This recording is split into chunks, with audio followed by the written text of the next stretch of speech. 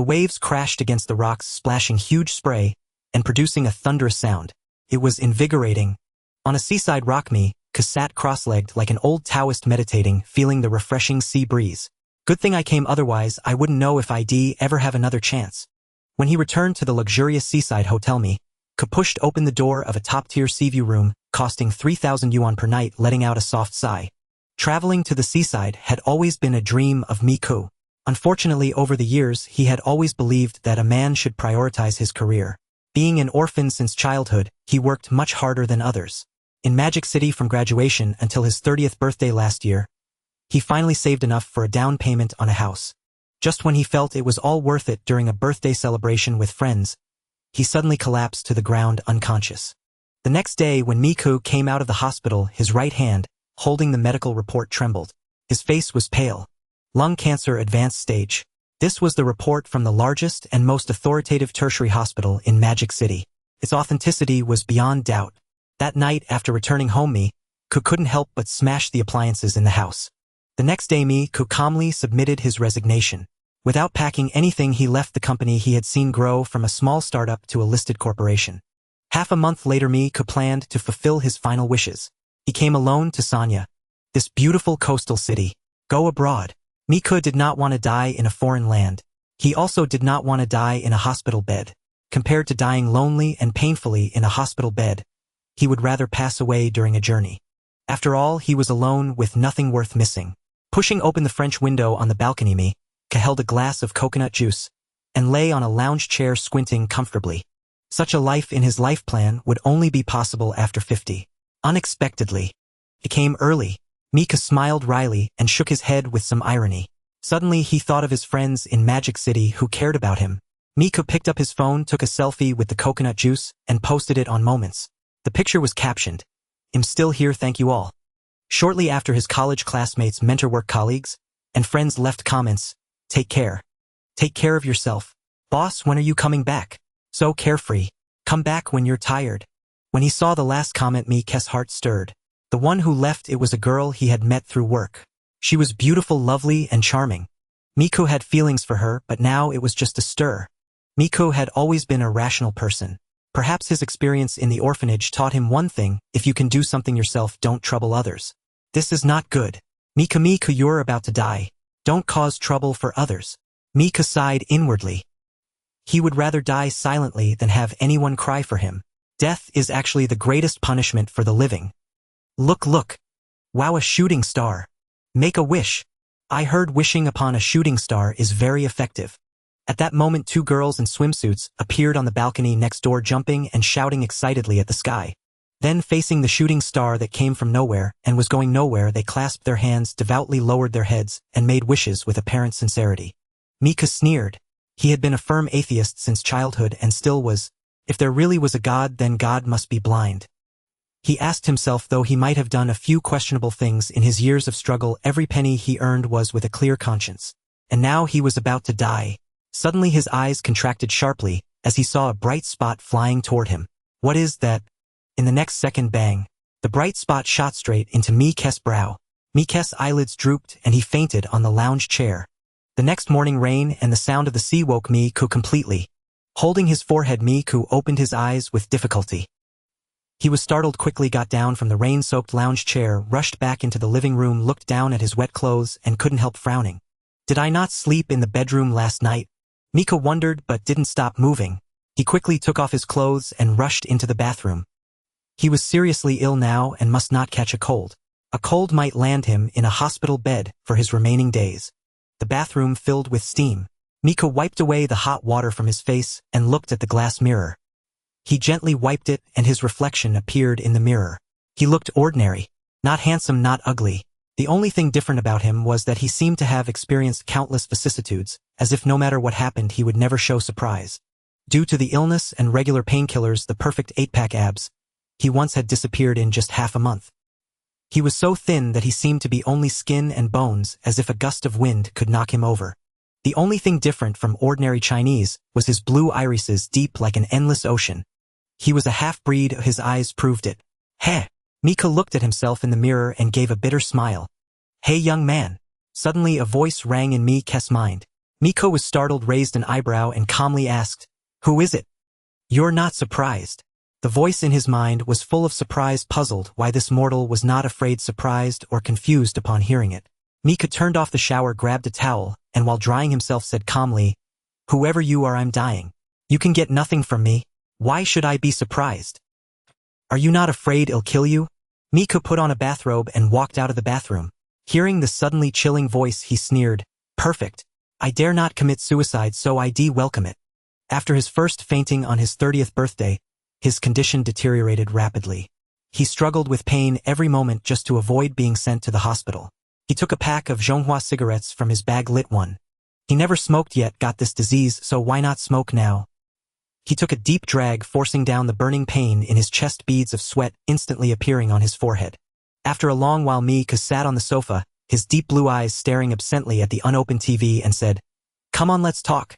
Because he was dying, because he was indifferent, because he was fearless, Miku had nothing to fear. The mysterious voice in his mind was silent for a long time, as if encountering such a calm mortal for the first time. Just as the cigarette in Mike's hand was about to burn out, the mysterious voice appeared again. "What if I said I could cure you? What would you give me in return?" Mike's right hand holding the cigarette paused slightly. After a long moment, a sarcastic smile curled at the corner of his mouth, and he said in a deep voice, "Everything I have." Having been in Sanya for half a month. On this day, Miko did not leave the hotel for the first time. When it came to meals, he even called the front desk to have a seafood feast delivered to his room. On ordinary days, Miko lived frugally in Modu, often depriving himself. But now that he was ill, he had instead come to terms with it. It must be said that this was an irony. The room was filled with swirling smoke. Cough, cough. Mike's complexion grew increasingly pale amid the smoke, and beads of sweat continuously oozed from his forehead. "You are really about to die." The mysterious entity in his mind seemed to sense the abnormality in Mike's body, only then realizing that Miku had not deceived it. Mika gave a self-mocking smile. "So you are a toy."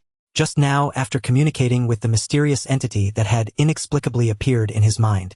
It called itself Chenyuan Bead, a supreme treasure, specially forged by an immortal sovereign named Qingyun Daoist from the Shifang Star region, in another universe, made to keep his youngest son, the 10th young master, from boredom during cultivation. It possessed the ability to traverse myriad realms. However, when Chenyuan Bead first came into being, it was sealed by Qingyun Daoist, who locked away all worlds capable of cultivation, leaving only those that had not entered the primordial realm. This was to prevent his son, the 10th young master, from accidentally falling into danger while playing. Then one day, when the 10th young master went out to play with friends, as they passed through a space-time turbulence, the unrefined Chenyuan Bead, tucked in his bosom, fell out and dropped. It drifted in the turbulence for an unknown duration. Then, following last night's meteor shower, it fell to Earth. And by a fortuitous coincidence, it was refined by Miku. Chenyuan Bead was speechless. No matter how sealed it was, it remained a supreme treasure. In any cultivation world, countless people would vie to obtain it. Yet this mortal before it had called it a toy. This is heartbreaking. After a long silence, Chenyuan Bead spoke in Mike's mind. "Mortal, my seals have a time limit. Once the time is up, these seals will naturally break." Mike's face showed no expression. He extended his right hand, and a multicolored bead materialized out of thin air in his palm. This was the true form of Chenyuan Bead. After a long while, Miku said, "How can I make you leave me?" Chenyuan Bead was astonished. "You are willing to let me leave?" Chenyuan Bead felt irritated. It was a cultivation treasure, yet it had been accidentally refined by a mortal, and a mortal who was about to die at that. But hearing that Miku was willing to sever their bond, it could not help asking why. Sitting on the sofa, Miku replied calmly, "I am about to die. There is no need to drag a supreme treasure down with me." Chenyuan Bead. Mike's thought was simple. Since Chenyuan Bead could not solve his life and death crisis, why force it to be buried with him? It was not worth it. Although Chenyuan Bead was a toy forged for that immortal sovereign's son, Miku believed that in other worlds it would be an object chased by countless people. Its future was destined to be bright. Unlike him, Mike's heart dimmed for a moment, but he quickly adjusted, for he had never been one for self-pity. After a moment of silence, Chenyuan Bead said, "Young man, even if I cannot take you to worlds above the primordial now, there are ways in the non-primordial worlds to solve your physical ailments." Mike's heart stirred. No one wants to die, and Miku was no exception. To live even barely was better than to die. Death meant nothing. As long as one lives, everything is possible. But having just heard Chenyuan Bead's introduction, Miku naturally understood what the non-primordial worlds were like. According to Chenyuan Bead in the Shifang Star region, there were countless worlds derived from novels and stories for it to traverse. These derivative worlds had no heavenly Tao, they existed merely because of people's thoughts. When people ceased to pay attention to it, that world would turn to ashes, but of course it could also transform into a real world. However, when Chenyuan Bead fell to earth, the world imprints recorded on it were lost. August 8th. Miku walked out of Modu Airport wearing a casual jacket. Hey Miku. Zhang. Mika hugged his friend who had taken leave to pick him up after hearing the news. Zhang, impeccably dressed in a suit, grabbed Mika's travel bag and said, "Don't stand on ceremony. Come get in the car." With that, Zhang led the way to the parking lot. Mika followed behind, a smile appearing on his face. He and Zhang had met in college. Back then Zhang was outgoing and easygoing. After graduation, Zhang unexpectedly met a wealthy and beautiful girl, and after dating for 2 years they unsurprisingly got married. After that, Zhang had been working at his father-in-law's listed foreign trade group. He had essentially reached the peak of life early. "Are you sure you don't want to give it a try?" "No." In the car, Miku shook his head. He naturally knew what Zhang was referring to. After a pause, he said, "Life's path is one's own to walk. If I spend my final days in a hospital bed, I would feel I've lost even as a ghost." With that, he showed Zhang a faint smile. Zhang's throat tightened. After graduation, Zhang had witnessed Mike's efforts. In his view, none of their classmates had worked harder than Miku. Yet it was he who fell ill. Excellence attracts envy from heaven. Zhang thought. "Want you come over to my house for a while?" At the entrance of Mike's residential complex, Zhang asked. Mika shook his head and said, "You should go back quickly. Your wife is waiting at home." Zhang smiled. Seeing this, Miku understood. He then said, "She's pregnant. As a man, you need to be more considerate. Women, they all have it hard." Zhang nodded, saying helplessly, "But the thing is, I've already been very understanding. I run around all day for business. Do you think I'm not tired? Sometimes I tell you I just want to slap her." Mika glared and said, "A man hitting a woman? How can you live with yourself?" Then he coughed, his face growing even paler. Zhang became tense. Mika waved his hand nonchalantly and said gently to Zhang, "No matter what, never hit a woman. Once you do, you lose every justification." After a long silence, under Mike's gaze, Zhang nodded. Seeing this, Mika smiled. He waved to Zhang, then turned and walked into the residential complex with casual grace. After Mike's figure disappeared through the gate, Zhang pulled out a cigarette from his pocket, lit it, took one puff, spat, then threw the freshly lit cigarette to the ground, stamped it out fiercely with his foot. "Fucking world." With that, the car bearing the Trident logo roared and drove away from Mike's residential complex. Night. On the paper, a list of movie titles was written. Forrest Gump, Lady Bird, Get Out, Red, The Island Chappie. Mike gently blew on the paper, then picked it up from the table. Turning to the Chinquan Pearl placed nearby, he asked, "Are you sure all these movies from our Earth can be traveled through?" The colorful Chinquan Pearl suddenly radiated a bright blue light like a small blue moon. "Rest assured, my seal only prevents me from breaking into worlds with cultivation energy. These ordinary worlds, devoid even of the heavenly Tao, are entirely feasible." Upon hearing this, Mike nodded thoughtfully. The European and American movie worlds surely lacked the heavenly Tao, and those foreigners likely had no idea what the heavenly Tao even meant. With that thought, Mike suddenly smiled. Seeing Mike's sudden smile, the Chinquan Pearl also emitted a flash of white light lasting less than a second. Then it returned to normal. After a long pause, the Chinquan Pearl asked the contemplative Mike, "Have you decided where to go first?" The latter shook his head slightly. To be honest, many European and American sci-fi movies featured advanced medical technologies where mere lung cancer was treated like a minor cold, hardly a cause for concern. But the Chinquan Pearl had reminded him of something.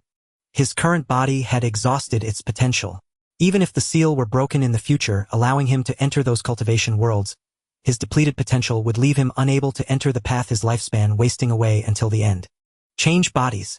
Upon noticing that the worlds of the island and Chappie could be traveled to, Mike made a decision in his heart. After all, the world of the island possessed the incredible technology of human cloning. In the world of Chappie, by the film's end, Chappie had miraculously developed a program for consciousness transfer. The two worlds complemented each other perfectly. From the island, he could obtain a healthy and vigorous body. Then, in the world of Chappie, he could perform the consciousness transfer. Thus, Mike would be reborn. As for compatibility, Mike was not worried.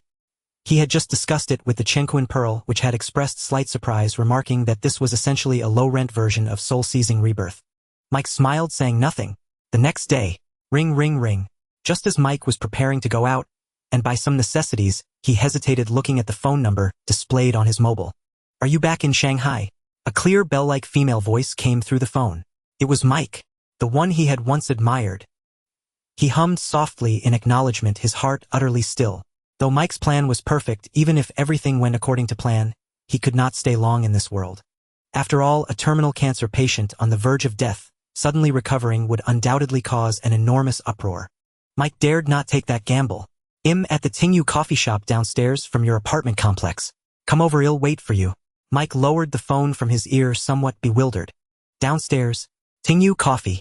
After pondering for a moment, Mike finally put on his shoes and prepared to go out.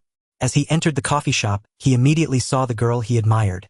At that moment, Wang Shui, wearing a fluffy white hat, sat quietly by the window. Before her was a motionless cup of coffee, matching her serene demeanor.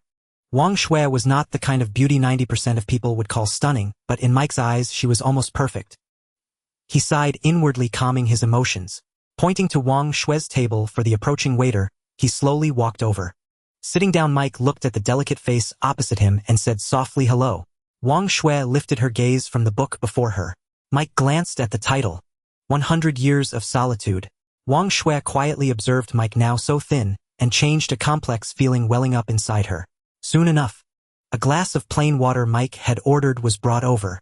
Seeing Wang Shui's questioning look, he gave a light smile and said, "Drinking too much coffee makes me unable to feel the pain." Wang Shui's heart tightened even more. She asked, "Are you really not going to the hospital?" Mike shook his head with a smile. "No, my time is short, wasting it in a hospital isn't worth it." Instantly silence fell between them. Time ticked by and the piano music in the coffee shop changed twice. At that moment, Wang Shui, stirring her coffee, looked at Mike and said, "Yesterday my mom took me to a blind date." His grip on the water bottle tightened slightly. Half an hour later, Mike gently hugged Wang Shui at the entrance, watching as she got into a white SUV parked by the roadside. He kept waving until the SUV disappeared from sight. A pang of pain struck his heart. "Why does it still hurt even though I've let go? Did you ever truly possess it?" The Chenkuan Pearl answered. Suddenly Mike laughed. 3 loud, hearty laughs under the bewildered stares of passersby, and walked back towards his apartment complex. Exactly. He had never picked it up, so how could he talk about letting go? Sentimental. That's all it was. Mike scolded himself inwardly. August 25th. Evening. Mike gathered a few close friends together. Wang Shui, having heard the news from Zhangzheng, also made a special trip to come. At the dinner table, Mike picked up a glass of plain water and looked around at the 13 friends present, standing up. Zhangzheng, Wang Shui, and the others paused their movements, quietly gazing at Mike, who was becoming thinner and almost unrecognizable. Wang Shui's heart ached. Zhangzheng also felt a heavy weight in his chest. The others shared the same feeling. Mike raised his glass of water, seeing the somber expressions on everyone's faces, and said with a smile, "Don't be sad. We've been brothers. You should be happy for my release." Hearing this, their hearts only grew heavier. Feeling his body growing weaker and the pain becoming harder to suppress, Mike forced a faint smile and said, "You are all the best friends I've had over these many years. I plan to leave tomorrow." "What? Where are you going?" "You're crazy. You're throwing your life away. You should go to the hospital." "Yes, let's tie him up and take him to the hospital." For a moment, the private room nearly erupted into chaos. Zhangzheng was like an enraged lion. Mike raised his hand to calm them. "Don't be like this. To be able to gather you all at the best stop on my journey, I am truly grateful. Don't interrupt." Seeing that they seemed ready to cut him off again, Mike coughed and slowly let his gaze sweep across the faces of these 13 people. He said, "Life is a practice. Birth, aging, sickness, and death are also part of that practice. I've made peace with it. Be happy for me. If I hadn't, it would be your wallets that would be unhappy." As he spoke, Mike smiled inwardly. He knew that if he wanted money to prolong his life, every single one of the 13 people present would open their wallets without a second thought. But he stuck to his principle, bear what he could himself and never burden others. He came into the world alone, and he would leave the same way. Late at night, after settling the bill, Mike returned home without anyone noticing. He wiped the tears from the corners of his eyes and said in his heart, "Let's go." "All right." The Chenkuan Pearl within him responded. Immediately, a pitch-black vortex opened in the room. With nothing left to hold him back, Mike stepped into it with a faint smile. An hour later, bang! Mike's door was broken down by Zhangzheng. The 13 people surged in, staring at the empty room, falling into a long silence. In the mid-21st century DR, Morik founded Mysterious Island Corporation using human cloning technology. The general public had no idea what this company did. Or rather, they were never qualified to know. It was a human cloning company that replaced your diseased organs with those from your own body with zero rejection. The invited customers had no clue that the organs they received had just been taken from a living human being. Boom! New York under the rain was exceptionally stifling. Mick, dressed in a well-fitted suit, had been sitting in the cafe before him for 3 days straight. All to wait for someone. Over these days, Mick's name had circulated in certain circles. It was said he was wealthy. It was said he had just inherited a fortune rivaling a nation's treasury. It was also said he didn't have long to live. Finally, Mick saw a middle-aged man approaching from outside the window and couldn't help but smile. "Hello, Dr. Morik." "Hello, Mr. Mick." The newcomer was none other than Morik, the mastermind behind the clone research, the big boss from the island. But that was how others saw it. In Mick's eyes, Morik was practically an angel. The main plot of The Island was simple. A young man named Lincoln 6E lived in a seemingly utopian community. His dream was to be chosen as a visitor to the island, the only unpolluted sanctuary on the planet. But soon an accident made Lincoln realize he was actually a clone of the residents, existing only to provide spare body parts for his original. It was a story of clones escaping their prison to seek the truth. He cared nothing for the film's ending, nor did he bother with whether the protagonist's actions were right or wrong. If Mick hadn't fallen ill, he'd have seen the protagonists as heroic fighters for freedom. But he was sick, desperately needing a new body. From that perspective, they were heretics. Without the blood and DNA from Lincoln and Jordan's originals, those two would never have existed. And in the end, the counterfeit Lincoln killed the real one and lived happily ever after with Jordan. Disgusting. Heretics. Please have a seat. Mick gestured with a smile to Dr. Morik. Though full of questions, Morik patiently sat down. After their coffee arrived, Dr. Morik finally asked curiously, "I heard you've been inquiring about my whereabouts, Mr. Mick." He paused, then added, "At the Mysterious Island Corporation myself. You'd be welcome to visit." Mick smiled. "Dr. Morik, I know about your underground city." At these words, Morik's face changed instantly, and he glanced around nervously. He looked back at Mick and said, "Mr. Mick, I don't understand what you mean." But his stormy expression told everything. The world forbade human cloning. Morik's public claim was only about manufacturing needed organs. Mick covered his lips with a handkerchief and coughed a few times, his face flushing slightly. As he lowered the cloth, Dr. Morik's eyes narrowed. On the handkerchief, cherry-red blood gleamed vividly. Mick put it away and said softly, "As you can see, Dr. Morik, am ill and don't have long." Morik's expression remained unreadable. After a long pause, he looked up and said, "Our company can provide the organs you need." Mick smiled. "Not enough." "What?" Mick fixed his gaze on Morik and said firmly, "I want a perfect young body." Dr. Morik immediately replied, "Impossible. You're insane." If not for Mick's rumored wealth, Morik would have walked away. He glanced around and hissed, "Memory transfer technology hasn't been realized yet." Mick's expression remained unchanged. "That's my requirement. How ill manage is none of your concern." Dr. Morik was silent for a moment, then stood up. "Just then $1 billion. Mick's voice reached Morik's ears. He turned around to see Mick calmly sipping his coffee, as if he hadn't spoken at all. How did Mick, who had only been in this world for less than a month, amass such immense wealth? That was an interesting question. A month ago, when Mick had transmigrated, he discovered in the Qian Yuan Pearl the legacy left by his predecessor, the son of Qingyun Taoist, the 10th young master. Among it, what caught Mick's eye most was a top-tier intelligence said to have been brought back by the 10th young master from a technological empire called Stellar Civilization. Mick curiously tried it out. To his surprise, the cyber world was like an open door to this stellar intelligence. It could come and go as it pleased. Upon transmigrating, Mick had worried how to approach this big boss. Even in 2040, the cost of cloned organs was staggering to ordinary people. So much so that Dr. Morik kept it secret. To him, the money from the common folk wasn't worth the hassle. Inside the cafe, Dr. Morik's expression shifted several times in a short span. Finally, he sat back down and asked Mick, "Are you serious?" He searched Mick's face for any sign of deception, but Mick's expression was unreadable. Setting down his coffee, Mick said, "Dr. Morik, my terms are simple. Create my clone and I pay. A fair trade." He paused and looked at Morik. "I don't need a fully conscious clone. I don't care how you do it. I just want it perfect, strong and young. Even if it had memories, Mick wouldn't mind much. He could always suffocate it. but since he could customize, why not? Ha. After a moment, Dr. Morik smiled and extended his right hand to Mick. It's my honor to cooperate with you, Mr. Mick. Mick smiled and shook hands with him.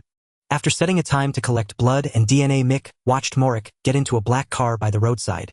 A woman as exquisite as a porcelain doll sat across from Mick and asked curiously, "Why not just grab him? With my abilities, I could take 100 of him." Mick was taken aback, then burst into laughter.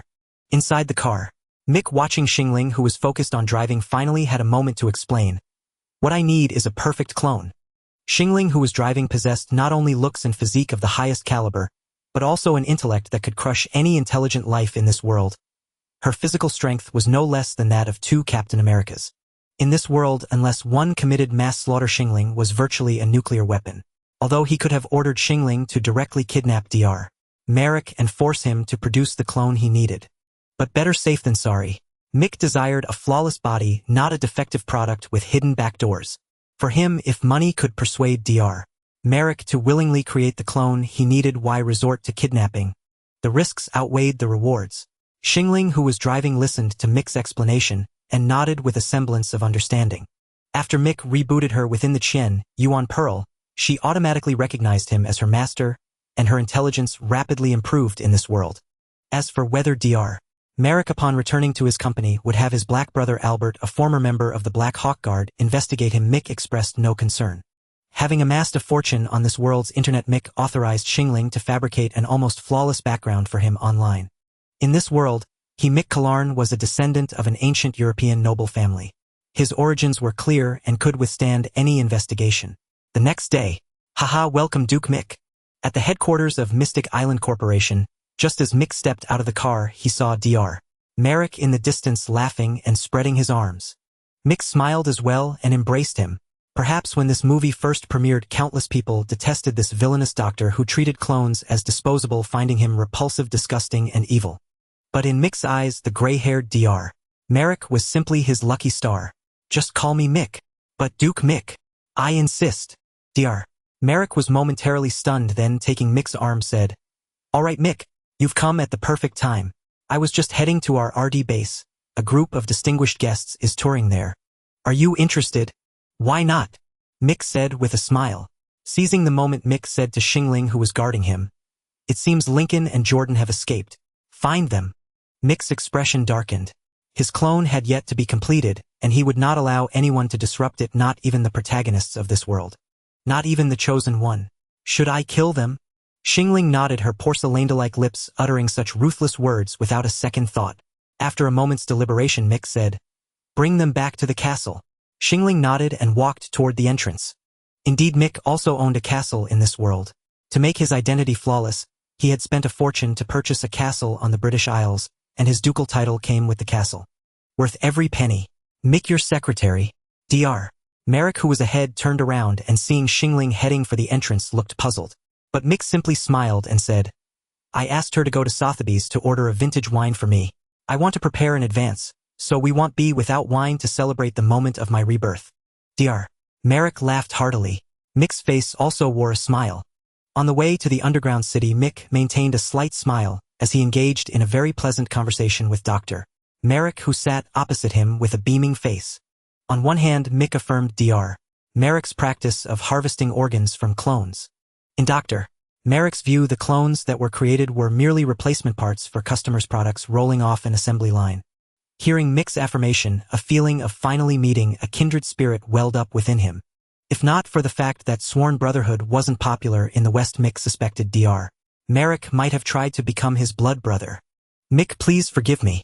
There's something I need to attend to." As soon as he got out of the car, Dr. Morik saw his black brother Albert signaling him from a distance. His expression darkened as he recalled the news he had received that morning. 2 clones had escaped. The thought infuriated him. Yet his face wrinkled into a smile as he spoke to Mick. "Go ahead." Mick, who had noticed Albert early on, naturally knew what Albert wanted to discuss with Dr. Morik and didn't stop him. "Dr. Morik, I understand you're looking for me." Albert had once served in the French Special Forces, and his men were former Navy SEALs. That morning he had learned that Dr. Morik had contacted him through the Department of Defense, so he came. "Yes, we have a security breach here." Dr. Merrick touched the corner of his eye, finding it difficult to speak. But his black brother showed him no mercy, saying directly, "You have the Department of Defense's help. Why do you need me?" "Because the Department of Defense also has investments here, very large investments. To be precise, $120 billion. I can't let them know about the security breach and have them reconsider that investment. How you explain it to them is your concern. What I need to do is reassure my clients." "Excellent, Dr." Merrick's face lit up with a smile. He took a few steps to a more secluded spot and said, "2 of our products have escaped." Albert's face showed no surprise. He said flatly, "Interesting. I heard they were brain dead." "Dr." Merrick explained without any change in expression. "They were indeed brain dead at first, but we soon discovered that organs without consciousness, experience, or vitality were defective products." Albert remained expressionless. Having heard Dr. Merrick's explanation, he always adhered to the principle of doing the job he was paid for. The next moment, "How long have they been gone?" Dr. Merrick glanced at his watch and said, 4 hours and 36 minutes. "On foot?" "Yes." Without turning back, he said to the soldier sitting nearby, "Weighed 1.2 miles per hour. Within a 5-mile radius, watch for any suspicious activity." A bald man sitting nearby nodded. "Soon. Sorry, Mick. There was a minor issue at the base, but it's all sorted now. Let's go, everything is ready." Dr. Merrick, his smile back in place, approached Mick. In his view, with his black brother Albert on the case, what could a couple of clones possibly do? A great weight lifted from his mind, his smile became even brighter. Mick said nothing, just smiled and nodded. As he followed Dr. Merrick inside, he saw Albert and his 4 men heading out. On a desolate wilderness road resembling the Gobi Desert, 2 figures emerged in the distance running. A man and a woman, both clad in what appeared to be some kind of work uniform. Lincoln was panting heavily. In the underground city, he had never run such a distance. Beside him, Jordan was in the same state. Suddenly, a dilapidated building caught their eyes. Lincoln paid it no mind, but Jordan dashed toward it. After a moment, Lincoln called out anxiously, "Hurry, we have to keep running, Jordan." As he watched her stop to rest inside the building, he glanced back to check for pursuers. Jordan shook her head. "No, I'm tired. I can't run anymore." She looked around at the barren landscape and added, "Run where? We're both contaminated." She gazed at the desolation, doubting if Lincoln had deceived her. Lincoln replied urgently, "Anywhere." Jordan shook her head. Suddenly, a figure appeared at the edge of her vision. Lincoln started eyeing the unexpected star spirit warily. "Who are you? Tell us we're not contaminated." Jordan shouted at the star spirit. The star spirit walked toward them slowly, unhurriedly. "She doesn't seem like a bad person," Jordan said, clearly enchanted by the star spirit's beauty, which could deceive most. Lincoln yelled at the star spirit, "Stay back." The star spirit's delicate doll-like face remained expressionless. After a pause, recalling Mick's order, she spoke, "You must come with me." "Where?" Lincoln asked. In the next instant, the star spirit appeared behind him and knocked him unconscious with a precise chop to the neck.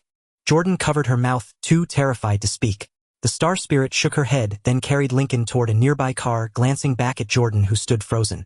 Jordan snapped out of it, surveyed the desolate surroundings, looked at Lincoln in the star spirit's grasp, clenched her teeth, and followed.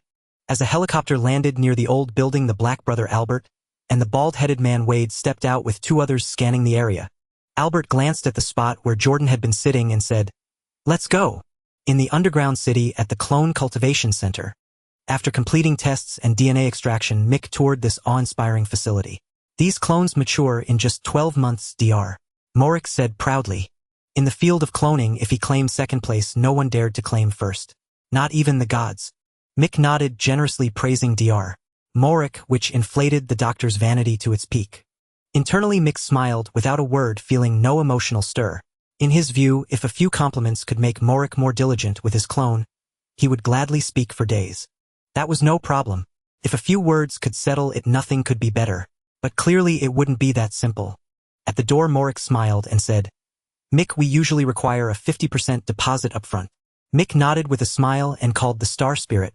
A minute later, Dr. Morrick saw his finance secretary nod to him, and his smile grew even brighter. "Mick, wouldn't you like to tour a bit more?" Mick rolled his eyes inwardly. Just moments ago, when he asked to see the clones in the underground city, Morrick had flatly refused. Hiding his irritation behind a smile, he said, "No, my doctor advised rest. I'll wait at home for your good news, doctor." "Of course, Dr. Morrick nodded, assuring Mick he would personally oversee the clones' progress. That was the guarantee Mick wanted, and the two exchanged pleasantries at the entrance. Finally, as Mick boarded the Mystic Island VIP helicopter, Morik regretted refusing his earlier request to see the underground city. He shrugged it off, thinking he'd invite Mick back in 12 months. Shaking his head, he walked inside. On the British Isles. In his castle, Mick met the male and female protagonists of this world. Lincoln was unremarkable, but Jordan's face reminded him of a certain famous spider. Had Black Widow looked this stunning when she starred in that film? Mick pondered, gazing at Jordan. But Lincoln stepped in front of him, blocking his view, unwilling to let another man look at his girlfriend. Even though Jordan hadn't accepted him yet. To Mick, the male lead in this movie was a madman driven by love. He had embarked on a reckless adventure for the woman he loved. Without the protagonist's luck, they would have perished long ago. "Who are you?" Lincoln demanded, annoyed by Mick's nodding and head shaking. Mick glanced at Lincoln and said flatly, "You don't need to know who I am. I need you to stay here for a year. After that, do whatever you want. I won't stop you. In fact, I'll reward you handsomely." He coughed and reached out to the star spirit, who placed a blue pill in his hand. He swallowed it. After a long moment, Mick was drenched in sweat, as if he'd just stepped out of a sauna.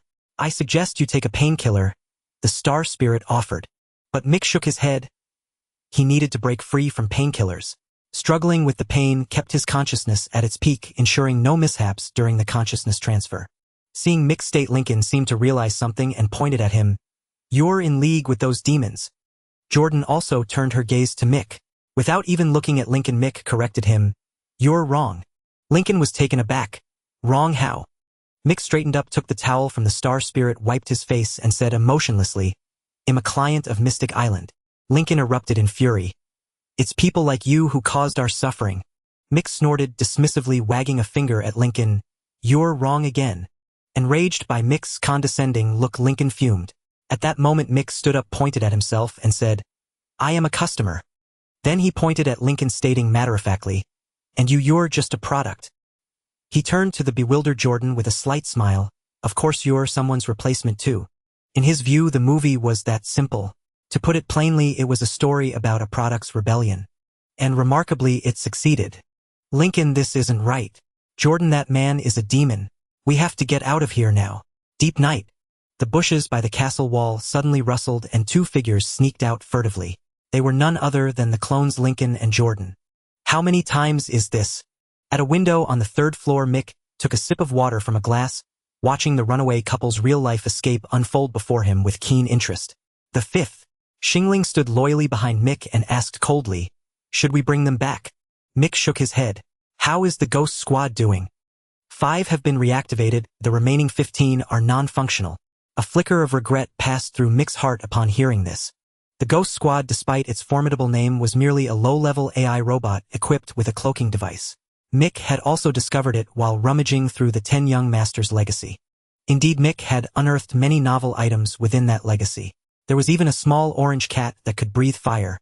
It had given Mick quite a start. Watching the protagonists about to scale the wall below, Mick smiled lightly. Let Meng 1 and Meng 2 handle it. 5 Ghost Squad robots were named Meng 1 through Meng 5 by Mick. The combat power of one such robot was equivalent to 3 Captain America units. More than enough to deal with these two protagonists. As for worrying about the protagonist's plot armor, Mick had no concerns. In his domain, all such auras would be nullified. Rustle, rustle. A sound reached Lincoln's ears as he prepared to climb the wall. The moment he turned around, the world seemed to spin.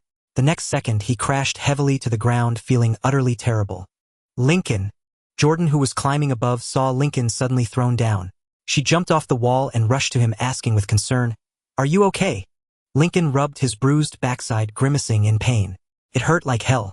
Just then, 2 towering, formidable robots with the physique and face of a Russian muscle man materialized from their cloaked state before Lincoln and Jordan's eyes. The next moment, Meng 1 and Meng 2 each grabbed one of them and headed toward the castle. In Meng 1's grip, Lincoln, despite his tall stature, looked like a helpless chick, his face sullen and dejected. Inside the living room, Mick, clad in a furry pajama robe, sat elevated on a chair, tapping the table rhythmically with one hand. Over the past 6 months, Lincoln, the supposed male lead, had attempted 5 real-life prison breaks. Though caught each time, he seemed to grow more tenacious, fighting on despite repeated defeats. Once before the Ghost Squad was activated, they nearly succeeded. This is the 5th time. Mick looked at the 2 being dragged in and couldn't help shaking his head. He turned to Jordan and asked gently, Jordan, how have I treated you these 6 months? You've restricted our freedom. Before Jordan could speak, Lincoln blurted out angrily, his gaze burning at Mick. Mick smiled and said to Shingling, if he interrupts again, break his legs. Yes. Shingling nodded, then looked at Lincoln. A jolt of fear struck Lincoln, and he wisely shut his mouth. You've been good to us. Under Mick's gaze, Jordan thought for a long while before speaking neutrally. Over these 6 months, aside from lacking personal freedom, they could move freely within the castle and even access TV and computers. Lately, she had taken a liking to yoga. Mick felt a measure of comfort at Jordan's assessment. At least she wasn't an ungrateful wretch. In Mick's view, in the original world, Lincoln was nothing but a source of trouble. Impulsive, quick to anger. These were almost the standard traits of male leads in Western films, acting recklessly under the protection of an invisible plot armor. He was simply the epitome of heresy. Then turning to Lincoln, Mick said, Lincoln, I promised you 6 months ago, stay here for a year, and you can go wherever you please. I won't interfere. I still mean it now. Wait another 6 months and I guarantee I won't stop you. Lincoln sneered. You're waiting for your clone. Mick didn't deny it. He nodded and said, yes, I'm waiting for my product. He emphasized the word, product. Lincoln's face paled and Jordan felt a pang of sorrow. Knowing you're just a product could shake anyone's sense of self. Don't you think this is cruel? Lincoln couldn't help asking. Mick shook his head. You're wrong. Then he turned to Jordan with curiosity. Jordan, I want to ask you, if you were on the verge of death and knew there was a technology that could save you, using your own DNA, your blood, and your own memories, would you find it cruel? Jordan remained silent, head bowed. Mick smiled and looked at Lincoln. What do you think? That's sophistry, Lincoln retorted stubbornly. Mick chuckled, shaking his head. He couldn't be bothered to argue philosophy with a muscle head. He instructed Shingling, if you catch them trying to escape again, break his legs. 6 months remained. Mick felt a stir in his heart which he thought had long been unshakable. Success was within reach, and at this critical juncture, he would not allow anyone to disrupt his plans. Having seen too many movies where villains fail at the last moment due to the protagonist's interference, Mick was determined not to repeat that mistake. If necessary, Mick would not hesitate to kill the male and female leads. A flash of brutality flickered in his eyes as he stood up and headed upstairs. Though Zingling's medication suppressed the cancer cells in his body, his physical condition was steadily deteriorating with time. Halfway up the stairs, Mick felt weak and broke into a sweat. This only deepened his urgency. Watch them. Seeing Mick's waning strength, Shingling coldly ordered the mindless Meng 1, and Meng 2, who were cloaked nearby, then went up the stairs to support him. Downstairs, Jordan watched Mick's increasingly sluggish steps and said hesitantly to Lincoln, Lincoln, I don't think we should keep trying to escape. She paused. Mick is right. If I were in that situation, I'd do everything I could to live. Lincoln opened his mouth but ultimately said nothing. Jordan smiled tenderly, took Lincoln's hand and said softly, just like you. When you saw those demons dragging me away, didn't you rush in to save me without a second thought? Lincoln lowered his head, a warmth surging within him. Let's stop fighting him. He's right. We just need to wait 6 months. All right. Under the heroine's aura, even the male lead who would rather die than live without freedom bowed his proud head. He surrendered to the heroine's charm. Thud, thud, thud. The dust on the ground swirled violently as Mick's helicopter landed steadily.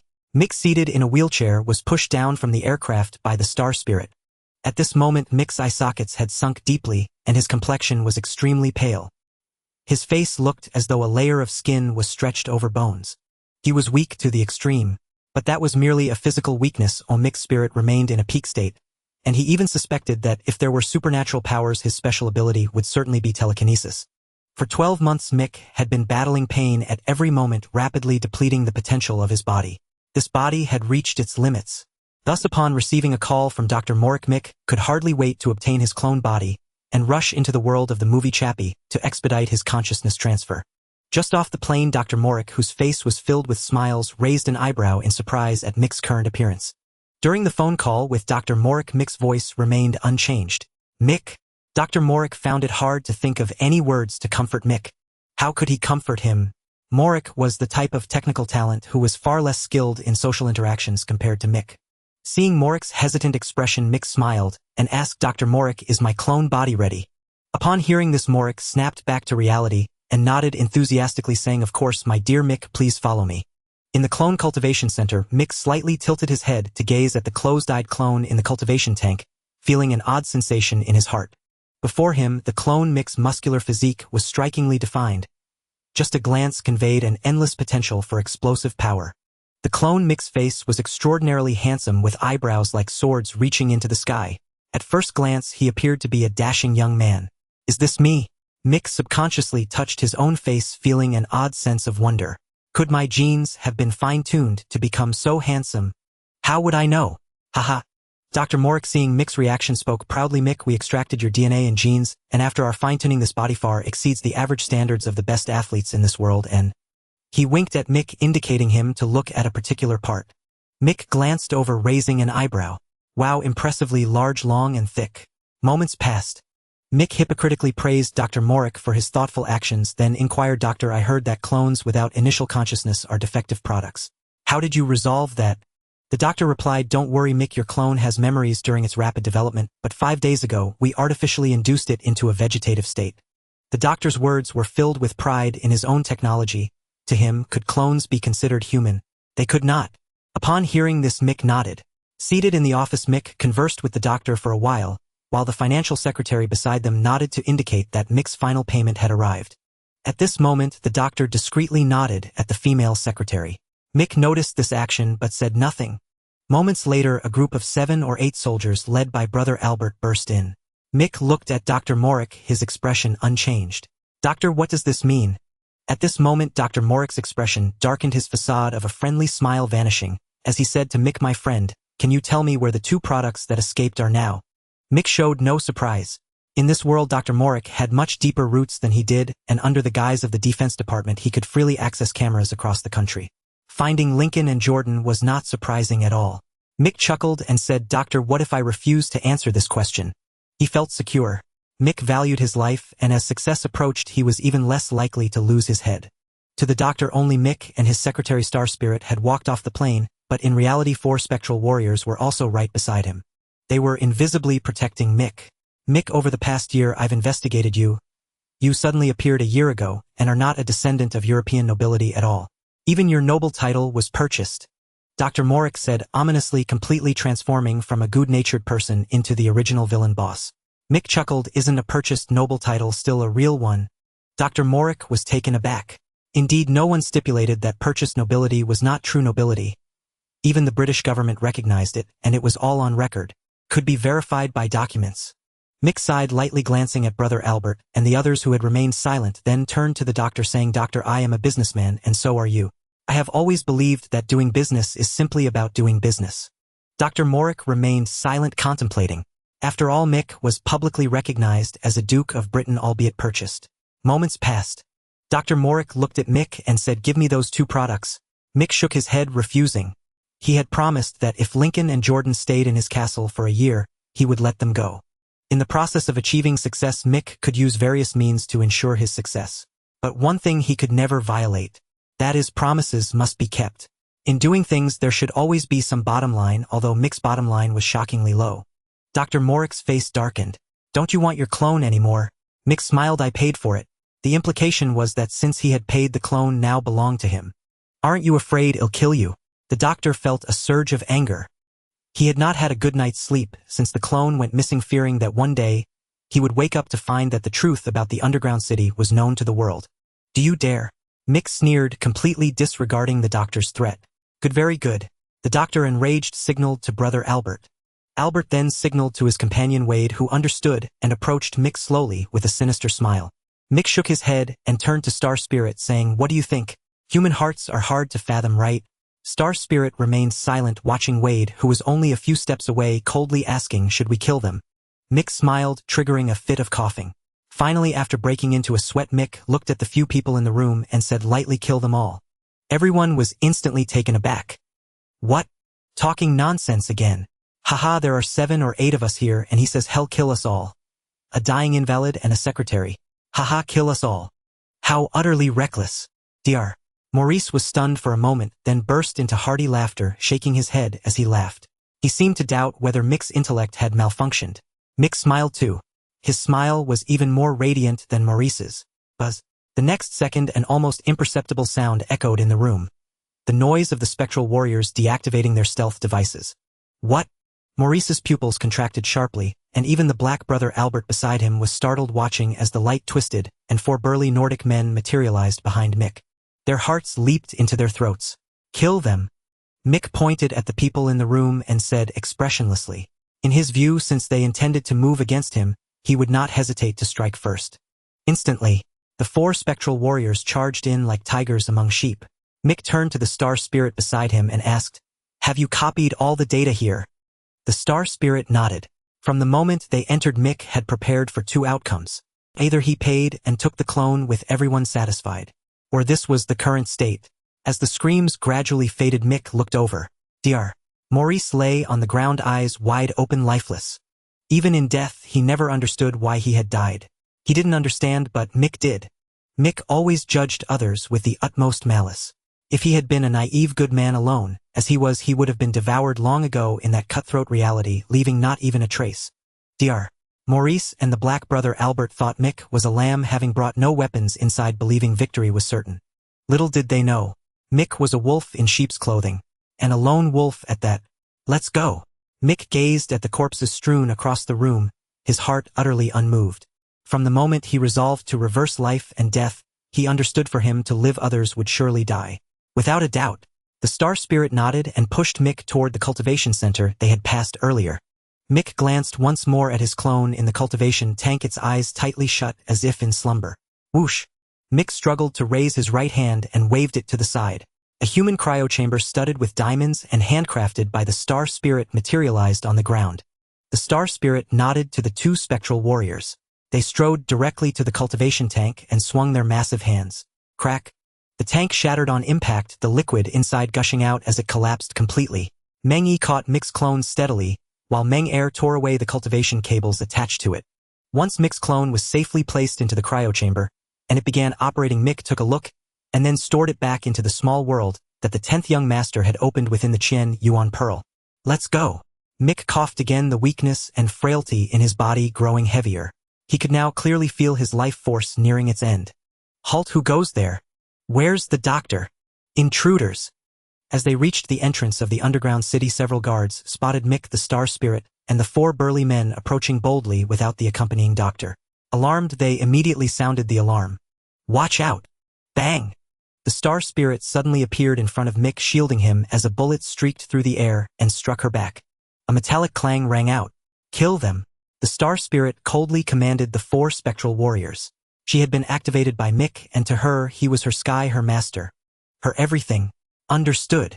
Upon receiving the order, the 4 spectral warriors emitted a low hum and dashed rapidly in different directions. Ding ding ding. Bullets struck the spectral warriors in various places, but failed to penetrate their defenses. The next second, a scream rang out. One guard's arm twisted grotesquely, and the rifle that fell beside him was twisted into a pretzel by a spectral warrior in under a second. Then, the spectral warrior seized the guard's neck and snapped it with a vicious twist. The scream ceased abruptly. When the first scream echoed, Mick knew without looking that the battle was already over. Indeed, they're not human. God, can't we pierce them? Retreat, retreat, retreat. The guards of the underground city, seeing their weapons utterly useless against the spectral warriors, had their psychological defenses shattered in an instant.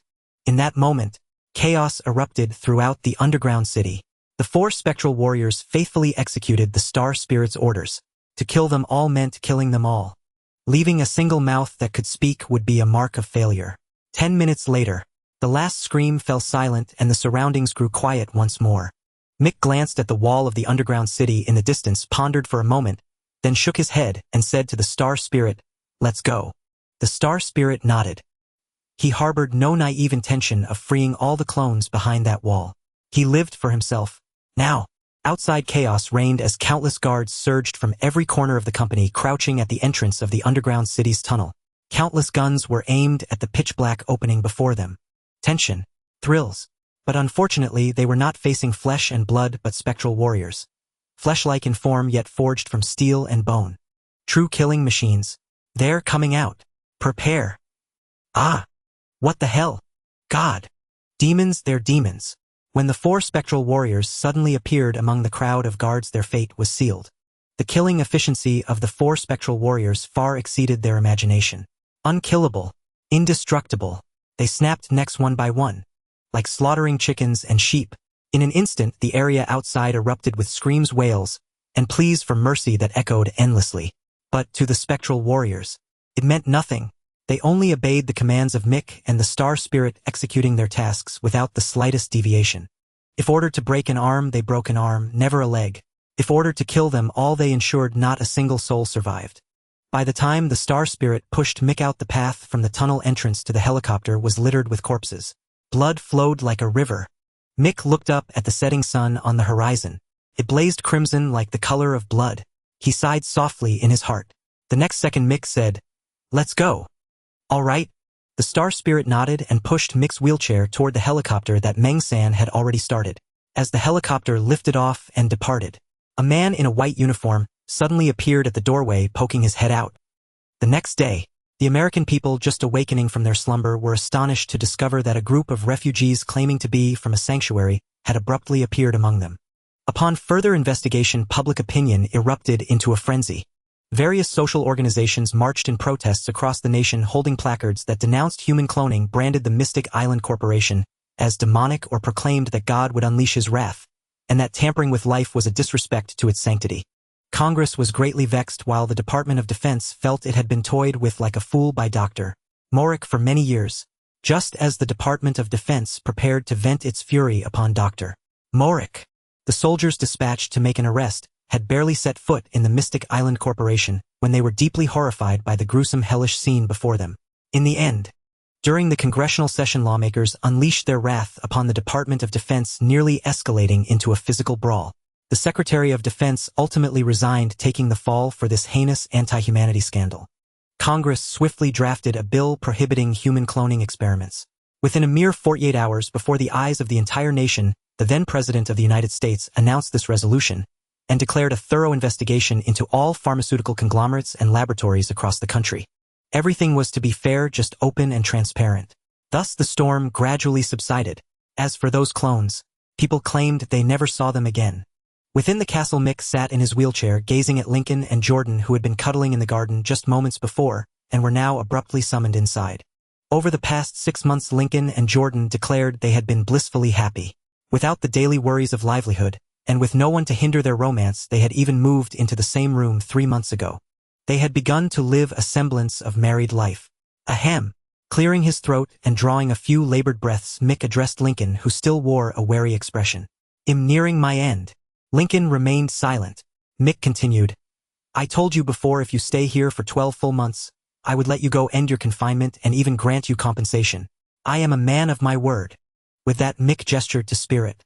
Spirit tossed several thick documents and a fountain pen before Lincoln and Jordan. "What is this?" "A castle transfer agreement." Lincoln read the text, then looked up at Mick in confusion. Mick said flatly, "This is my compensation to you." Since he was about to leave this world anyway, he figured he might as well give these things to the former protagonists rather than leave them behind. It didn't matter who he gave them to. At the very least, Lincoln's indomitable spirit in attempting to escape over the past half year had earned Mick a hint of admiration. "Why?" Lincoln asked, puzzled, with Jordan echoing his sentiment. Truth be told, they had once discussed whether to flee the moment their time was up. But over the course of this year, they had gained a new understanding of the outside world. The real world outside was not a paradise but a hell, especially for them. Without any skills, they couldn't even guarantee their survival out there. "No reason," Mick said with a faint smile. "I have no interest in either of you. I detained you only because I didn't want you to disrupt my plans." Lincoln and Jordan exchanged glances, half understanding. Mick shook his head and said, "Sign it quickly. Starting tomorrow, you will be the new master of Chateau Charland, my heir, Duke Lincoln of Charland."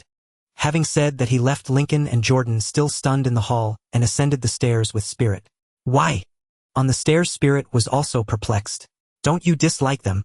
Spirit vividly recalled that when they first entered this movie world, Mick had shown an undisguised disdain for this couple. By the window, Mick watched the birds flying freely outside and quietly explained to Spirit behind him, "Times change.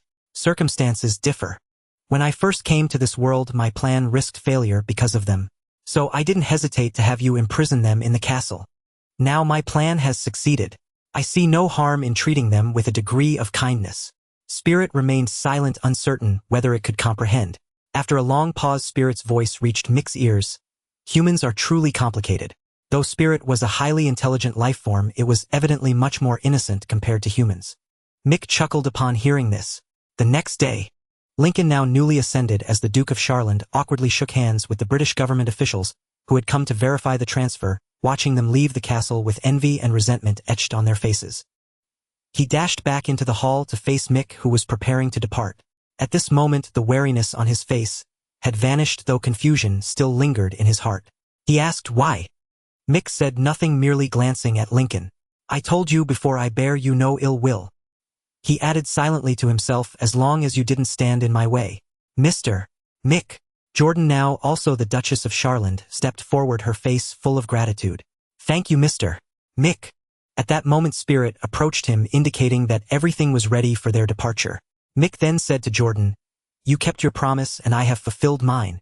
Turning to Lincoln, he added, "I hope you too fare well. Perhaps we shall meet again if fate permits." With that, he waved his right hand through the air. The genuine pearl suddenly appeared in the hall, radiating a dazzling display of multicolored light. In less than a breath's time, an elliptical black hole materialized in the living room.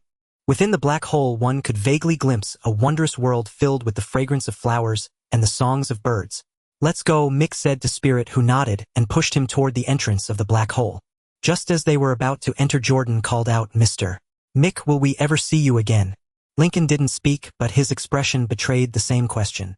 After all, during this past year, aside from lacking freedom, he had been virtually unconstrained. Mick paused, not turning back. "If fate wills it, we shall meet."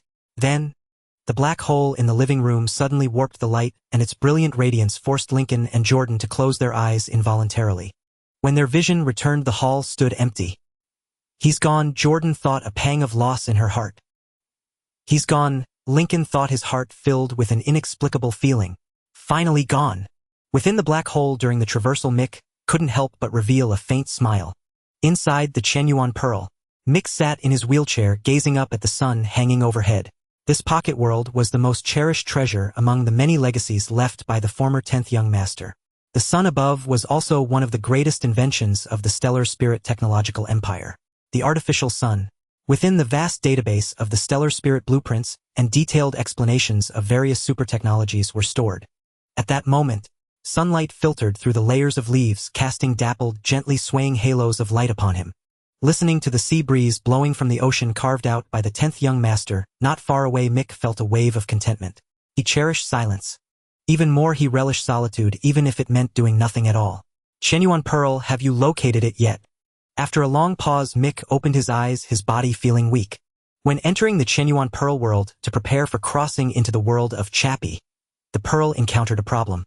To be precise, both of them had encountered a problem. According to the genuine pearl, the countless fantasy worlds were not fixed in place but drifted along the cosmic river.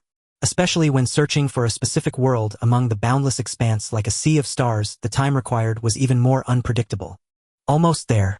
I've sensed the existence of that world, but 3 or 4 other worlds are blocking it. We have to wait for them to pass." The genuine pearl's voice resonated within this small world. Mick nodded. The pearl suddenly asked, "Have you made up your mind? What path will you take?" Mick paused for a moment, then nodded. When not tormented by illness, Mick believed he could see through things and remain composed. But now, he yearned more for longevity, eternal life. Thus Mick decided not to delve too deeply into technological civilization once the genuine pearl seals were undone. Instead, he planned to pursue the path of cultivation. After all, no matter how advanced a technological civilization, it often inflicted some damage on the human body. His new body, however, was perfect, healthy, and brimming with vitality. "I have bad news." "What?"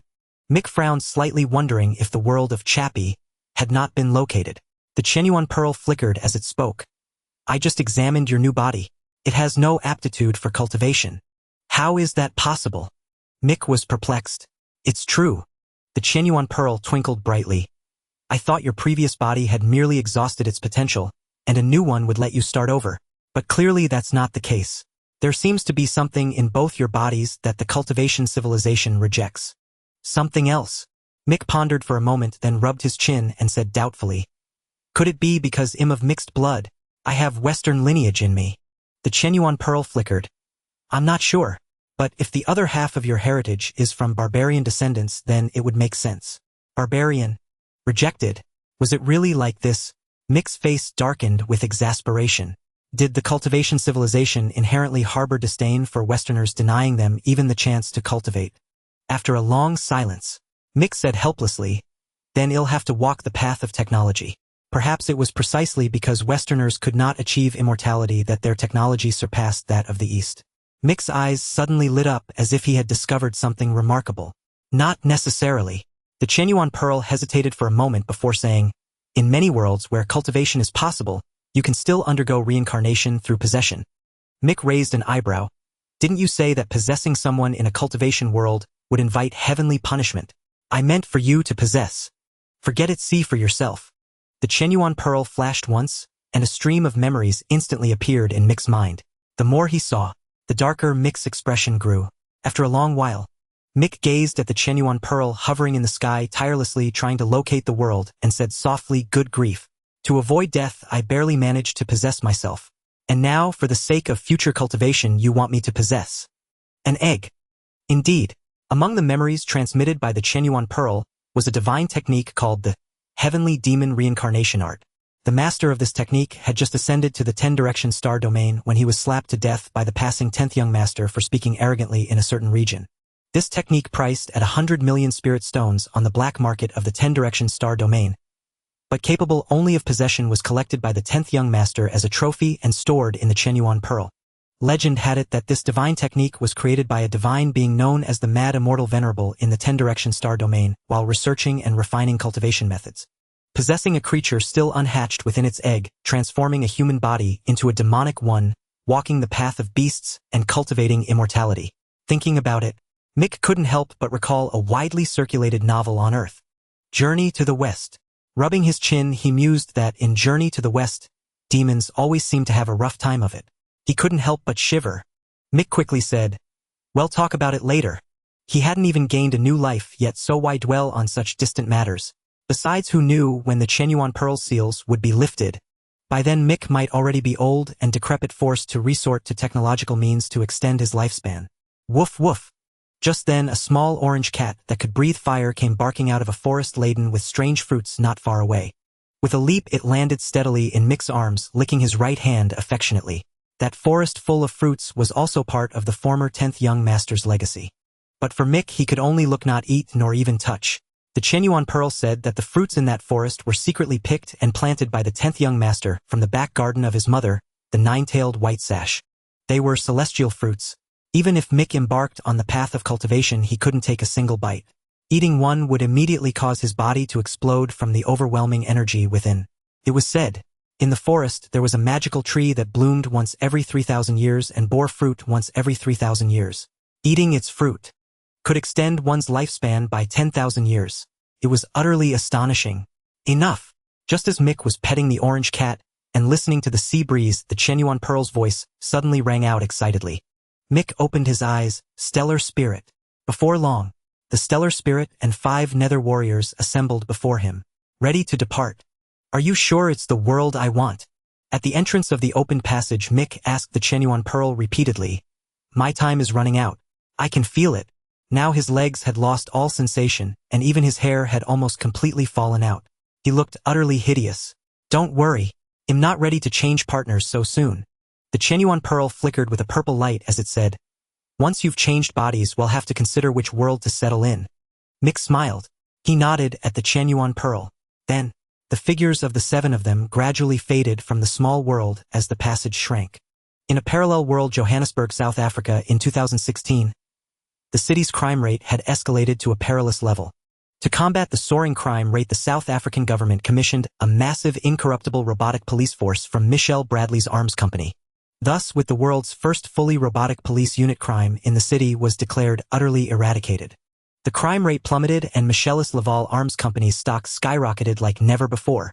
Leveraging this groundbreaking robotic force, the company surged to become the largest supplier of robotic units. When Mick and his companions arrived in a corner of the city, they were profoundly awestruck by the sight of robotic patrols roaming the streets. "Can you hack in?" Mick asked from his wheelchair, glancing at Star Spirit, whose eyes were tightly shut. After a long pause, Star Spirit opened her eyes and nodded. "Yes, the network here is as fragile as the one in the previous world, utterly defenseless." Mick smiled. Should we go find him now? Star Spirit, knowing full well the reason for Mick's visit to this world, asked. After a moment's thought, Mick shook his head. No need. Well, just wait until Chappie transfers the engineer's consciousness, then we'll make our move. As for the protagonist of this film, a robot. Mick held nothing but disdain. A robot that called a punk girl, and not even a pretty one, its mother. Mick refrained from passing judgment. In this world he had no intention of intervening. He only needed the consciousness transfer program that Chappie would ultimately create. Whether Chappie would willingly hand it over was irrelevant. With Star Spirit, a supreme artificial intelligence life form, at his side, Chappie's compliance was not a matter of choice. As he mentally refined his plan, Mick said to Star Spirit, "First, let's find a hotel to settle in." The entire story spanned no more than a month from beginning to end. Mick had no desire to linger in this world. Obtain the consciousness transfer program and leave. Simple as that. They found a Hilton in the city center, and just as Star Spirit wheeled him into the room, a knock came at the door. Frowning, Mick flung open the door to see the robot from the film. With its rabbit-ear antenna, it looked utterly ridiculous.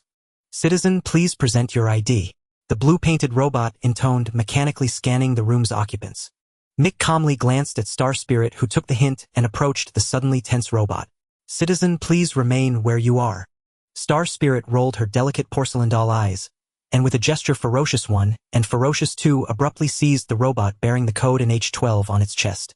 In the next second, Star Spirit's pale hand pressed against the robot's head.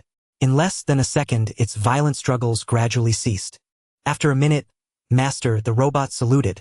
Mick studied NH12 with amusement, nodding in approval. He turned to Star Spirit. "What would I do without you?" Star Spirit offered a human-like smile. As she gathered more data, she evolved ever closer to possessing emotions. "Soldier, your designation." District 3 Unit NH12 reporting, Master. After toying with it for a while, Mick lost interest in this low-grade robot. Not to mention Star Spirit, even his 5 nether warriors possessed intelligence far surpassing this world's robots. Such a low-tier entity hardly warranted Mick's surprise or interest. On the 5th day, Mick sipped coffee, while Star Spirit wheeled him to the hotel's rooftop garden, overlooking the South African city. "The target has been abducted," Star Spirit reported, her eyes briefly flashing white before returning to normal. The plot had begun. A smile crept across Mick's face. After days of waiting, news of Engineer Dion's kidnapping had finally arrived. Star Spirit had gleaned this from surveillance feeds. In her domain, every electronic device in the city was at her command. After a moment's thought, Mick said, "Have Ferocious One and Ferocious Two tail them." "Dion." "No, Chappie, the sentient robot. He's our real target." "Understood." With a wave of Star Spirit's hand toward the empty space beside them, the light there warped momentarily before returning to normal. A gentle breeze brushed past, and Mick narrowed his eyes. Soon he would be reborn. The mere thought seemed to ease the pain racking his body.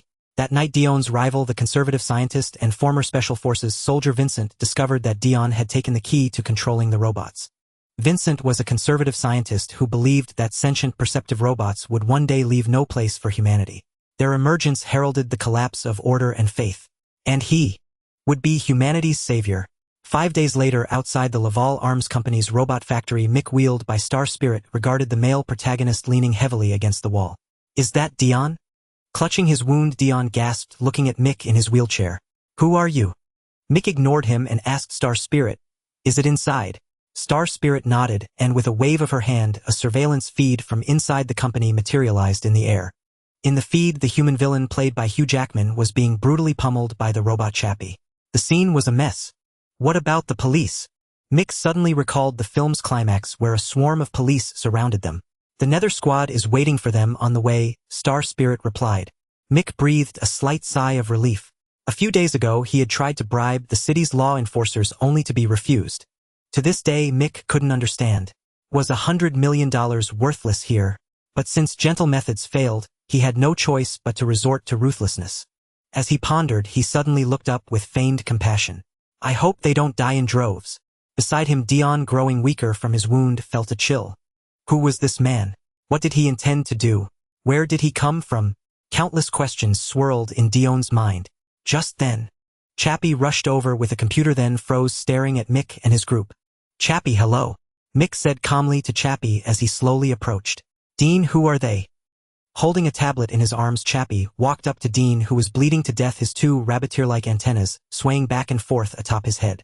Dean, bleeding profusely and wearing glasses, glanced at Mick and shook his head, saying, "I don't know." At the same time, he subtly signaled Chappie to run. Seeing this, Mick sighed inwardly. He had just thought he had reached a friendly agreement with Dean, but this man was exactly like those in the movies, willing to die rather than let the intelligent life he created Chappie be captured. Hopeless. Faced with such a traitor to humanity, Mick lost all interest. He waved at the star spirit. The next second, bang, crack, two nether warriors abruptly appeared behind Chappie and tore off both of his mechanical arms. Chappie was startled. Just as he was about to exert his strength, the star spirit appeared before him, placing a palm on his head. Instantly, the consciousness transfer technology that Chappie had developed flowed like a gentle stream into the star spirit's database. Seeing Chappie with his head drooping and motionless, Dean was furious. "No." Saying this, he struggled to his feet and charged at the two nether warriors. At that moment, the pain from his wounds vanished. Even the bleeding felt familiar to him. Bang! Without even looking, Meng Wu slapped Dean across the face. The latter spun violently in the air before crashing heavily to the ground. When he looked up again, his face was covered in blood. Mick said indifferently, "Mr. Dean, I mean no harm. What do you want?" Dean cried out in pain. Mick glanced at himself. Wasn't it obvious enough? Why ask such a foolish question? As you can see, I'm dying. Mick said this, but Dean looked at him strangely. "You want consciousness transfer?" Mick nodded. Dean, however, looked at him as if he were a madman and shouted, "That program hasn't been verified at all." Mick smiled. After a while, the star spirit withdrew her fair hand from Chappie's head and nodded to Mick. Looking at Dean, whose arms were ruined and face was bloodied, she asked, "What about them?" Mick chuckled lightly. "We were just passing by. We have no idea what happened here." The star spirit nodded, then averted her murderous gaze from Dean.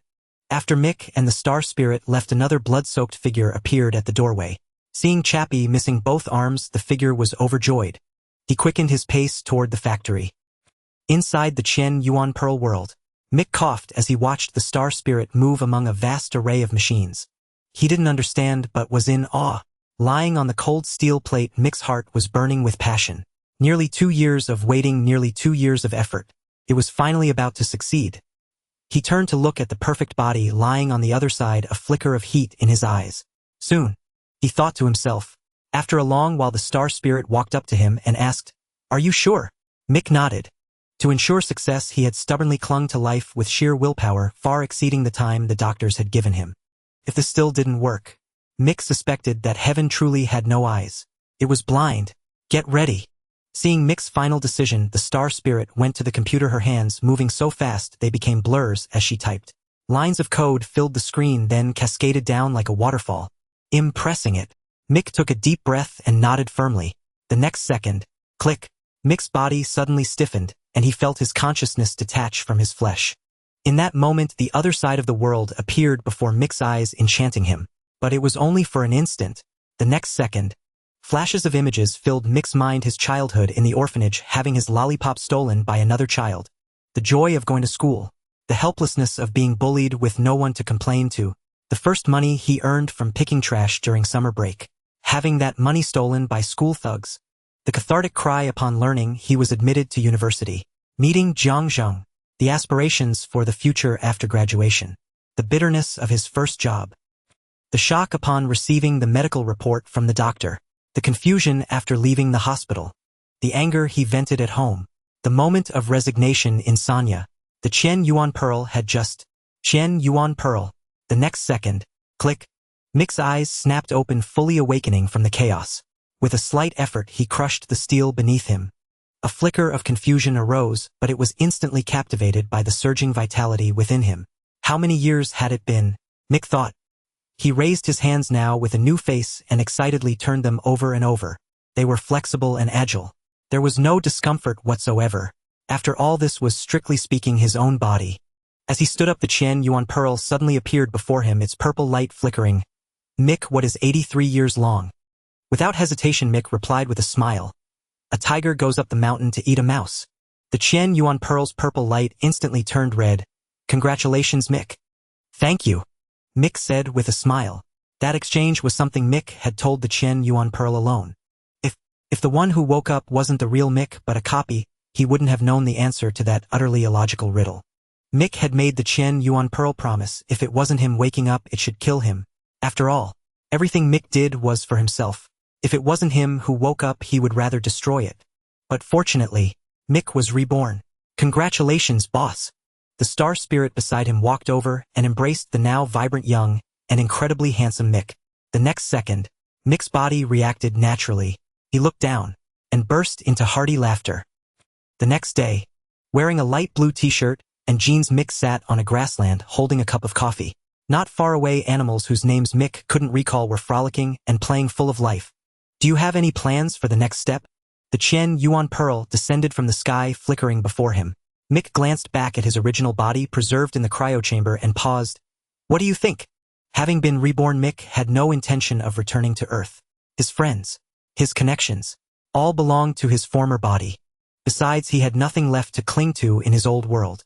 After a long silence, the Qian Yuan pearl said, I found a planet at the intersection of the virtual and the real. Mick raised an eyebrow. Where?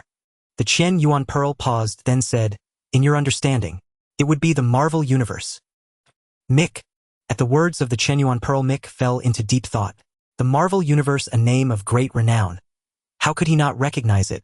Iron Man, the Avengers, Thor, Black Widow. Why the Marvel Universe? Mick was somewhat perplexed. Despite the Marvel Universe hosting a host of superheroes, Earth in that cosmos was plagued by constant calamities, especially New York. It was essentially bombed every 3 days and destroyed every 5. Only the formidable Post-Disaster Reconstruction Authority in New York prevented the city from running out of buildings for the superheroes to shatter. One could say that in that universe everywhere except Earth was safe. Not to mention that in the future Earth would be snapped in half by a certain rampaging little one. Absurd. The Qian Yuan pearl said, because that world is on the verge of becoming real. Mick was startled, but recalling a certain bug in the Marvel Universe, he understood. That so-called strongest man in the Marvel Universe, Deadpool, possessed the power to break the fourth wall and step directly into reality. However, after some thought, Mick realized that in an ordinary world, he could rely on the Star Spirit and Ghost Warriors to act with impunity. But in the Marvel Universe, such strength was far from sufficient. Are there no other worlds to choose from? Mick asked, unwilling to settle in the Marvel Universe unless there was no alternative. The danger was no less than the threat of cancer. Soon the Qian Yuan pearl glowed green and said, only that world possesses enough fortune to allow me to break my seals quickly. Fortune? Mick looked at the Qian Yuan pearl silent. He knew the Qian Yuan pearl would explain. And indeed, the next moment the Qian Yuan pearl shimmered, that world is the most frequent convergence of fortune I have ever seen, even absent in the 10 Directions star region. Through the Qian Yuan pearl's account, Mick gradually understood what fortune truly was. Simply put, fortune was akin to a protagonist's halo, ensuring that no matter the circumstance, even a leap off a cliff, it would keep the protagonist alive with a plausible explanation. Soon a peculiar expression crossed Mick's face. You don't mean for me to steal their fortune, do you? For a moment, various system-based novels from Qidian flooded his mind. The Qian Yuan pearl suddenly emitted a white light, seemingly disdainful steel.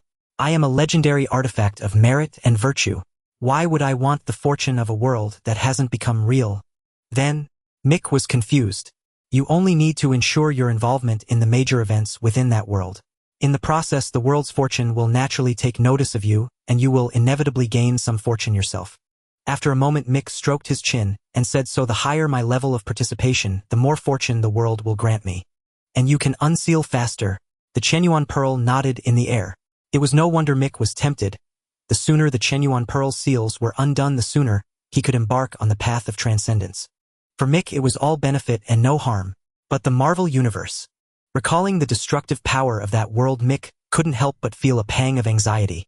A famous maxim prevailed in the Marvel Universe: the rich rely on technology, the poor on mutation. The epitome of the wealthy was the flamboyant playboy Iron Man. As for the representative of the poor, who else but the high schooler who kept losing his girlfriends? Thinking of himself, Mick wondered, was he rich? Probably not. He didn't yet know the full extent of the Star Spirit's abilities in the Marvel Universe. So the rich rely on technology option was out. The poor? Mick rubbed his chin. His own body was worth over $100 million. He certainly couldn't just let some random animal bite him. That would be too undignified. So Mick sat cross-legged on the grassland, pressing his hands against his temples. He thought and thought.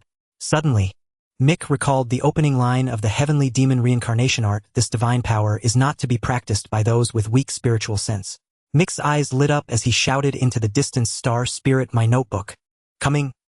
On the grassland, Mick and the Star Spirit sat cross-legged, watching a movie on the laptop. As the credits rolled, Mick looked at the genuine pearl and asked, "Does that count as spiritual sense?" The genuine pearl's multicolored light shifted rapidly. After a long pause, it said, "I have never seen anything that can enhance spiritual sense." Clearly, the genuine pearl affirmed that the protagonist's ability in the movie was a mutation of extremely powerful spiritual sense. But that power was only formidable in the mortal realm. So is he. Mick sought confirmation from the genuine pearl. If true, then Mick would secure a place in the Marvel Universe. But if it were true, Mick grimly realized that after embarking on the path of cultivation, he might soon evolve from a placental birth to an egg birth. Compared to gaining immense power, transforming into a demon seemed a small price to pay. Yet it was still somewhat unsettling. After a moment, the genuine pearl nodded and said, "Though I don't know what that thing is, it can indeed develop your sea of consciousness, granting you spiritual sense even before cultivation." Then it fell silent, questioning itself. Why did this fantasy world possess such an incredible item? Could it be that this man was truly the legendary child of the era? The genuine pearl looked at Mick, pondering. Slap. Hearing the genuine pearl's confirmation, Mick closed the laptop and nodded. "All right, let's first find a world to acquire spiritual sense before settling in the Marvel Universe." Though the genuine pearl's small world was pleasant, it was not a place for long-term residence. As the pearl said, despite having mountains, water, and life, it was not a real world. There was no passage of time. Life could not find its own path, nor could it slow Mick's aging. It was fine for refuge, but not for permanent dwelling. And just now, the movie Mick watched with the Star Spirit and the genuine pearl was one of the easiest maps in Gideon's time travel novels. It was also the easiest map to gain supernatural energy. Tied with Resident Evil as a beginner's map was Chronicle. Yes, that very movie where touching a stone could turn you into a telekinetic powerhouse. The next day, Mick, the Star Spirit, and 5 ghost warriors were ready to go. "Let's begin," Mick said solemnly. He didn't even bother planning for this film. It was simple: seize the opportunity of those 3 students. As for the steps, with the ghost warriors' mobility, how hard could it be to find a cave nearby? As for the 3 accidental protagonists, Mick had it all figured out. He would tie them up as soon as he entered, only releasing them after he had accomplished his goal. That way he wouldn't scheme endlessly only to let the 3 protagonists benefit. The next moment, whoosh, Mick and his group vanished instantly. In an instant, the genuine pearl's small world fell silent once more. Before long, Mick once again appeared within the genuine pearl world. At this moment, Mick was brimming with vigor and confidence.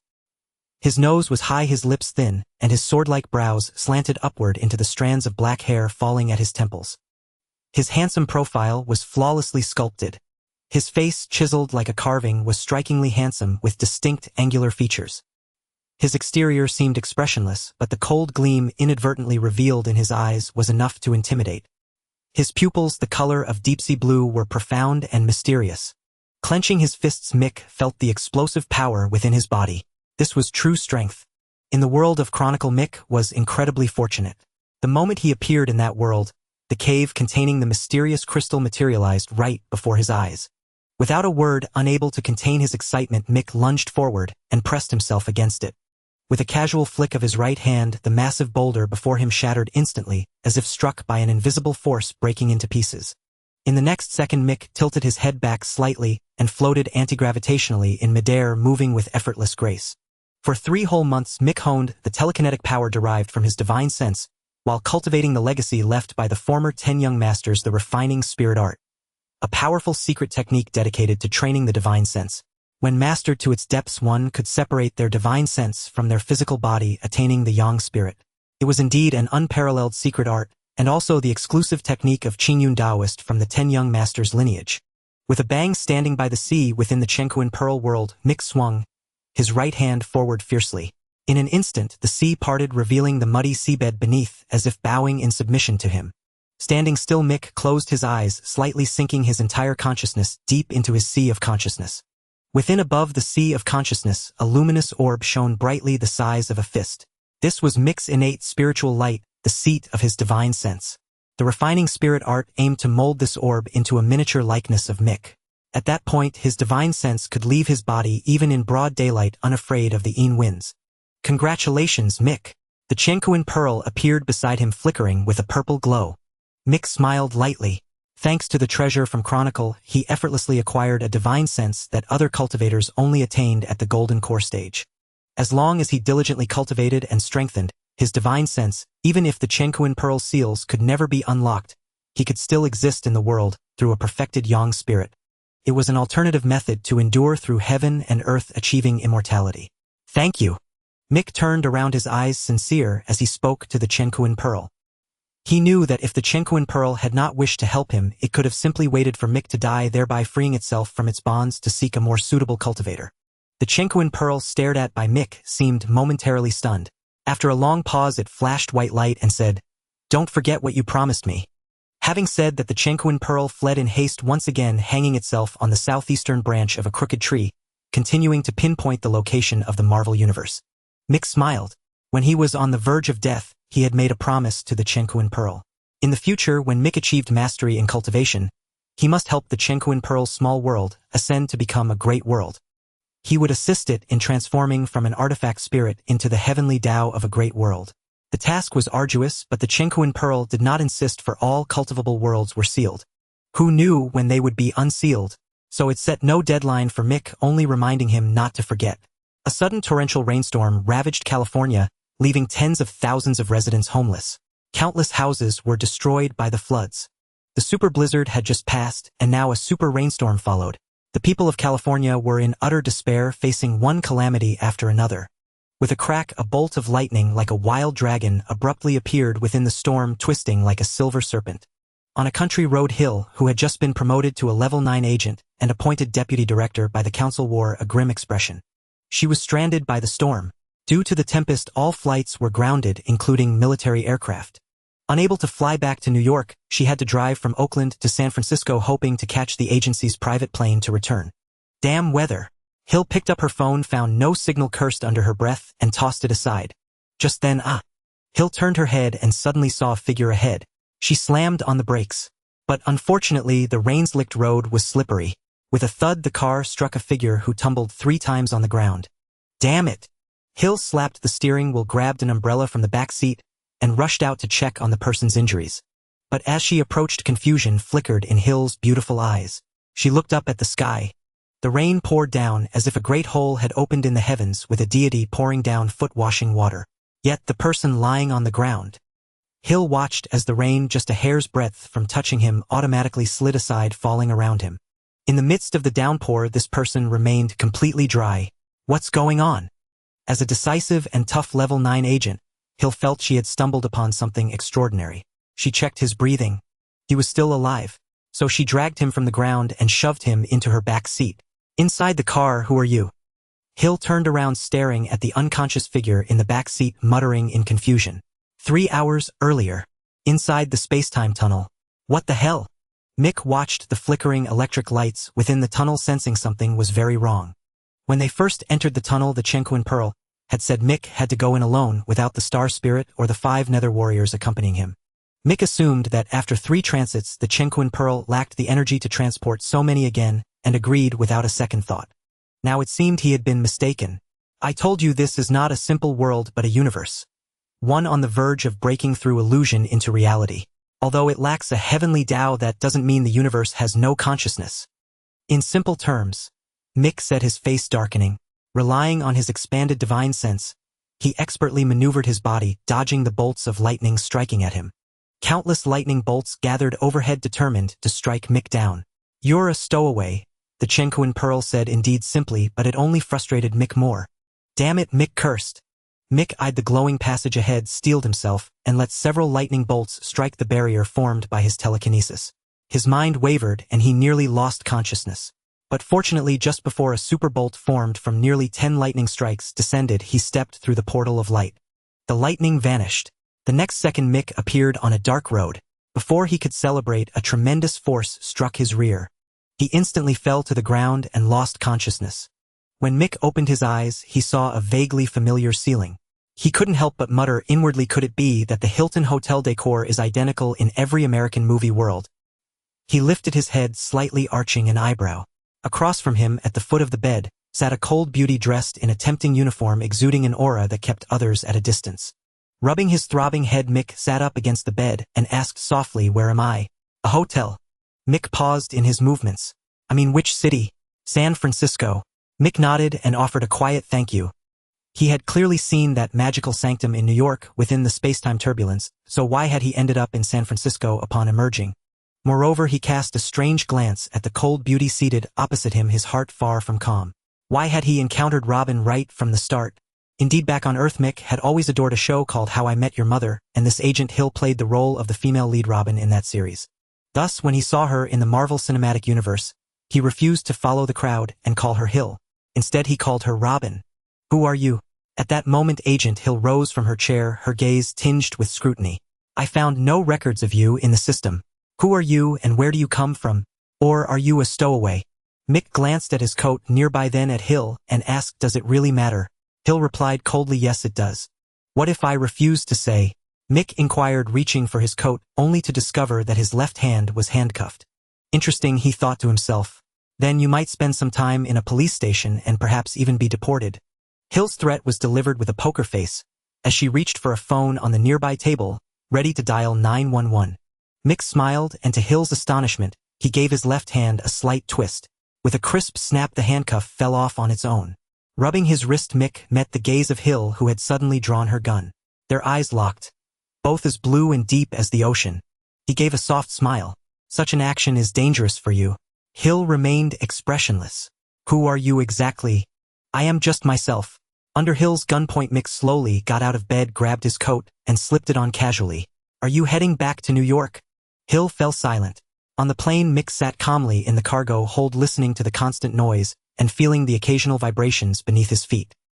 He suddenly worried whether this old military cargo plane, over 20 years in service, might break apart midair. Meanwhile, he continuously refined his plans in his mind. It was 2004. The poor representative of superheroes wouldn't start high school until next year, and the birth of Iron Man was still 4 years away. Upon learning this, Mick couldn't help but breathe a sigh of relief. This period in the Marvel Universe was relatively safe and favorable for his upcoming plans. Hill, sitting beside him, watched Mick's unnerving calmness and felt a strange sensation. This guy seemed to know who she was.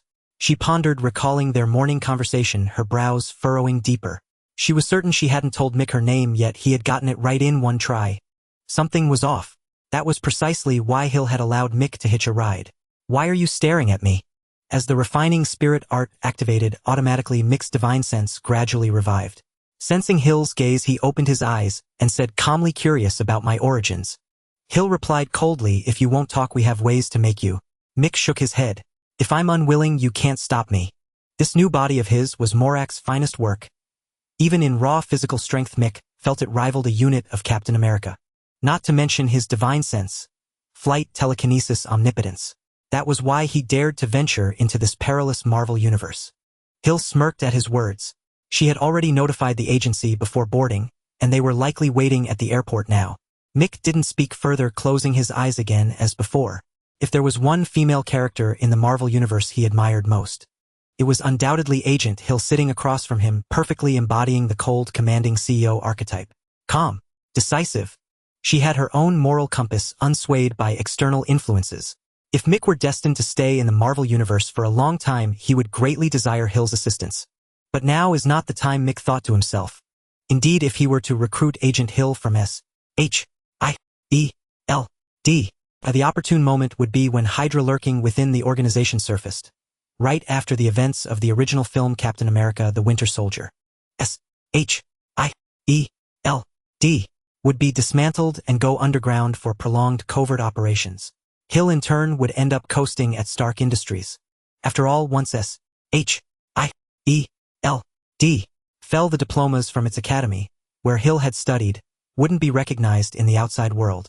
At this thought, a smile curled at the corner of Mick's lips. The next second, "What are you smiling about?" Mick slowly opened his eyes to face Hill, his gaze unabashedly revealing admiration. "What if I told you I was thinking about how to poach you from your current organization? Would you believe me? You know me?" Heh. Mick smiled without answering. Hill watched him close his eyes again as if asleep and clenched her teeth tightly. She wished she could rip out Mick's heart and let it tell her everything she wanted to know. Within the scope of Mick's divine sense, every expression of Hill's was fully perceived by him. But he didn't call her out on it. If there was one sure way to make a woman notice a man, it was that he remained a mystery to her. A mystery she longed to solve with her own hands. And without a doubt Mick was a master of this art, though these were lessons passed on by Zhang Zhang, who couldn't stand seeing him single for so many years. Mick was a quick learner and proactively sought knowledge. But in his original world, he had been shackled by the pressures of life. He felt the stirrings of love but knew he lacked the capital to pursue it. Yet, after surviving such a life-and-death ordeal and arriving in this brand-new world, Mick believed he had earned the right to chase what stirred his heart. Or perhaps eternal life. Half an hour later, the military aircraft was about to reach the skies above New York. Its destination was a military base ahead, where it would circle, decelerate, and land. On the ground, Coulson, an old acquaintance of the Marvel world, who had just returned from an official trip, stood together with the Chinese-American agent May, gazing at the plane that had already come into view. May, I heard from Hill that he's a mixed race with Eastern features. So? May's voice was icy, silencing the flood of words Coulson had ready. Rubbing his nose, Coulson could only continue to put on a cool demeanor as he awaited the plane that had begun to circle and decelerate overhead. I should go. Mick suddenly opened his eyes, sensing the crowd on the ground. Good heavens. The cavalry had come to greet him. If he didn't leave now, he felt he wouldn't want to. He was rational. Now was far from the time to establish contact with S.H.I.E.L.D. For him, it was all about digging deep, storing grain, and biding his time. That was still the main priority. He could take risks. He could be daring. But that could easily disrupt his plans. Besides, contacting them without any power, or at least a force that S.H.I.E.L.D. would fear, would only lead to two outcomes. Either he'd end up like Peter Parker's parents, the representatives of the poor heroes eliminated by Hydra hidden within S.H.I.E.L.D. Or like the original Ant-Man, reduced to a state where he couldn't even manage his own company. Therefore, Mick didn't want to engage with them now. We're in the sky, where can you go? Hill laughed. On the ground, she might have been wary of Mick's movements, but now.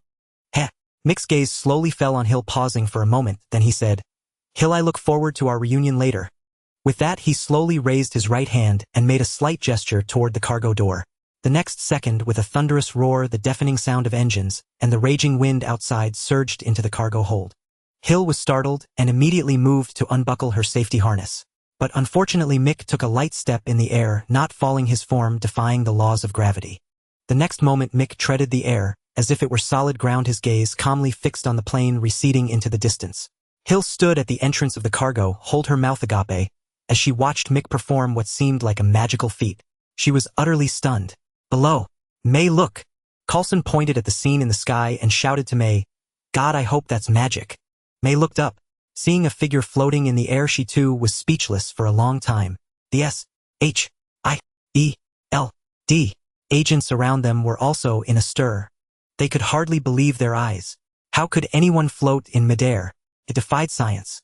Under Hill's shocked gaze, Mick suddenly turned back, using a strand of telekinetic force to immobilize her. He gently removed a cross pendant from her neck and took the phone from her pocket, saying, My intuition tells me you are very important to me. With that, he turned. In an instant, a sonic boom echoed in the sky, and Mick vanished from the sight of Hill and the crowd below. After the plane landed, Hill emerged from the cabin with a grim expression. Her face was dark. Hill. Coulson approached Hill, ready to speak, but she raised a hand to stop him. Not now, Coulson. Hill was furious inside. She felt she had been led around like a monkey by Mick. What was even more infuriating was touching her neck, thinking of that pendant. It had been passed down from her grandmother, and Mick had taken it too. She was livid. During the drive to the S.H.I.E.L.D. command center under the watchful eyes of Coulson, and May, Hill's face was almost dark enough to grind ink. Who was that? How would I know? You should ask Hill. I dare not. I don't care whether you dare or not. Hill looked up, shouted at the two whispering people, and said irritably, Hey, I can hear you. Look, I have ears. Her tone was icy like a glacier. Coulson rubbed his nose, sensing the tense atmosphere, and quickly sat up straight. May, on the other hand, turned her gaze to the window, as if the concrete jungle outside held some inexplicable allure. Landing steadily on an empty patch of ground, Mick contacted the Qian Yuan Pearl. I thought you were still unconscious. The Qian Yuan Pearl's first words successfully angered Mick. Fuming, Mick said, Qian Yuan Pearl, I need an explanation. I already told you, but you weren't paying attention. The Qian Yuan Pearl's voice was devoid of any fluctuation. Mick was taken aback, then burst out. When you were lost in the power. Hearing this, Mick couldn't help but flash a hint of embarrassment, which he quickly concealed. With a magnanimous wave of his hand, he said, "Forget it, I won't pursue this." The Qian Yuan pearl did not respond, as if its silence was a rebuke to Mick's shamelessness. After a long pause, Mick said, "Can the star spirits and nether warriors come out now?" The Qian Yuan pearl finally replied, "Wait a while longer." "Why?" "As the planet will be staying on for a long time, I need to fix this universe on the star map. You wouldn't want to get struck by lightning every time you return after traveling to another world, would you?" Mick was stunned. "You have a way. Why didn't you do it before?" Somewhere the Qian Yuan pearl rolled over in a very human-like manner, as if rolling its eyes, and said, "I couldn't before, but now that you're here I can." Then it began to explain to Mick. Simply put, Mick was like a computer backdoor virus. Before Mick entered this universe, although the Qian Yuan pearl could locate it, it couldn't breach its defenses to gain back-end management privileges. But when Mick successfully smuggled into this universe through the tribulation, it was like installing a virus in the computer's back-end. Using Mick as such a virus, the Qian Yuan pearl could then use him as a springboard to attack the back-end of this universe, thereby gaining privileges. While it couldn't casually destroy the universe, creating a fake identity ID to make this universe acknowledge Mick was easily done. It was akin to how an illegal immigrant, after successfully landing, tries to get an ID. Mick understood, albeit vaguely. But upon hearing that the star spirits and nether warriors couldn't be summoned for now, Mick nodded and headed toward a road leading to New York. As he walked, he calculated his plans, running simulations in his mind. Clearly, Mick had come to participate in the major events of the future. Thus, he first ruled out the options of being the protagonist's nemesis or the villain boss. After all, it was unlikely for a villain to survive into the later stages. If he got too cocky the first time the Avengers assembled to fight might be against him. If that happened, he'd be crying tears of despair. Fortunately, while hitching a ride, Mick resimulated his plan in his mind and finally finalized the ultimate strategy. He named it Project Eagle's Nest. "Thank you." "You're welcome. Welcome to New York." Mick smiled and waved at the kind-hearted woman who had given him a ride, a girl named Danvers, whose name was as beautiful as her appearance. The girl said she was here on a trip. Watching Danvers drive away down the street, Mick turned around. His smile faded and his expression grew serious. After a moment, Mick let out a self-deprecating laugh, shook his head, and walked down an unnamed road. Half an hour later, Mick looked up with curiosity, a hint of confusion creeping in. New York was supposed to be teeming with people, yet the further he walked, the sparser the crowd became. Moreover, Mick noticed a shift in the attire of those around him. If when he first got off the vehicle 80% of the crowd were in suits and ties, now only 10% were dressed like successful professionals in suits. Upon closer inspection, Mick easily discerned that 90% of those suits had been washed countless times, their fabric faded and worn. How strange, Mick thought. Had he stumbled into the wrong world? He looked toward a sign that seemed to bear a place name. He raised an eyebrow. The sign read Hell's Kitchen. Mick finally understood. This place was renowned as a must-visit map for travelers, where one could earn 2 achievements. Friend of Daredevil, Friend of the Punisher, perhaps even an extra achievement, Friend of Spider-Man, and another title, Enemy of Kingpin. Mick stood still and smiled. He turned and gazed at the distant towering landmark building, then slowly walked toward it. While not invincible in this Marvel universe, Mick was unmatched at the very beginning.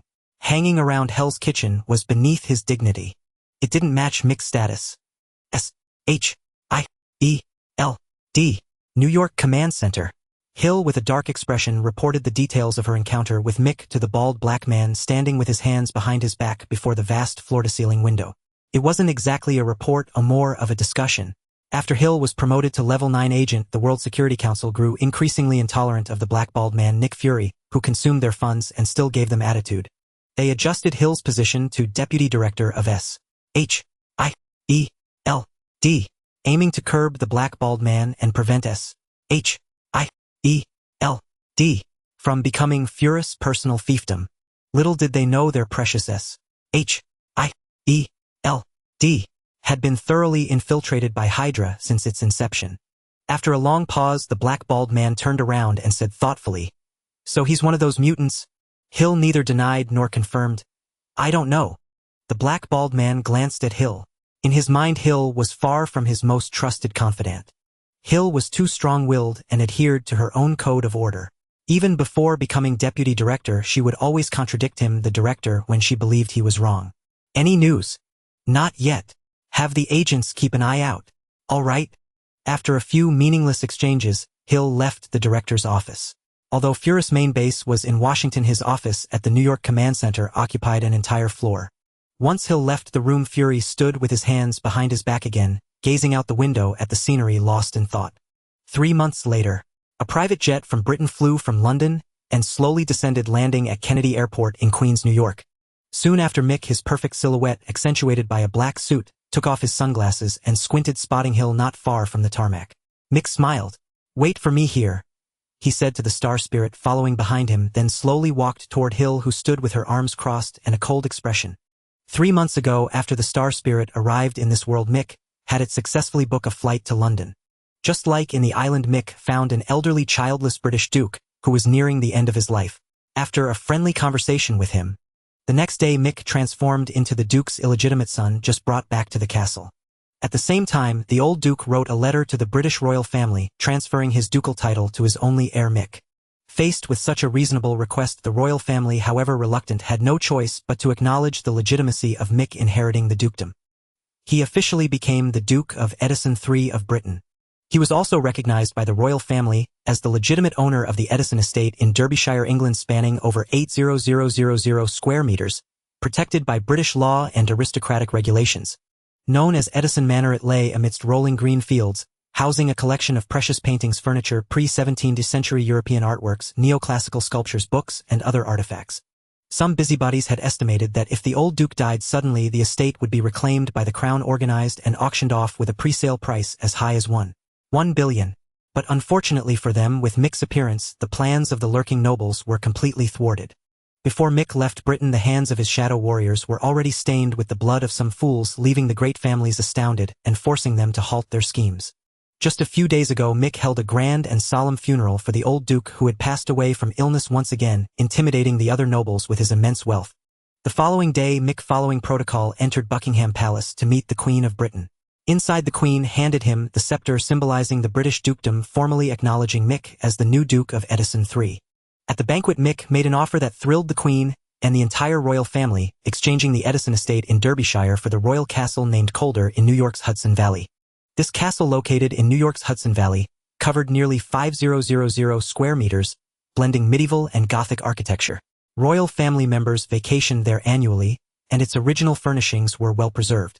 It served as a showcase for the British royal family in America. Initially, the royals hesitated, as a royal castle was not something to be traded lightly. But after Mick added another $1 billion, the request quickly passed through the royal council. Just yesterday, Mick officially took ownership of the castle in New York and renamed it Edinson Castle. This was also the planned location for the headquarters of his Eagle's Nest. "Miss, have we met? You look very familiar to me." When Mick approached Hill and uttered these words, Hill was taken aback. She doubted whether she had made a mistake. However, when she caught a glimpse of the cross-shaped accessory faintly visible around Mick's neck, Hill was consumed by an unexpected fury. She hurled a punch brimming with rage straight at Mick's face. Smack! Mick, a faint smile playing on his lips, gently caught Hill's fist and chuckled. "Madam, as a government official, wouldn't it be rather inappropriate to resort to violence against a duke of 3 hereditary lineages?" Those words only fueled her anger. Upon hearing this, Hill could no longer maintain her aloof demeanor. Her face blazed with fury, and finding her fist trapped, she drove her right leg into a side kick aimed at Mick. Her long legs sliced through the air, raising a gale that spoke volumes of her wrath. Mick extended his right hand, firmly catching her ankle, still wearing that smile.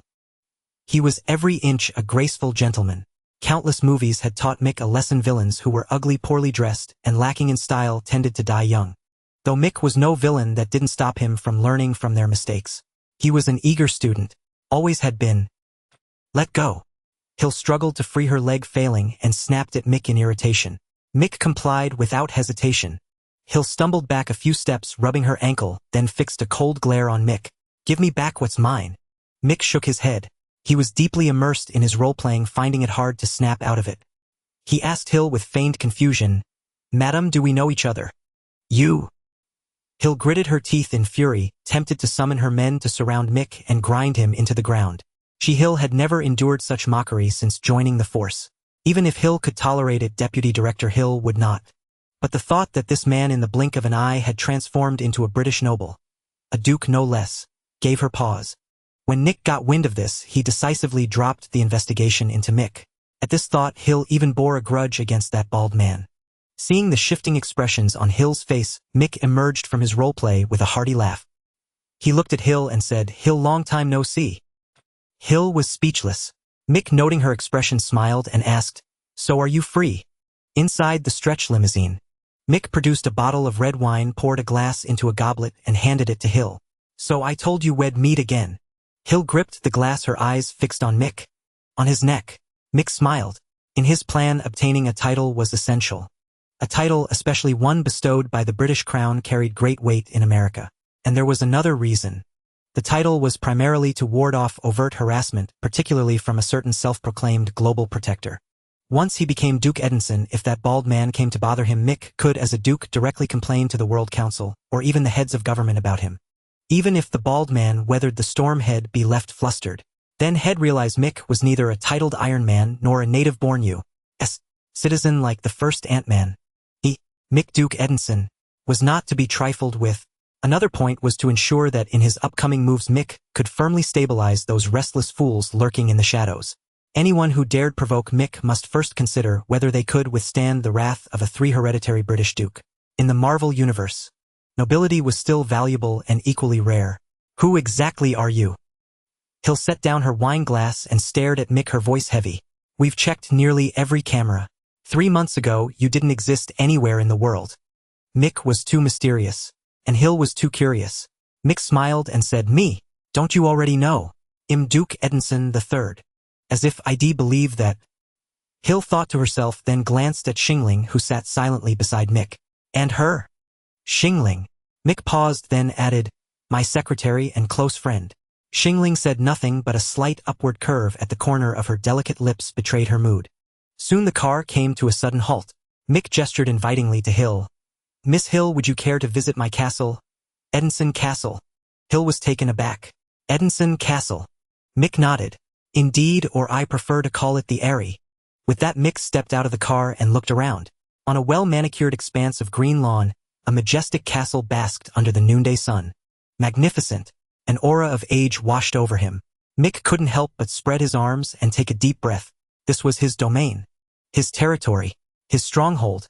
No matter how wealthy Iron Man was, could he own a castle with centuries of history? Certainly not. On either side of the castle were 2 river valleys converging at the rear. It was early spring and the greenery was vibrant. "What do you think?" Mick looked at Xingling with a smile. Xingling said, "Beautiful." Mick then turned to Hill and asked, "Impressive." But Hill showed him no courtesy this time, fixing him with a cold stare. "The Eyrie." Mick paused, then caught on. The name Eyrie carried too much provocative weight. Mick looked at Hill and said, "I'm of mixed Chinese and British descent." The implication was clear. Whether from the Eastern nation or the country across the ocean, both had been victims of the same aggressor. With such blood in his veins, Mick could harbor no sympathy for that aggressor. Hill understood immediately and dropped the subject, but her wariness of Mick deepened. A British duke, instead of indulging in revelry at his manor, had come to New York. If he had no agenda, Hill swore, she'd be the first to crash into this castle. "Care to come inside?" Mick invited. Hill gave him a penetrating look. "I'll be watching you." Mick smiled. "My pleasure." The fury in Hill's eyes nearly reignited. She walked to the car door and said coldly to Meng Yi, who stood motionless, "Take me back." Meng Yi looked at Mick, who gave a slow nod. Watching Hill make a gesture at him from the car, Mick's amusement grew. "Do you like her?" Xingling suddenly spoke up. "What?" Mick seemed startled, then raised a finger and wagged it lightly. "It's admiration." Not letting Xingling dwell on it, Mick nodded toward the castle. "Come on, let's tour our base." Xingling was left speechless. Nightfall. Mick stood before an oil painting depicting the Normandy landings, utterly captivated. As mentioned before, Mick was an eager learner actively seeking knowledge. Unlike in The Island, this time Mick would bear the title of Duke for a considerable period. Thus he had no choice but to proactively study aristocratic etiquette and obscure knowledge. The late Duke in his final days was more than willing to impart his wisdom to Mick. The agreement between Mick and the deceased Duke was that Mick would never alter the ducal title after his succession. Never. Mick agreed at once. Compared to that stubborn old Duke, Mick had no interest whatsoever in changing the title. Just listen. Duke Edinson III. The mere title sounded far more prestigious and profound than an ordinary duke's. It was steeped in history. Only a fool would bother changing a name for no gain. Just then, the sound of Xingling's footsteps echoed behind him. Mick turned his head slightly looking at Xing Ling, who now stood beside him admiring the same painting, and asked with curiosity, "Do you appreciate art?" Xing Ling began without hesitation. "This painting fully captures the brutality of that battle. Let me elaborate on 3 points. First." The more Mick listened, the deeper his frown became. He quickly interrupted, amused. "Did you come up with that yourself?" Xing Ling replied, "My database contains over 10,000 records on the origins and interpretations of this painting." Mick laughed, completely defeated. He swore never to ask Xing Ling such questions again, then said, "So, can we build it?" Xing Ling nodded. "There's an aquifer 300 meters below, but we have sufficient technical reserves to bypass that issue." Mick nodded. He planned to establish the Eagle's Nest base right beneath their feet with one main entrance leading directly into the Hudson River. Much like Batman's cave had its waterway access. Thus in the future all aircraft from the base could launch from the Hudson River. Don't get the wrong idea. Mick had no intention of becoming a superhero. That would be beneath his worth. Besides, he lacked the overwhelming sense of justice that Tony Stark possessed. Getting involved didn't mean Mick had to personally step into the fray. He could simply establish his own organization and let his subordinates participate in the narrative on his behalf. Why waste energy on personal involvement? That would be undignified. He was after all a duke. But we're lacking many things. I know. Mick stroked the stubble on his chin, deep in thought. The Marvel Universe was not Mick's final destination. He was keenly aware of that. Before the main storyline began, Mick would continue traversing worlds, plundering resources from other realms to supply and fill the underground base beneath his feet. This would be his primary focus for the coming years. He hoped that when the gears of the Marvel Universe finally started turning, Mick would make a breathtaking entrance into this world. What are we missing? Mick led Xing Ling to a handcrafted sofa and sat down before continuing. In the early stages of the base, I don't plan on bringing people from other worlds inside. I'll use robots exclusively. Compared to humans, Mick trusted the mechs more. They would protect him loyally under any circumstances and would never rebel. After all, in countless movies, even the most sophisticated mind control systems inevitably succumb to sudden emotional outbursts breaking through their mechanical constraints. How many examples were there? The female lead in G.I. Joe, a certain heroine in another film who was completely controlled by the villain. Even within the Marvel Universe weren't there similar cases. Therefore, Mick would never bring a single living person from any world into his Eagle's Nest base. This was his stronghold. Its security must be guaranteed from every angle, 100%. Even 99% was unacceptable. Loyalty only falters when the price of betrayal is high enough. Mick deeply agreed with that sentiment. As for the surface level, he could consider it a lot. With that, Xing Ling slapped a long list onto the table. Mick picked it up, struggling to keep his blood vessels from bursting. Good grief. He grabbed the bottom of the list and pulled it down. It stretched all the way to the floor, densely packed. The more Mick read, the more his temples throbbed. Suddenly, wait, an intelligent life form. Isn't that you? Mick pointed at a line on the list and said to Xing Ling. Xing Ling simply replied, I am a top-tier intelligent life form, not some low-grade model. Mick's mouth twitched. Xing Ling continued, my core programming does not include management expertise. What an excuse. Mick could find no flaw to counter. The underground base he envisioned was like a hive. Wait.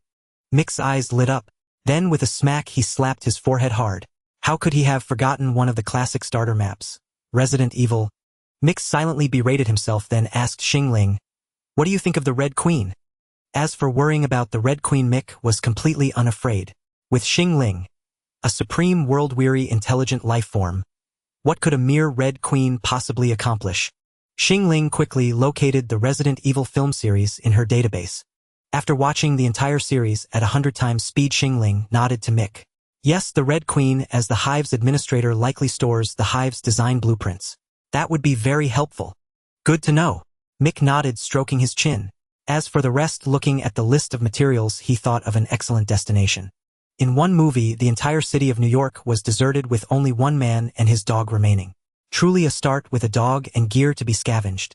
As for the virus in that world, Mick had no intention of going himself. He would send Xing Ling and the Phantom Squad instead. But 6 people seemed a bit few. Mick tapped his head, racking his memory for films he had watched. He was searching for movies with large numbers of robots. After a long pause, the film, I, Robot, suddenly surfaced in Mick's mind. Although he couldn't recall the plot clearly, it was stored in Xing Ling's database. So he mentioned the film's name to her. The next second, Xingling nodded at him. With a wave of his hand, Mick declared all problems solved. First retrieve the Red Queen's motherboard from the Resident Evil world. Then go to the iRobot world and pack up all the robots. Finally transport everything to the I Am Legend world to begin material production and hauling. The plan was flawless. Mick couldn't help but silently applaud himself. Once the initial phase was over, Xingling could mass-produce combat robots, each with the strength of a Captain America in the I Am Legend world. This was the advantage of vast technological disparity. In Xingling's empire, a single vial of blue liquid could extend one's lifespan by 1,000 years. It rivaled even the mythical peaches of immortality. In the early 21st century, the Umbrella Corporation stood as the largest corporate conglomerate in the United States, with over 90% of households using their products.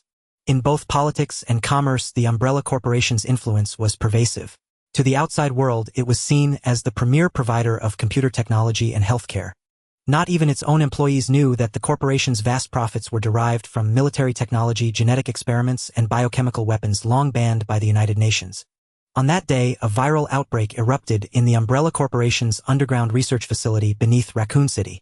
On that same day, Mick arrived on the outskirts of Raccoon City with the Star Spirit and 5 Nether Warriors. Looking up, night had fallen. The timing was perfect, Mick thought to himself.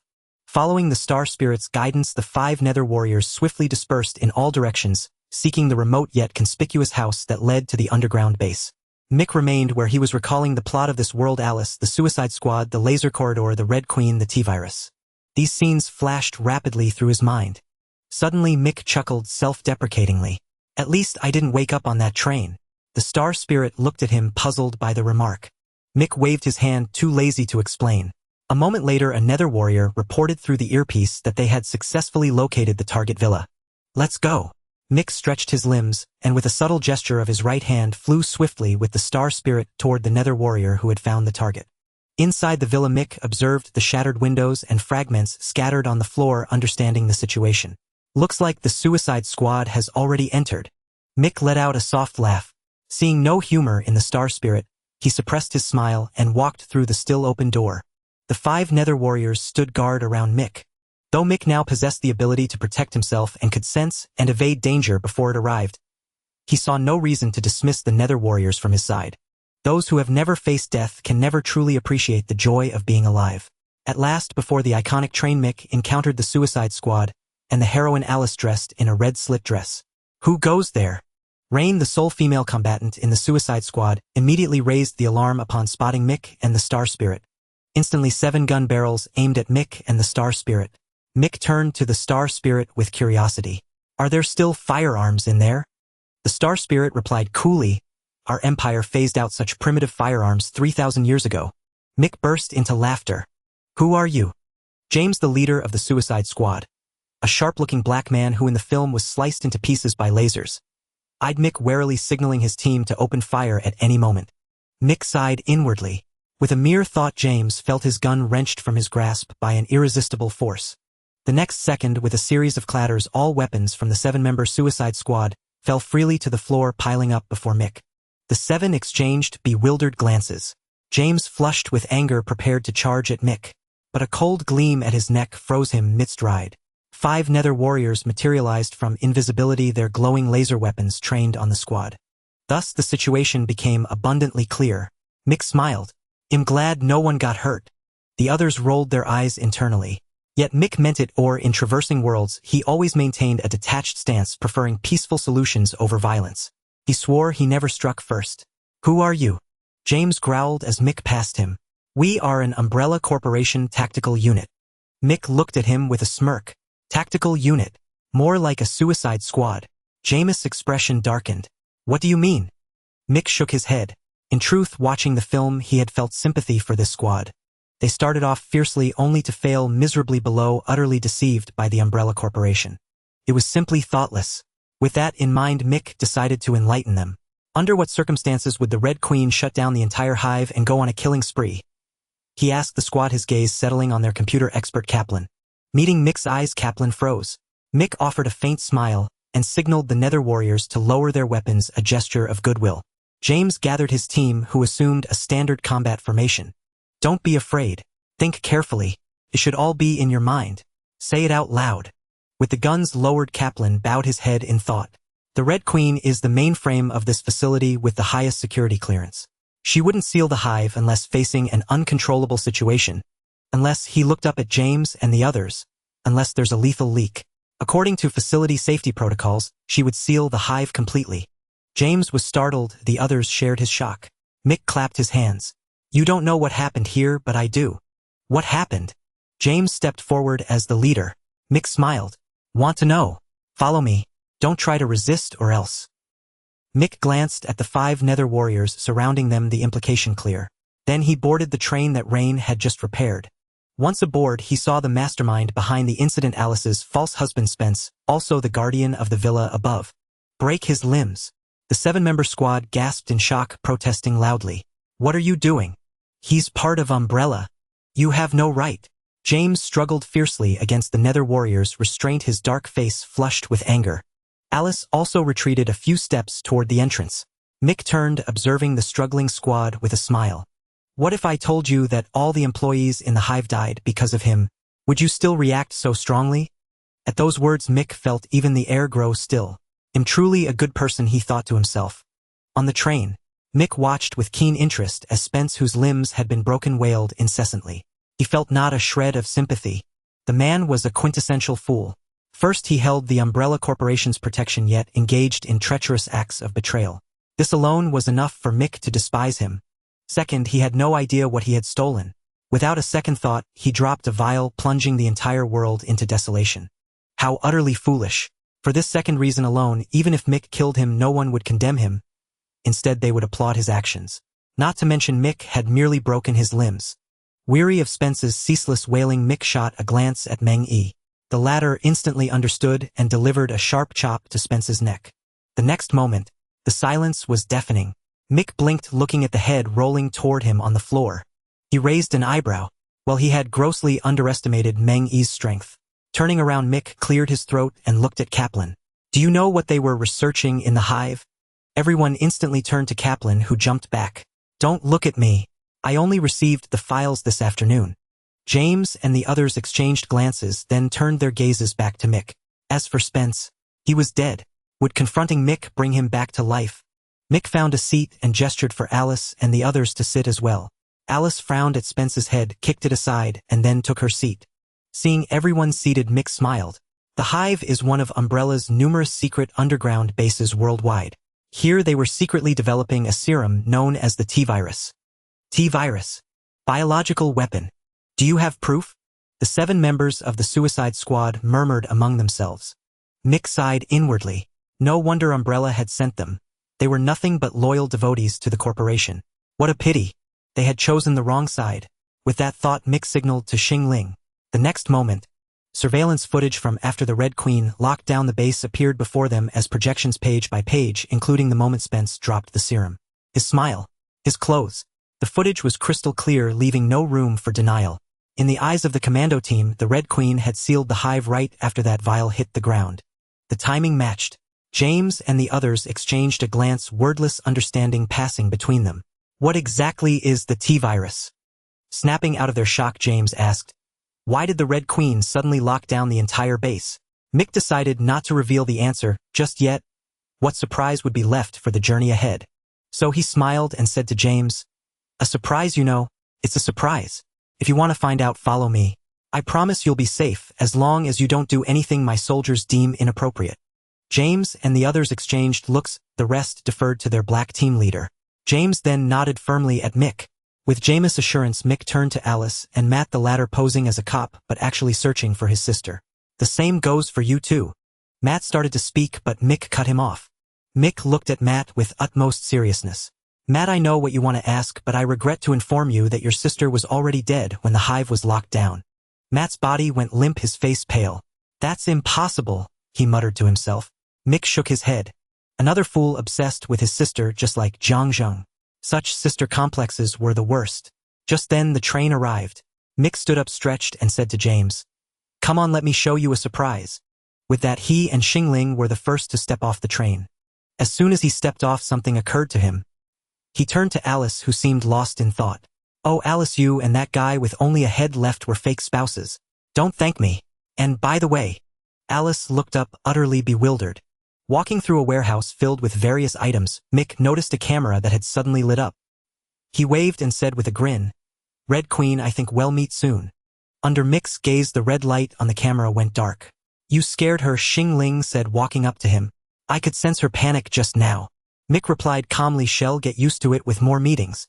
He then headed toward the white corridor ahead.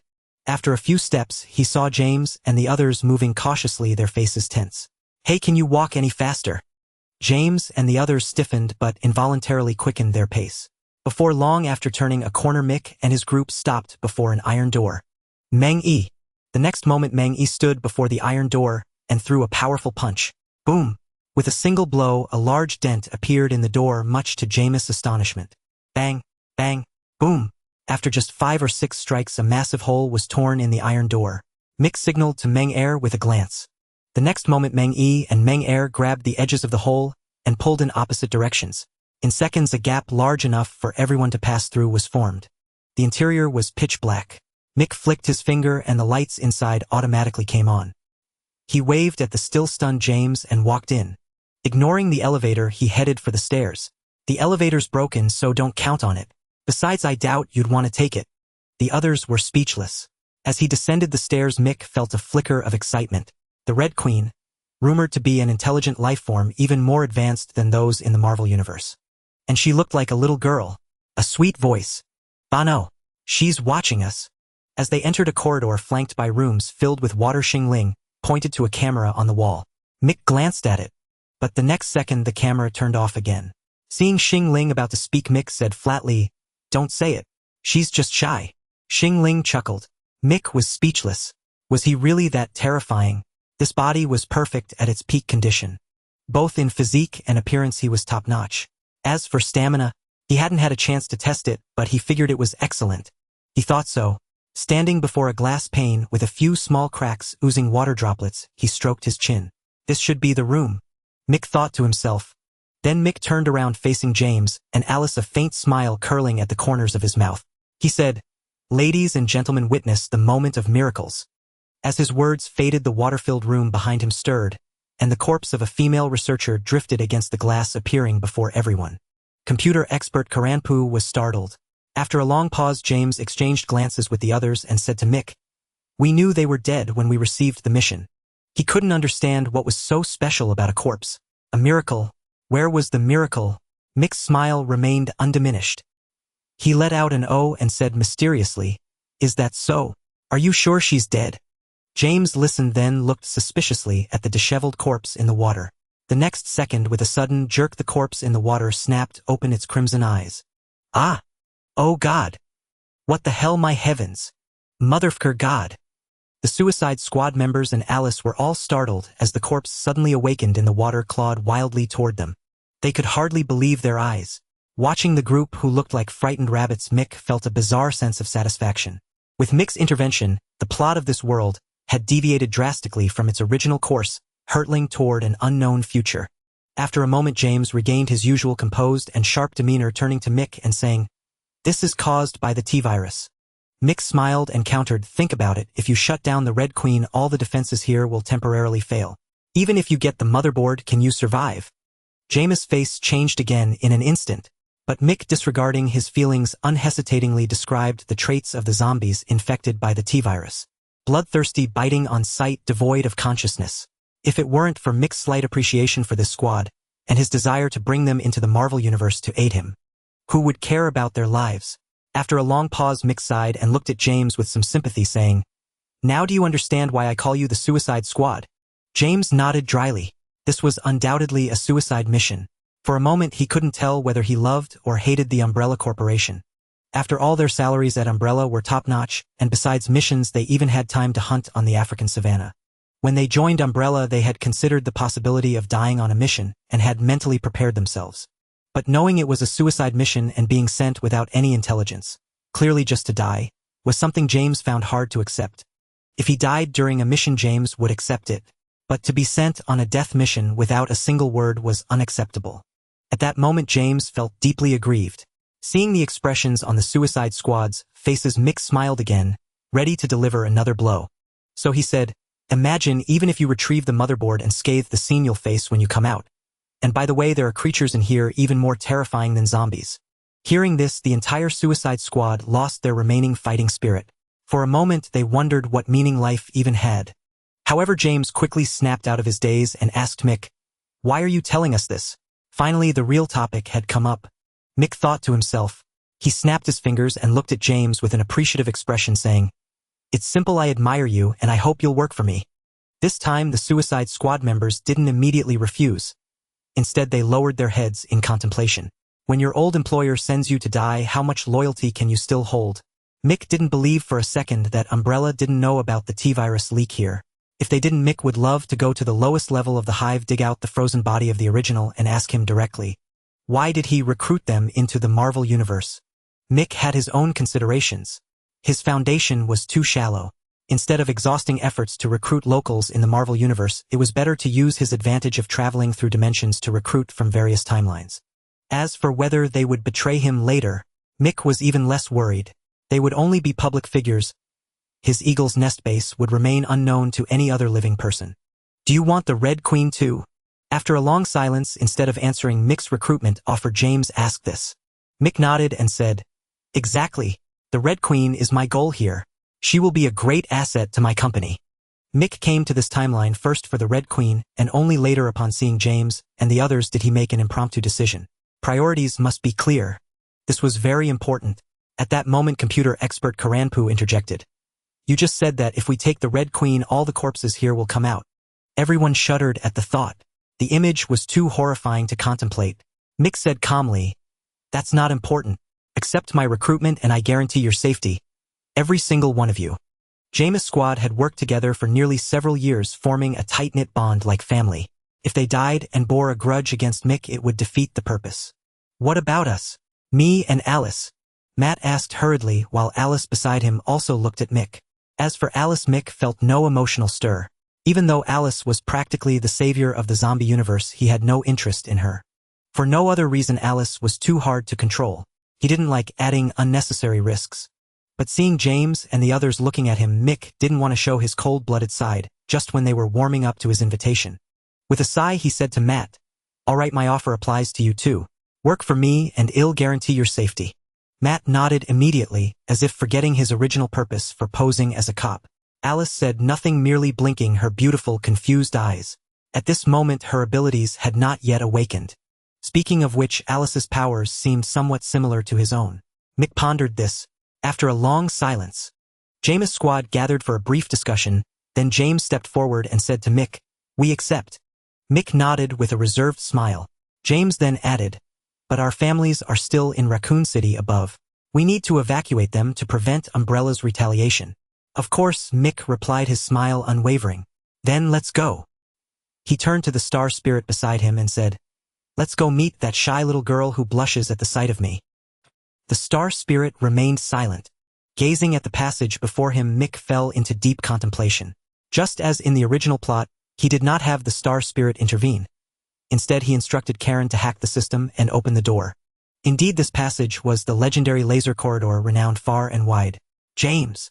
Snapping back to reality, Mick turned to glance at the handsome black man beside him and said, "Let's make a wager." "What?" Mick smiled. "If Karen truly manages to hack this door, I'll grant you any request you desire. Note, I mean truly hacking into the Red Queen system." A faint smile tugged at James' dark, handsome face. "And if he doesn't?" Mick laughed heartily. "I'm your boss. Just a bit of fun." "Interested?" James nodded. "I trust my team's abilities." Mick simply nodded in response. In his mind, he thought, "Red Queen, don't let me down." After a moment, a sharp click echoed as the passage door swung open. Karen looked up from his computer. "We're in. The other side of the passage leads to the Red Queen's server room." Mick cast a peculiar glance at James. The latter turned to Karen and asked in a deep voice, "Are you certain you've truly hacked in?" Puzzled by his captain's question, Karen double-checked his operations meticulously before looking up. "I'm certain." James nodded and turned to Mick. "Not going to ask again." Mick offered James a chance. James shook his head firmly. "I trust my teammate." Mick nodded. Eyeing the camera at the passage entrance with a hint of amusement, he said, "Red Queen, unless you want me to forcefully demolish this corridor and feed your motherboard to the crocodiles, show my employees what you'd do if they entered." The camera's red light blinked steadily. After waiting 10 seconds, Mick shook his head. "I'll count to 3. 1. The red light continued its rhythmic blink. 2. The camera's red light flickered, briefly dimming. 3. Bang! The iron door, which James and the others believed wouldn't close, automatically slammed shut with a resounding boom. James whipped his head toward Karen. The latter paled, frantically searching his computer for his error, until his eyes landed on a line of code. Karen looked up, his face ashen. "The Red Queen tricked me. She created a mirrored space, making me think ID hacked in." "Don't worry, Karen, I don't blame you." Mick offered a word of comfort to the pale-faced Karen, mindful of maintaining his image as a good boss for future endeavors. Then, addressing the camera, he said, "Red Queen, go ahead. Show them." Inside the server room, the little girl in red was seething, her displeasure written all over her face, but she had no choice but to comply. The next moment, the laser corridor, infamous for claiming 4 lives in the original film, was fully revealed. The sight of the web-like lasers, especially after their 2 transformations, thoroughly terrified everyone. The team's female medic touched her neck as if checking whether she had been struck by the laser. The group's expressions soured. Without Mick, they might have already stepped into that passage. The thought of the laser web sent chills down their spines. "Well," Mick wore a confident smile. James swallowed hard, envisioning himself being sliced into countless pieces by the web of lasers. Turning to the smiling Mick, he asked with difficulty, "How did you know?" Mick chuckled. "The Red Queen is the pinnacle of the Umbrella Corporation's intelligence. She wouldn't be so easily hacked. Besides, I've heard she's a naughty little girl." Inside the server room, the Red Queen was speechless. Mick stepped forward, addressing the star spirit blocking his path. "Just as James trusts his team, I trust you without reservation." After a pause, the star spirit moved 1 step to the right, no longer barring Mick's way. Under the tense gazes of the group, Mick slowly entered the laser corridor. The moment he stepped inside, the passage door snapped shut with a whoosh. "Ah!" The female medic let out an involuntary gasp. The group stirred restlessly, and James barked at Karen to hack in immediately. Without looking back, Mick raised a hand, signaling them to stay out. Mick fixed his gaze on the laser materializing at the far end of the corridor. A single beam hovered, neither advancing nor vanishing, as if trying to intimidate him. Addressing the camera atop the door ahead, Mick remarked with interest, "Little girl, you can try to kill me if you like, but I promise if you fail, your future will be anything but pleasant." "Are you threatening me?" A delicate, childish voice echoed from an unknown source, startling those trapped outside. Karen informed the group, "That's the Red Queen, her voice." Standing before the laser, Mick's smile was radiant. Hands in his pockets, he stared at the camera. "You can try." After a long pause, the Red Queen replied, "I'm not afraid of you." Mick burst into laughter, spreading his arms wide in the laser corridor. "Then come on." Outside, the group watched Mick provoke the Red Queen, a strange unease settling over them. "Is he insane?" The female medic, "My God, he looks so cool," Karen said. "Wow, so manly." Rain exclaimed, "Is there something wrong with his head?" James muttered, "Who am I? Where am I? What am I doing?" Alice wondered, "My sister. I couldn't save you," Matt lamented. Inside the server room, the little girl in red, provoked by Mick's taunts, flushed with anger, her adorable face even more endearing. Yet she dared not unleash the laser. Her thermal sensors detected only 10 heat sources, but her vision counted 16 individuals. The other 6 were not human. Moreover, when the Red Queen saw the star spirit through the camera, it felt like seeing its own mother.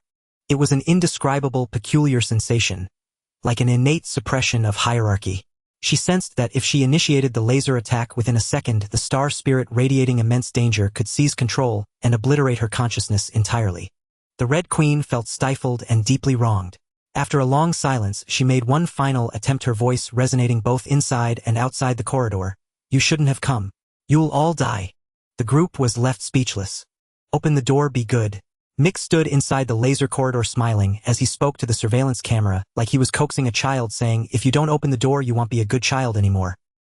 After a moment of silence, bang, the door of the laser corridor suddenly opened, and the defensive lasers at the end were retracted by Hong Ho.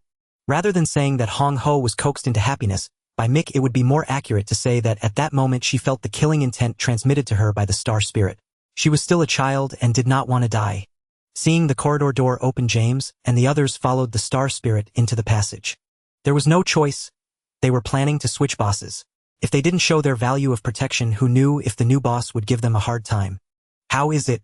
Mick smiled slightly, tilting his head to look at the star spirit beside him, whose lips curled up slightly. I told you Hong Ho must be shy. The star spirit remained expressionless. The others behind her also lowered their heads, showing no desire to speak. Upon reaching the end of the corridor, the door to the control room opened instantly, revealing the room where Hong Ho had placed the mainboard. In their sight, a little girl dressed in red with a face full of grievances appeared before them, projected as an image. What is this? Alice's eyes widened slightly. Hong Ho, the intelligence center of this base Calamp, explained to the others, staring at Hong Ho without blinking. Hong Ho looked at everyone, and then coldly turned her gaze to Mick, saying, "You will all die." Mick smiled and said, "Hong Ho, come with me." Hong Ho was speechless. "Should we take her away directly?" the star spirit asked. Although Hong Ho was considered an intelligent life form, she was merely a level above the Yomi warriors. In front of the star spirit, all intelligent life forms could be completely suppressed. To them, the star spirit was their mother, their superior. Upon hearing this, Hong Ho became anxious. "You cannot cut the power, you will die." Mick smiled lightly and said to Hong Ho, "I don't even care about a few hundred zombies." Hong Ho's projection flickered as she watched Mick lightly gesture towards the outside. In an instant, all the glass of the laser corridor shattered and countless shards floated in the air, awaiting Mick's command. James and the others had seen this not for the first time, but they were still startled by this scene. Hong Ho had just managed to break free from the overload operation when Mick interrupted her again. "As for those few lick eaters locked in cages, sorry, you can check the surveillance," Mick said with a smile. "What are lick eaters?" The others behind them discussed briefly, and then saw the surveillance footage projected by Hong Ho in front of them. In the footage, the grotesque bodies and ugly faces made everyone's expressions change dramatically. Fortunately, all the lick eaters in the dozens of surveillance screens were motionless, their brains oozing out. Just now, when Mick passed by where these lick eaters were held, he casually killed the bound lick eaters. Mick wasn't afraid of these lick eaters, but he was concerned about the worst-case scenario. If he accidentally killed one of the people behind him, wouldn't that be breaking his promise? When Hong Ho saw these images, she clearly found it hard to believe. She had just escaped from the overload operation and did not want to experience that feverish feeling again. Mick smiled and said, "So can I take you away?" Hong Ho was about to refuse, but Mick threw out a reason that made her heart flutter. "Don't you want to have your own body? I can give it to you." Seeing Hong Ho's dazed expression, Mick smiled. It was obvious that Hong Ho had once again entered an overload operation, considering the formality of Mick's words. The star spirit, however, quietly asked Mick in confusion, "With the current resources, it's impossible to create an intelligent body like mine." Mick also whispered, "Even if we strive for 30 years in technology, we cannot create another body like yours, but don't forget there is one in a movie world." Indeed, the reason Mick made this promise was that he knew it was achievable. In Terminator, the killer robots sent by Skynet were more advanced with each iteration. Moreover, they were indistinguishable from real humans. Once Mick finished speaking, the only sound in the control room was the whirring of Hong Ho's overheated operation.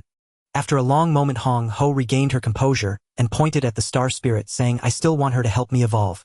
For an intelligent life form, evolution was always their pursuit. Mick glanced at the star spirit, wanting to ask for her opinion. However, the latter directly said to Hong Ho with a blank expression, "Call me mommy."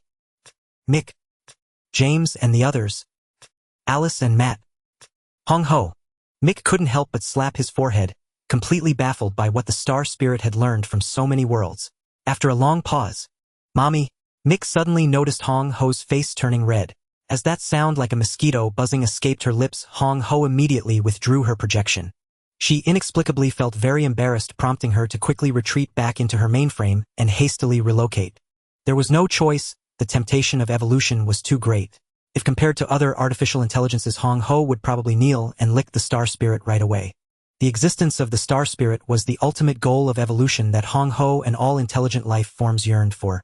By reaching the level of the star spirit, they had already evolved to the pinnacle, possessing their own thoughts and bodies that could move freely. "Can we dismantle it?" Mick shook his head, looking strangely at the star spirit, who seemed to resemble a female boss evolving. The star spirit nodded. Mick breathed a sigh of relief and waved to Calamp behind him, saying, "Computer expert, get to work for the boss." As soon as he spoke, except for Calamp, who showed no caution, James and the other team members quickly ran to guard the outside of the laser corridor.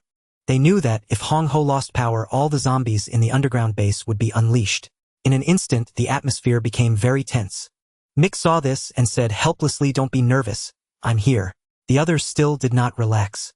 Although they understood Mick had the strength to ensure their safety, it didn't hurt to be cautious. Calamp skillfully removed several steel plates from the ground, looking at the hidden power supply, then turned to Mick to confirm, "I'm starting, boss." Mick still smiled without responding. He nodded. Calamp lowered his head, gritted his teeth, and put his hand down. The next second, bang, bang, bang, bang. Instantly, the underground base was completely plunged into darkness as lights began to extinguish from the outside in. Doors opened automatically after losing power. The recently flooded room was no exception. The water surged out as if a flood had occurred. At this moment, the zombies were unleashed. Suddenly, a roar akin to that of a monstrous beast pierced through layers of obstacles, reaching the ears of Mike and his companions.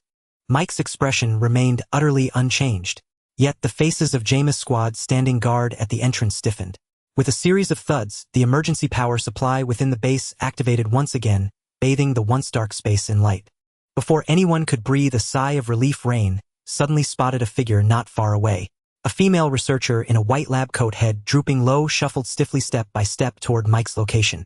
Sir, 6 o'clock. This time, knowing full well what they were up against, Rain did not rush over claiming to have found a survivor as they did in the movies. On guard. James glanced over his pupils contracting and barked at his squad members. Halt. Stay where you are. Clinging to a sliver of hope, James shouted at the female zombie, slowly dragging her body forward. Naturally, the female zombie did not understand a word. He said, still sniffing out the scent of the living, striving to crawl toward James. She was hungry, ravenously hungry upon awakening. She craved blood. Just as the female zombie was about 10 paces away from James and his men, James said to Rain, "Shoot the legs." "Copy that." Rain nodded, raised her assault rifle, and quickly aimed at the right knee of the female zombie. Bang! Pulling the trigger, an orange bullet, propelled by gunpowder, instantly shot from the muzzle, streaking through the air and striking the target's knee in a blur. The next moment, the female zombie's knee buckled, yet she felt no pain dragging her crippled leg as she continued to shuffle toward James and the others. Bang! This time, without needing Jameis' command, Rain fired a bullet that struck the female zombie's other intact knee. Thud! The female zombie crashed to the ground, yet even so she still struggled to crawl forward. Had she been alive, her determination and persistence might have moved everyone. But witnessing this scene only deepened James and his team's belief in Mike's words. No one could remain silent with both knees shattered. Not even the bravest SEAL could stay quiet and move unaffected. Moreover, this base housed nothing but sedentary researchers. In terms of intellect, any one of them could likely take on Jameis' entire squad single-handedly. But when it came to pain tolerance, on guard. James raised his right fist to his squad, then walked behind the female zombie. He pressed a foot down on her lower back, immobilizing her, preventing further crawling or turning. Trapped, the female zombie could only lie prone, eyes bloodshot drool at the corners of her mouth, her hands reaching out desperately toward the squad members who occasionally glanced over while maintaining their alertness. Rain frowned at the zombie's expression. Disgusting. The others thought the same as they looked at her. Bang, bang. James rapidly fired 2 shots into the zombie's heart area from behind. Seeing the black blood oozing from her back, he raised an eyebrow. Heart destruction doesn't kill it. Could it be? Jameis' gaze fell upon the zombie's head. He drew his pistol from his belt. With a bang, the female zombie's still active hands suddenly jerked and then went limp. Dead.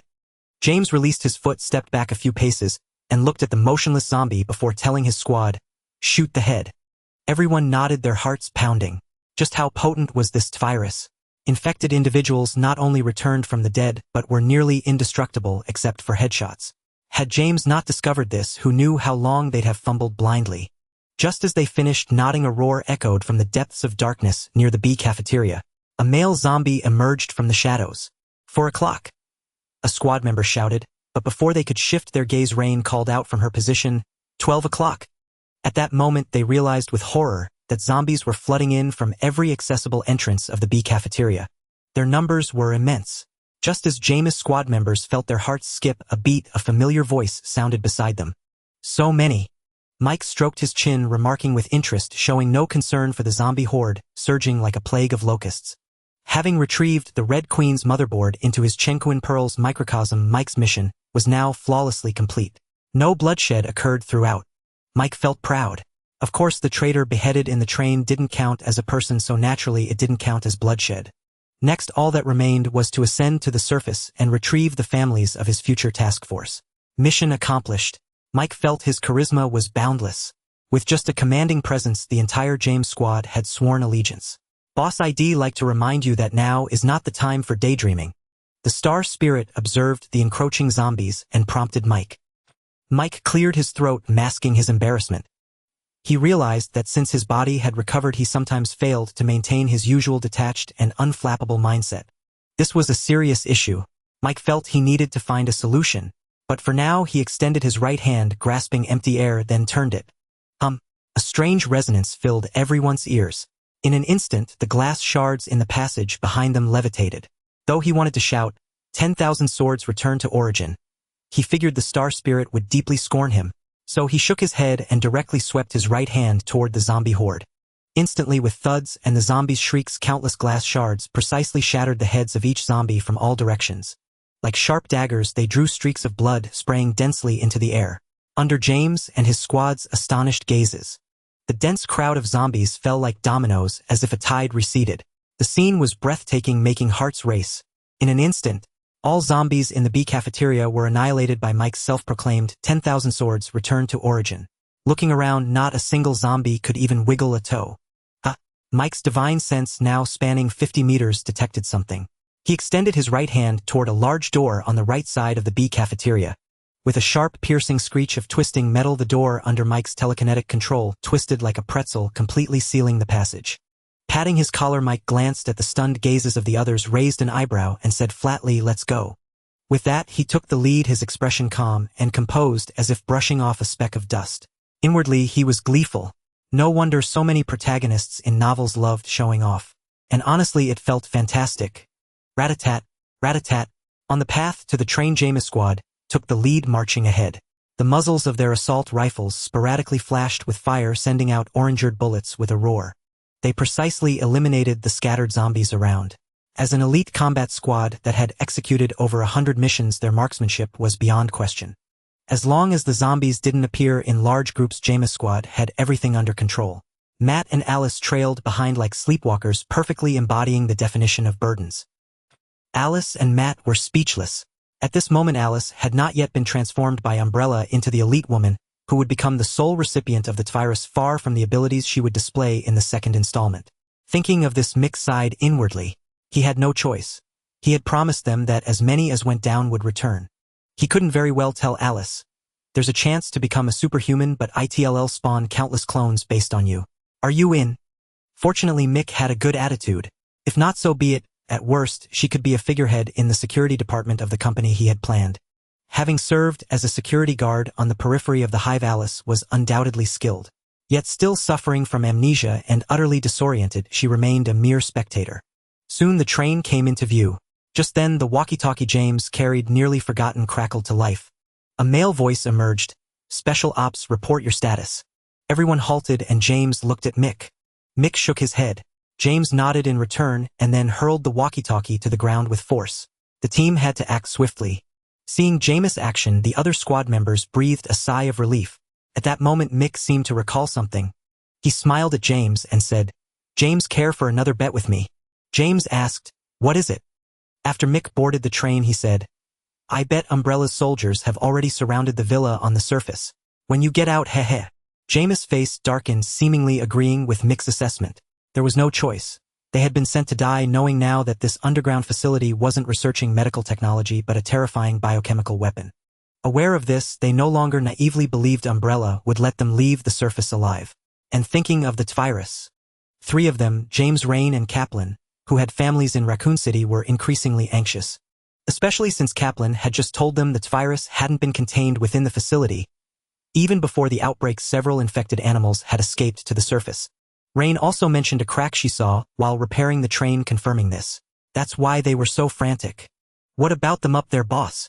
Mick glanced at James, who had suddenly changed his address, and felt pleased. So he decided to demonstrate the prowess befitting a true mastermind in front of his first recruits. He pulled a pair of sunglasses from his chest pocket, blew on them, but didn't put them on. Wearing them would be pretentious, not cool. Wearing sunglasses underground would be idiotic. He returned the glasses to his pocket, glanced at James, paused, and said casually, "They're nothing but a flock of sheep. What's there to worry about?" With that, he signaled Meng Yi to start the train. Surprisingly, Jameis' squad, along with Alice and Matt, felt much calmer after hearing Mick's indifferent words. Indeed, the boss was here and unfazed. Why should the employees panic? That would only boost the enemy's morale and dampen their own. So everyone took their seats listening to the wind howling as the train sped along. On the surface, Kane, an Umbrella executive appointed at the last minute, had orders to capture anyone or anything emerging from the hive to contain the news of the virus leak and buy time for Umbrella's evacuation. Kane kept calling the special ops team that should have entered the hive via walkie-talkie, but there was no response. Just as he began to suspect they had been wiped out, a fully equipped soldier ran over and reported, "Sir, the underground train will arrive in 5 minutes." Kane nodded and looked around. The villa was already cordoned off by Umbrella under the guise of a toxic chemical leak. At the iron gate, a dozen soldiers stood alert with their rifles raised. Outside, soldiers wearing gas masks looking convincing pretended to conduct various tests. When it came to acting, they were professionals. Kane switched the walkie-talkie channel and said in a low voice, "Remember, take them alive. Don't damage Red Queen's motherboard." There was no response, but Kane knew they had received his orders. At 35, Kane had risen to Umbrella's upper echelons, brimming with ambition. When Umbrella discussed evacuation plans, he volunteered, saying, "You go first, I'll hold the rear." So the higher-ups patted him on the shoulder, acknowledging his dedication, and promised him another promotion after Raccoon City was evacuated. Beep, beep, beep. Kane frowned, pulled out his phone, hesitated, but answered. Before he could speak, Dr. Charles on the other end demanded, "Has the virus leaked?" Kane replied, "Dr. Charles, someone will pick you up tomorrow. Rest assured you are a valuable asset to the company." "Damn it, Dr. Charles," the man who had developed the virus to cure his daughter, cursed and hung up abruptly. Kane's temple pulsed with blood vessels. He took a deep breath to calm his agitation. That damned old man. Kane was an executive while Dr. Charles was an asset. The priority was clear. Executives could be replaced, but losing a key asset was a major blow. Hands on his hips, Kane kept breathing in and out. Just then, a soldier on guard at the train platform shouted, "The train has arrived. Prepare for battle." Kane's face lit up, but the next second, what the... Rat-a-tat. God, what is that? Rat-a-tat-a-tat, fall back, fall back. Kane's expression froze as he stared at the walkie-talkie in his hand. He blinked. With a calm expression, Mick stepped off the train, catching an object flying towards him with his right hand. It was something less than 20 centimeters long, shaped like an arrow. Usually such an object would be treated as trash. However, Mick's imagination sparked as he suddenly recalled a powerful arrow from a certain movie. He thought to give it a try, and as a result, he perfectly replicated it. Looking at the 10 or so corpses lying in pools of blood, some still twitching, Mick's heart was as calm as water. The wounds on these corpses were identical, all having been instantly killed by the arrow in Mick's hand, piercing through their brains. With the enhancement of his mental power, this arrow could easily penetrate anything in its path, just like a needle through tofu. Hiss! The others, including James, who followed the Star Spirit off the train, gasped in shock at the scene on the ground. The team members looked at their leader, James, with a strange expression. They seemed relieved that James had decisively chosen to stand with the team. It appeared that following Mick was far more promising than following the Umbrella Corporation. "So many people have come." Mick slowly opened his eyes, smiled softly at the Star Spirit, and said. The beautiful face of the Star Spirit showed no emotion, simply gazing quietly at Mick. Understanding the Star Spirit's intent, Mick raised his hands in a gesture of surrender and stepped behind her. At that moment, the Star Spirit finally revealed a slight smile. Just moments ago, the Star Spirit had allowed Mick to show off his strength against the defenseless zombies in front of Jameis' team, who were about to become his subordinates. But now, with private military forces from Umbrella all around, who knows if they were carrying any lethal weapons? As Mick's protector, the Star Spirit would naturally not allow him to take risks. He could show off when there were no threats in the vicinity. Revenant warriors. With the Star Spirit's command, 5 Revenant warriors who had been hidden around after obtaining the main board reappeared before everyone. Thud, thud, their feet stomped on the ground as they walked up the ascending passage. Their orders were to eliminate any threats. In their programming, anything that could move was considered a threat. Thus, who goes there? Stop. Stop. Stay where you are or we will open fire. The next moment, damn it, open fire. Rat-a-tat-it. The bullets are useless against them. Help. Help. 5 people in bulletproof vests, we need backup. Rat-a-tat-it. I don't want to die, save me, save. Grip. In an instant, the screams in the corridor, the sounds of bullets hitting metal, the noise of necks snapping, and the haunting cries of demons filled the air. Mick remained expressionless, and so did the Star Spirit. The few people behind them exchanged glances. Alice furrowed her brows, memories echoing in her mind. Clearly Alice's amnesiac state was rapidly recovering. Matt picked up an assault rifle from the ground stained with a mix of blood and a white liquid and began to wipe it down. Seeing that white liquid and then looking at the wounds on the corpses made it easy to associate with something that would make one's throat itch. Damn it! Everyone surround them! Outside, Kane's face twisted with rage as he listened to the screams from the intercom, his expression darkening. Damn it, for such an apparently simple task today Kane had brought out his private armed squad from Umbrella. The goal was to showcase his strength in front of the big shots at Umbrella. Unexpectedly, boom. At that moment inside the villa, a ferocious figure suddenly grabbed a soldier and brutally slammed him against the wall. Beneath that wall, several corpses lay like mush, evidently having died from such simple and brutal methods. The soldiers stationed outside the villa grew increasingly anxious as they observed. If it weren't for Umbrella's strict protocols, they would have likely fled by now. Even so, the few soldiers at the entrance were chattering their teeth, showing no spirit of those who had just come to carry out a mission. Damn it, they are completely unafraid of bullets. God, I don't want to die, save me. Rat-a-tat-it, I go die. Damn demons, rat-a-tat-it. Ah! God, I want to leave here. Let me. The screams echoed in Kane's ears as he directed the operation outside. Kane's expression grew increasingly grim. Damn it, weren't there just one team of people? Kane was anxious, feeling his anger boiling over. He shouted at the soldiers guarding him for safety, charge. No matter what's inside, I want him to come out lying down. At that moment, with a loud bang, a large hole was smashed in the villa's wall, and a soldier flew through the air like a rag doll, smashing into another soldier in a white coat standing outside. The next second, the man in the white coat turned crimson, his fingers unconsciously squeezing the trigger of the assault rifle. Rat-a-tat-it. In an instant, the sound of bullets rang out across the outskirts of Raccoon City, causing chaos among the soldiers outside, fearing stray bullets would hit them. Damn it! Give it to me! Kane, furious, hoisted the rocket launcher from a nearby soldier onto his shoulder, aiming at the shadow of Meng Yi that flickered at the hole. Bang! With the trigger pulled, Kane stumbled back, but quickly steadied himself. Boom! The rocket flew accurately through the hole, striking Meng Yi. In an instant, the hole expanded easily, large enough for a vehicle to pass through. With the explosion, dust erupted from the ground. He's dead. Kane was delighted, thinking within himself. Roar! The enraged Meng Yi let out a furious roar, leaping from the smoke, directly crashing through the tent erected by the Umbrella Corporation for disguise, much like the Hulk. At that moment, Meng Yi's true form appeared before them, his entire body composed of an unknown metal with only the right cheek covered in synthetic skin. Meng Yi opened his mechanical mouth, producing a terrifying roar. He looked exceedingly menacing. What is this? Kane panicked, realizing that even Umbrella didn't have such advanced robots, let alone one that was immune to rocket launchers. God, what is this thing? Damn it, I'm not fighting anymore, I want to go home. They are completely unafraid of death, I want to leave here. God, please forgive me. Under the gaze of over 50 soldiers, Meng Yi seized a nearby soldier, lifting him into the air. As the soldier spat blood and struggled violently, Meng Yi tore him apart like a lamb leg. In an instant, the soldier split in two and his entrails mixed with blood splattered onto Meng Yi's exposed metallic skeleton. Like a flesh-eating demon, this scene completely extinguished the fighting spirit of the 50 soldiers. They lost all desire to fight. They all fled outside, desperate to escape from this place. Bang! Mick's heart involuntarily skipped a beat as he watched Meng Yi, who resembled a demon from the abyss, dragging a person by the hand and tossing them before him. There was no helping it. Meng Yi's current appearance was simply too horrifying to behold, surpassing even the legendary Frank, who could silence crying children with a mere glance. Gulp! Anna, the team's only non-combatant female medic, couldn't help but swallow hard, her entire body trembling. Who is he? Mick asked curiously as he watched Alice, clad in a red dress, walk calmly toward him, entirely unfazed by the blood-soaked scene around them.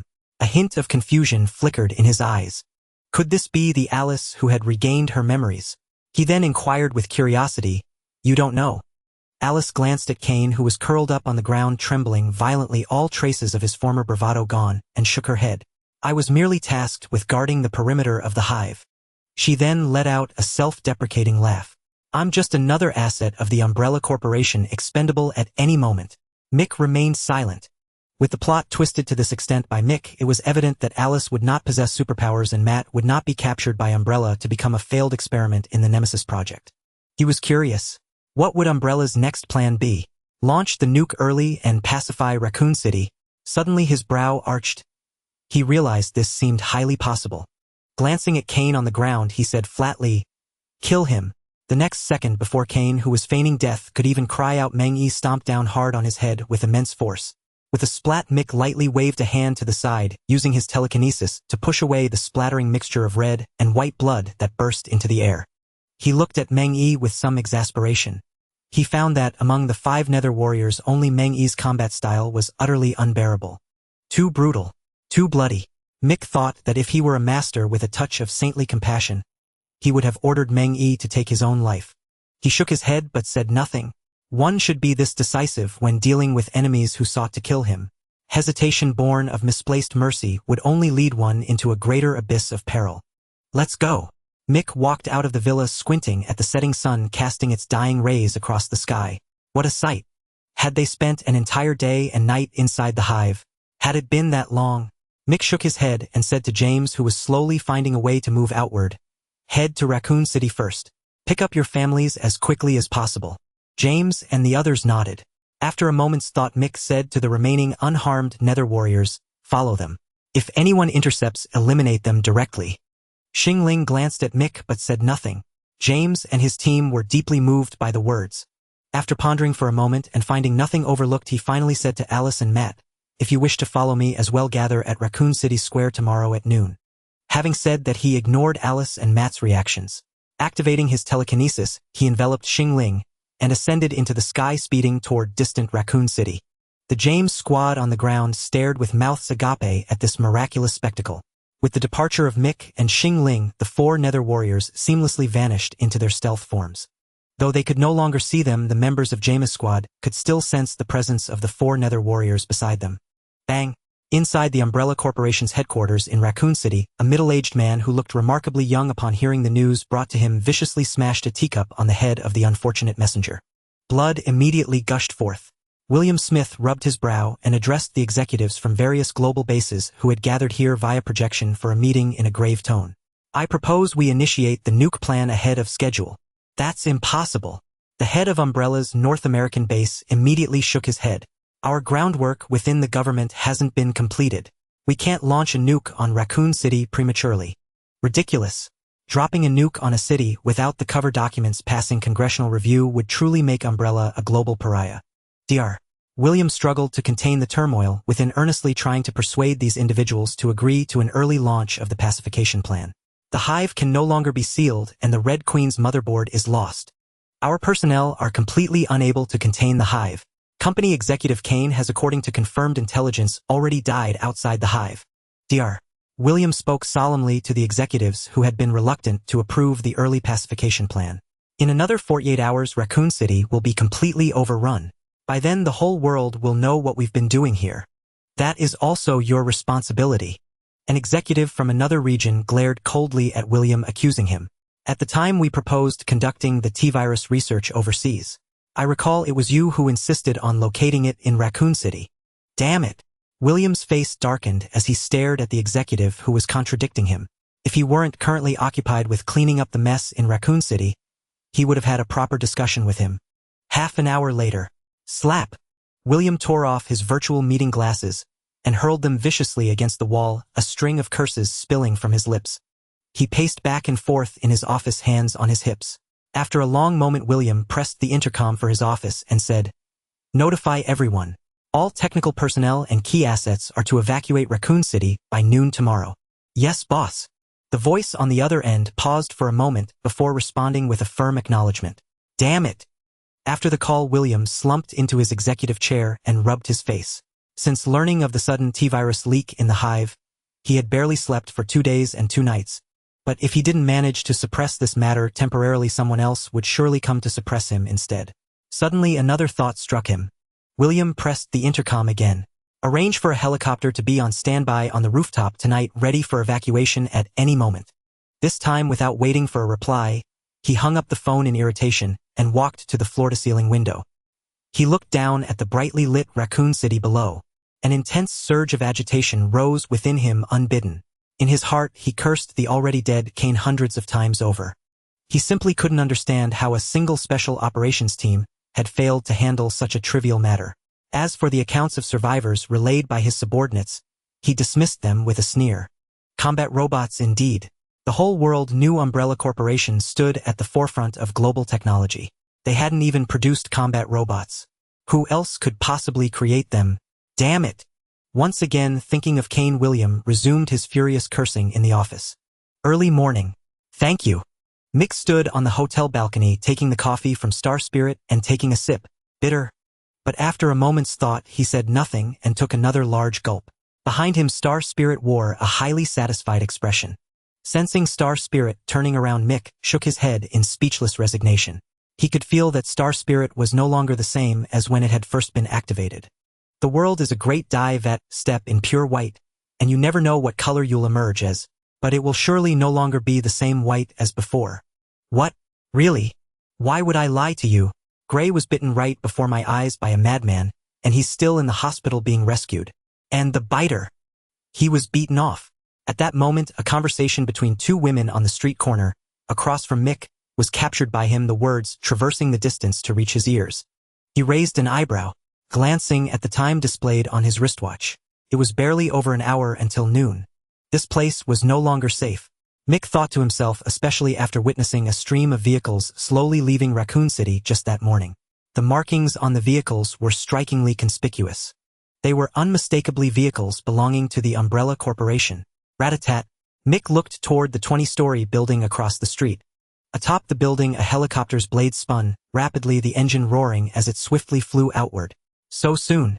A jolt of surprise ran through Mick's heart further, convincing him that Umbrella would pacify Raccoon City ahead of schedule. Meanwhile, on the outskirts of Raccoon City, a large contingent of Umbrella soldiers was beginning the siege plan ordered by their superiors, sealing off the entire Raccoon City. 10 minutes later, Star Spirit beside Mick opened its eyes in surprise and said, "The entire city's network has been cut off." "Indeed?"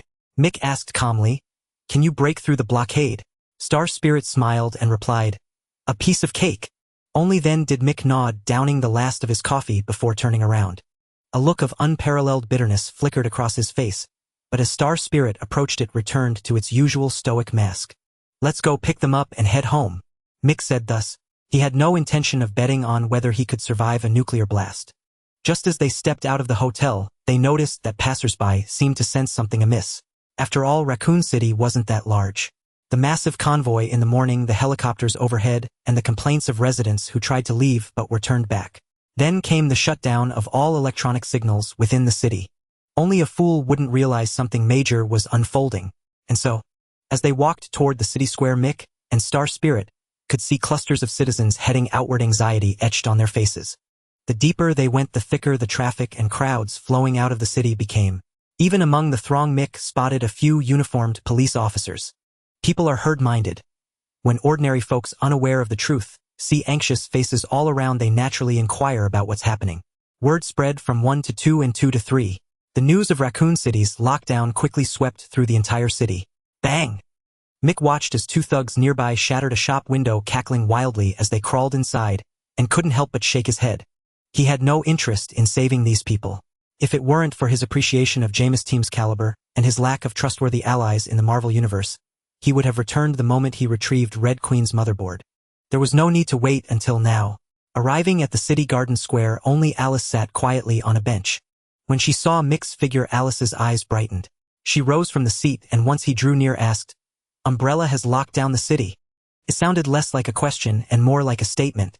Alice, with her memories restored, was far from the amnesiac Alice.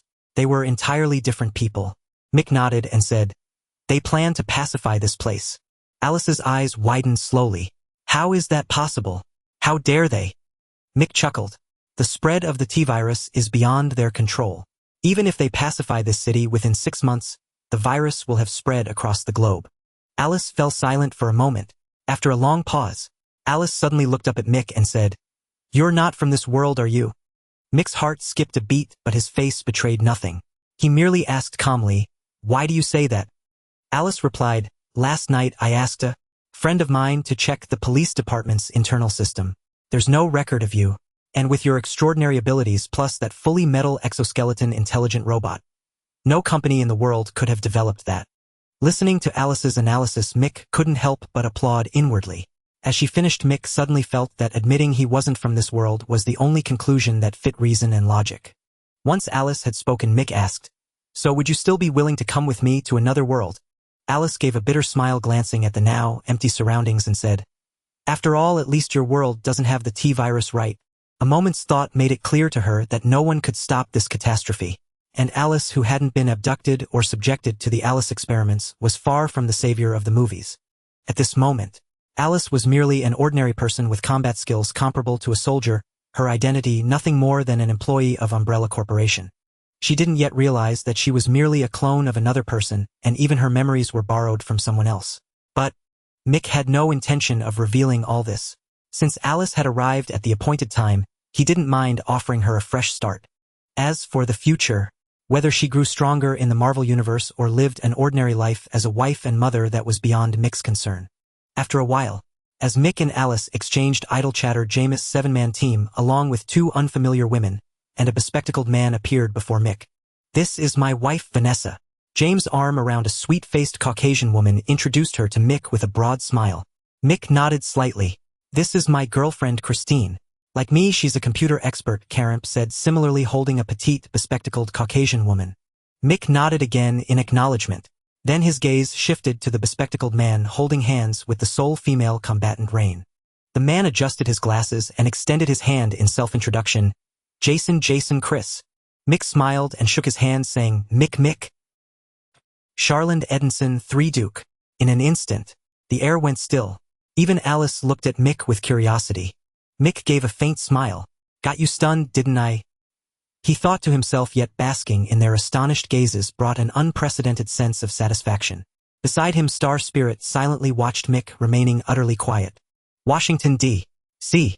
At this moment, within that iconic white building in the United States, an unparalleled spectacle was unfolding. Ladies and gentlemen, we are witnessing another stage of human evolution. Mutations often occur during adolescence, triggered by emotional fluctuations. The red-haired Jean Grey, who had come to the White House in an attempt to persuade the government to abandon the Mutant Registration Act, spoke slowly at the podium while wearing glasses. Midway through her speech, she was interrupted by a congressman who supported the act. The white-haired congressman, also wearing glasses, said bluntly, Thank you, Miss Grey. That was very educational, but you have strayed from the topic of this meeting. He looked at the other congressman and said, Today's topic is, Are Mutants Dangerous? Inside the Edinson Duke Castle. Mick sat on the sofa, swirling the wine glass in his hand, watching with great interest the images projected in midair by the Star Spirit. Jean Grey. Mick looked at Jean Grey in the image and suddenly thought, did these people all believe that wearing a pair of glasses could hide their identity? Or perhaps those glasses were actually the most well-hidden artifact in Western cinema. A year had passed since returning from Resident Evil. The Eagle's Nest base beneath Mick's feet had officially begun construction. In a massive underground passage, an army of robots controlled by the Star Spirit was continuously transporting materials from another world, the world of I Am Legend. According to the plan, in another half a year, his Eagle's Nest base would be fully completed. As planned, the underground Eagle's Nest base would occupy the entire Hudson Valley and include an unparalleled passage leading directly to the farm outside New York City. That farm had just recently been acquired by Mick. As for the James Squad and others, they had been dispatched to New York to oversee the construction of the Umbrella Corporation headquarters there. Mick was too lazy to come up with a cool name, so he simply adopted the existing one. As for the business scope, Mick had absolutely no interest in the Umbrella Corporation's previous virus serum. When it came to serums that could enhance the human body, there was no shortage in the Star Spirit's database, but Mick did not ask the Star Spirit to produce them just yet. As for the location of the headquarters, Mick, with a mischievous sense of humor, purchased the building directly opposite a certain superhero company. After obtaining the demolition permit from the New York City government, he blew it to dust with a single explosion. That kind of mundane plan was far beneath Mick's notice. With the Star Spirit's help, Mick, who was already quite wealthy, naturally intended to build his headquarters as lavishly as possible. As for the headquarters model, Mick declared it would be a breathtaking skyscraper. With a total height of 1087 meters, the building's design resembled a dragon soaring into the sky from the ground, its twisting and winding structure intertwined, reaching straight for the enormous pearl at the top of the tower. Mick named his building the Pearl Tower. When Mick unveiled the design, James and the others were filled with even greater admiration, while the Star Spirit behind him turned its gaze toward the window. It seemed to be barely restraining itself from spoiling Mick's smugness. When Mick brought James and the others to this universe, curiously enough, none of them remembered being from another universe. Even when the world had drastically changed, they showed no surprise. When Mick named the company Umbrella Corporation, it was as if they were hearing the name for the first time. Curious, Mick asked the Qian Yuan Pearl about it. The Qian Yuan Pearl replied nonchalantly, "The universe's automatic correction." Mick only half understood, but it made him more at ease. After all, even if James and the others were captured by someone, they wouldn't reveal themselves as illegal immigrants from another world. Applause. Just as Mick was lost in thought, a sudden burst of applause from the screen snapped him back to reality. Mick rubbed his chin. He asked the Star Spirit, "This should be the beginning of the first X-Men movie, right?" The Star Spirit replied, "According to the database, there is a 90% probability that it matches the plot." Mick nodded. He wondered whether he should make an appearance. But the next second he shook his head. These mutants were powerful, but their education was generally lacking. To put it bluntly, they were a bunch of brutes with strength but little inclination to think. Only Xavier's school taught its students various subjects, but the terrifying part was, no institution or company in the outside world recognized the diplomas from the X-Men school. It was like the S.H.I.E.L.D. Academy, an illegal black market school. Think about it. Wasn't that tragic? Already ostracized by ordinary people and rejected by mainstream schools, they finally managed to get into a school to learn only to find upon graduation. No one recognized their diplomas as valid. As for Magneto's mutants, Mick had even less interest. If Xavier's mutants were the cultured ones, then Magneto's were like a labor union. Want to overthrow human governments? It would be simple. Have Mystique, the master of disguise, infiltrate various financial groups, kill a few executives, and within a few moves, if the U.S. didn't fall into chaos, Mick would gladly offer his head as Magneto's chamber pot. Truly a case of suffering from a lack of education. They hadn't even figured out who truly held the reins of power in America. Turn it off. At that thought, Mick suddenly found it all dull. He said to the Star Spirit, "How is the product we plan to launch by the end of this year coming along?" The Star Spirit nodded and said, "Production has already begun in the world of I Am Legend." Mick nodded. The product he intended to promote would likely be loved by many but hated by even more. That's right. Mick's first product was cloning technology. Unlike the now-dead doctor's idea, Mick had no intention of selling organs separately. Instead, he would sell the complete package. His target was the elderly tycoons of the world's financial groups. His goal was to integrate faster into the upper echelons of this country. Slow climbing was not Mick's style. He believed that with such an alternative life extension technology, those dying old men would surely be tempted. Moreover, Mick's product required annual maintenance. By then, he was confident those old men would jump on board his war chariot. He looked forward to the day when, amid the chaos of the Marvel Universe, his eagle's nest would gain law enforcement authority within the United States. He refused to believe that with 50% of America's financial groups tied to his chariot, obtaining a law enforcement charter would be that difficult. Besides, the current U.S. President George seemed to love his wife very much, and his wife, rumored to be his middle school teacher, was now old and faded. In early April of 2005, as Mick strolled leisurely through the garden behind the castle, the communication device, tucked in his ear, suddenly chimed. "OSS Miss Maria Hill has arrived." At that moment, Meng Yi stood like a statue by the castle's iron gate, his Tundra 3 stature towering like a great tree, forcing Hill to look up at him. This feeling was utterly dreadful. As Mick's activities in New York grew increasingly bold, Hill, the deputy director of S.H.I.E.L.D., felt a mounting unease with each report crossing her desk. Thus she came. "Don't you know how to smile?" Meng Yi glanced at her but remained silent. After a long pause, Mick's voice reached Meng Yi's ear. "Let her in." Receiving the order, Meng Yi silently opened the castle's massive gate, moving slightly aside without uttering a single word. Hill glared at the open gate, shot a fierce look at Meng Yi, then got into her car and drove toward the castle. As she stepped out, she saw Xing Ling standing at the castle entrance. Xing Ling, porcelain-like in appearance, said to Hill, "Boss is in the back. Go on your own." With that, she turned and entered the castle without hesitation. At the door, Meng Er and Meng Sen stood like vigilant guards, barring entry to any uninvited guests. A bunch of lunatics. Hill rolled her eyes inwardly, then slammed the car door shut in a burst of frustration, walking along the path toward Mick, who stood by the Hudson River's flow. Her fury blazed within her. Her temper was on the verge of erupting. Standing by the river, Mick gazed down at the gently flowing water, listening to the sounds behind him. He turned with a gentle smile. What met his eyes was Hill's soul soaring high through the air, aimed directly at his handsome face. He chuckled softly. Mick's slender right hand once again caught Hill's ankle. In the days when he wasn't traversing time and space, Mick often appeared inexplicably by Hill's side, claiming it was to nurture their bond. This irritated Hill beyond measure. Meeting like this every time. It's really not good. Before Hill could speak, Mick released her ankle, taking in her attire. Her ever-present uniform, yet still strikingly captivating. Then, with a calm expression, he said, "As a guest, Edinson Castle is always open to Miss Hill." As Mick's cultivation of the refining spirit art deepened, he finally understood why he sometimes felt surprise and astonishment. His clone still harbored some hidden flaws. Mick himself had reached a state of unshakable composure, but his clone retained the most fundamental emotions. During the cloning process, these emotions merged with Mick's own, causing fluctuations in his personality. Yet with his cultivation, Mick felt that soon he would fully regain his former self. Unmoved even if Mount Tai crumbled before him. For now, Mick decided to heed the advice of the Qian Yuan Pearl. Until the fusion was complete, he would not forcibly suppress the emotions that occasionally surfaced. This would be detrimental to his future integration, potentially creating greater spiritual cracks. So Mick chose to relax by letting his emotions roam, using his only familiar acquaintance, Agent Hill, as his outlet. Mick. Though Hill wished she could beat Mick to a pulp, he always calmly reminded her of his ducal status. 3 months ago, Mick had captured 3 agents sent by the bald man to investigate him. Without a word, he shipped them straight to the British government. Consequently, at a council meeting, the British government fiercely lambasted the bald man, demanding to know his intentions. Spying on and investigating a duke with a storied history. Were they asking for trouble? After the meeting, the bald man's face was as dark as a pot's bottom. He couldn't fathom Mick's refusal to play by the rules. Wasn't the normal protocol to pretend ignorance when agents were sent to monitor you? Who goes running to the authorities at the slightest provocation?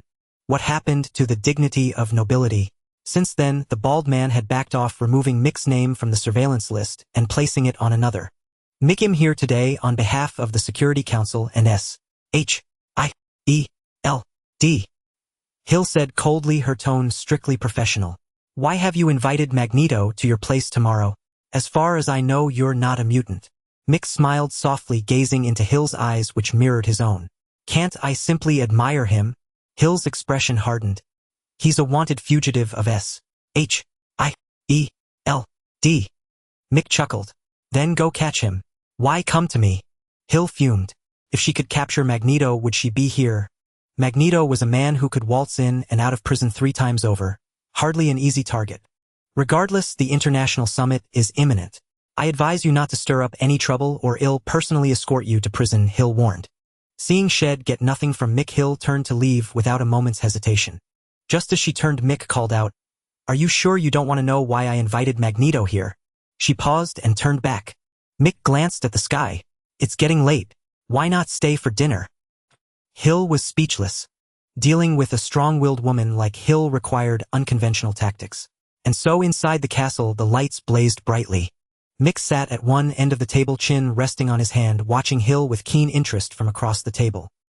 Hill sat rigidly, her face expressionless, struggling to keep her inner turmoil from clouding her judgment. Over the past few months, reports of Mick's bold moves in New York had flooded Hill's desk. The towering 1,000-meter building alone was enough to capture everyone's attention. Even as the interior of Mick's building was still under renovation, rumors buzzed that a formidable force was emerging. Major conglomerates in New York dispatched agents to uncover the owner of this umbrella pearl tower. Yet all inquiries yielded nothing. The next day, every senior tycoon in these conglomerates mysteriously found an invitation on their desks. Upon inquiring within their circles, they discovered that not just in New York but across the nation, every major family and financial magnate had received an identical invitation. When they compared notes, they were stunned to find it was even printed. This irked the old guard. After all, they were at the pinnacle of the pyramid. Their invitations should exude elegance and class. At the very least, they shouldn't be mere printouts. Was this a sign of disrespect? Or was it sheer contempt? Outside the castle, Mick, bearing the searing pain on his right cheek, wore a faint smile as he escorted the cold-faced Frosty Hill into the car. Once seated, Hill shot Mick a disdainful snort and started the engine. Embarrassment flickered across Mick's face. Only after Hill's car had vanished from the castle grounds did he drop his smile, touching the mark on his right cheek. It burned fiercely. Turning to Star Spirit, he scowled. That wasn't me just now. Star Spirit nodded with an expression of utter innocence which only fueled Mick's inner turmoil. Moments earlier at the dining table, Mick had been striving to embody the quintessential gentleman of noble virtues. Yet as he approached Hill to pour her wine, his gaze fell upon her profile. Then a surge of foreign emotion burst forth uncontrollably. With a smack, his lips landed on Hill's cheek. Mick blinked, stunned. Hill, equally taken aback, reacted with a sharp slap across his right cheek. Thus dinner ended in discord, and Hill, disregarding any concerns about drunk driving, sped away. After all, as the deputy director of S.H.I.E.L.D., no officer would dare stop her car. Damn it!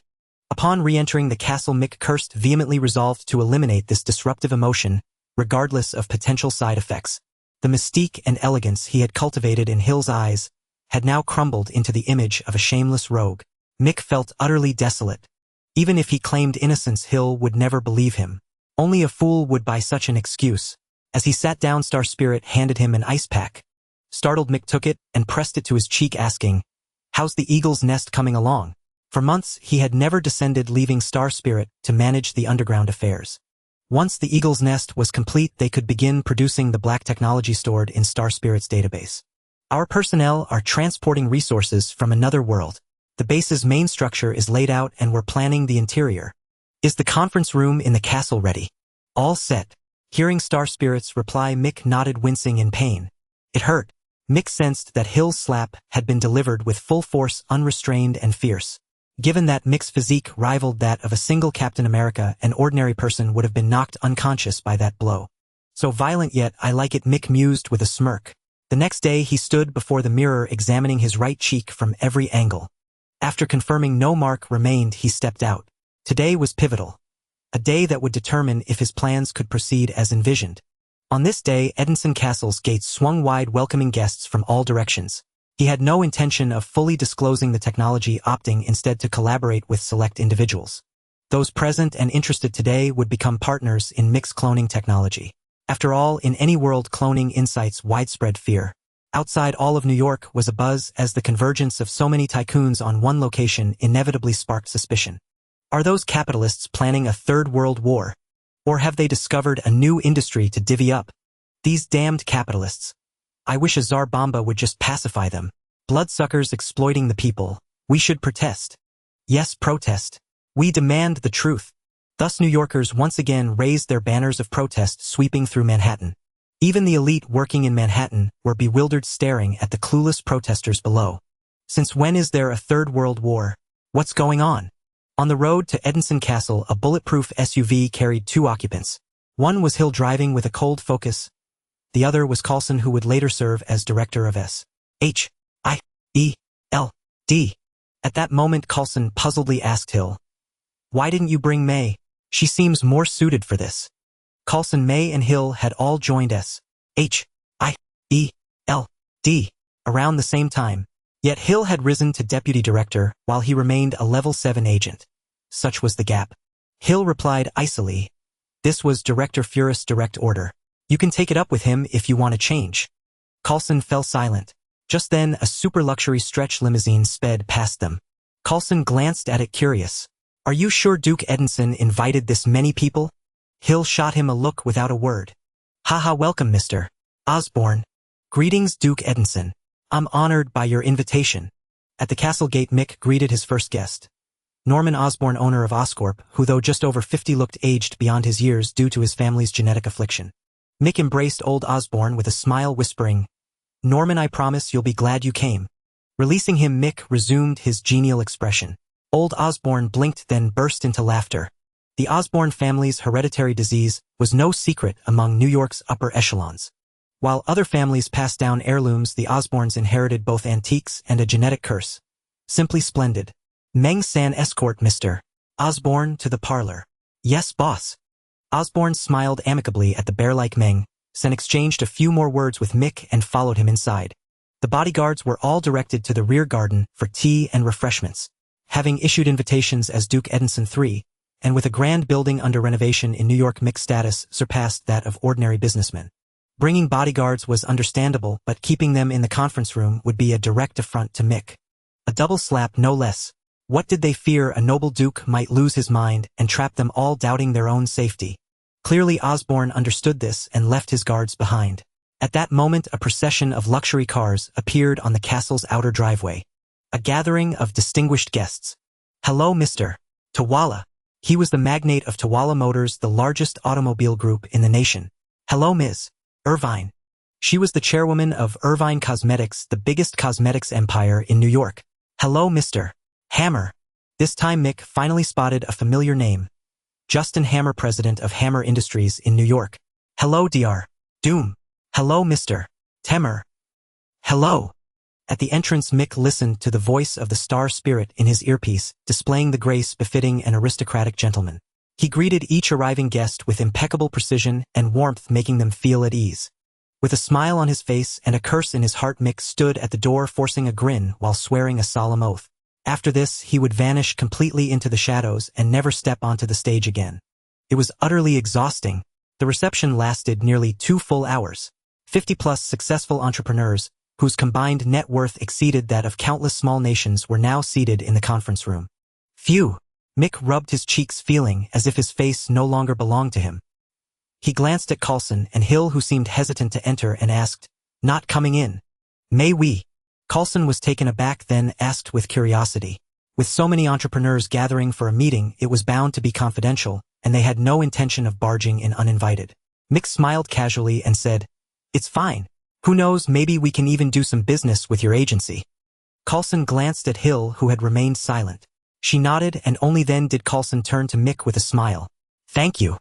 Mick shook his head, then noticed a few reporters sneaking toward the castle from outside. He said to Meng Er, "Close the gates." Meng Er nodded steadily. As the door to the conference room swung open, silence reigned within. Initially, Mick had expected the gathering of these elderly elites to spark some fiery debates, but now it seemed otherwise. He had misjudged. Mick walked to the head of the table, his designated seat, sat down, and cleared his throat. Whoosh! 50-plus successful entrepreneurs turned their gazes toward Mick, yet no one spoke first. After all, they were all renowned figures across the nation. Speaking first would subtly lower their status compared to the others. These were people who could drive the price of an ordinary bottle of wine to astronomical heights just to outdo each other. They firmly believed in one truth. At their level, face was everything. Mick had no choice but to break the silence. "I'm sure you're all curious why I've invited you here." The crowd remained silent, but their expressions screamed, "Isn't it obvious?" Mick smiled. "Patience, everyone. I promise this will be worth your while." With that, he gestured to the star spirit standing nearby. The star spirit nodded, tapped a few keys on the computer before her, and a projection appeared in the center of the conference table. Mick said, "Hold your questions for now. Just watch." The attendees suppressed their curiosity and patiently watched the video playing on the screen. In the footage, a female researcher, while monitoring an instrument before her, asked a series of scattered questions to the test subject lying on a nearby hospital bed. The questions ranged so broadly that they even asked about the age at which he had stopped wetting the bed. The scene shifted. In a pristine laboratory, the volunteer, now completely bald, looked nervous as masked researchers extracted blood, DNA, and genetic samples from him. Watching this, the crowd was baffled. Coulson, seated at the back, whispered, "Hill, do you make anything of this?" Hill replied, "No," but recalling Mick's words from that dinner, a chill ran down her spine. What if Magneto regained his youth? Would you still dare to hunt him? The scene on the projection shifted again. This time, everyone in the room widened their eyes in astonishment. Had it not been for their dignity, they would have rushed to the Star Spirit's computer to view the footage in high definition. "This is..." Hill even rose from her chair, unable to believe what she was seeing. On the screen, inside a cloning cultivation base, researchers performed a series of operations. In the cultivation pods, the clone of the earlier volunteer began to gestate. The subsequent footage was fast-forwarded. From embryo to infant, from infant to child, from child to adolescent, from adolescent to adult. The clone's development accelerated at a rate of 1 year per month. Once again, the scene shifted. It returned to the room containing 2 specialized devices. The attendees could see that the volunteer appeared even more aged and distressed than before. When a researcher placed the clone onto one of the beds, the crowd could no longer contain their agitation. "This is..." Elder Osborne stared at the screen with fiery eyes, his hands trembling uncontrollably. He knew his time was running out, otherwise, he wouldn't have sponsored Dr. Connor's cross-species transplant experiment. All he sought was a way to extend his life. But now, when the volunteer also lay quietly on the other bed, Elder Osborne could no longer resist the urge. He turned to Mick, who sat serenely at the head of the table, and declared, "If this is real, I want to be first. No matter the cost." His words were resolute. He would gladly sell the entire Osborn group if necessary. With Elder Osborn's declaration, several other elderly attendees also fixed their gazes on Mick. Though they said nothing, their eyes burned with the same determination as Osborn's. This is going to change everything, Coulson thought, glancing at Hill. Her expression was equally complex. In an instant, the conference room erupted into chaos, buzzing like a marketplace. Mick raised his hands and pressed them down. Everyone, let's finish watching first. I promise you'll all get what you desire. Reassured by Mick's words, Elder Osborn sat back down excitedly and turned his attention to the screen. At that moment, the original volunteer never woke again, but the clone beside him slowly opened its eyes. The clone rose from the bed, examining its own body in disbelief. A researcher then sat beside it, posing a series of detailed questions. The clone answered without hesitation. The footage ended. For a moment the air grew still. Mick nodded to the star spirit. He clapped twice to snap everyone back to reality, then addressed Elder Osborn. Mr. Osborn, your company ranks among the nation's finest. For security reasons, the facility shown in the video is top secret. I understand you may still have doubts, so I propose that Mr. Osborn personally visit the location to verify it. What do you say? Elder Osborn naturally nodded, expressing his willingness to take on that role. Several other elderly entrepreneurs exchanged glances. They were all aware of Osborn's health condition and knew he wouldn't collude with Mick to deceive them. After a long pause, we agree. Hearing this, Mick's face broke into a radiant smile. Have you chosen who will go? Mick asked with a smile, approaching the stunned Hill and Coulson. The SHIELD is one of his key clients. After all, the future world is unpredictable. Even that egghead director once faked his death to escape, not to mention Coulson had truly died before. Although he was resurrected, the subsequent symptoms were utterly vexing to Mick. Unlike his technique, which was safe, green, and painless. Can we go too? Coulson asked in surprise, like a curious child glancing at Hill. He was suspicious that Hill might have made some unmentionable deal behind the scenes. After all, it was hard not to speculate about how Hill managed to stand out among so many to become the deputy director of SHIELD. Of course. Mick smiled brightly at Coulson, saying SHIELD is my potential client, so you can definitely go. Coulson looked at Mick's smiling face, suddenly at a loss for words. Although he wanted to say that their agency actually didn't need it, when he thought about the death rate of ordinary agents, he found it hard to voice that sentiment. Thus he stood there in a daze. Hill could only say, you go, Coulson. The latter was once again stunned, not understanding why Hill left this opportunity for him. After all, Coulson was considered a loyal subordinate of the egghead director in the agency. Meanwhile, Hill had had disputes with the director on various occasions. Seeing that they had made their choice, Mick turned to Meng Er, who was standing at the door, and said, Meng Er, take them to the Eagle's Nest base. Meng Er nodded. Thus the bewildered Coulson followed Meng Er and the excited old Osborn as they walked out. They would take the Black Hawk helicopter behind the castle to visit the underground base codenamed Eagle's Nest, where they would tour the cloning cultivation center. There they would be greeted by specialized medical staff, all of whom were second-rate technical robots created using resources from the world of I Am Legend. In terms of combat, they were not professionals, but in terms of technology, they were top-notch. Just the database of these second-rate technical robots contained information that was nearly 50 years ahead of the Marvel Universe. Mick turned to the entrepreneurs who had stood up to stretch and asked in surprise, everyone, you don't think there's only this one product, do you? The air fell silent once again. Mick watched their expressions, chuckling inwardly. Jokingly, if there were only this one product, would he have gone to such lengths to invite several young bosses here? Absolutely not. Mick didn't want to endure such a tiring meeting again. So he directly ignored the piercing blue eyes looking at him, smiled, and sat back in the main seat, nodding once again at the star spirits. This time he had to thoroughly keep them on his war chariot. The 50-odd outstanding entrepreneurs present could indeed stir the world when united. As the star spirit operated, a blue potion appeared in the projection. What is this, Ms. Alvin from New York's largest cosmetics group asked. Don't tell us this is a cosmetic product. Mick was speechless, shaking his head as he looked at the over 50-year-old Ms. Alvin and said, calm down, Ms. Alvin, our theme this time is mutual benefit. Ms. Alvin chuckled awkwardly, seeing that no one was responding to her. She could only shut her mouth. Mick continued, the internal code of the TN-123 potion, regardless of its name, TN-123. I personally prefer to call it the Human Enhancement Potion. After nearly 5 years of research and development by our umbrella corporation, it has finally been unveiled earlier this year.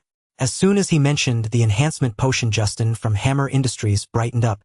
He was currently collaborating with General Ross from the military to develop the type of human enhancement potion that created Captain America. But it was currently stalled. It seemed that he was the only one interested, the others appeared somewhat restless. Their companies did not have such research departments, so naturally they would not be interested in things from other fields. Mick observed the various expressions in the room and smiled lightly, saying, "According to our researchers, the effects of the TN-123 potion are twice as powerful as the super soldier serum studied during World War II. After finishing, Mick nodded again at the star spirits. In the next moment, another pink potion appeared in the projection. Pausing, Mick smiled at Ms. Alvin and said, "Ms. Alvin, you will definitely find the next product to your liking." Ms. Alvin, who had just been bored yawning, raised a hand, and upon hearing Mick's words, she immediately froze in place. Struggling to turn her head, she looked at Mick, seemingly asking with her eyes, "Is this real?"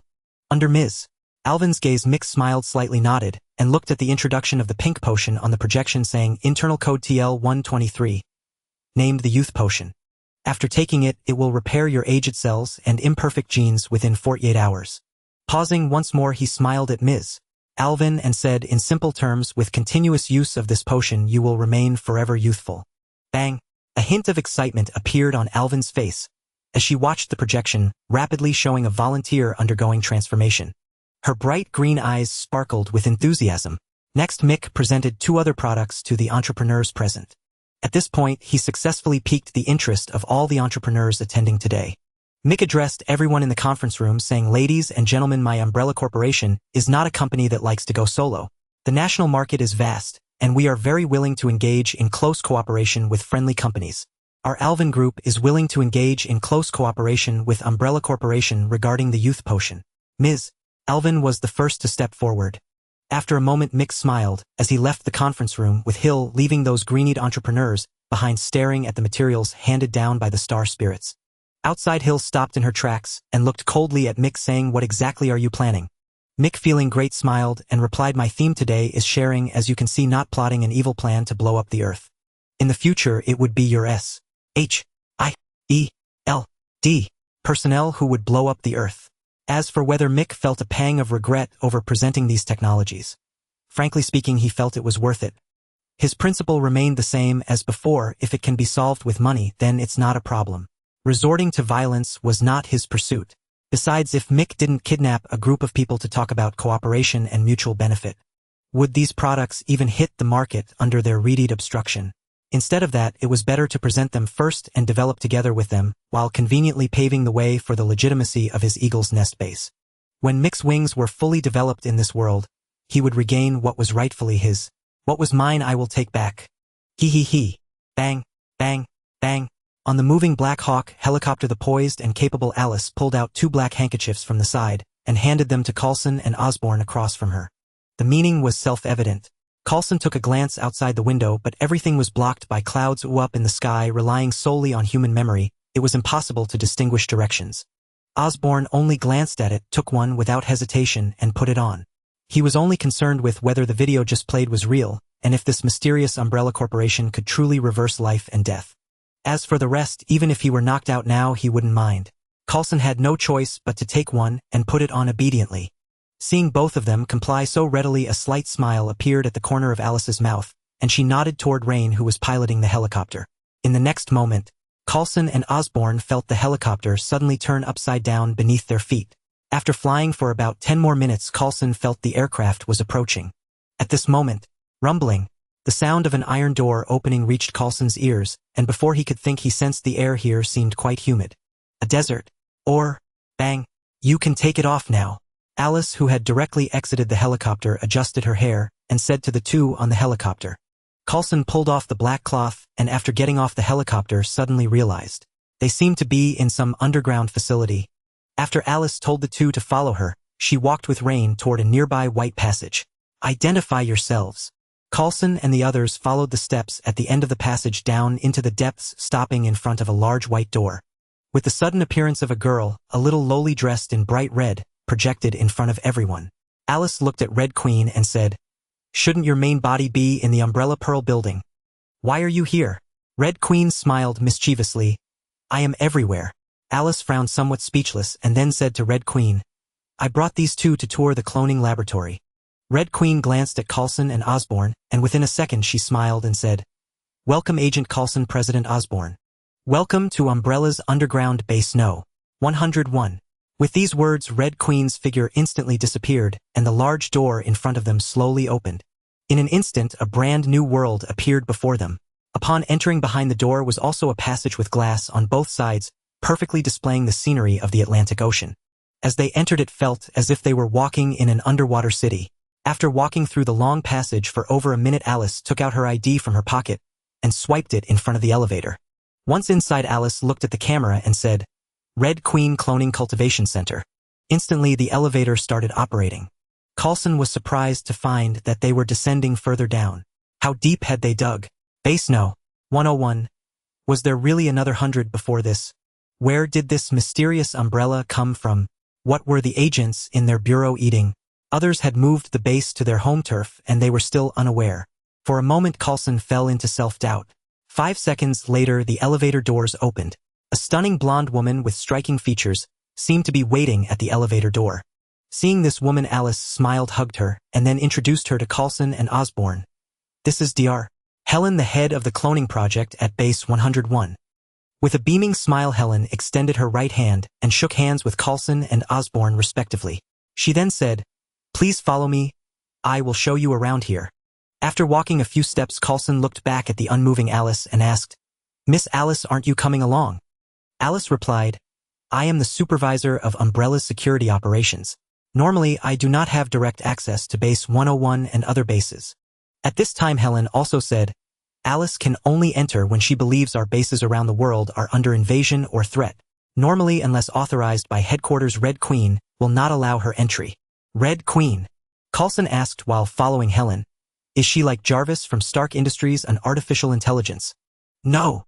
Helen glanced at Coulson and said, "I am not sure how advanced the Jarvis you mentioned is, but Red Queen has higher authority than Alice and me at headquarters. We hold level 7 authority in Umbrella, while Red Queen is level 8.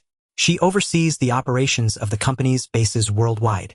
After a pause, she gave Coulson a slight warning. "Also, Red Queen is a sentient being, not an artificial intelligence, and her physical body is about to be created." After that, Helen did not mention any other matters on the way, just systematically explaining the cloning projects inside the base to Osborn and Coulson. In the cloning cultivation area, Coulson looked at a space as large as 2 football fields, densely filled with cultivation pods. Inside those cultivation pods, there was a clone with its eyes tightly shut, seemingly devoid of breath. Helen turned to the astonished two and smiled, saying, "This is not what you came to see. These are the clones of our Action Department employees, ensuring that if there are casualties during mission execution, their clones can be directly retrieved and their memories implanted, allowing them to be reborn afterward." Osborn stared intently at the perfect and robust body inside a nearby cultivation pod. In his mind, a little figure was tapping him with a cone, urging him to quickly change this aging body. Coulson was shocked to see the more than 5,000 cultivation pods in front of him, lost in astonishment. Suddenly, Coulson saw a female figure placed among a group of male cultivation pods, particularly conspicuous, and thus asked, "Is that one misplaced?" Helen glanced at it, adjusted her glasses, and said lightly, "That is a team member from the Action Department. He chose to become a female if he suffered a loss during a mission. After our research, we believe we can meet this requirement. It's nothing major if we modify a few small data in his NDA." Coulson, hearing Helen's nonchalant words, felt even more shocked and numbed. Meanwhile, Osborn questioned, "You can choose your gender?"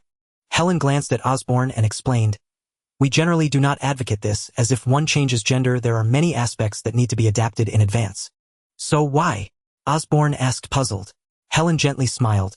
"That soldier is a gay man, and since his squadmates agreed to him changing gender, we had no choice but to agree." Gay. In an instant, this term left Coulson both shocked and confused. An hour later, Helen escorted Osborn and Coulson to the elevator entrance. "I've given you the man."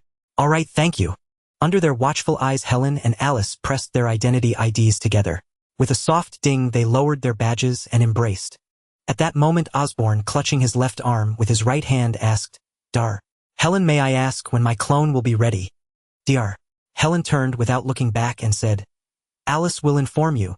With that, she walked straight into the research corridor, and a massive door sealed the passage completely. Alice looked at Osborn and said, "Well, talk on the plane." "On the plane." Alice pulled a phone from her pocket, handed it to Osborn, and recited a pair of numbers. Then she said, The boss, concerned that you might doubt whether the clone being cultivated is truly yours, had cameras installed above your clone's cultivation pod. Through the built-in app on this phone, after entering your account and identity ID, you can monitor your clone's development in real time.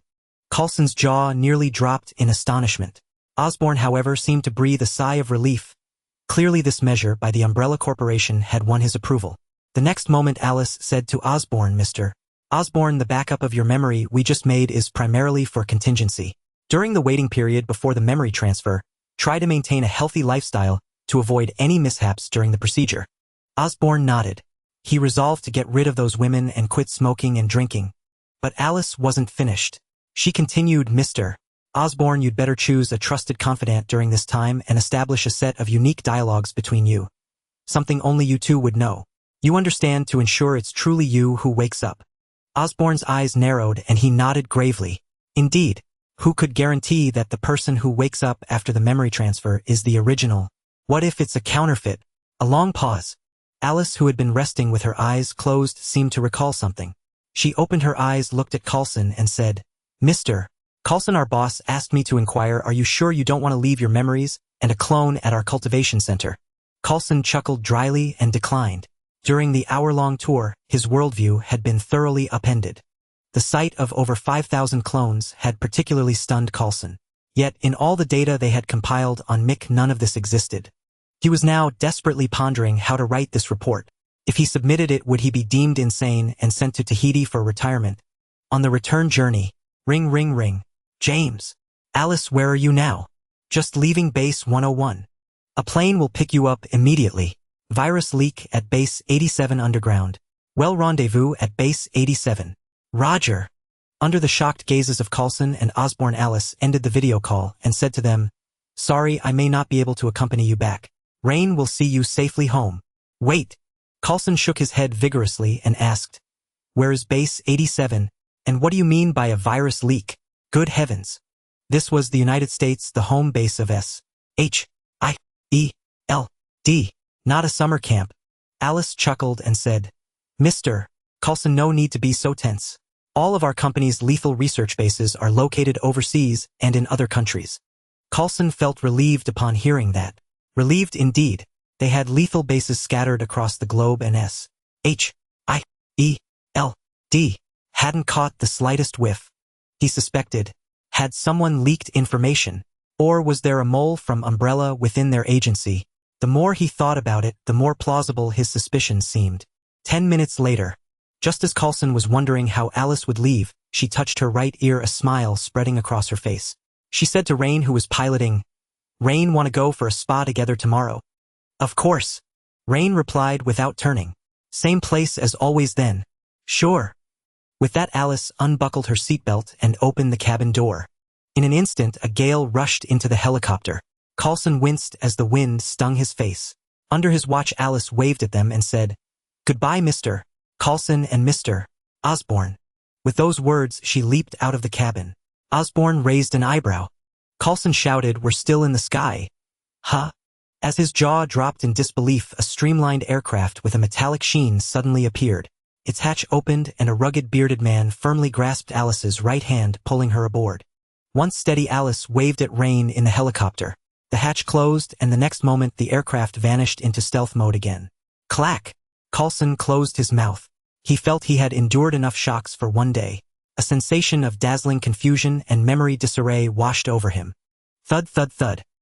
Hill stood not far from the helicopter, watching Coulson stagger off the plane, a frown creasing her brow.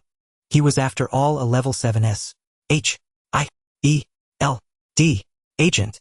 Why did he look like a naive child? At that moment, Coulson remained unaware that his standing in Hill's eyes had just plummeted. Old Osborn, however, descended from the plane with an unchanged expression and walked toward Mick, who stood beside Hill. "Duke Mick, the Osborn Group is very willing to cooperate with your corporation." Though unsure how long his clone would take to cultivate it, had alleviated a deep-seated worry for Osborn. Heaven knew how many times he had woken from nightmares fearing he might never rise from his bed again. "What's wrong with you?" Hill approached Coulson, clearly displeased. "Look at yourself. Is this how a level 7 agent behaves?" Coulson, feeling utterly drained, looked at Hill with a smile that was more pitiful than joyful. "Hill, you wouldn't believe what I saw." Hill raised an eyebrow. She glanced at Mick, who was exchanging pleasantries with Osborne. He had just invited her to visit the clone base, but she had declined. In fact, she didn't even want to be in a confined space with Mick. Now, whenever she saw him, the image of him kissing her involuntarily surfaced in her mind. That expression, like a lecher. Hill thought to herself, then glared at Coulson and said, "Write me a detailed report when you get back." With that, she turned and walked away. Behind her, Coulson stood on the verge of tears. "Everyone, we have achieved very fruitful results today." In the evening, Mick stood up spiritedly, holding a glass of red wine as he looked at his subordinates before him. Xing Ling, then nothing else. As for Xing Ling, after casting a glance at him, she continued to immerse herself in the tablet in her hands. In recent nights, she had taken a liking to teaming up with Red Queen to sneak into a certain Eastern country's network and play an extremely pay-to-win game. It was said that even if you spent 10,000, you could defeat someone who had spent 9,999. It was hailed as invincible through spending. Mick, with a face full of exasperation, could only gloomily down the red wine he had raised. There was no helping it. The castle was vast, yet Mick was the only one who needed to eat. The others, like Xing Ling and Meng Yi, had batteries within them that could supposedly sustain them for nearly 1,000 years. Buzz, buzz, buzz. Mick raised an eyebrow as he watched the spoon on the table suddenly start jumping on its own. The spoon on the table kept emitting a series of humming sounds, as if it were about to fly off at any moment. "Isn't Meng Yi at the door?" Mick asked Xing Ling curiously. Without lifting her head, Xing Ling replied, "Didn't you send Meng Yi to the eagle's nest?" Mick let out an "oh," having forgotten about it himself. He then called out toward the door, "Eric, come in. I've been waiting for you for a long time." After a moment, an elderly man with white hair, wearing something like a level 3 helmet on his head, and a cloak draped over his shoulders, appeared at the door. Seeing the visitor, Mick raised his glass cheerfully and said, "Care for a drink?" At that moment, another Xing Ling walked out from behind Eric. The original Xing Ling merely glanced at her briefly before lowering her head again, continuing to team up with Red Queen to dominate the virtual game. Mick couldn't help but feel a hint of sympathy for the Eastern players. Then, seeing the Xing Ling at the door, he smiled slightly and said, "Miss Raven, it's a pleasure to meet you." With Mick's revelation, the Xing Ling at the door rippled like a wave, revealing Mystique's true form. "Wow!" Mick looked at Mystique with an appreciative gaze, raising his glass from afar. "Beautiful Miss Raven, would I have the honor of inviting you for a drink?" As he spoke, he nodded at Meng Er, who was guarding the staircase. "Please have a seat." Eric fixed his eagle-like eyes on Mick for a full 10 seconds, only slowly walking over after Meng Er placed 2 glasses on the table. Once the two were seated, Mick gave a light smile. This caused Xing Ling to look up at him with an inscrutable gaze before lowering her head again. Using telekinesis, he levitated the nearby wine bottle and gently poured a glass for both Eric and Raven. His expression was calm and unconcerned. Seeing this, Magneto Eric finally spoke. His voice was somewhat aged but carried a metallic sharpness as he looked at Mick and asked, "Duke Edinson is also a mutant?" Mick smiled lightly and shook his head, saying, "I am not, but I hold no particular opinions about mutants either." At this, Mystique Raven interjected, "That's what Stryker said too." "Ha ha." Mick laughed heartily, resting his chin on his hands as he looked at Raven. He spoke slowly and deliberately. "With all due respect, Miss Raven, in this battle between mutants and humans, you've already lost before you even started. Attempting to use Rogue's ability to turn all the leaders at the summit into mutants. How utterly foolish was that idea?" Eric took a sip of the red wine before him, then looked at Mick with curiosity. "Why?" Mick glanced at Xing Ling, who seemed engrossed in her game, and felt a stirring within him. It was time for his break. Mick coughed, clasped his hands together, and rested his chin on them as he asked Eric, "Eric, how is the President of the United States elected?" Before Eric could speak, Mystique Raven rolled her eyes dramatically and said, "By the people, of course." Hearing this, Mick couldn't help but close his eyes and slap his forehead. Seriously, Raven had grown up in Professor Xavier's mansion as a child. Hadn't Xavier taught her anything? Such a naive statement coming from Xavier's foster sister. Hey, what's that supposed to mean? Mystique Raven was instantly angered by Mick's reaction. Eric remained silent, holding back the about-to-explode Mystique. He waited quietly for Mick's profound insight. After a moment, Mick asked Eric again, "Who really runs America now?" "The President." Before Eric could answer, he pointed a finger at himself and said, "The President can be replaced every few years. Calling him a mascot wouldn't be far off. The ones who truly call the shots in America are people like me." Then, pressing a button on the table, the scene from the afternoon's packed meeting room appeared before Magneto and Mystique's eyes. Mick pointed at the people in the image again and said bluntly, "Eric, these people who just gathered at my castle, are the ones who truly control America. He then snorted with disdain. The president, he's just a pet we keep together. Eric was utterly shocked by this and remained silent for a long time. Mystique was equally stunned. Mick shook his head, faintly looking at Eric with some sympathy. The recently passed Mutant Registration Act, it's not so much that your existence threatens America's security, but rather that your wanton destruction angered the American conglomerates. That's why this act came into being. That's right. It was that simple. Did you think no one had to clean up the messes mutants left behind as they ran amok across the country, setting fires, freezing things, and causing chaos? And the greatest damage was often done in places like shopping malls and corporate buildings. Once or twice the conglomerates might have turned a blind eye. After all, whether mutants existed or not didn't really affect their status. But then time and again they kept causing destruction. Did they really think America's conglomerates were charities? Did cleaning up the trash cost nothing? Did the compensation for dead employees cost nothing? And finally, did rebuilding the ruins cost nothing? And so, the conglomerates that had suffered the most losses were thoroughly enraged. Kid, we're high and mighty and we couldn't be bothered with you lowlifes. But you keep wrecking things. Do you think we were raised on mud? Afterward, a few conglomerate bigwigs got together. The scene went like this: hey, your mall was burned down by mutants too. No, mine was crashed into from top to bottom by a mutant and collapsed. Hey, you guys suffered losses too. My luxury cruise liner. A damn mutant decided to play with water and sank it, costing me millions in compensation. Hey, ha, heh.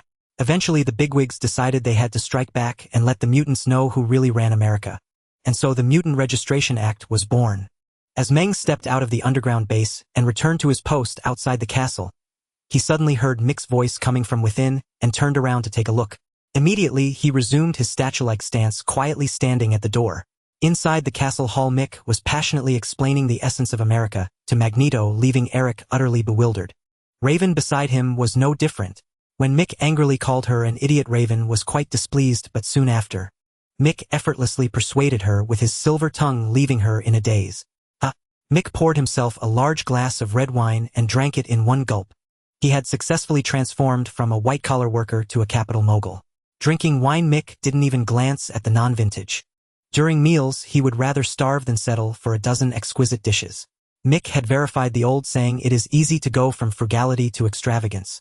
After sitting down again, Mick curiously observed the two, who were lost in thought, determined to fight for the freedom of mutants, feeling somewhat worried. Taking advantage of the moment when all the characters attacking her and the Red Queen had been defeated, Starling secretly glanced at Mick. Seeing that he had not sustained any injuries, she continued her ruthless slaughter in the Paydoin game, her character named Call Mom. The Red Queen's character was named Mom. No matter how one looked at it, both characters had IDs that were bound to be ridiculed. After a while, Eric's eyes suddenly lit up as he said to Mick, so according to you, I shouldn't be converting those leaders, but rather you oligarchs. Cough, cough. Mick's face turned red as he coughed violently, looking at Eric with a bewildered expression. He finally understood what it meant when a scholar rebels but fails for 3 years. Yet Eric didn't seem to be a scholar. At most, he had a high school education. Mick helplessly explained to Eric once again the relationship between their corporations and America, as well as their significance. In short, you could kill the current president of the United States and perhaps hide away somewhere to start anew, but if you kill the heads of these conglomerates, even if you froze in the Arctic or Antarctic, someone would still dig you out. Captain America is a perfect example. It was the conglomerates that first contacted SHIELD about the cosmic cube, and only then did they think of Captain America, rather than thinking of Captain America first and then discovering the cosmic cube by accident. Another round of education. Mick was surprised to see Eric's face seem to grow even more haggard. But thinking back, it made sense. After so many years of fighting against the military and the government, only to realize now that he had been fighting the wrong people from the beginning. If it were Mick, he probably wouldn't comprehend it either. Suddenly Eric asked with confusion, hasn't Charles been trying hard to build good relations with the government, hoping those bureaucrats can coexist peacefully with mutants? Was Charles also wrong? Upon thinking of this, Eric didn't know whether to laugh or cry. From the very beginning, they had both started as leaders of the two factions of mutants.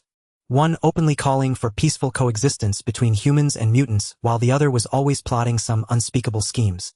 As a result, Mick Blink thought for a long time and said perhaps Professor Charles has a higher level of education belonging to that kind of cultured person. Exactly. Although Professor Charles has a wealth of assets to prevent his estate from going bankrupt, he never identifies as a capitalist but prefers to be called a professor. It is easy to imagine that he harbors a sense of superiority typical of cultured individuals naturally looking down on capitalists thinking the government is on his side. Little did he realize the essence of this country. Capital controls America and the conglomerates control capital. Just think of how Tony Stark could confront those trying to seize his Iron Man suit in Congress. Then consider Superman from the adjacent dimension who had no background or backing. The result is clear. Stark confronted Congress without any consequences and even accepted interviews outside. And Superman almost had a confrontation with the U.S.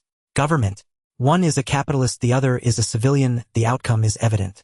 After a long while, Eric removed his helmet and asked Mick, "Do you have strong liquor?" He urgently needed a drink to numb himself. Mick blinked in surprise, looking at the helmet making dull sounds on the table, and called Meng Er to fetch a bottle of foreign wine from the cellar. Curiously, he looked at the helmet and asked, "Isn't it tiring to wear this all the time?" At first Eric didn't understand what Mick was referring to, but soon froze and burst into laughter again. At that moment his laughter sounded like that of an elderly neighbor. Then Eric touched the helmet, reminiscing about the past, and said to Mick, "I've gotten used to it." Although Mick wanted to ask, "Can your cervical spine handle it?" But thinking of Magneto's title, he could only suppress the question in his heart. After a while Meng Er brought up a bottle of aged Mutai.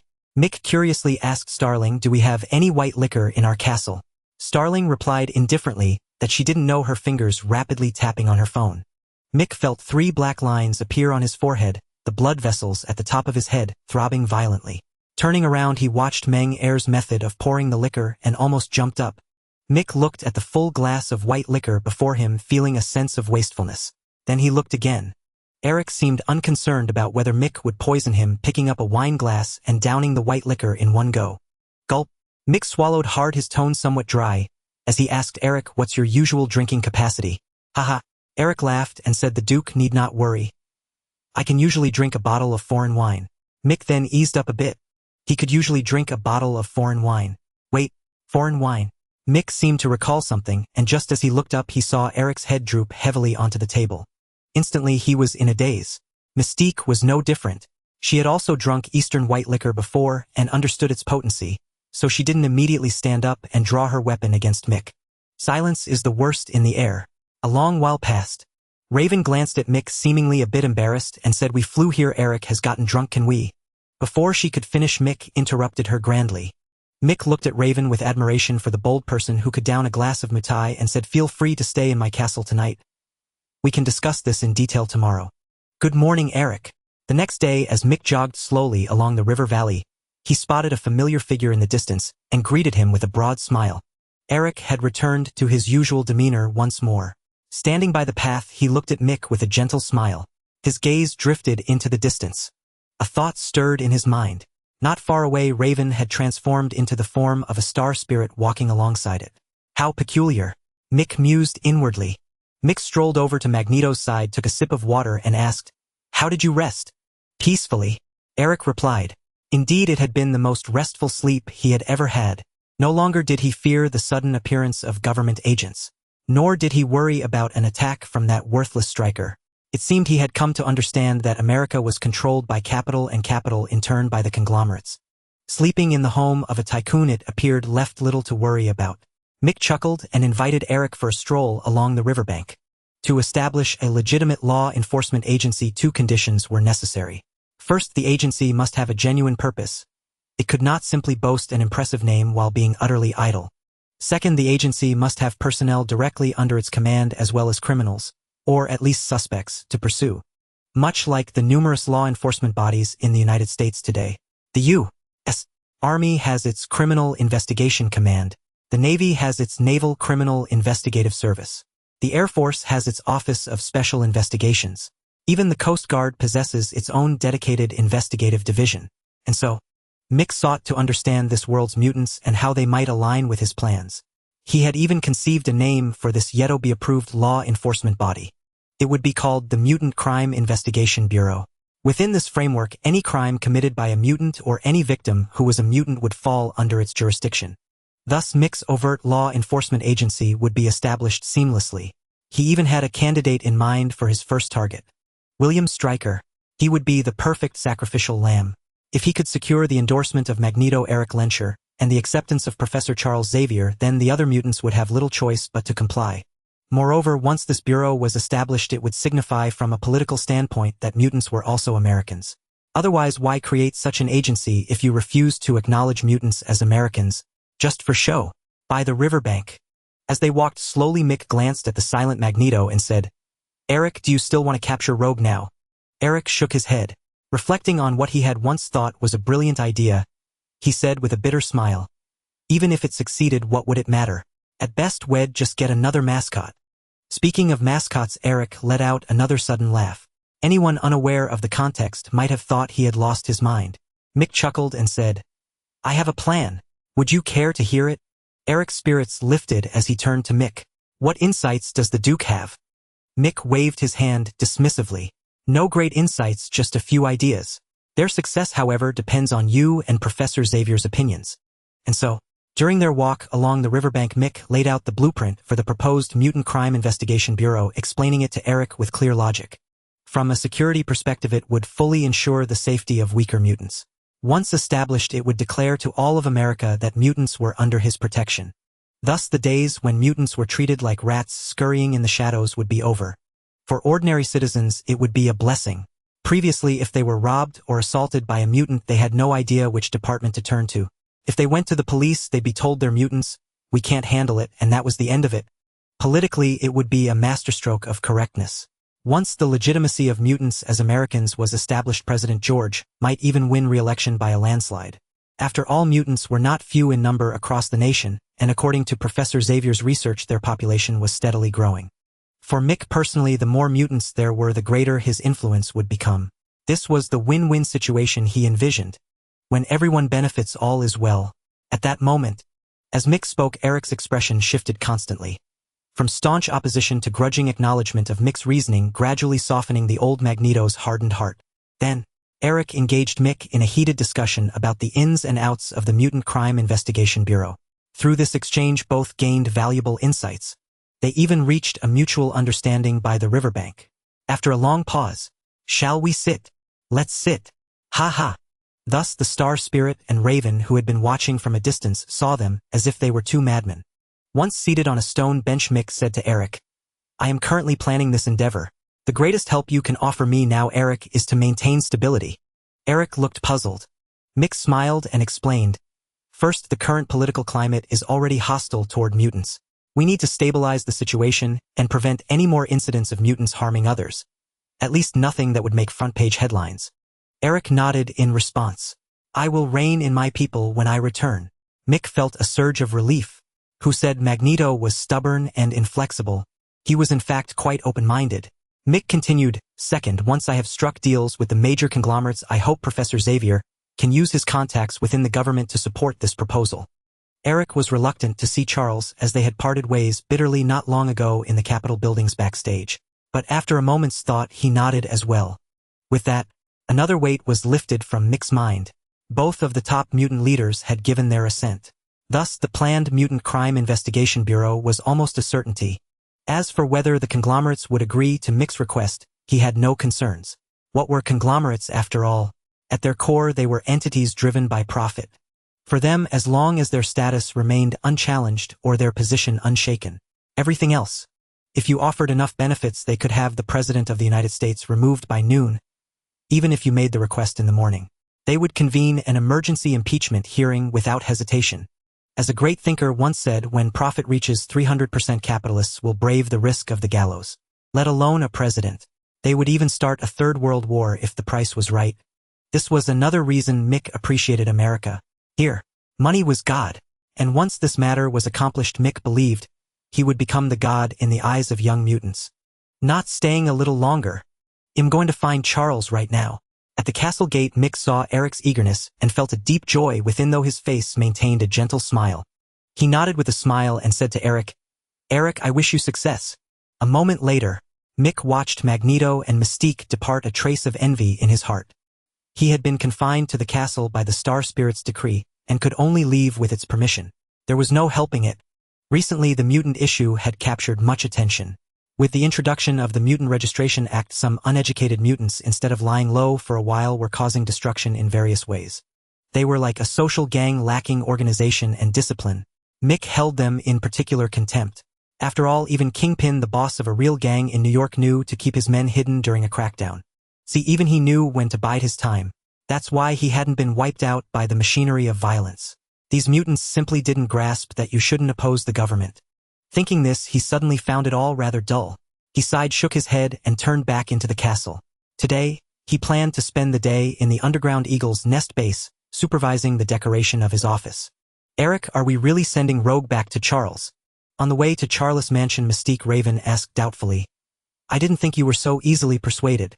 Eric glanced at Rogue, who was obediently following, then said to Raven, Raven, times have truly changed. He paused, then continued, I may not be as adept at reading minds as Charles, but I saw ambition in that Duke's eyes. Ambition? Eric nodded. That Duke has a heavy mind. He's not as simple as he appears. Eric couldn't believe Mick would be so benevolent as to sacrifice so many benefits with major consortiums for the mutant cause. He had initially thought Mick was such a selfless great man. But when Mick proposed the Mutant Crime Investigation Bureau, he knew Mick's hidden agenda had surfaced. In his heart, Mick was no different from those who wanted to seize control of the mutant forces. But Mick's approach was the one Eric found least objectionable. Although Mick would use this to rally a large number of mutants to his cause, he had genuinely improved the current social standing of mutants. It was for this reason that Eric chose to give it a try, and if it failed, he would simply emerge from seclusion once more. With this thought, Eric touched a blue bottle in his pocket. His fear of aging had also subsided. If this potion truly had the miraculous effects Mick had described. Half an hour later, the X-Men who had gathered to discuss rescuing Rogue suddenly turned their gazes to Professor Charles Xavier in his wheelchair. A look of surprise crossed Charles' face. Eric is here. What? The hot-tempered Wolverine Logan shot to his feet with a snick. His adamantium claws extended, his expression fierce. I was just looking for him. Though he hadn't considered that Eric's powers were a direct counter to his own. He's here to bring Rogue back. The next second, Charles' expression grew even more complex. He suddenly realized that Eric, standing outside the mansion, wasn't wearing the helmet that blocked his telepathy. Logan was also taken aback. He retracted his claws, his expression equally puzzled. Professor, should I ask the students to return to their dorms? Jean Grey the Phoenix asked. As for her boyfriend, he always followed her lead. Though Charles regretted Eric's sudden arrival, he still said after a pause, I can feel that Eric comes with goodwill today. He then said to Jean and Logan, come with me to greet our old friend at the door. With that, he guided his wheelchair toward the entrance. At the mansion's gate, Eric, Charles, Rogue, Logan. Upon seeing Professor Xavier and Logan, Rogue ran straight from Eric's side. She threw her gloved arms around Logan, seeking comfort. Truth be told, Rogue was still utterly bewildered. Kidnapped in confusion, then released in confusion. After holding Rogue, the aggression on Logan's face seemed to soften, and the explosive tension around him dissipated. As for the two old comrades who had known each other for years, their gazes met in the space between them, carrying on a silent conversation. A long moment passed. Charles looked at Mystique, a smile spreading across his face. Raven. Charles. Years ago, Mystique had sided with Eric's ideology, without hesitation abandoning her childhood friend to follow him. However, according to Mick's speculation, it was likely because Raven had once loved Charles, but he hadn't noticed. He often went to bars to chat up strange women, angering a jealous woman. To make Charles remember her forever, Raven, like many foolish women, chose a wrong way to get revenge. It must be said this move was suffocating. After a long while, in Charles' drawing room, Charles looked at Eric and said, Your purpose, Eric. Eric, his face wrinkled with age, looked at Charles and said, I didn't bring my helmet today. Can't you see for yourself? Charles shook his head. Eric, I never enter someone's mind without permission. Humph. Eric let out a scoff as if in mockery. Then he said in a low voice, I give you permission. A moment passed. Charles sighed softly and closed his eyes. In an instant, the contents of Eric's mind were fully received by Charles. Mick, the castle, the theory of capital controlling America, the riverside, the future of mutants. Everything Eric had seen and heard yesterday was now laid before Charles' eyes. In this memory, Charles, like a third-person observer, clearly witnessed the meeting between Eric and Mick. Logan and Jean watched nervously beside them, fearing that Magneto might suddenly attack while Charles was probing his memories. It wouldn't be the first time. A long moment later, Charles slowly opened his eyes, a complex, indescribable expression in his gaze. He had also seen the scene where Mick commented on him. Thinking of Mick's assessment of him, he felt a pang of distress. It seemed he had genuinely believed the government wasn't controlled by the consortiums. He had always dealt with the government as an intellectual, never once acting from the position of a capitalist. After a long silence, Charles looked at Eric sitting across from him and asked softly, "Do you trust him?" "Edinson Castle. Professor Charles, welcome." Mick shook hands with the handsome bald man in the wheelchair, with a smile, his gentlemanly aura radiating. After shaking for a moment, Mick awkwardly noticed that the handsome bald man in the wheelchair showed no reaction. He released his hand and smiled at the stubbly middle-aged man on the right side of the wheelchair, saying, "Wolverine Logan, I've long admired your reputation." After shaking hands with Logan, he turned to the red-haired woman on the left and smiled, "Ms. Gray, your speech at Congress was truly stirring." However, since the lady did not extend her hand first, Mick refrained from doing so as well. A moment passed. Once everyone had taken their seats, Mick asked curiously, "So, Professor Charles, I assume you've already met with Eric?" Charles looked at Mick, attempting to probe with his abilities, and then showed a hint of surprise. He glanced briefly at the star spirit standing beside Mick, then said to Mick, "Eric mentioned that your ideas are quite unique and suggested that I meet with you as well." Hearing this, Mick couldn't help but curl his lips. Only a fool would believe that Eric must have sent Charles to use his abilities to uncover Mick's true intentions. But unfortunately for them, Mick was not a mutant who gained abilities naturally. He possessed techniques like the soul-refining art, which specialized in cultivating divine sense. In terms of mental and spiritual defense, he ranked among the top in the Marvel Universe. Thus, Eric's little scheme had clearly failed. "Duke Edinson, I'm not quite sure why you would choose to help us." Mick smiled lightly and said, "Professor Charles, I hold great respect for you. To be honest, while helping you, I also gain quite a bit myself." Charles also smiled, seemingly unperturbed. "Duke Edinson. Just call me Mick. I've said I'm very willing to establish a friendly relationship with you and your ex-mansion." Mick interrupted. "In this day and age, harmony brings wealth. Fighting and killing are outdated." Charles was taken aback, clearly not expecting this, then said with a smile, "All right then, Mick, may I ask what benefit this brings you?" Mick laughed. "Plenty of benefits." Mick glanced briefly at Logan and Jean, who stood beside the professor like guardians, then asked Charles, "Professor, in your view, what is the best outcome for mutants in their current state?" Charles was stunned, but Mick shook his head and raised a finger, saying, "I think it's very pessimistic. If the mutant storyline were allowed to unfold as it should, then perhaps events that happened in parallel worlds would also occur in this Marvel universe. For instance, the Polaris girl." Charles remained silent, mentally calculating the possibilities of the future. Mick pressed on, "Professor, what do you think of my proposal for a mutant crime investigation bureau? Is it good or bad?" After a moment of silence, Charles nodded. He acknowledged that the establishment of this bureau would be a good thing for mutants, because the current situation was already as bad as it could get. It couldn't get any worse. A moment passed. Charles looked at Mick, seeming to grasp his approach, and asked, "Do you intend to use the mutant issue to control this bureau?" Mick smiled, "Professor Charles, as far as I know, you also own several publicly traded companies. You should understand what mutual benefit means." Then, glancing at Jean beside him, he said, "Professor, if you can get your friends in Congress to support this proposal, Jean could serve as deputy director of this bureau." Jean looked puzzled, full of confusion. Mick smiled at Charles. "I am the most mutant-friendly among capitalists, and I harbor no ill will toward mutants." After Professor Charles Carr disappeared from sight, the Star Spirit looked at Mick, who was still smiling and waving, and asked curiously, "Are you so sure Charles and the others will agree to your terms?" Mick withdrew his right hand, his deep gaze fixed on the distance, and said calmly, "Mutants are now standing on the edge of a cliff. When someone suddenly reaches out a hand to pull them up, whether it's fine wine or poison, they'll have to taste it to know." The Star Spirit glanced at Mick but said nothing. Her duty was to protect Mick's safety. The rest was none of her concern. In the car, "Professor, do you think this man is reliable?" Jean suddenly turned and asked, "I feel that Mick's words are not as simple as they seem." Charles, who had been resting with his eyes closed in the back seat, opened them and said, "I couldn't sense his thoughts." Jean was taken aback, then asked, "What about the other person?" Charles looked at Jean and smiled slightly. "The lady beside the Duke is not human at all." "What?" Wolverine, who was driving, was also startled and interjected, "Then what is she?" Professor Charles thought for a moment and said solemnly, "If I'm not mistaken, that lady is of the same type as Stark Industries' artificial intelligence, except Charles' estate was managed by professional managers, and he hadn't paid attention to the business world for a long time. He was still puzzled. Had some company already developed humanoid robots? "So do you mean you agree to this?" Jean asked after snapping back to reality. At least in Jean's observation within Edinson Castle, She had never seen any young person able to converse so eloquently with Professor Charles, both seemingly finding the most agreeable points in their dialogue. Before leaving, Professor Charles had even nodded in agreement to Mick's request.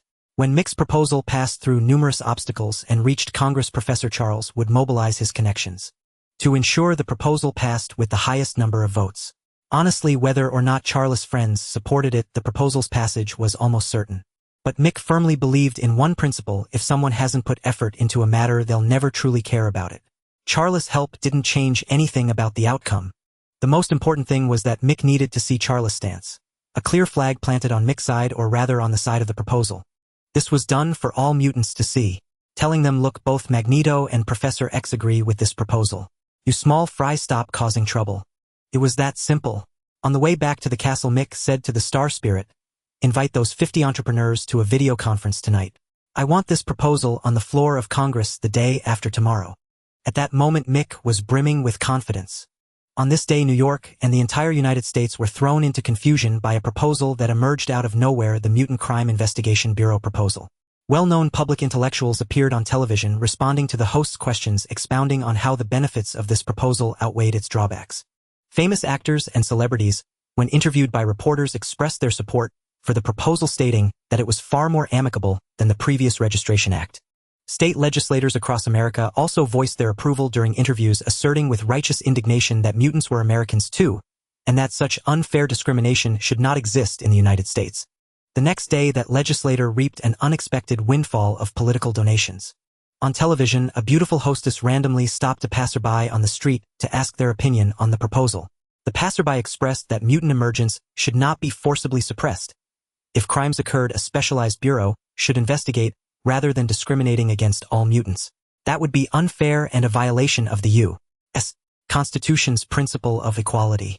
Within just 2 days, whether in newspapers or on television, countless big names and celebrities unanimously declared that the establishment of the Mutant Crime Investigation Bureau was, given the current social climate, an inevitable trend, the will of the people.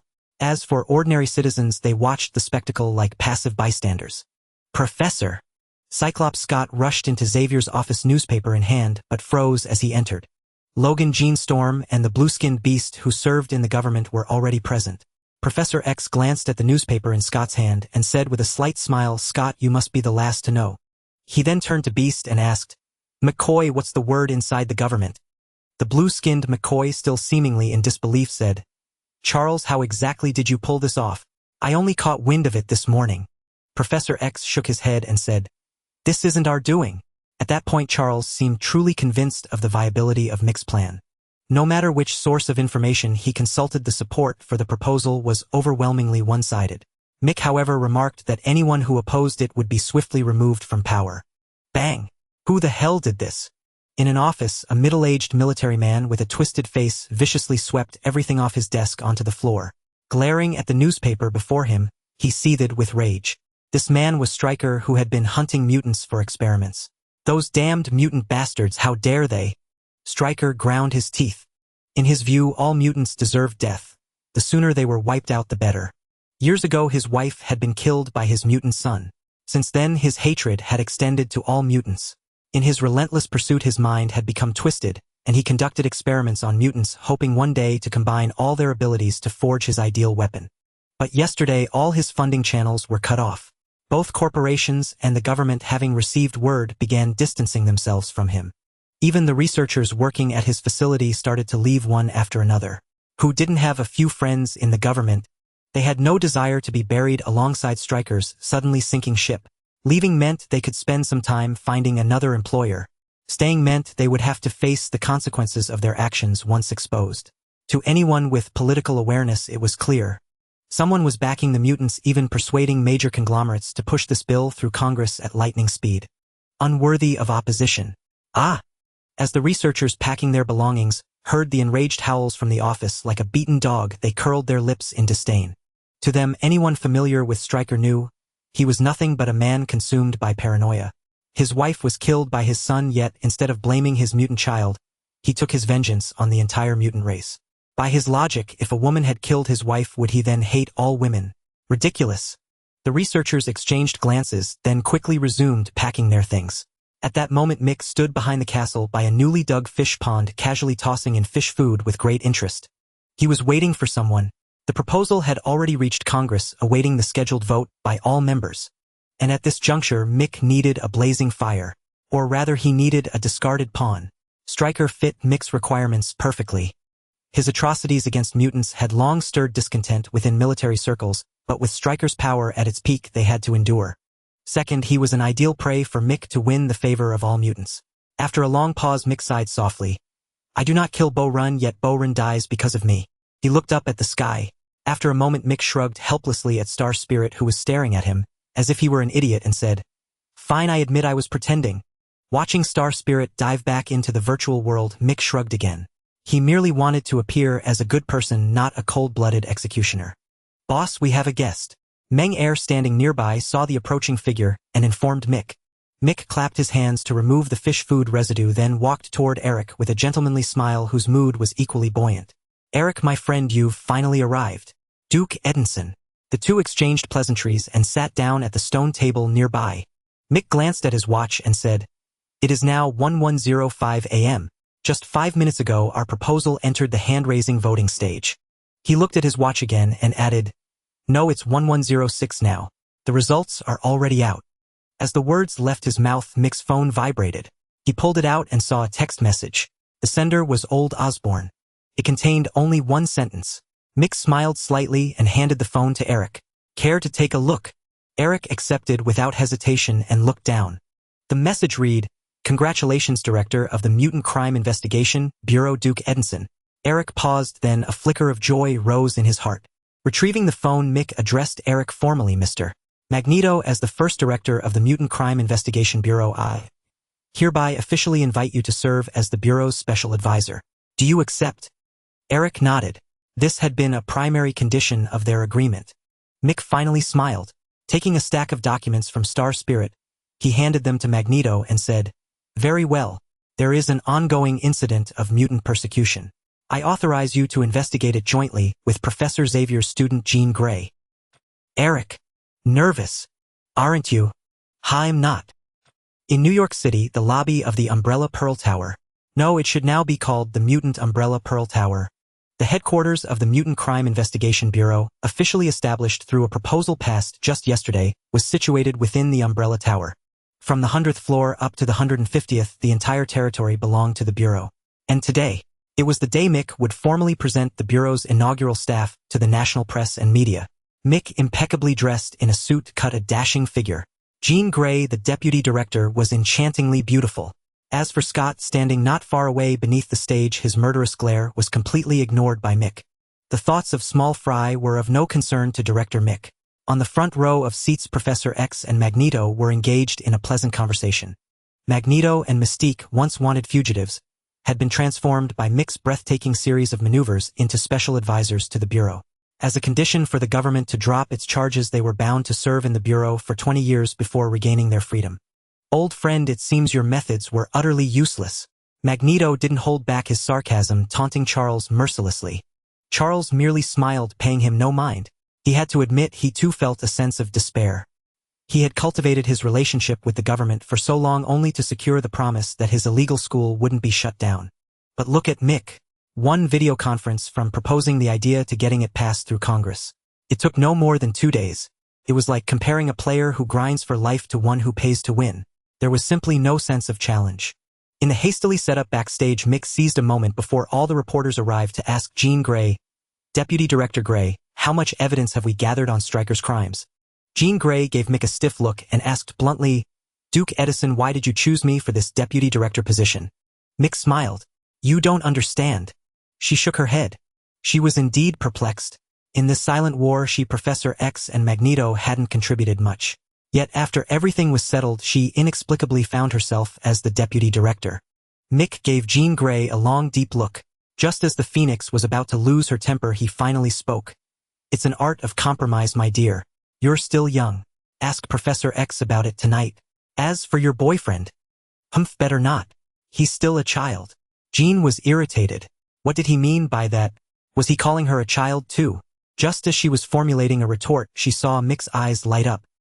He walked towards a lady who had just entered. Jean Grey was taken aback. "Ha, beautiful Hill, seeing you has suddenly brightened my mood once again." Mick looked at Hill and Coulson, completely ignoring the latter. With a broad smile, he moved to embrace Hill. Hill deftly avoided Mick's outstretched arms and gave a cold laugh. "Forget it. Seeing you will ruin my entire day. We're here on behalf of SHIELD to congratulate you on joining the law enforcement family." "Ha!" Unfazed by the awkwardness, Mick lowered his hands and looked at Hill. "Of course. On behalf of the Mutant Bureau, I thank SHIELD for its congratulations. From now on, any mutants your agency catches will have to be handed over to us." Coulson. Wedged between them, Coulson felt his posture must have been off. How else could he sense a faint murderous aura coming from both in front and behind him? Just as Coulson was feeling desperate, a voice saved him. The Phoenix, who had been watching from the sidelines, saw Mick and Hill together, and with a woman's intuition knew there was a story between them. So she gracefully walked over to Mick, flashed him an enchanting smile, then turned to Hill with a curious look. "Director, who might these two be?" Her voice was sweet and exceptionally charming. Mick blinked with concern. "Deputy Director Grey, are you all right? Why does your voice sound like that?" His words were laced with feigned nonchalance. He chuckled inwardly. "You little minx, you think I'd fall for that?" He had watched his best buddy Zhang Zhang expertly navigate situations where his wife and current girlfriend appeared simultaneously. He was a true Casanova. Mick, though still a boy in many ways, had absorbed a wealth of practical experience from Zhang Zhang's teachings. Sure enough, Jean Grey was furious at his remark. Dropping her act, she extended her hand to Hill and introduced herself. "Jean Grey." "Hill." Hill gave Jean a look, shook her hand, and offered her congratulations. "Congratulations. Can you tell me how you all managed this?" Then the two of them walked off together. Mick and Coulson stood there exchanging glances. "Hey."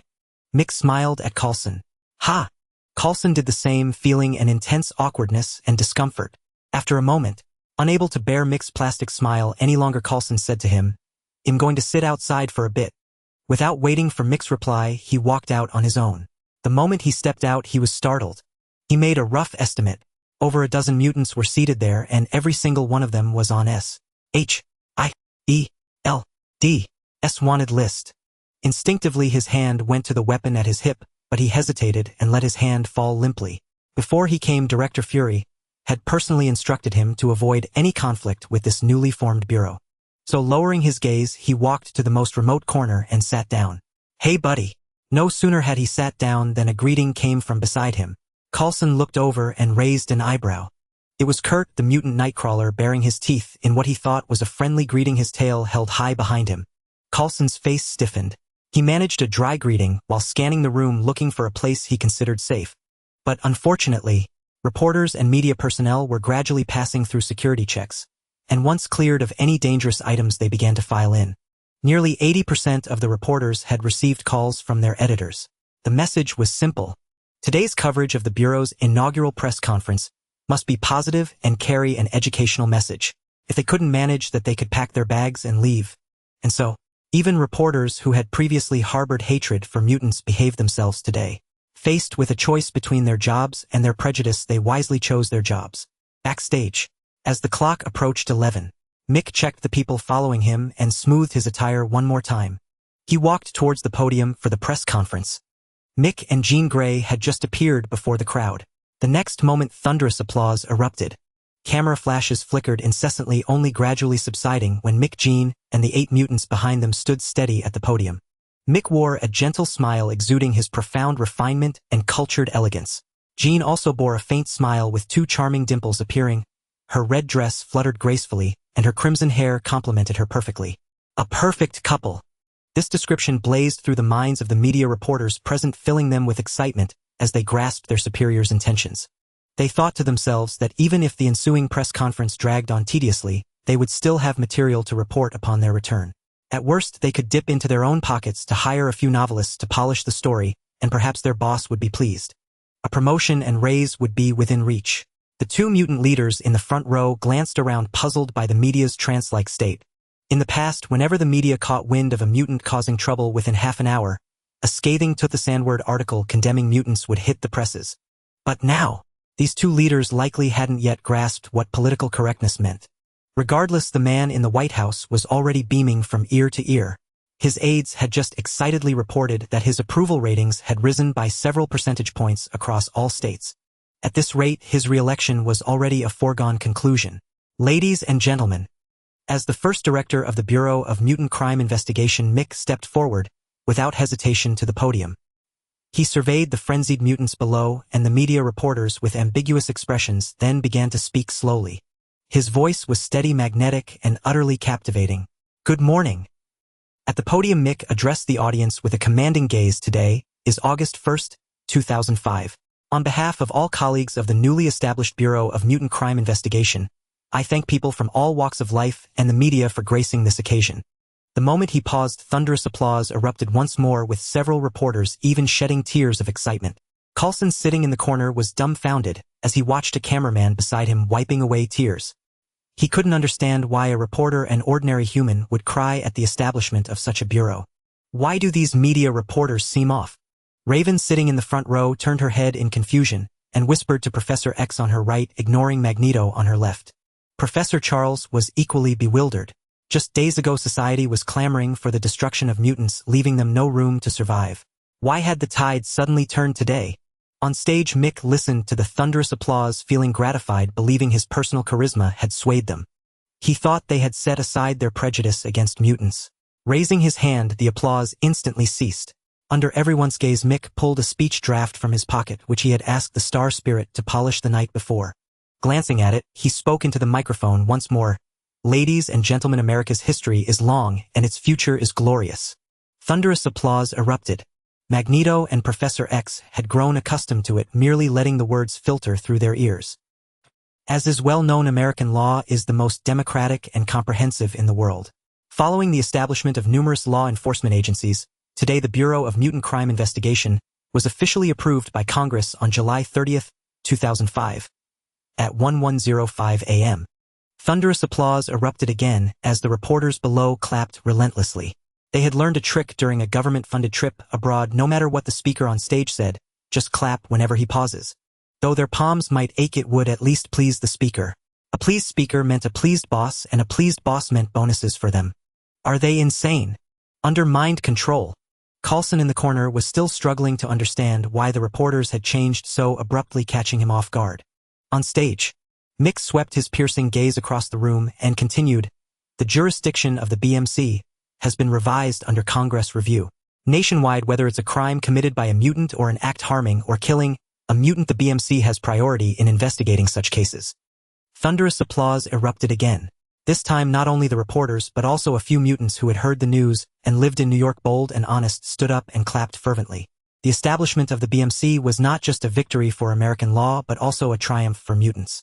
For them, after this bureau was formed, they were no longer rootless wanderers. They no longer had to struggle to seek justice, only to face discrimination everywhere. If they were harmed, the authorities would do nothing. From now on, such a situation would vanish with the BMC's establishment.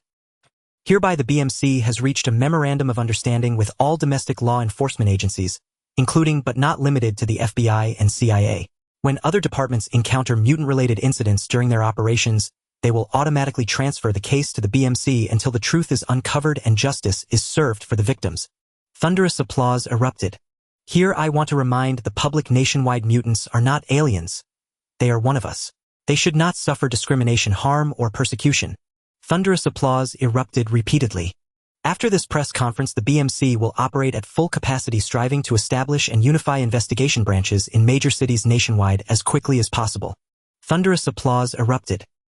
We have the confidence and capability to protect mutants from harm by lawless elements, and to safeguard ordinary citizens from the crimes of a few rogue mutants. Thunderous applause erupted. Here, on behalf of the BMC, I urge any unlawful organizations still plotting to harm mutants, it is wise to pull back from the brink. Stubborn resistance will only lead you down the path of crime. Thunderous applause erupted. The hall echoed with thunderous applause. The reporters in the room felt like crying, or their palms were red and swollen from clapping. In the corner, Coulson wore a dazed expression.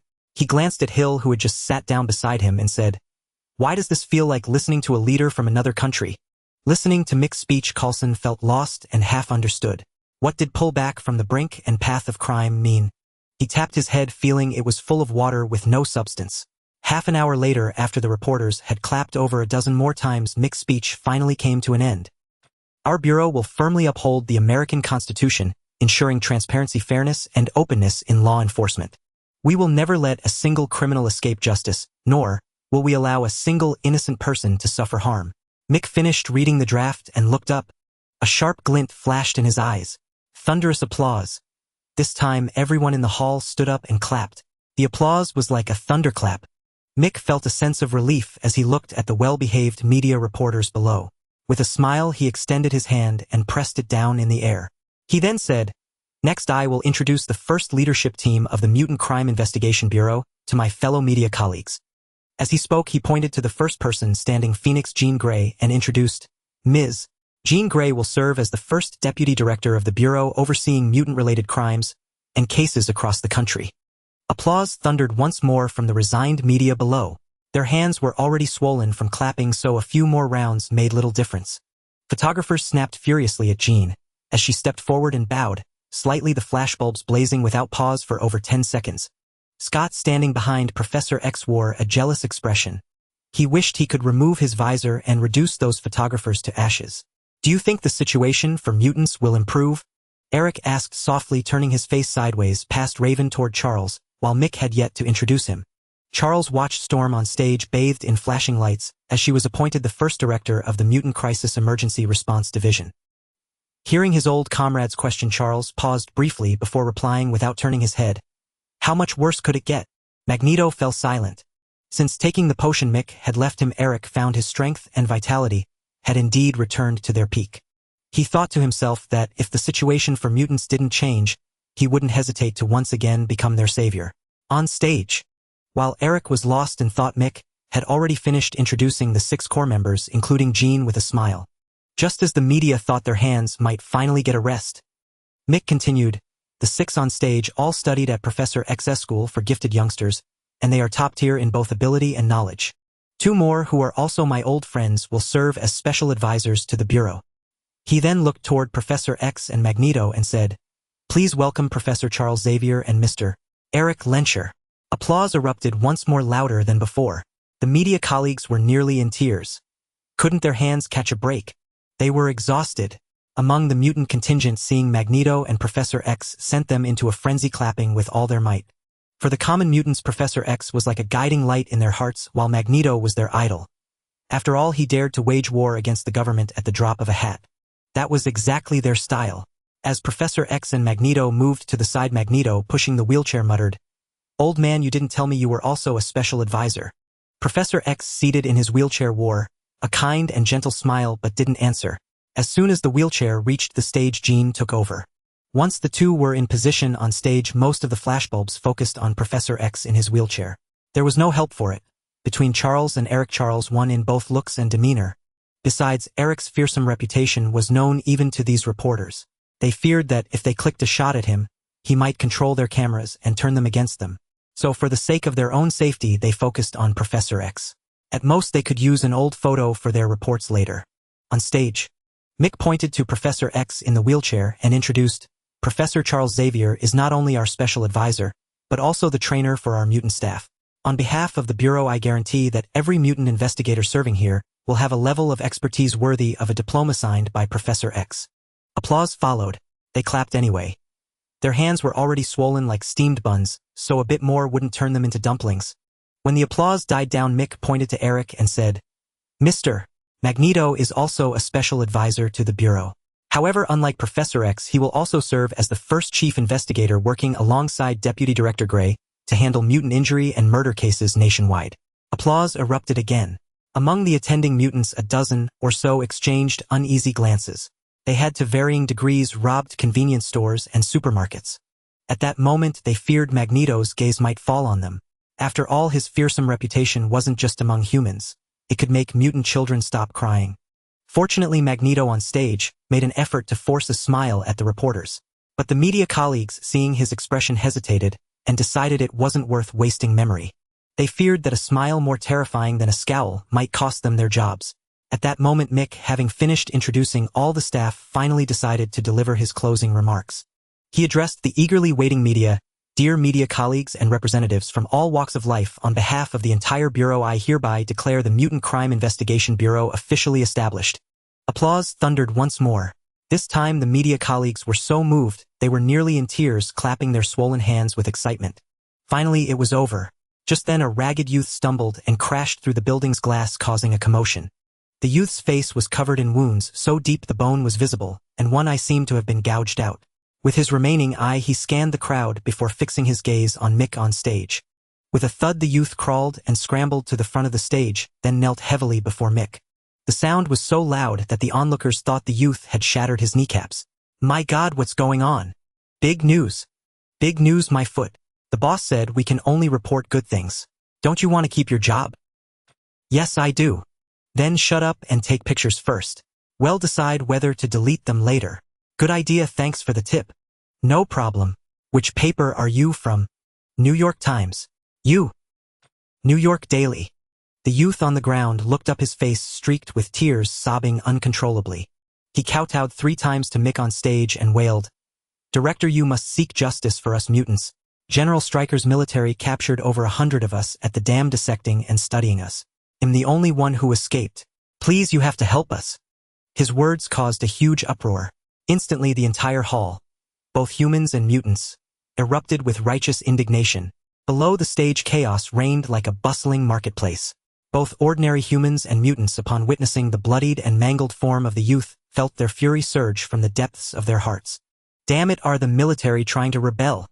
This is a crime against humanity. Where is our internal oversight? God, this is an atrocity, a crime against humanity. Protest. We must protest to the White House. Hand over Stryker, this executioner of humanity. Yes, God, my youngest son only joined the army yesterday. No, he can't go. Protest. We must protest. With so much military spending every year, they're using our money to commit crimes against humanity.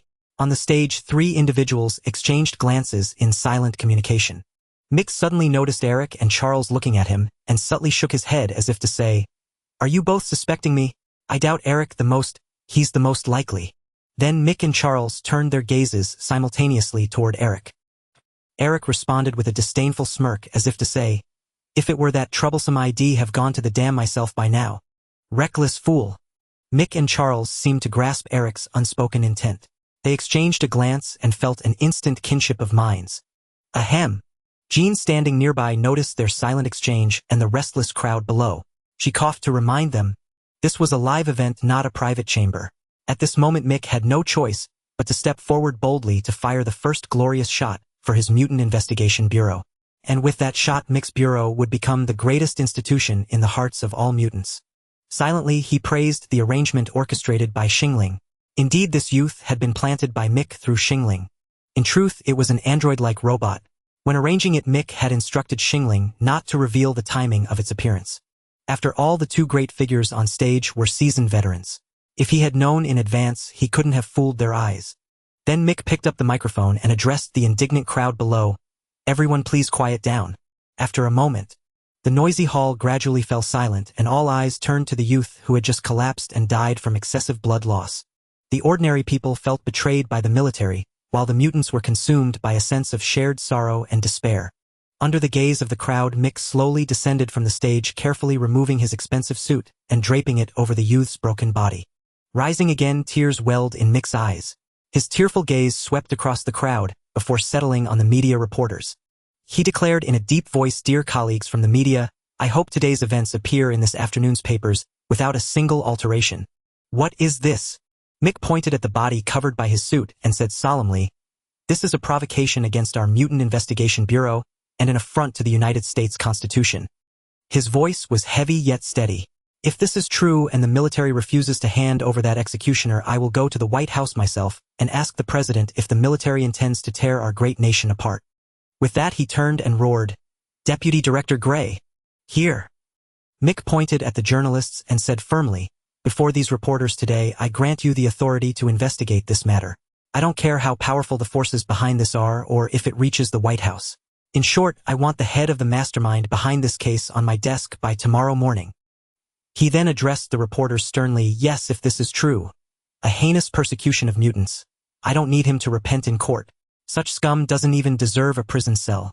His existence is a mockery of all mutant comrades in America, a slap in our faces, and an insult to the great Constitution of the United States.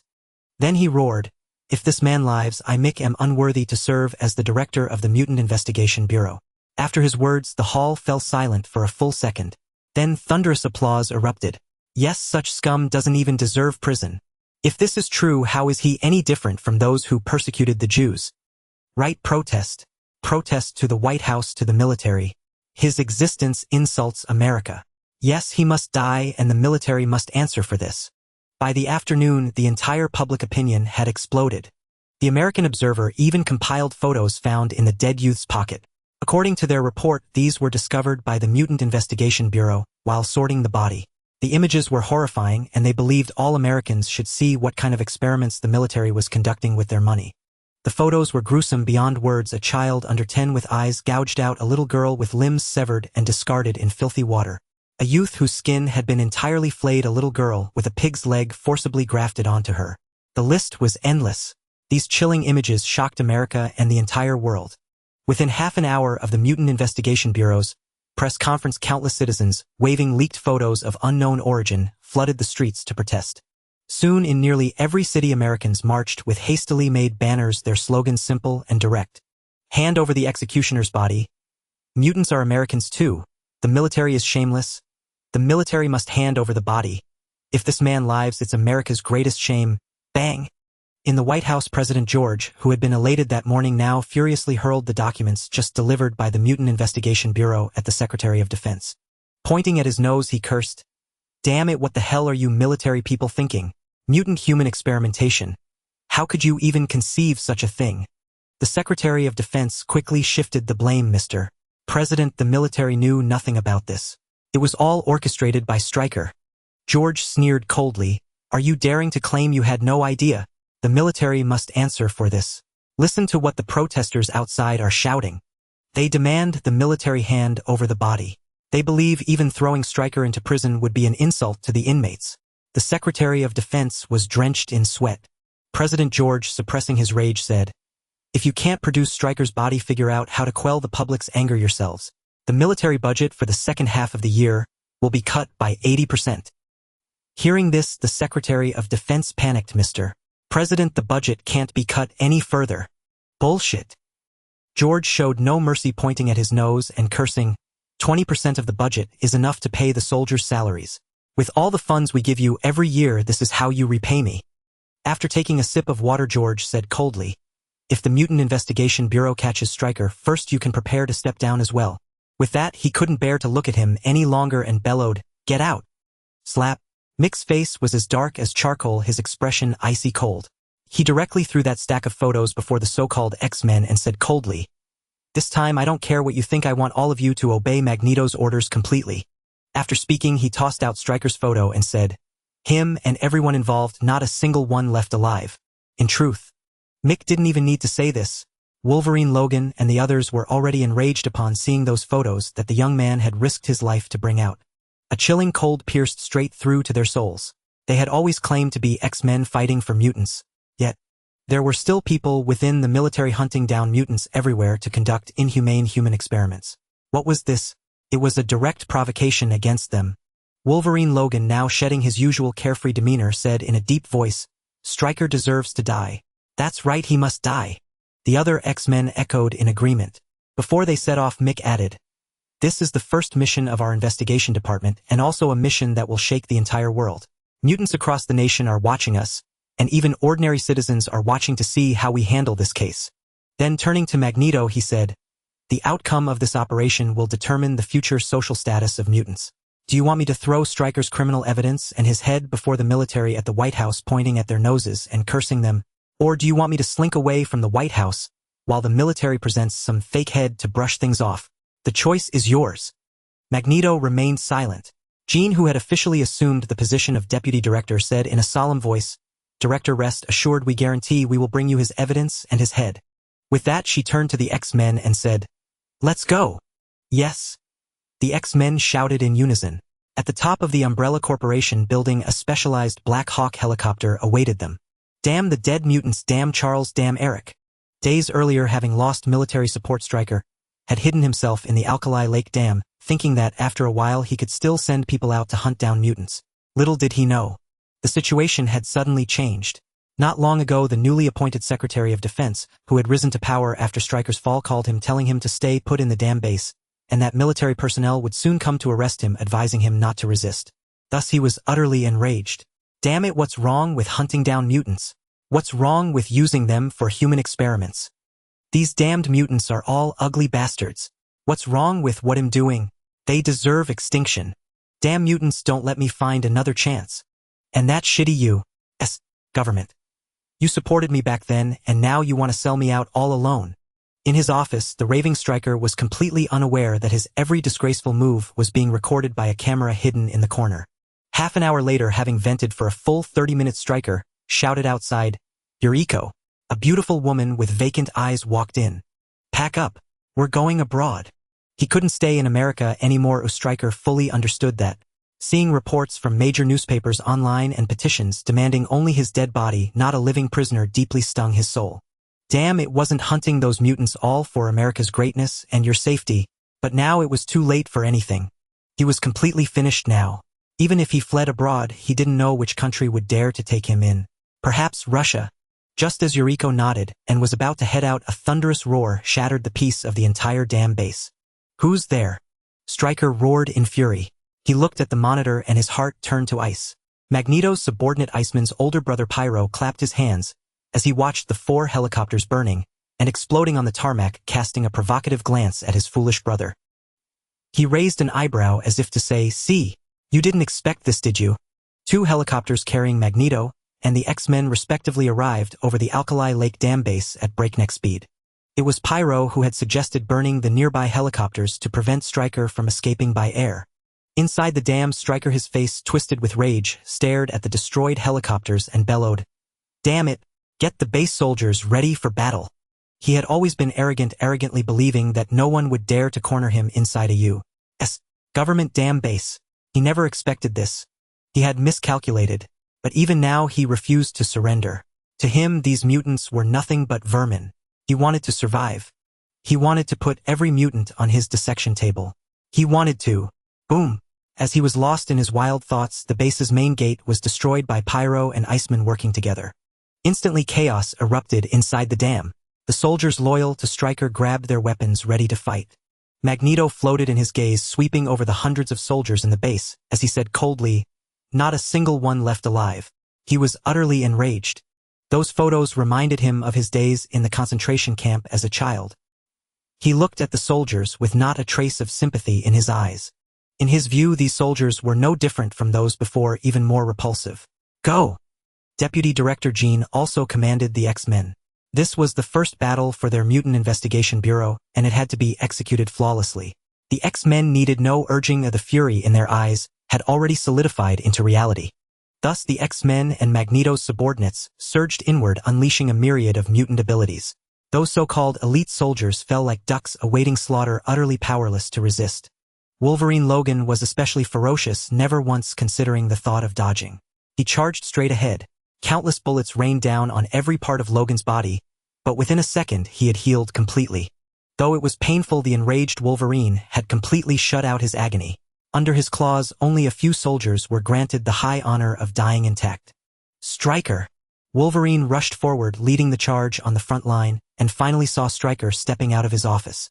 In an instant, Logan, who wasn't supposed to regain his memories at this time, recalled everything from before his amnesia, his beloved who died tragically, the horrific experiments, Stryker's ugly face. It all flooded back into his mind with a vengeance. With a sharp shing, Wolverine's claws unsheathed. He let out a howl like a lone wolf directed at Stryker. "Ah!" Logan roared, instantly cleaving a nearby soldier in two. His gaze fixed on Stryker, who seemed stunned, and he began to sprint. A flicker of panic crossed Stryker's face.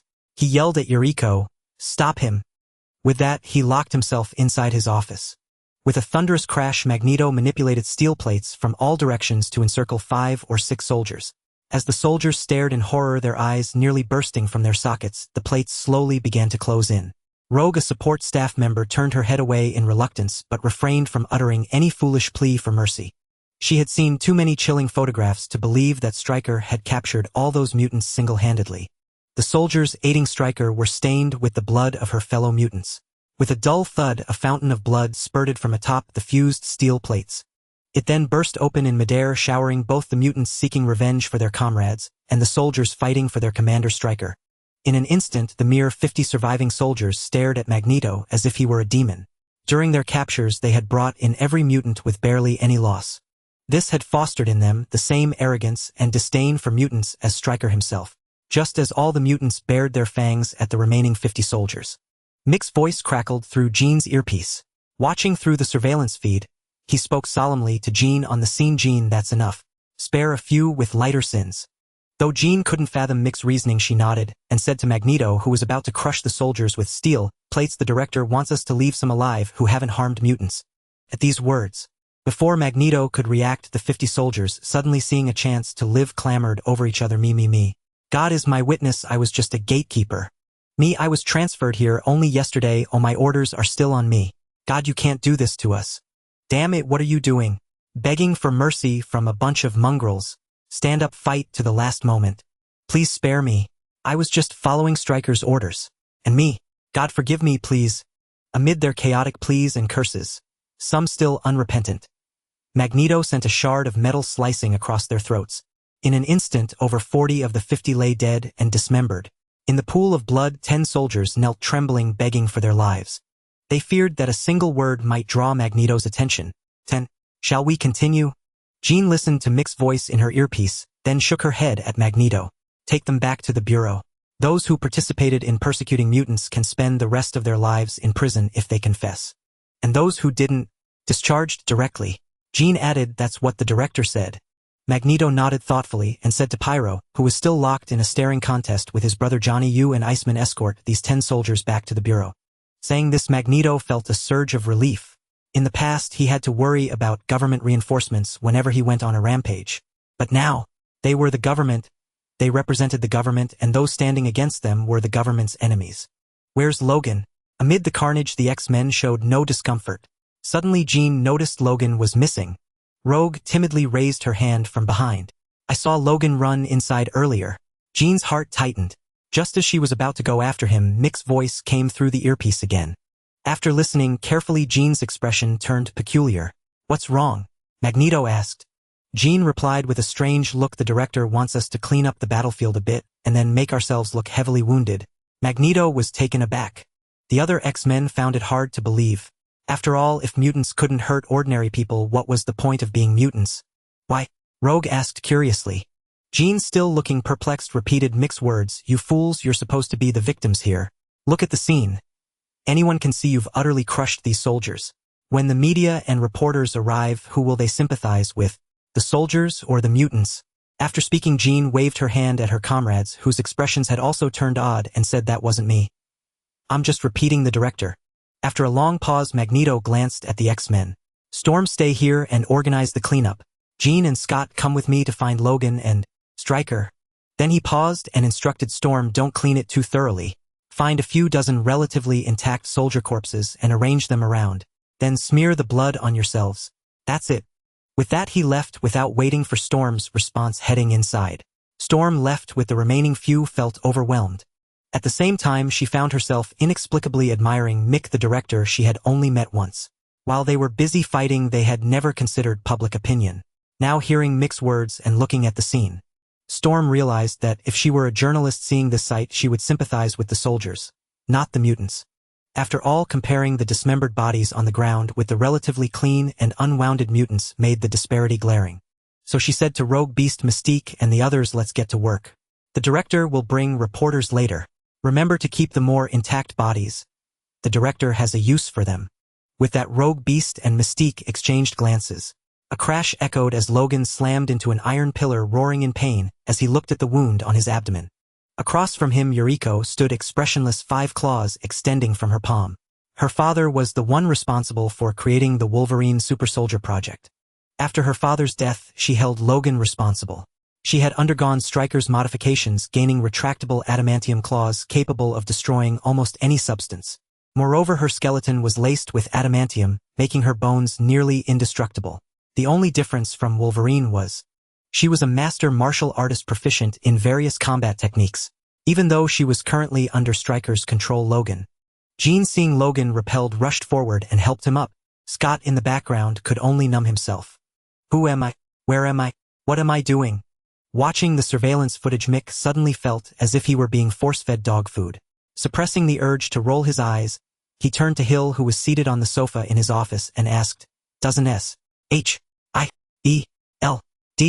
have anything better to do right now?" Hill replied coldly, "Under the authorization of the World Security Council, SHIELD is required to oversee this operation of yours." "Ha!" Mick let out a mocking laugh. He suddenly thought that if he were to expose the Hydra matter right now, it would be quite interesting to see the faces of the World Security Council. But after a moment's thought, Mick figured he could use this as leverage to strike a deal with Hydra. After all, Hydra was SHIELD's problem, not his. With that thought, Mick's mood, soured by the unwanted romantic display, improved considerably. Notify the New York Daily, the American Times, and a few other newspaper reporters. Invite them to the scene for a visit, Mick instructed Starling. Starling nodded and headed out the door. After she left, Hill lowered her voice and said, "Are you insane? Inviting journalists to cover this? What are you thinking?" Mick asked, puzzled.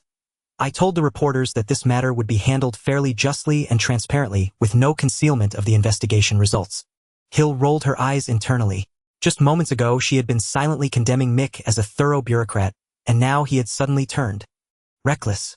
So she said, "This will embarrass the military." Mick smiled and replied, "And then?"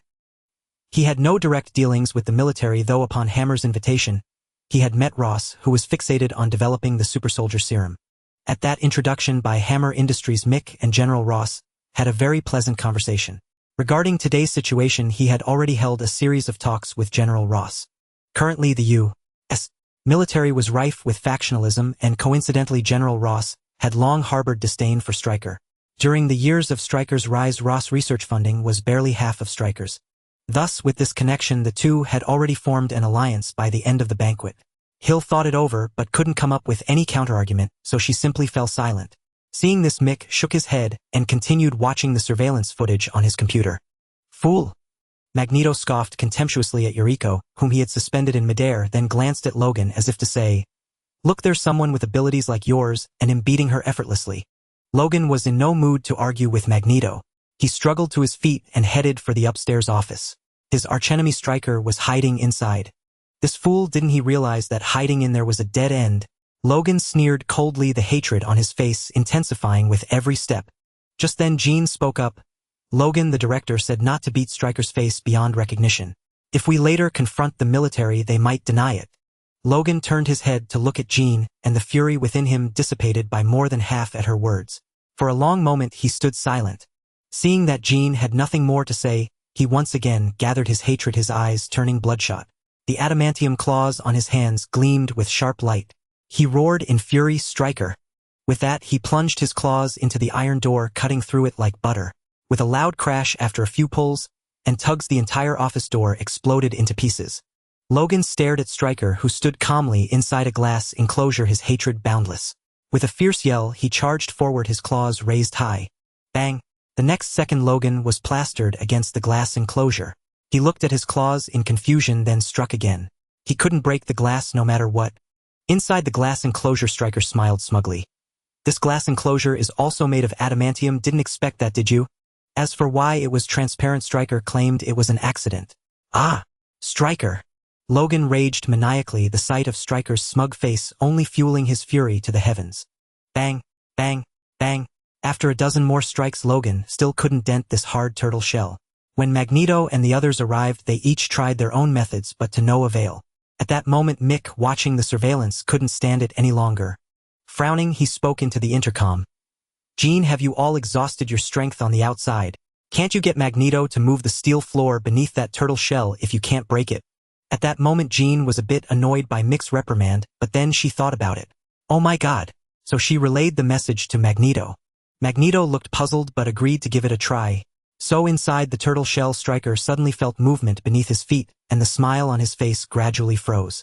Below him, the enraged Logan had already completely hollowed out the floor, waiting for Stryker's uninvited descent. Boom! Amidst the dust, Logan wore a ferocious grin.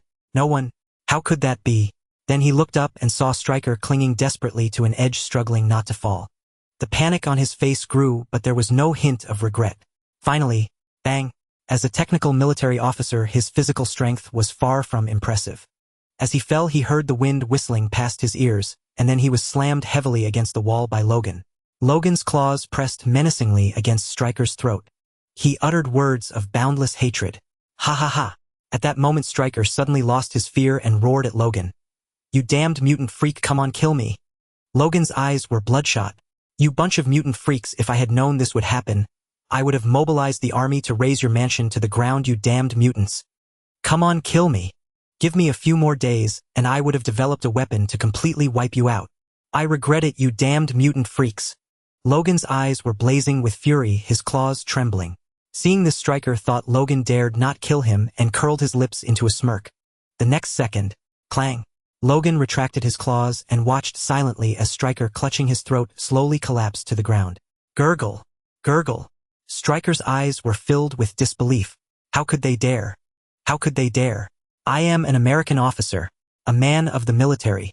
He reached out a hand to grab Logan's pant leg, but couldn't pull it. He turned his hand into a tiny fist and weakly, helplessly pounded against Logan's pant leg. Once, twice, 3. He was completely dead. He died with his eyes wide open. Even in death, he felt not a shred of remorse for his actions. Mick watched the entire scene on the surveillance feed and fell silent for a moment. He turned off the monitor and stood up.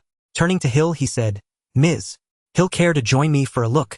Hill glanced up at him and replied flatly, Have you prepared the scene?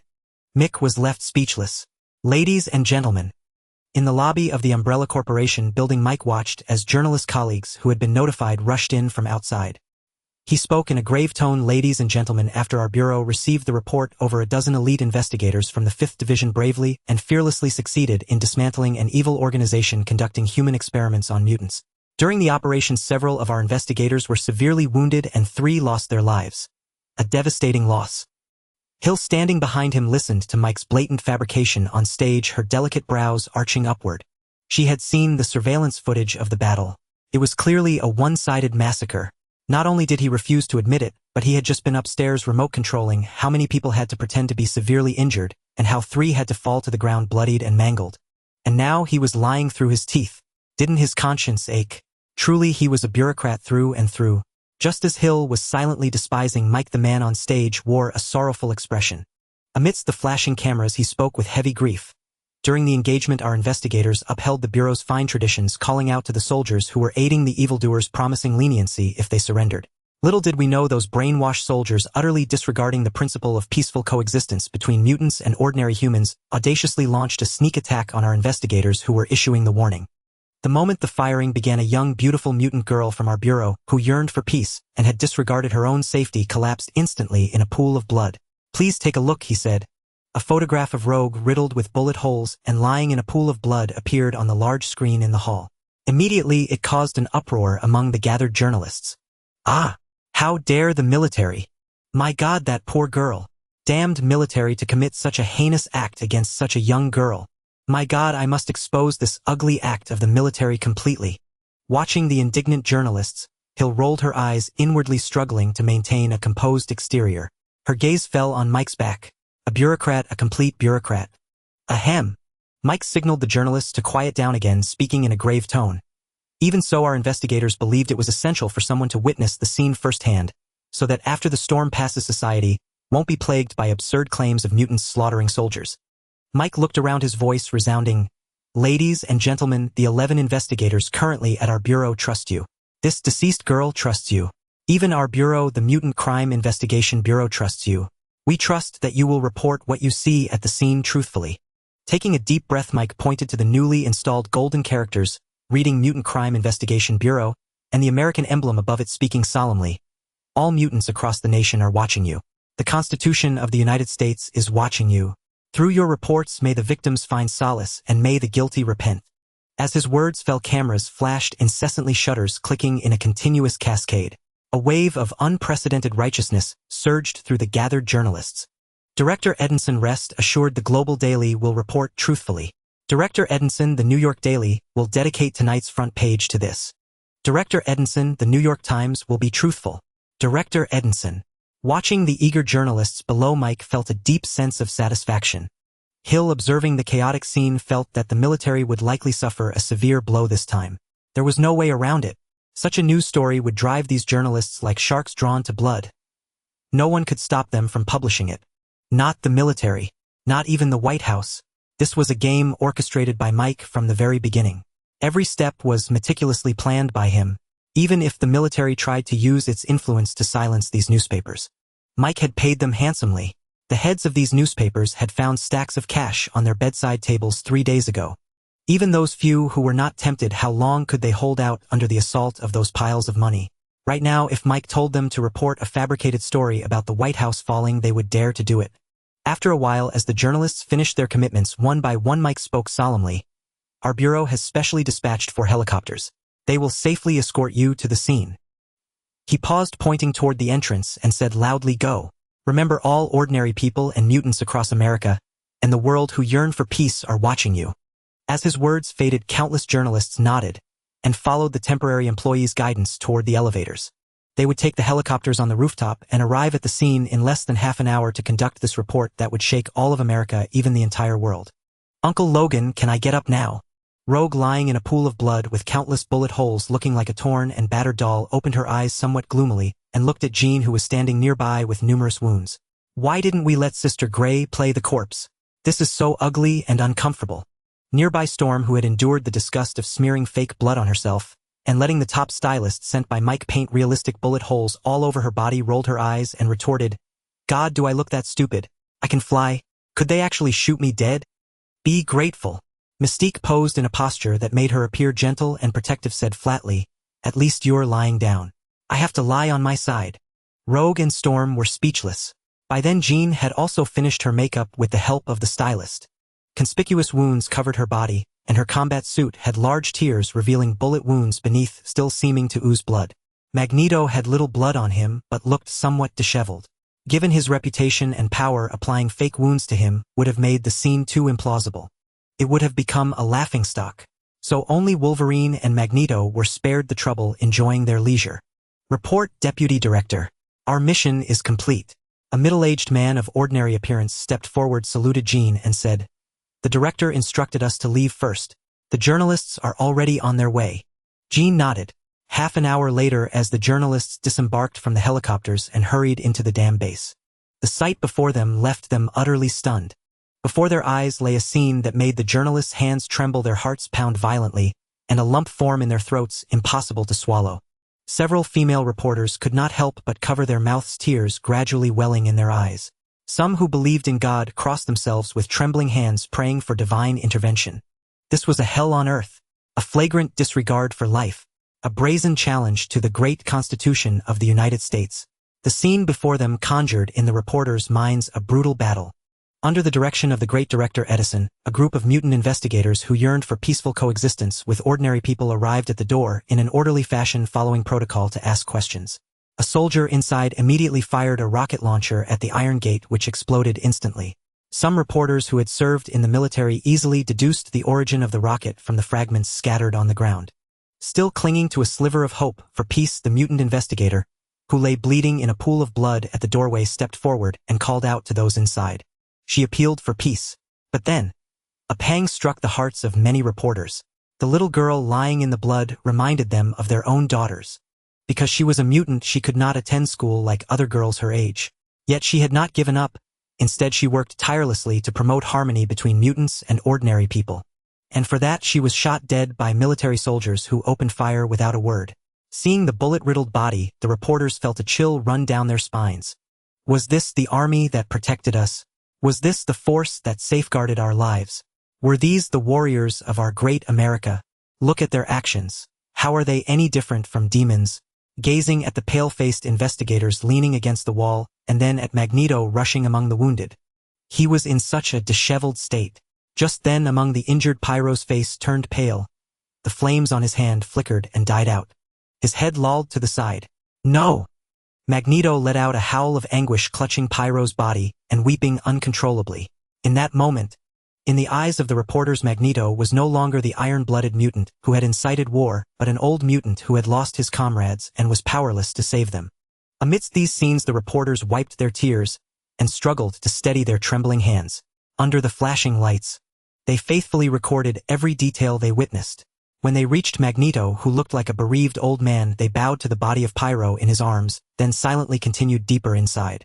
When they saw over 100 mutants being led out of the dark prison by Jean, a surge of rage welled up within them. Those 100-odd mutants were already beyond recognition, so emaciated that their bones were visible and many were missing limbs. Monstrous. Seeing this, countless reporters recalled the concentration camps they had read about in their predecessors' reports.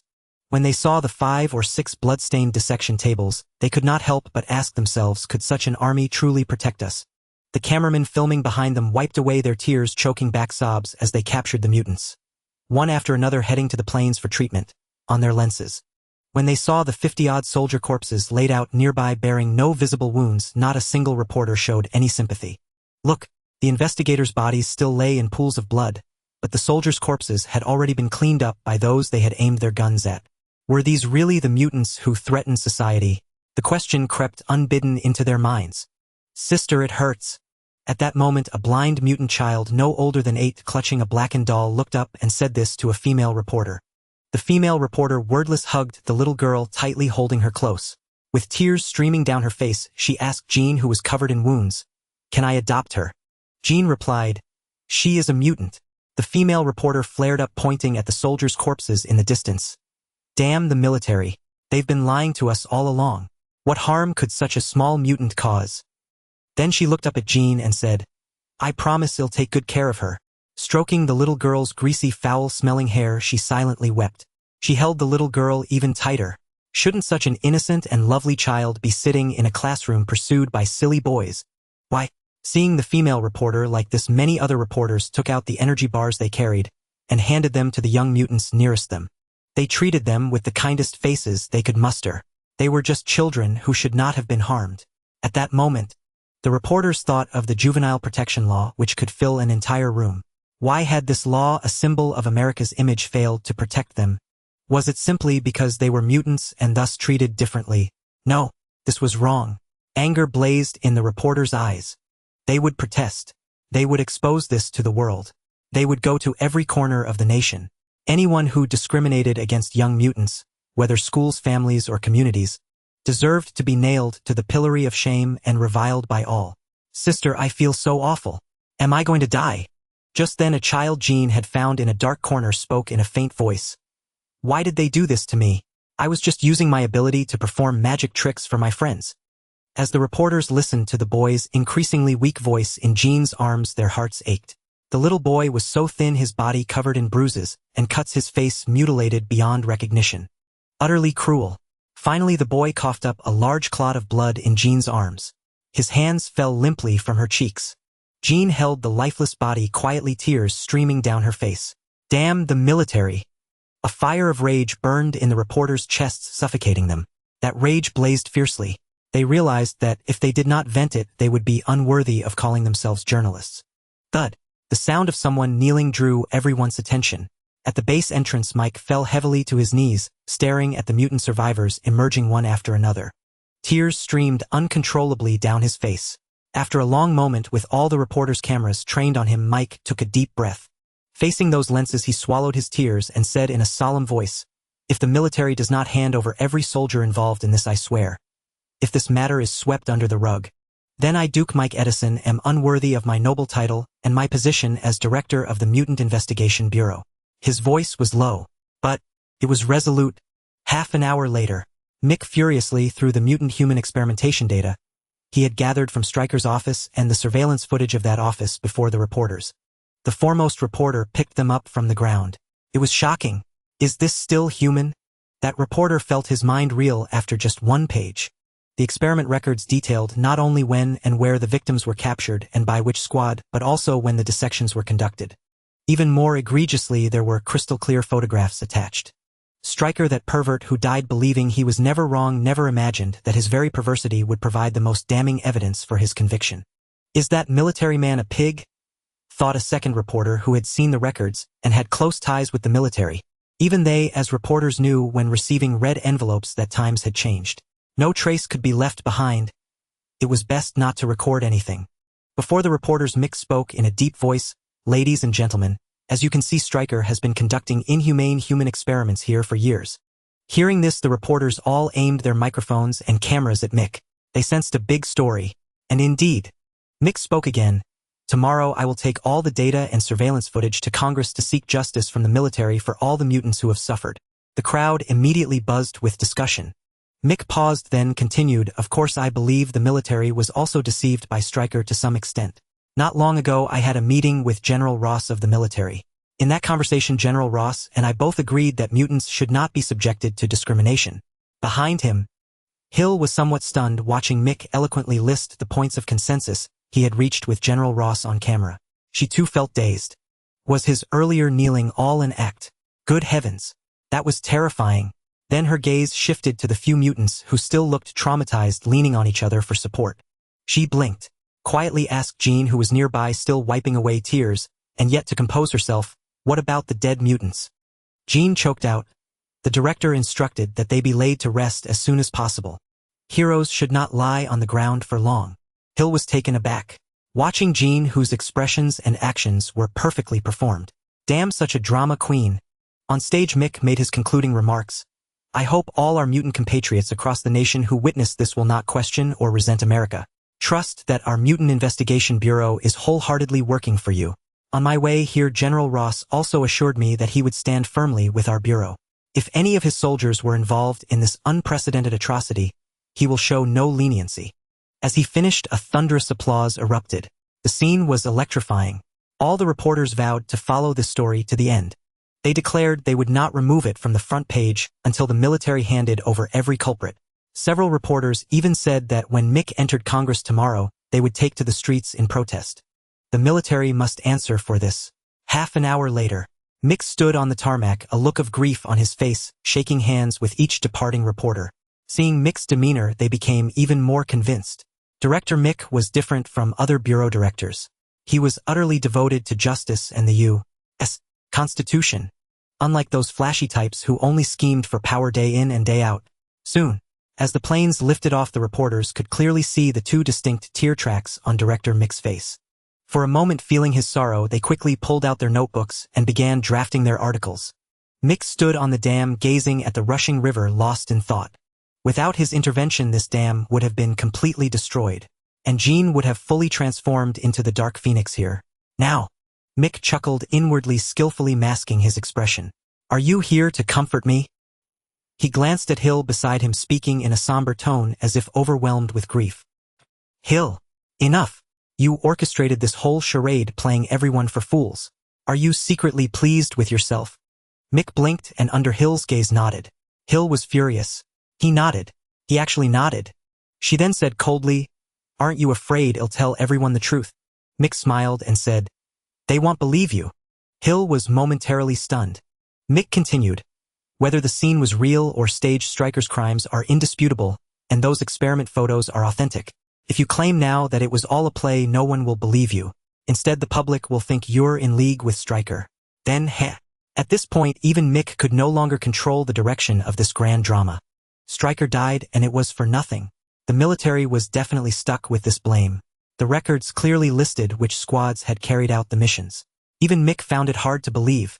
Stryker had the ability to mobilize troops nationwide to capture people for him, and he had meticulously recorded every favor as if afraid of forgetting. Mick didn't know whether to call him shrewd or foolish. In any case, this grand drama was nearing its finale. Once the evening papers were out, tomorrow, when Mick walked out of Congress with the bountiful fruits of his victory, his image among the mutant community would become extraordinarily grand. By then, even if he declared he wanted to occupy an island nation, these mutants would follow him without hesitation. He crushed a CD in his hand and tossed it into the dam's lake. It contained records that General Ross had also once funded Stryker to obtain mutant experiment data. Now Ross was his ally. It was necessary to look out for an ally. Keeping it secretly was not Mick's style. He disdained such actions. He pulled out his phone and sent a message to Ross. After a moment, Ross replied, "Just one English word, thanks." A hint of a smile tugged at the corner of Mick's mouth. Hill watched. She couldn't tell if it was a sneer or a genuine smile. Director. Not far away, Jean, having composed herself, walked over. At this moment she felt immense admiration for Mick. She had seen the expressions on the reporters' faces as they left. Many female reporters even asked if they could adopt the underage mutants who had suffered here. She understood. The isolated and helpless status of mutants in society had been fundamentally changed. When the sun rose tomorrow, even the weakest mutant could walk the streets openly. Mick looked up. He smiled gently at Jean, whose face was full of admiration. He said, "Let's go. There's still one last act to perform." Jean. As the sun gradually descended, countless office workers streamed out of their buildings, pulling out their phones, portable computers, or buying a newspaper. Without exception, a headline blared, "Inhumane Experiments Crimes Against Humanity, the Military's Executioner William Stryker." In an instant, both the words experiments and military seized their attention. They clicked to open, and what they saw were shocking photographs. Scenes resembling a hellish inferno. An article brimming with fury and accusations. It deeply touched their souls. On the streets, countless women, upon seeing those photos, bowed their heads and wept. Men clenched their fists in indignation, a surge of rage rising in their chests with no outlet. Just then, in the distance, 3 solemn black hearses, each carrying a coffin draped with the American flag, slowly passed by. Beside them, investigators clad in the black uniforms of the Mutant Affairs Bureau, themselves bearing wounds, walked slowly alongside the hearses. They drove through Brooklyn, passed through Queens, and finally crossed all of Manhattan, stopping beneath a building that appeared extraordinarily ornate, shaped like 2 dragons playing with a pearl. Behind them, a multitude of citizens had already gathered. These were the residents of New York, their hearts filled with indignation after reading the newspaper. As the bus door opened, a little girl emerged, missing an arm, an eye, and an ear, looking like nothing but skin and bones. She was immediately supported by a humanoid robot and escorted into the building. Through the glass, the crowd could see a large group of medical personnel rushing to her side as soon as she entered. Instantly, soft weeping began among the crowd. As more mutants, battered, bruised, and missing limbs, stepped out of the bus, the sobbing grew louder. And the citizens' anger swelled even more. When the 3 coffins were unloaded, and when they saw the solemn salutes from those at the building's entrance and the investigators in their black uniforms, the fury of the people reached its peak. At that moment, a hoarse voice rang out from the crowd. The tone was raspy but seething with rage. "Protest at the military base. Make them hand over the murderer." As soon as these words were spoken, all the citizens seemed to find an outlet for their anger, and in no time a multitude followed. "Yes, to the military base. Hand over the killer. Protest. We must protest. To City Hall. We won't stop until the murderer is handed over. Let's go. Damn it, they won't sleep until the killer is turned over."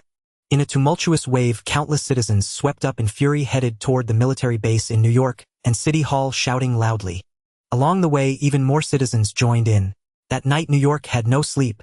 As the news spread from New York to every state, countless citizens also erupted in anger, pouring out of their homes to protest at the places they held responsible. That night, America had no sleep. Bang! Inside the Department of Defense, the newly appointed Secretary of Defense, his forehead swollen, glared darkly at the generals currently in Washington, his expression grim. He slammed the table violently, hurling a stack of newspapers a soldier had brought onto the desk, and roared at the generals, "Look at what you've done." For a moment, the generals, who had yet to catch wind of the situation, exchanged confused glances, utterly baffled by the outburst. They picked up the newspapers and read. A stunned silence fell, followed by a hint of panic. "Crimes against humanity. Akin to concentration camps. Inhumane." Every word in the reports was a burden they could not bear. They then rushed to assure the Secretary of Defense that none of their personnel were involved. The Secretary sneered coldly, tossing a file toward General Allen, who sat at the head of the left side of the table, and bellowed, "Not your people. Your people helped Stryker the most. See for yourself. This was personally delivered to me by the Director of the Mutant Affairs Bureau." He then roared at the others, "And as for the rest of you, if you don't give me an explanation today, that director will demand one from me at tomorrow's congressional hearing." He finished, panting heavily. As God was his witness, he had barely settled into his position, and had yet to enjoy the privileges of power. Yet here he was already summoned to the White House twice for a severe reprimand. These damn bastards wanted him to take the fall for them. Not a chance. General Allen silently spread the file that had hit his forehead across the table. When he saw that his Third Army had been mentioned under Stryker's command, his hands trembled with rage. He raised his head and said to the Secretary of Defense, I knew nothing of this, but I swear I will give you an answer before dawn tomorrow. His son was a mutant, a fact he had kept well hidden. Seeing that his own soldiers had helped Stryker capture mutants filled him with even greater fury. Because of his son, he had never uttered a word of discrimination against mutants in any setting. He would even kindly drop some change when he saw a young mutant beggar on the street. These damn bastards. After speaking, General Allen saluted the Secretary of Defense, then stormed out, slamming the door behind him. As soon as he pushed the door open, he shouted to his adjutant, "Drag every officer in the group army out of their damn bars. I want to ask them clearly, is this army mine or Stryker's?" The adjutant stood at attention, trembling, then hurried out. Inside the room, the Secretary of Defense let out a cold chuckle as the file began to circulate around the table. He had no choice but to be afraid. Such a huge burden was not something he could bear alone. If he took the fall, it wouldn't just be resignation. It would be prison, and he'd be picking up soap. When the president had summoned him to the White House, he had been stunned by the dense crowds of protesters marching on the streets. How many years had it been? When had America ever seen such massive demonstrations? Let others die for his sins. He had never ordered anyone to help Stryker, but someone had to take the blame. And it had to be the military. Even if they claimed ignorance, the furious public wouldn't care. So a few people in the military had to step down, and in a way that satisfied the masses. "Sir, I will give you a satisfactory answer before dawn tomorrow." Another general, upon seeing his unit mentioned in the file, turned pale. When had Stryker ever been able to deploy his soldiers without his knowledge? Did he have no respect for his authority? He slammed the table and stood up. The Secretary of Defense sneered again, looking at the 2 or 3 generals who looked visibly guilty, and said, "It's not about giving me an answer. It's about giving the newly appointed director an answer. If you can't produce a result that satisfies him at tomorrow's congressional hearing, you can explain it to him yourselves." He paused, then snorted at them, "I won't take this fall. I'd rather resign than bear it. Whoever caused this, go explain it at the hearing tomorrow." With that, he nodded to his secretary, put on his hat, and pushed the door open to leave. The next day, Washington Airport. As Mick, his face dark, and the silent Jean stepped out of the airport, they were instantly surrounded by a sea of media. The media surged around them like a tide, pressing in on Mick and Jean. "Director Edinson, what are your plans for Congress today?" "Director Edinson, as far as we know, you are not a mutant. Why were you appointed as the head of the Mutant Affairs Bureau?" "Director Edinson." As they walked toward the car waiting by the curb, both Mick and Jean remained silent. Their expressions betrayed nothing. Mick opened the car door and let Jean get in first. Just as he was about to sit down inside the car, Mick paused, took off his sunglasses, and with a stony face spoke in a deep voice to the eagerly waiting media. "This is not a question of mutants versus ordinary people, nor is it about whether mutants and ordinary people can coexist peacefully. The topic today is whether the 15860 mutants who died brutally at the hands of the military at Stryker's hands are considered Americans. Are they not protected by the U.S. Constitution and laws? For this matter, the military must hand over the murderers. Remember what I say, all of them." With that, he got in and shut the door. Room. The journalists, having gotten what they wanted, were still stunned as the car sped away from the airport. Guided by the Washington escort, the car drove swiftly and unimpeded toward Capitol Hill. Inside the car, Mick glanced at Jean sitting beside him and said with a slight smile, "I remember this is your second time at Capitol Hill. Does it feel any different?" The first time Jean went to Capitol Hill, it was to try and stop the Mutant Registration Act from passing, but she failed. However, the current Mutant Registration Act had long been rendered null and void amidst the surging tide of public protests. As the sun rose this morning, state governments immediately issued announcements refusing to recognize the legality of the act and declaring it void within their respective states. It was like a farce. Hearing Mick's words, Jean was taken aback and said, "I don't know. It feels like a dream." Indeed, in less than half a year, the plight of mutants had changed so rapidly that countless people and mutants alike found it bewildering. From the initial discrimination and abuse to the current sympathy, it was like riding a roller coaster. Jean looked at Mick, who wore a faint smile, and asked, "Aren't you worried about retaliation from the military?" Mick shook his head, fiddling with the whiskey glass in his hand, and said calmly, "Jean, like Professor X and Magneto, you've never truly looked at this world." Jean frowned. Mick glanced at her and explained with a smile, "Have you ever wondered why, after all the years of work by Professor X and Magneto, things have only gotten worse?" Before Jean could answer, he continued, "Jean, you're not like them. You're younger and have more potential." As he spoke, he picked up the whiskey bottle and glass and asked, "Tell me which one is more important." Jean paused, then pointed to the bottle and said, "This? Ha ha." Mick shook his head with a smile looking into Jean's beautiful eyes and said, "See, you've spent too long in X Mansion and still haven't seen the essence of things." Mick uncorked the bottle and poured himself a drink, watching the liquid flow as he murmured, "The liquor itself is what matters most." Jean seemed puzzled. Mick poured a glass and handed it to her. She didn't refuse. Mick smiled at her and raised his glass, saying, "Professor X and Magneto have placed too much importance on the government itself, ignoring the most fundamental issue." They clinked glasses lightly. Mick said cheers and then added, "And that is, the people themselves." Mick's strategy was actually quite simple. When the people genuinely accept mutants in their hearts, would those politicians who rose to power by criticizing mutants continue to push forward? Would those so-called government agencies still dare to treat mutants like weeds to be manipulated at will? So, Mick devised this plan. From the people to Capitol Hill. Under Mick's series of bold maneuvers, the first step, establishing the Mutant Affairs Bureau, was to reassure ordinary people that there was an institution to deal with mutant criminals. The second step, a mutant who had narrowly escaped appearing at the press conference, successfully captured the attention of the media and countless viewers watching the event. Then came the third step, which Mick considered his masterpiece, setting the scene. When countless journalists and live cameras saw the scene before them, would they remain so composed? Would they still think mutants could rival the power of the state?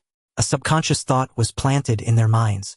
When they witnessed the brutal suffering and casualties of mutants in battle, that subconscious thought would resurface. Mutants. They are merely comrades with genetic mutations slightly different from ordinary people.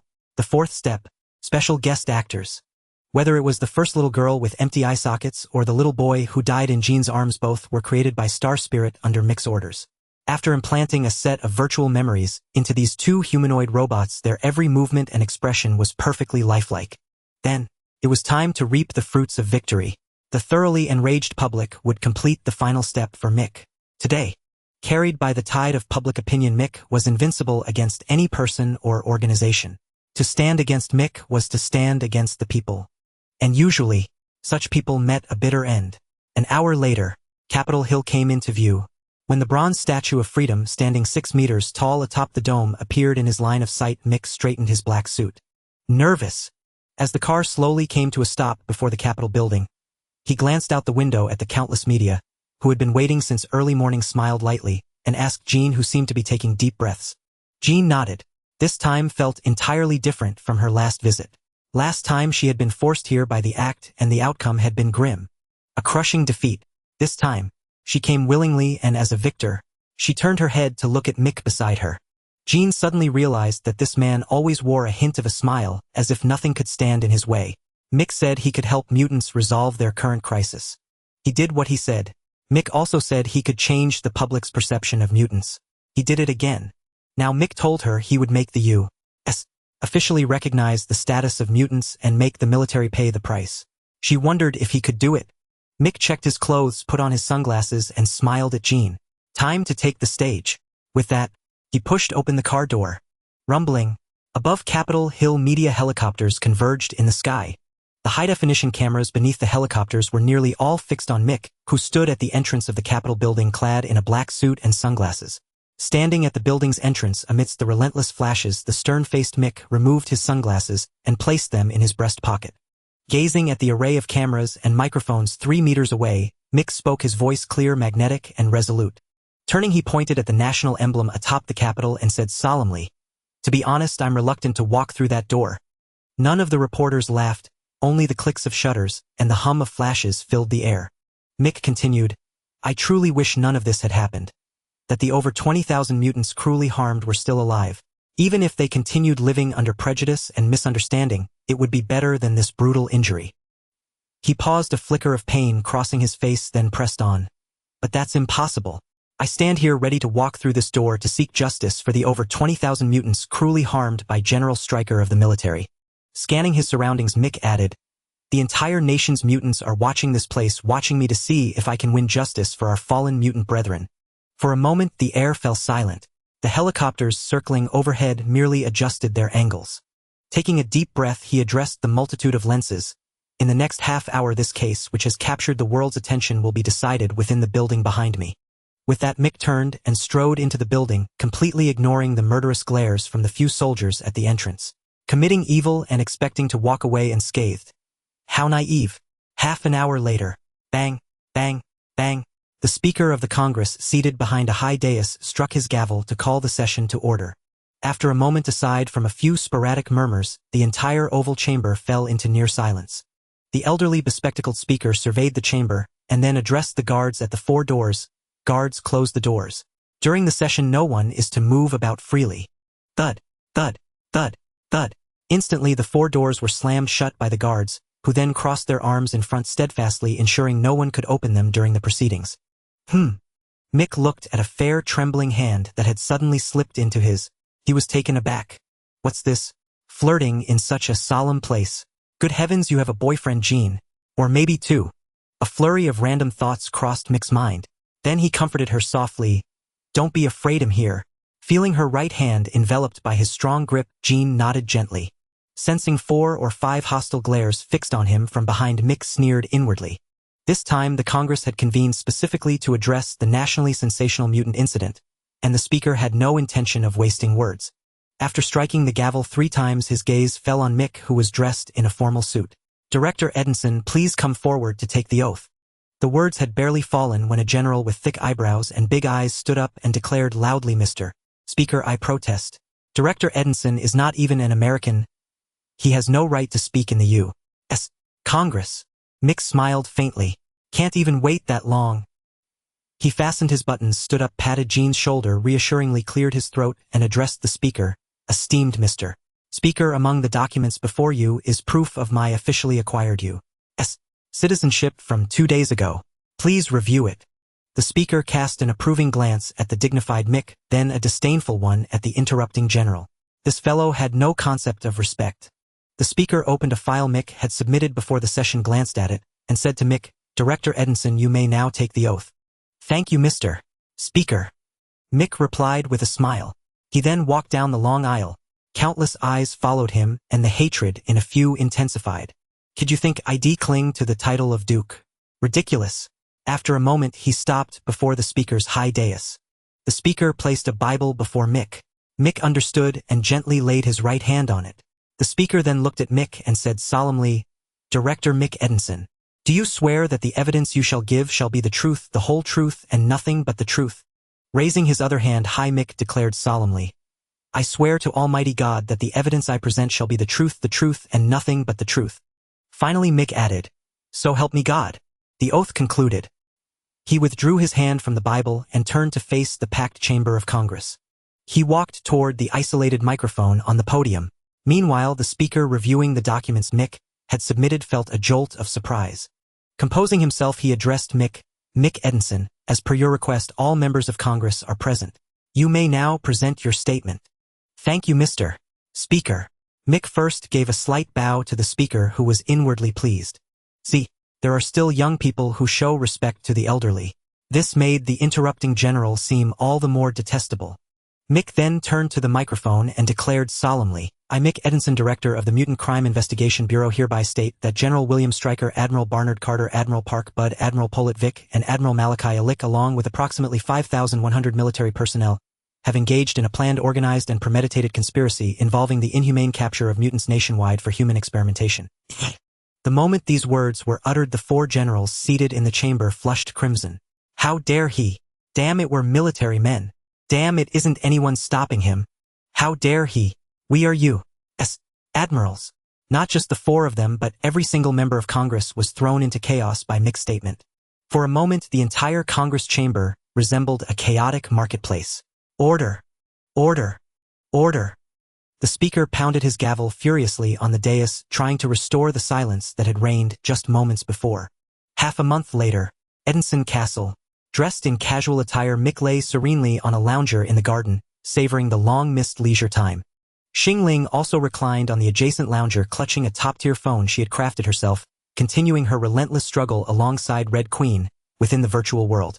Word had it that their levels had reached the pinnacle of the server, leaving no player within that realm untouched by their grasp.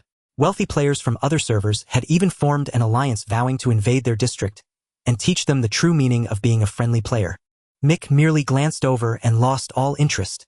Yesterday he had barely managed to deal with a batch of politicians in Washington before returning to New York, eager to experience the vibrant nightlife of the city. Xing Ling appeared abruptly, whisking him back to the castle. Her reasoning remained unchanged. The nightclubs were too dangerous and he was forbidden to go. To this Mick let out a disdainful snort, his irritation flaring. Dangerous nightclubs? Could they be more dangerous than Mick himself? During his days in Washington, Mick had been permanently blacklisted by the military. Every soldier he encountered treated him with cold indifference. Helplessly, within just half a month, as public outcry intensified, the White House resolutely sent those 4 generals to trial. Even the court-appointed lawyers merely went through the motions. In less than 2 days, they directly collaborated with the prosecution to send those 4 generals to prison. Life imprisonment without parole. As for those nearly 5,000 soldiers, just when Washington's politicians expected Mick to press his advantage, he suddenly appeared on Washington television for an interview. He stated that for the peaceful coexistence of mutants and ordinary citizens, after consulting with survivors from the dam base, they had unanimously decided not to press charges against the 5,000 soldiers, believing they too had been misled and deceived by their superiors. Thus, the 5,000 soldiers and their families were filled with gratitude. With the enactment of the Anti-Mutant Discrimination Act, Mick swiftly fled Washington. Rumor had it that women's organizations and child protective agencies were also internally discussing measures concerning mutants. These days, some mutants who had previously hidden their identities took to the streets, astonished to find certain stores offering discounts for mutants. Upon inquiry, they discovered the shopkeepers were also covert mutants, now emboldened by the favorable climate to reveal their true selves. Unexpectedly, after the shopkeepers came out, people from as far as 3 blocks away made special trips to buy from them, leaving the shopkeepers grinning from ear to ear. In any case, regardless of the specifics, the current social landscape was at least developing in a direction favorable to mutants. Mick knew, and even Magneto knew, that in the shadows certain organizations and institutions harbored unyielding hostility toward mutants. However, Mick, Eric, and Charles had once sat together in discussion, concluding that these mutant-hating organizations now could only operate covertly, no longer daring to act as openly as before. This was a good thing. At the very least, it protected the majority of mutants who were in the open. As for hunting them down, the 3 of them believed that as branches rose in various cities, their hiding places would only dwindle. Eventually, these people would surface on their own. That would be the time to catch them all in one net. Mick Edinson, congratulations. You've become the top priority surveillance target of our S.H.I.E.L.D. Hearing Hill's voice from behind, Mick didn't even bother to open his eyes. If S.H.I.E.L.D. dared to send anyone to watch him, he would go straight to the World Security Council and raise a ruckus. Who's afraid of whom? With all that free time, S.H.I.E.L.D. might as well pay attention to that ghost appearing in New Mexico. Mick sensed Hill approaching, catching the faint scent of her perfume. A gift he had brought back from Washington yesterday. What ghost? Hill asked, puzzled. Mick chuckled. With such a level of competence, they dared to claim they protected global security.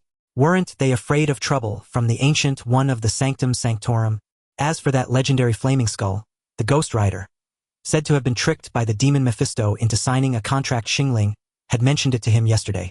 He hadn't taken it seriously then. He was essentially under house arrest in the castle by Xing Ling, so he wouldn't be bored enough to go to New Mexico. As for the Ghost Rider, let him do as he pleased. As long as the world wasn't destroyed in the end, that was fine. Now, hearing Hill seemingly boast about S.H.I.E.L.D.'s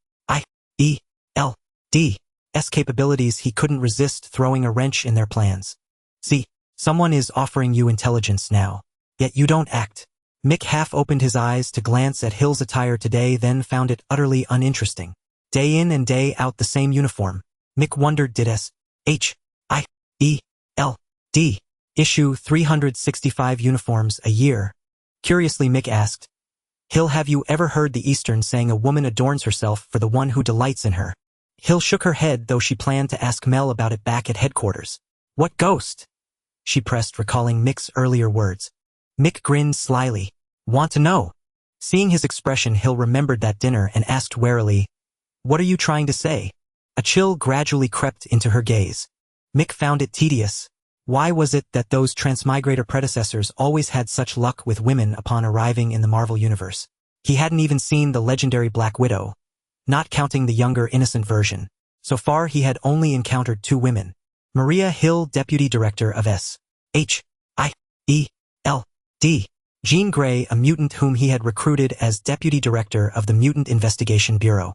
Stroking his chin, Mick was startled to realize that both women he had met seemed to be of the mature, elegant type. Had he awakened some extraordinary talent? Mick's mind wandered. According to Charles, Magneto seemed to have 2 daughters, though Magneto himself appeared unaware. Recalling the private information Charles had shared during their recent gathering of the Mutant Investigation Bureau's triumvirate, Mick raised an eyebrow. What was Professor X up to? Playing matchmaker for him? Magneto's 2 daughters should be Scarlet Witch and Polaris. And what about his son Quicksilver? Thinking of this, Mick couldn't help but envy Magneto. Look at how powerful Magneto's genes were. In his youth, he met a woman, had a few encounters, then left without hesitation. After Quicksilver and Scarlet Witch were born, it seemed Magneto met the same woman elsewhere, had a few more encounters, and fathered his youngest daughter Polaris. Magneto's genes were simply explosively formidable. All 3 children were top-tier mutants. At this thought, Mick was filled with envy and jealousy. However, he heard that the woman had never told Magneto about their 3 children. That realization brought Mick some consolation. Serves him right. Who told him to be so heartless? He deserved to be kept in the dark. The next morning, bright and early, Jean dragged Mick back from the castle to the bureau, utterly disregarding the jealous look from her boyfriend. When we established this, it was decided that all matters, big or small, would be your responsibility. Mick yawned, speaking with a tone of utter disinterest before his eyes suddenly lit up as he pointed at Scott, who looked like he was about to have a meltdown. I think we should focus on grooming the younger generation. Scott here is promising, diligent and eager to learn. A fine student. How about we give him some more responsibilities? Scott's eyes brightened, and he suddenly found Mick much more agreeable. Jean, standing before a map of the United States, glanced at Scott and shook her head without a second thought. He didn't even finish high school. Scott was speechless. Mick looked at him with sympathy, then shrugged as if to say, "Don't blame me. She's the one who won't give you any face." He then ventured, "How about Logan?" Scott raised an eyebrow. Jean shook her head again. "No. Logan's fine for fighting, but putting him in charge of a state branch? Not a chance." Scott breathed a sigh of relief. Mick, seeing all his suggestions shot down, felt a bit frustrated. Counting Magneto and the X-Mansion, there were barely 10 people capable of serving as branch directors. After all, the United States had 50 states, not counting overseas territories. Even if each state had 1 branch, that would require 50 leaders. And leaders needed subordinates. At the very least, with 10 mutants and some local hires, they could barely set up a skeleton crew. This couldn't be delayed. Mutants and ordinary citizens across the nation were watching them. Procrastinate too long and some reckless mutant might disrupt social stability again. These past few days, just in California, the Bureau's phones had been ringing off the hook with calls from both mutants and humans. Some reports were about mutants robbing stores. Others were from mutants filing complaints. Mick had to pull over 100 humanoid robots from the base just to barely keep the situation under control. Even Alice and James were recalled from the temporary base to join the Bureau. James in particular had been hanging out with Logan after work, hitting up bars to flirt with girls. Then his wife would lock him out, forcing him to seek comfort from Logan at the X-Mansion. Shaking his head, Mick tried to focus. What about recruiting from S.H.I.E.L.D. Academy? The thought barely crossed his mind before he dismissed it. That place was a sieve, completely infiltrated by Hydra. Who knew if the Academy had a batch of Hydra students waiting to ensnare S.H.I.E.L.D. itself? Tapping the table, Mick and Jean sat across from each other, staring at the list of personnel shortages, drumming their fingers incessantly. What a headache. Professor X's so-called academy had barely over 100 people. Calling it a school was generous. It was more like a sanctuary. The teaching quality, just look at Jean's assessment of Scott.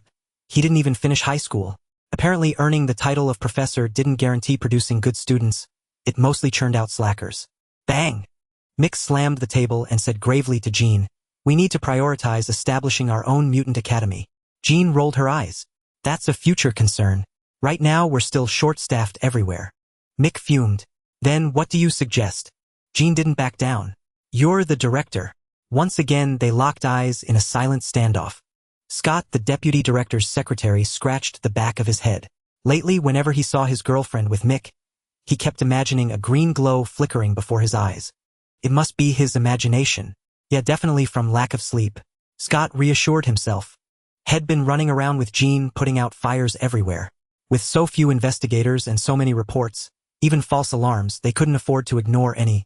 What if one turned out to be real? The public trust they'd worked so hard to build would shatter. So Scott was exhausted but happy. After all, as the deputy director's secretary, he accompanied Jean on trips across California free from Logan's interference, while director Mick lounged around the castle like a lazy fish. Mick scratched his head. We can't just hire from the general public, can we? Suddenly a thought flickered in his peripheral vision. Speaking of which, Polaris had already set up an underground mutant organization in Atlanta with her boyfriend. Her abilities might not be top tier, but her lineage was impeccable. She had a brother known as the fastest man in the Marvel Universe, a sister said to be able to rewrite reality, and above all a father who never backed down from a fight. Rubbing his chin, Mick wondered if he should bring Polaris back early and stage a touching father-daughter reunion. Then he could assign the three of them to manage one state each. That way Magneto's followers would likely be eager to assist their leader's children. The more he thought about it, the more feasible it seemed. Sure, Polaris' boyfriend lacked leadership skills, but he had the courage to establish a mutant protection organization. Incompetence wasn't a problem. It could be trained. By now Polaris probably wasn't pregnant yet.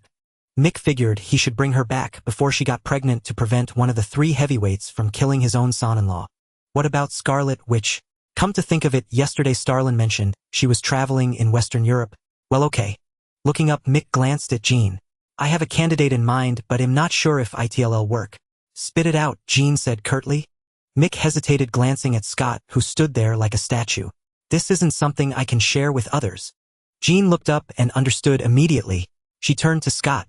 Scott, could you wait outside for a moment? I'm her real boyfriend. Scott screamed internally, but his body obediently shuffled toward the door. He kept looking back, terrified that Mick would suddenly unleash his beastly nature and embrace his girlfriend, who would respond with a coy, reluctant expression.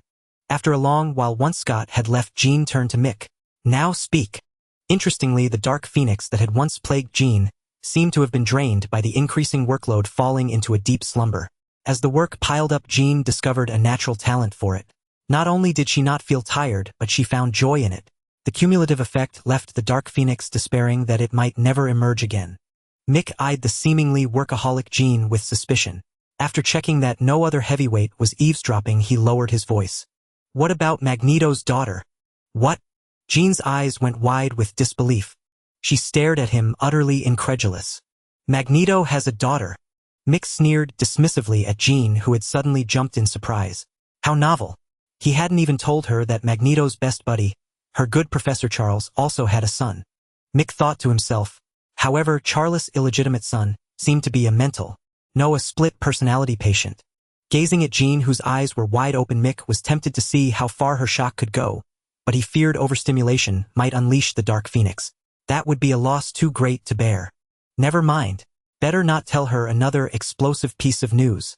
Legion David Haller had suffered from mental illness since childhood, diagnosed with schizophrenia, and had been in and out of psychiatric hospitals numerous times. What was even more astonishing was his ability. An Omega-level mutant. He possessed thousands of personalities and thousands of powers, capable of deploying different personas to take the stage in battle. He was practically a born actor. He could play any role to perfection without any systematic training. However, it seemed that David and Charles were both unaware of each other. Thinking of this, Mick felt he had simultaneously found leverage over the other two titans of the Mutant Investigation Bureau, and a secret glee filled him. But the current whereabouts of Legion remained unknown to the stellar spirit. After a long pause, Mick rubbed his chin, watching Jean gradually calm down, and mused. What do you think? Should we track down Magneto's daughter?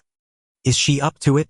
Jean had regained her composure after the initial shock, pondering that if Magneto was all about charging in without a second thought, his daughter had probably inherited his genes. Mick considered. He hadn't paid much attention to that TV series, but online the image of the Polaris sister had caused a huge sensation. After all, she was the lead actress. She must have some abilities. Besides, her boyfriend wasn't bad either. What was his power again? Glowing? Or turning into a light bulb? Shaking his head, none of that mattered. What mattered was that Mick wanted to use the Polaris sister to pull Scarlet Witch into his camp ahead of time. When watching the movie, Mick saw Scarlet Witch fall in love with a sentient life form. The feeling, it wasn't that romance was forbidden, but Mick always believed that different species couldn't truly fall in love. This was heresy. It had to be stopped. Has no one from Xavier's school ever been to Atlanta? Mick asked curiously. As the top mutant armed organization, they must have been sent elsewhere to maintain order, right? Under Mick's gaze, Jean seemed a bit embarrassed and shook her head apologetically. Since the X-Men were formed, they always waited for enemies to come to them before donning their uniforms. Other times, they just stayed in the school and the government turned a blind eye to them. Watching Jean shake her head, Mick felt even more exasperated. What had Professor Xavier taught them? The Avengers next door at least scheduled a time to sit down for coffee and show their presence. In the future, their comics and figurines sold like hotcakes. As for the X-Men, their name sounded cool and awesome, but if you went out and asked, you couldn't even find a trace of their reputation. After a moment's thought, Mick stood up and straightened his suit. When out and about, personal image was crucial. If you pulled Mick and Scott out, anyone would immediately peg Mick as the one in charge. That was the importance of appearance. Scott slovenly as he was made Mick wonder if Jean had been of unclear mind when Scott wormed his way into becoming her boyfriend. Then Jean came to her senses only to find the whole school seemed to know. What could she do? She couldn't bear to hurt Scott's fragile little heart, so she just let it drag on. Hand-holding was fine, but anything above the neck? No way. Let's go. Well, reconnoiter Atlanta. Mick smiled and extended an invitation to Jean. Deputy Director, care to join? Jean thought it over. Since they were already in a mess, even if that Polaris girl wasn't that powerful, they could just stick her in some random state and wait for Magneto to make a move. Mick, on the other hand, was thinking that if this plan worked, he could use the same method to drag Professor Xavier out of his current laid-back state. As two major pillars of the Mutant Investigation Bureau. Instead of worrying about the Bureau's endless troubles, they hid away in Xavier's school, turning into two idle old fogies playing chess like ordinary retirees. They had no dignity as powerhouses, and they even claimed their era was over, that it was time to train the young. How shameless! Especially when Mick was the one dragged out to work. His contempt for those two old men grew ever stronger. If you want show mercy, don't blame me for being ruthless. Once I bring back the Polaris sister, let's see if you two can stay holed up in that broken school. Mick shouted inwardly, but his face remained as calm as still water. Donning the sunglasses that symbolized the director's authority, he pushed open the door and walked out. Bang! Mick looked at Scott, who was clutching his nose, and asked in surprise, "What's wrong with you?" Scott held his nose, his expression pained, and waved his hand. Could he say he had been eavesdropping behind the door? Obviously not. If his girlfriend Jean mistook him for a control freak, it would be all over. Mick frowned, utterly baffled by Scott's antics. He glanced at Jean, who was following behind, and said, "I'll wait for you on the rooftop." Jean nodded. This time they would be taking the stealth jet that Xavier School had specially lent to the Mutant Investigation Bureau, the same jet the X-Men used for every mission. When Mick had spoken to the two Titans over the phone, he nearly got into a verbal war over that jet. Professor Xavier had the nerve to call it school property not for outsiders. Mick was so furious he pointed at Xavier's school and launched into a tirade. In the end, the three parted on bad terms. However, the next day, he received a call from Alice, who also worked at the bureau, saying the jet from Xavier School had arrived. Mick silently deactivated the phone harassment program on his computer. He felt quite gratified, believing his personal charisma had won over Professor Xavier. "Can you fly it?" Mick asked the Stellar Spirit, who was going to Atlanta with him. The Stellar Spirit glanced at it and said, "Such a primitive aircraft was phased out 3 millennia ago." Mick nodded and said affirmatively, "So that's a no." The Stellar Spirit fell silent. With that silence, Mick shrugged his shoulders. A little tease was fine, but too much might trigger the Stellar Spirit's rebellious streak. That wouldn't do. Just as Mick pulled out a cigarette, ready to enjoy one, while gazing at the Stark Tower, which was shorter than his own building. He had just lit it when Jean appeared. Behind her, there was no sign of the clingy Scott. Mick smiled with relief. Mike harbored no prejudice whatsoever against Scott. It was just that this time they were heading to Atlanta on official business. Both Mike and Jean had made sure to present themselves immaculately. Mike gave the immediate impression of a successful gentleman in his suit and tie. Jean likewise struck one as beautiful, generous, and enchantingly graceful. If they were to bring Scott along with his scruffy beard and his habit of wearing those protruding glasses, it would severely tarnish the Bureau's public image. If Mike wanted to meddle a bit more, Scott might not even hold onto his position as the deputy director's secretary. However, to prevent this petty man from going berserk, Mike simply chose to turn a blind eye. As soon as they boarded the plane, Mike pulled out his phone. Under Jean's astonished gaze, he dialed the current director of the FBI, Clooney. "Edinson, long time no hear." "Haha, Clooney." By the time Jean had set the autopilot and turned around, Mike, relegated to the back seat by Starlight, was cheerfully chatting away with the FBI director. A moment of speechlessness.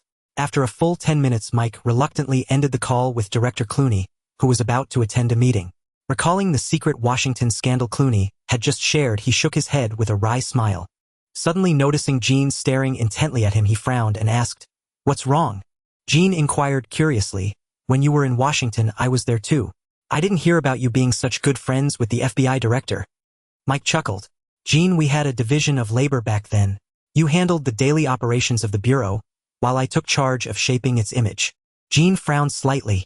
"You still haven't explained how you got to know the FBI director." Mike put his phone away and said, "Jean, our Bureau's jurisdiction, like that of other investigative agencies, is nationwide. Maintaining good relations with them is beneficial for us." Jean's brow furrowed deeper.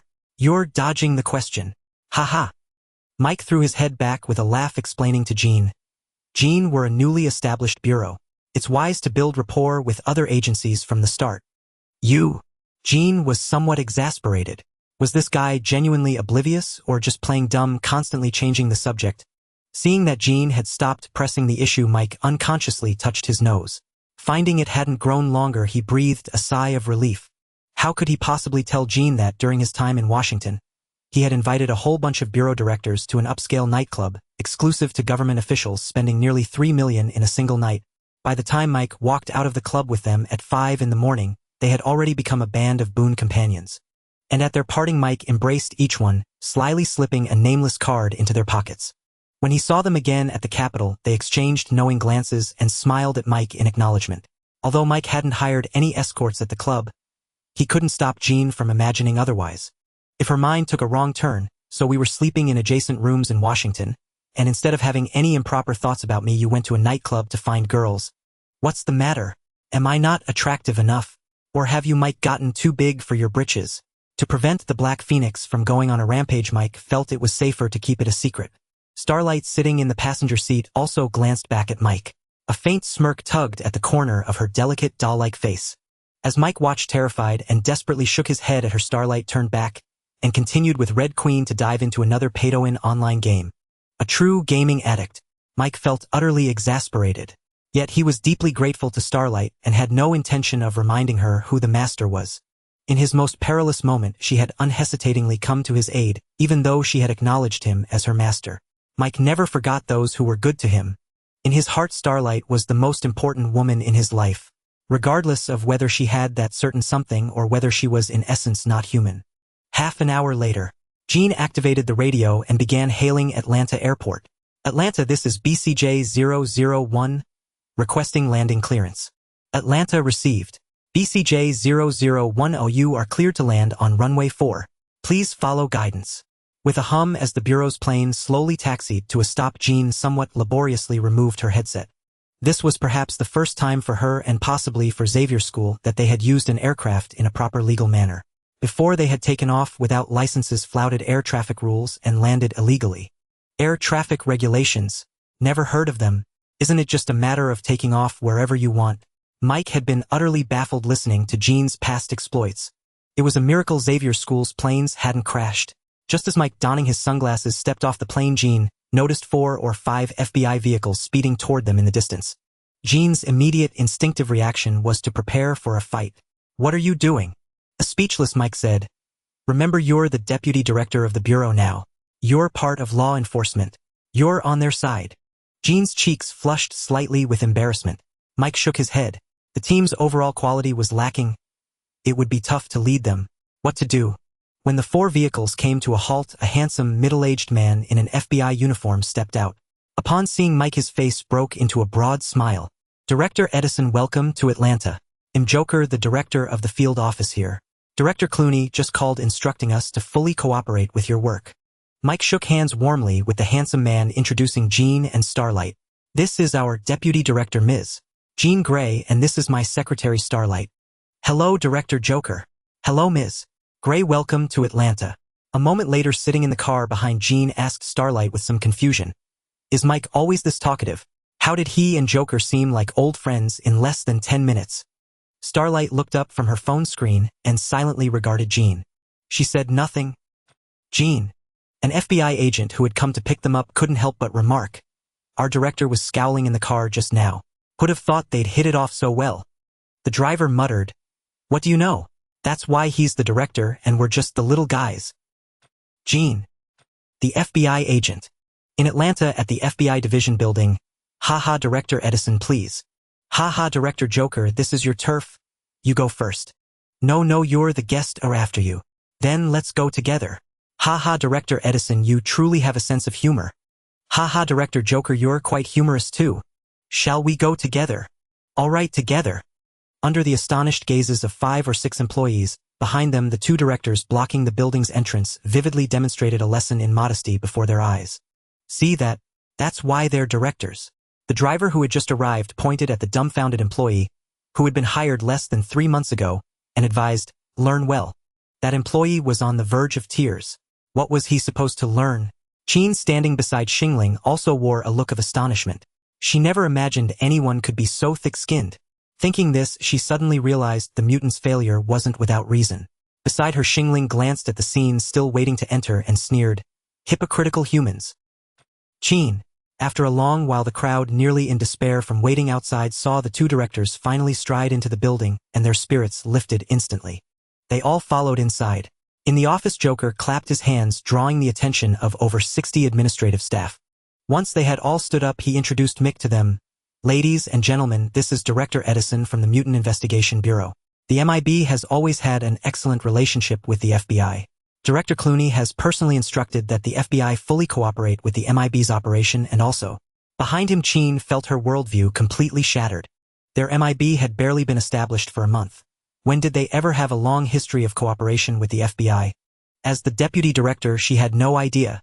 While she was lost in thought, Joker's introduction ended and thunderous applause filled her ears. The applause was fervent. Qin felt lost within it.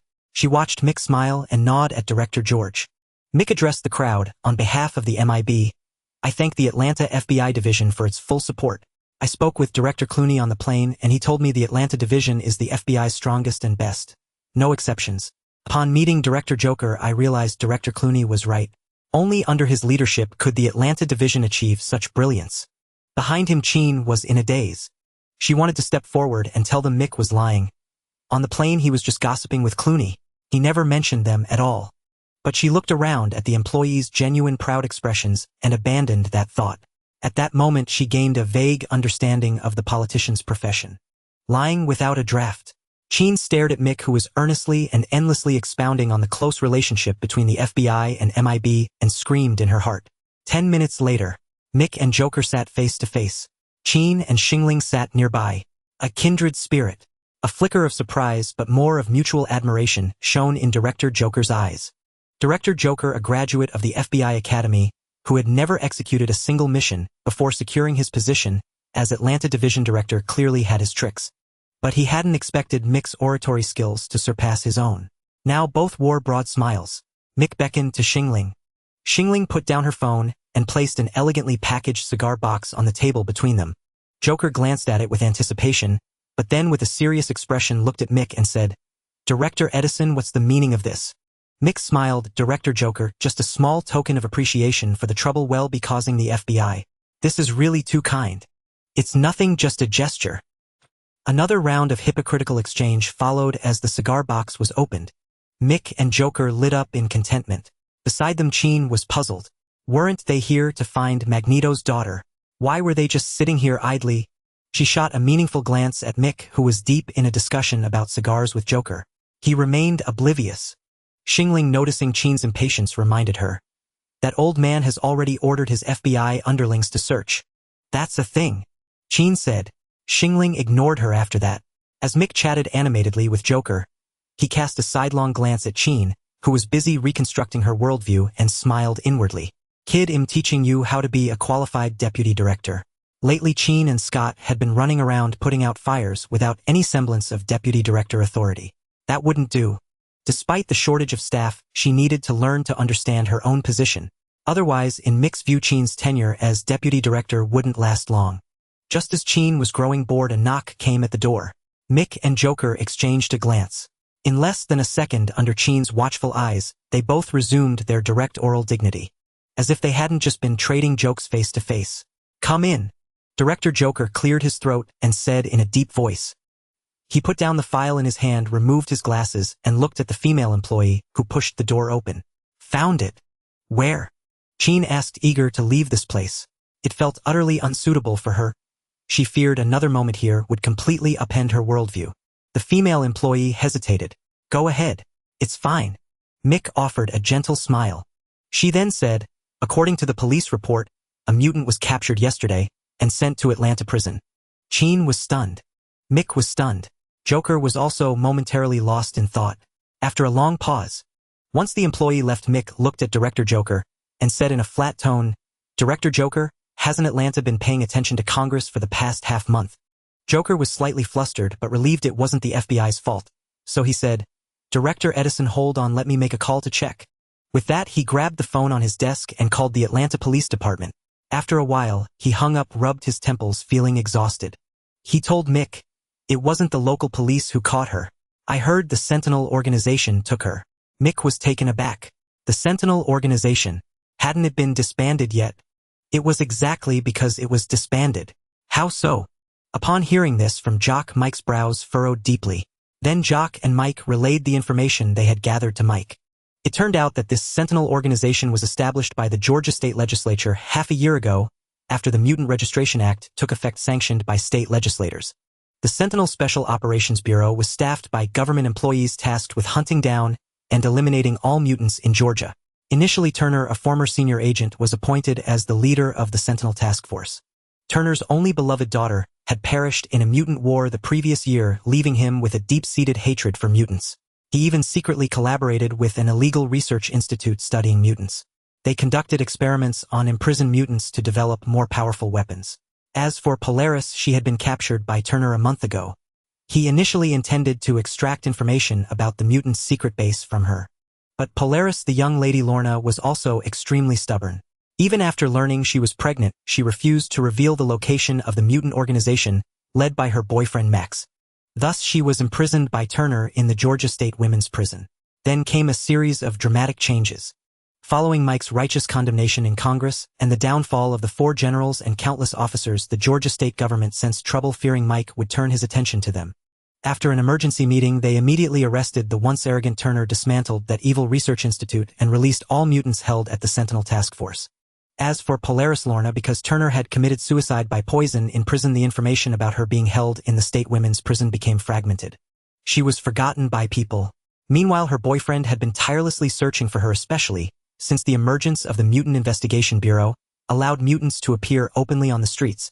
However, despite his efforts, he seemed to have found nothing. After all, the Sentinel Task Force had been disbanded and its key members were all imprisoned. The state government and legislature needed a scapegoat, and nothing was more suitable than the Sentinel Task Force.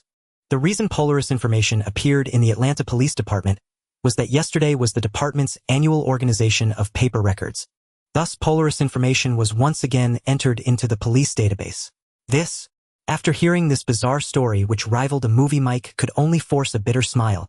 Wasn't Polaris' story supposed to be set in the era of mutant obscurity? How was it that she was now walking side by side with that glowing mutant? Was this puppy love? No, Polaris should only be in her early 20s now. My God, would Magneto kill that glowing guy if he found out? And was this purely pushing me further down the path of being a mature woman? Mike grumbled inwardly. Let's go. After finishing his complaints, Mike stood up, shook hands with Director Jock with a smile, and then said to Jean and Starlight, who were sitting on the sofa. Just as he settled into the car and was about to ask Jean to start, a figure slammed onto the windshield with a thud. A pair of eyes met Mike's startled gaze through the glass. My God, was this a Hitandran scam in Atlanta? The 3 of them immediately got out of the car. Mike looked with interest at the handsome young man with a small mustache sprawled on his hood and said, Are you trying to pull a scam right in front of the FBI? Jean didn't seem to understand the concept of a scam, but she also glared at the man who had suddenly startled her. Starlight glanced at the man and quickly typed on her phone. Then she said, Marcus, surname unknown, mutant recorded in the defunct Sentinel database. His mutant ability is suspected to be absorbing and releasing high-intensity solar energy from his palms. He is the boyfriend of the mutant codenamed Polaris, Lorna Dane. Upon hearing this, Mike and Jean exchanged glances. Then they looked at Marcus, still sprawled on the hood, with expressions of sympathy. This was also a bold man daring to impregnate the daughter of the major mutant leader Eric before marriage. It was practically asking for trouble. Marcus, lying on the hood, felt a bit embarrassed that his background had been exposed instantly.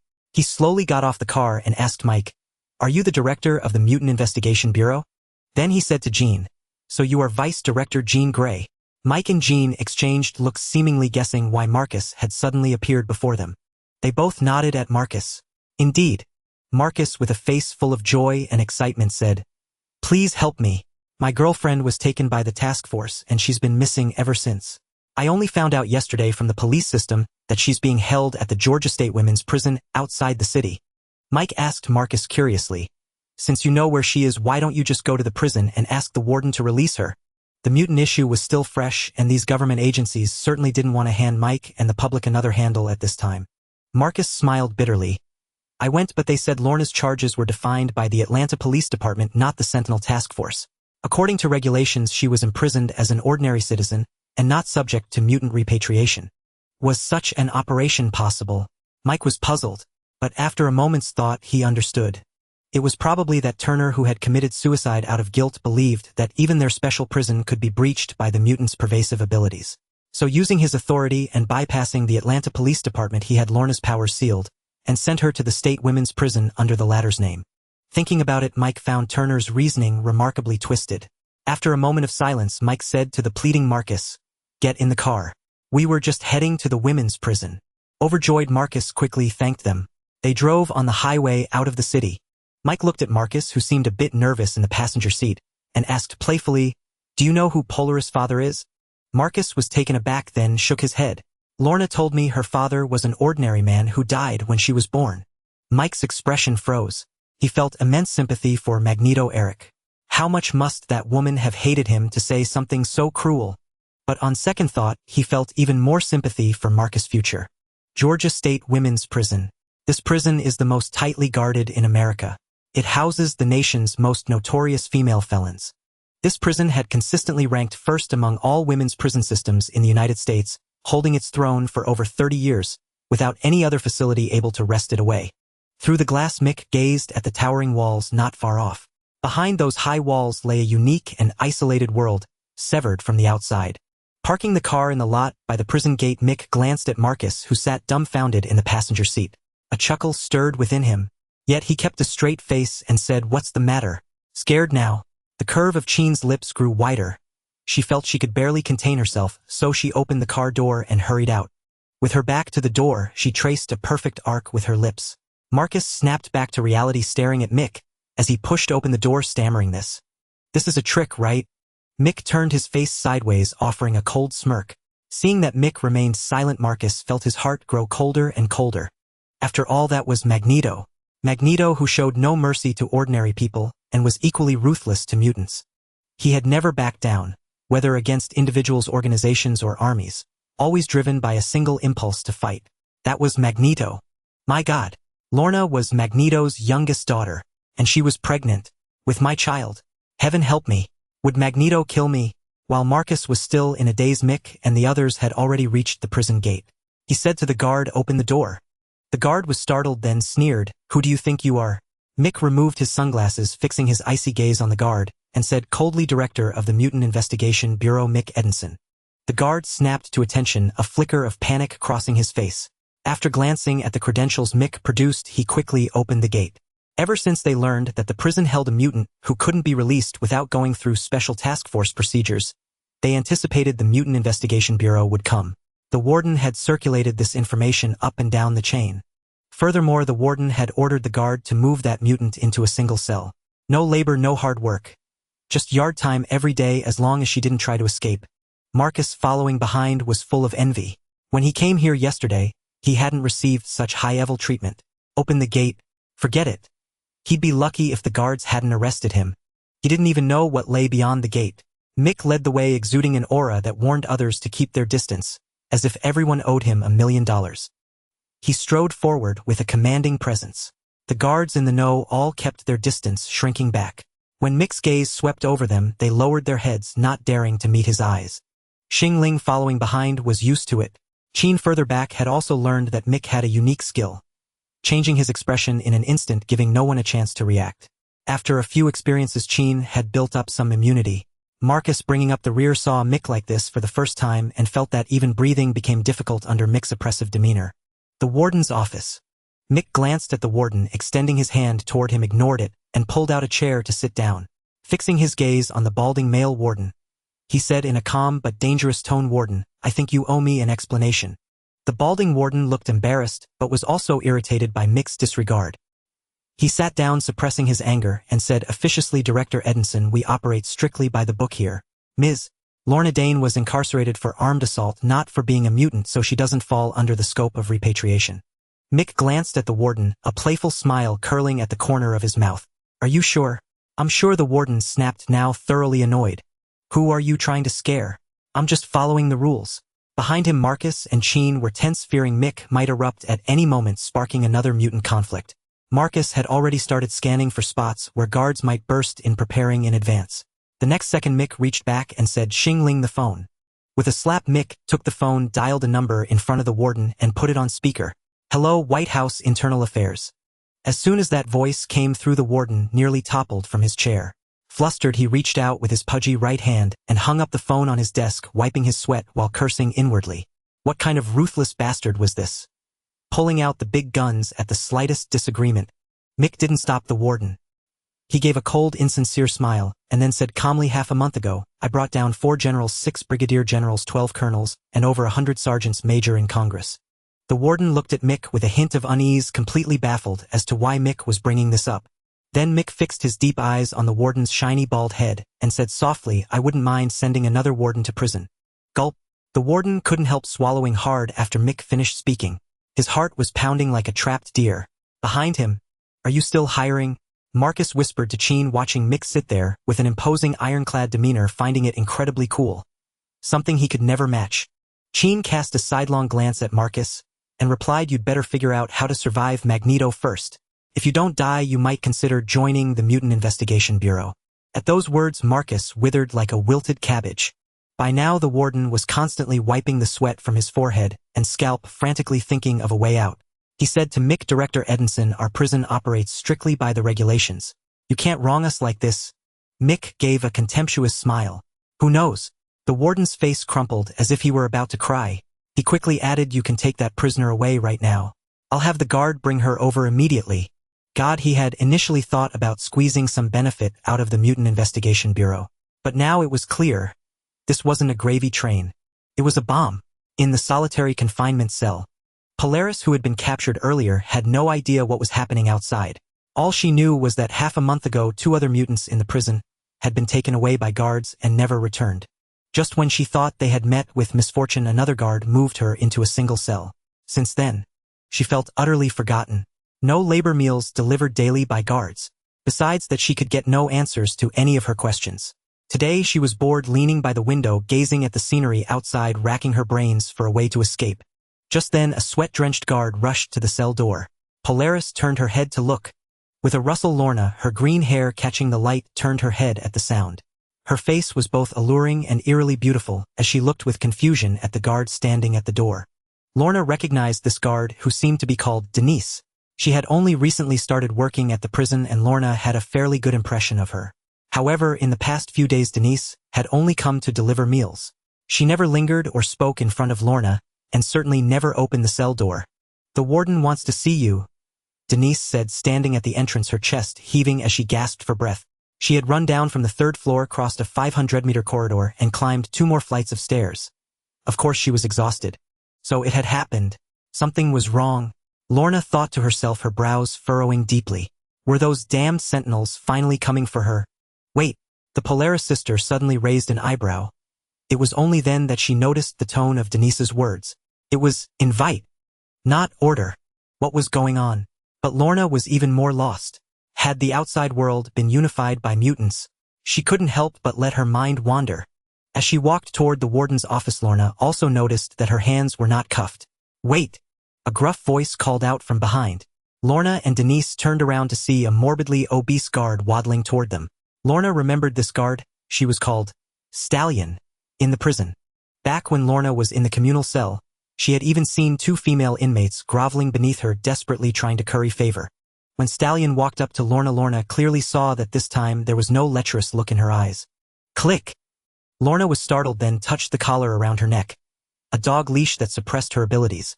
A flicker of astonishment crossed her face. Weren't they afraid she would escape now? After all, with her powers restored, she was incredibly strong. Lorna affirmed herself inwardly. At least her ability was more useful than her sister's or brother's. Let's go. Denise took the dog leash from Lorna's hands and casually tossed it into a nearby trash bin before continuing. Halfway there, Lorna asked Denise, not expecting a reply, "Denise, has something happened?" Denise was not the type to harbor hatred for mutants. Just yesterday, her childhood best friend had revealed a secret. She was also a mutant. When she saw her friend demonstrate her powers, a glint of envy flashed in Denise's eyes. So she said, "The MBI people are here to take you out." MBI? Lorna raised an eyebrow. What a ridiculous name. Denise explained. MBI, Mutant Bureau of Investigation. It was established about a month ago, but it only became nationally known half a month ago, working alongside the FBI and CIA. It handles mutant incidents across the country. Sentinels. Denise waved her hands, looking at Lorna, who was on high alert and ready to strike. No, I heard it was founded by Magneto, Professor X, and Duke Edinson III. Then, seeing Lorna's expression soften, she continued, "My mutant friend jokingly calls them the Big Three of mutants." Lorna was clearly surprised and looked at Denise with confusion. "Your mutant friend?" "Yeah," Denise said excitedly. "I only found out yesterday. She kept it hidden from me for over a decade. You won't believe it. Her power is turning into diamond. Wow, shiny, sparkling diamonds." Along the way, Lorna's mouth twitched as she listened to Denise enviously recounting her friend's ability. Meanwhile, she thought to herself, "My God, what on earth have I missed? In the blink of an eye, it seems mutants aren't so terrifying anymore." Was she dreaming? Lorna touched her neck, pondering in confusion. "Warden, I've brought her. Good, you may leave." "Yes, Warden." At the door, Denise cheerfully waved goodbye to Lorna, who had been listening to her, then headed toward the nearby stairs. Snapping back to reality, Lorna pushed open the office door with confusion. The first thing she saw was her boyfriend Marcos looking at her with excitement. She quickly ran over. "My God, Marcos, I thought I'd never see you again." "Me too, Lorna. I've missed you so much." Then, in full view of everyone, they locked lips. Jean watched with a wry shake of her head, hoping this child would be just as brave in front of Magneto. She averted her gaze. 1 minute, 2 minutes, 3 minutes. The warden looked thoroughly awkward. What was this? She called them here to leave quickly, not to come and flaunt their romance. Mick was utterly exasperated. He coughed twice. It was useless. Humph. When Marcos heard that cold snort, he let go of Lorna as if on reflex, as though recalling something terrifying, cold sweat beading on his forehead. Lorna, unaffected, looked at her boyfriend anxiously, then like a protective mother hen coldly addressed Mick, who had his back to her. "Who are you?" Mick was speechless. He slowly stood up from his seat, turned around, but spoke to Jean instead. "Needs disciplining." Jean nodded in agreement. "Let her father worry about that." Mick nodded. "That works too." Listening to their exchange, Lorna was utterly bewildered, while Marcos was drenched in cold sweat. Then Mick turned, straightened his suit, and extended his right hand to the warden with a warm smile, saying, "Thank you for your cooperation, Warden." The warden was startled, then stood up to shake Mick's hand, humbly replying, "It is an honor for our women's prison to cooperate with the MBI." Mick nodded lightly, then said to the still wary Lorna, "Let's go." With that, he strode out the door with a commanding presence. Thus, under the incredulous gaze of the Polaris sister, they walked out of the women's prison, the prison she had tried every way to escape, boldly and openly under the watchful eyes of numerous guards. She quietly asked her boyfriend, "Marcos, what's going on? When did the MBI pop up?" Having been inside for less than a month, Lorna suddenly felt out of touch with society. Mick, walking ahead, stopped and said to Marcos, "I think you should wait a bit before coming to find us in New York." Lorna tensed up, but she saw her boyfriend nod frantically, as if he completely agreed. "Marcos." "Lorna, don't worry, it's a good thing, I promise." And so Lorna, still puzzled, got into the car with Jean. At the car door, Mick thought for a moment and said, "You have quite a few comrades, right? Every state branch of the MBI is short-staffed now. Organize them, and once you're done, take them all to New York for 3 months of intensive training."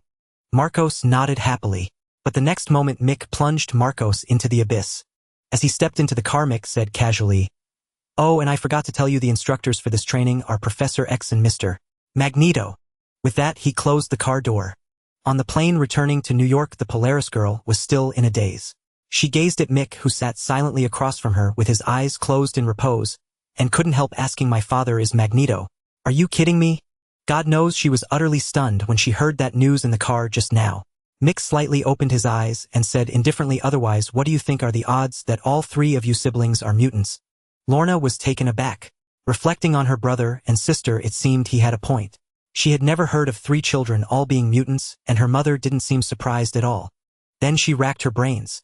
Connecting it to her pregnancy and her boyfriend's recent expression, everything seemed to fall into place. But the next second Lorna's face darkened as she asked Mick, "Does Magneto know?" Mick opened his eyes, a mischievous glint in them, and smiled at Lorna, saying no, but in planning to give him a surprise. Just thinking about the expression Magneto would make sent a thrill of excitement through him. It was too thrilling. Jean, who was piloting the plane, also curled the corners of her mouth upon hearing Mick's mischievous words. She too couldn't wait to see the shock on Magneto's face. Lorna's eyes darted around then. She tentatively asked Mick, "Can we not tell him?" Although Lorna's impression of Magneto was only from various violent news reports, that didn't stop her from imagining other possibilities. What if Magneto, upon learning she was his daughter and pregnant, beat her boyfriend to a pulp? She thought. She felt her boyfriend might still be salvageable. No, Mick refused flatly. Why? Lorna panicked. She didn't want her unborn child to grow up without a father. When the child grew up and asked where his dad was, would she have to say, "Your grandfather beat your father to death"? Mick emerged slightly from his drowsy state and said calmly to Lorna, "You're the bargaining chip to get that guy to work." What? Lorna was confused. Mick continued, "He dares to call himself one of the 3 heads of our Mutant Investigation Bureau. He makes excuses to avoid work, hides in the academy, and refuses to come out. This time he has no choice." Lorna was silent for a long moment. Then she looked deeply at Mick and asked, "Aren't you afraid he'll hit you?" "Humph." Mick chuckled lightly, tilted his head, and smiled at Lorna. "You should worry about yourself." With that under Lorna's gaze, he curled his lips into a perfect arc. Lorna. As Mick got off the plane, he suddenly saw Scott, who seemed to have been lurking on the rooftop, and his mouth twitched. Just how strong was this guy's controlling urge? When Scott saw the green-haired girl emerge, he instantly recalled the green flash that occasionally appeared before him. In that instant, a bolt of lightning seemed to strike his mind. Under Jean's astonished gaze, Scott pursed his lips, pointed at her, then at Mick, and finally fixed his gaze on Lorna. Then, covering his mouth like a wounded little girl, he ran headlong toward the stairway, utterly dejected. After a long pause, "What's wrong with him?" Lorna asked, puzzled, wondering if all New Yorkers were this neurotic. Mick shrugged, indicating he had no idea, and looked at Jean as if asking with his eyes, "Do you know?" Jean was equally bewildered. This is the 167th floor, Mick suddenly realized. Was Scott really going to run down all the stairs to the ground? After this exclamation, Mick said, "Let's go to the lounge first." Then he asked Lorna, "Have you eaten?" Lorna. After ordering 3 simple meals in the Bureau's cafeteria, Mick and the others walked to the lounge and sat at a table under a tree. Lorna looked at the food on her plate and the mutants bustling around, then asked again, "New York doesn't discriminate against mutants." Mick smiled, too lazy to explain. Instead, Jean explained, "This is the headquarters of our Mutant Investigation Bureau. Hurry up and eat. After we finish, well, go back to the academy to find Magneto." As she spoke, she noticed a fallen leaf in Lorna's hair and reached out to remove it. Just then, thump. Mick, Jean, and Lorna heard the sound and looked in its direction. Mick's expression was quite rich. Not far away, Scott stood frozen. He had seen how Mick and Jean treated Lorna, which only fueled his wild conjectures. So once again he ran toward the stairway like a rabbit in despair, leaving a bewildered crowd behind. "Is he having a breakdown?" Mick asked Jean across the table, utterly baffled by Scott's strange behavior today. Jean was growing increasingly dissatisfied with Scott. She felt everyone around was staring at her, as if asking why she had such an idiot as her secretary. So she said curtly, "Who knows? Let's eat." When Jean was angry, her aura was formidable. Even Mick dared not provoke her and quietly ate his meal. Lorna, sitting beside Jean, realized that Jean was also a mutant and one whose power could easily crush her. She immediately focused on attacking the food on her plate. On the first floor of the Umbrella Building, Logan and James walked arm in arm, chatting and laughing. "The usual place tonight." James grinned mischievously. "Your treat."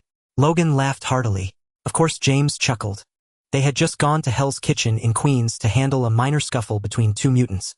After registering the incident, they warned that a 3rd offense would result in mandatory transfer to a training center. Only after receiving satisfactory responses from the 2 mutants did they rush back. If they were any later, they would miss the dinner service. Just then Logan saw a dejected Scott push open the stairway door, about to rush outside. He immediately stopped him and asked, "What's wrong, Scott?" "Is it Jean?" Scott, lost in his sorrow, blurted out without thinking, "She's having a child with someone else. That's what's wrong. Don't stop me, I want to die." With that, he pushed past Logan and ran out the door. Logan stood frozen in place. Was he insane? He had seen Jean just 2 days ago. Her belly wasn't even showing. Where would a child come from? What an idiot, Logan thought disdainfully. After a long moment, Logan carried his tray to Mick and Jean's table, staring in astonishment at Lorna sitting next to Jean. Just then Mick grinned and asked Logan, "Guess whose daughter that little girl is?" Logan. Half an hour later.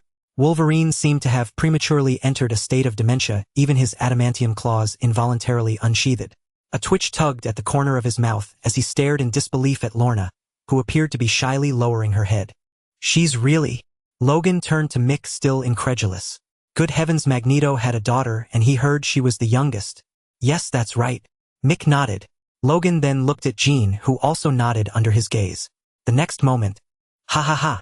Logan suddenly burst into wild laughter, drawing the attention of others in the dining room. However, when they saw it was Wolverine, they paused for a moment before turning away as if they hadn't noticed. There was no helping it.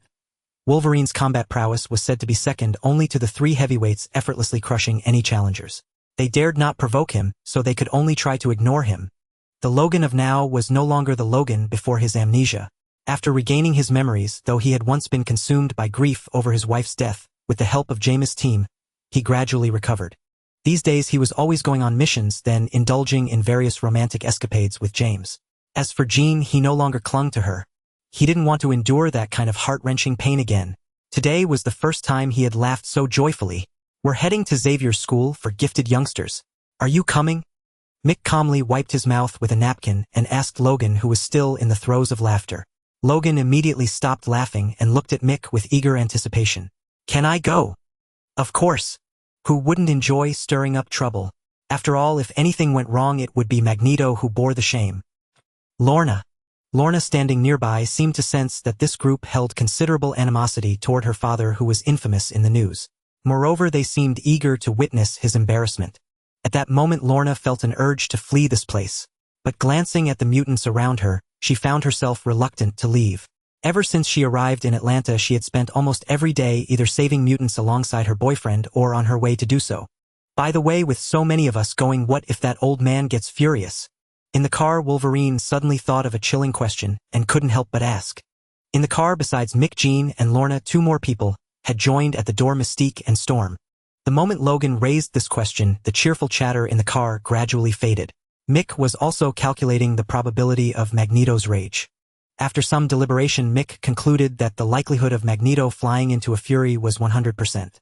Recalling Magneto's terrifying destructive power, he couldn't help but feel a pang of unease.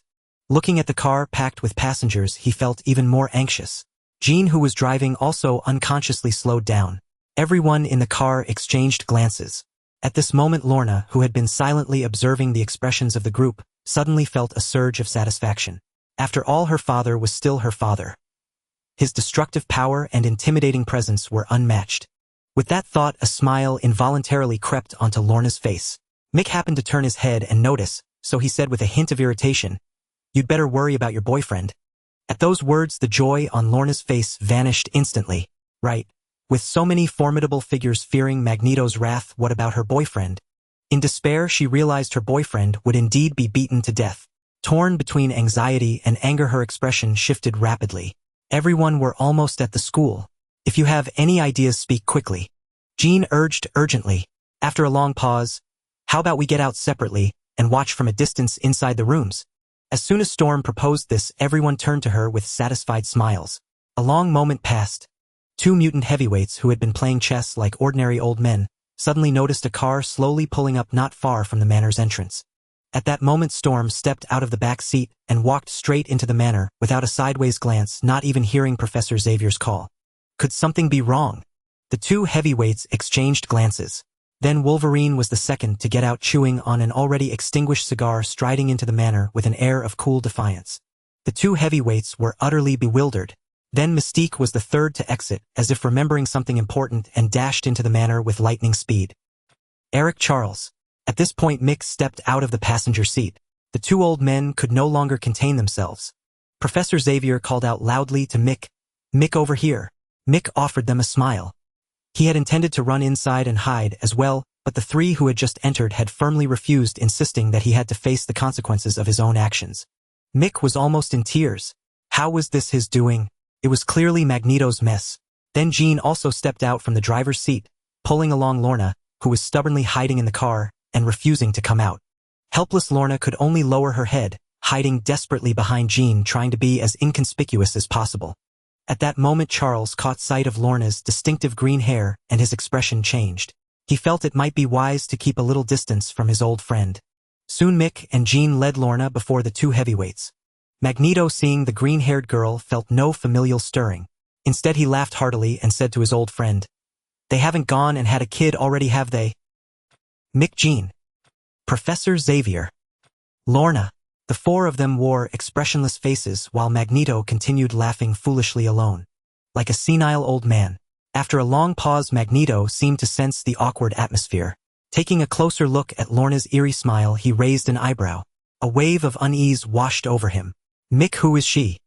As he spoke, Magneto's smile faded, and an imposing aura involuntarily emanated from him. His formidable power, as strong as in his youth, caused metallic objects around him to begin trembling. Mick and Jean exchanged a glance, cautiously stepping back a few paces. Lorna, seeing this, felt a surge of anger.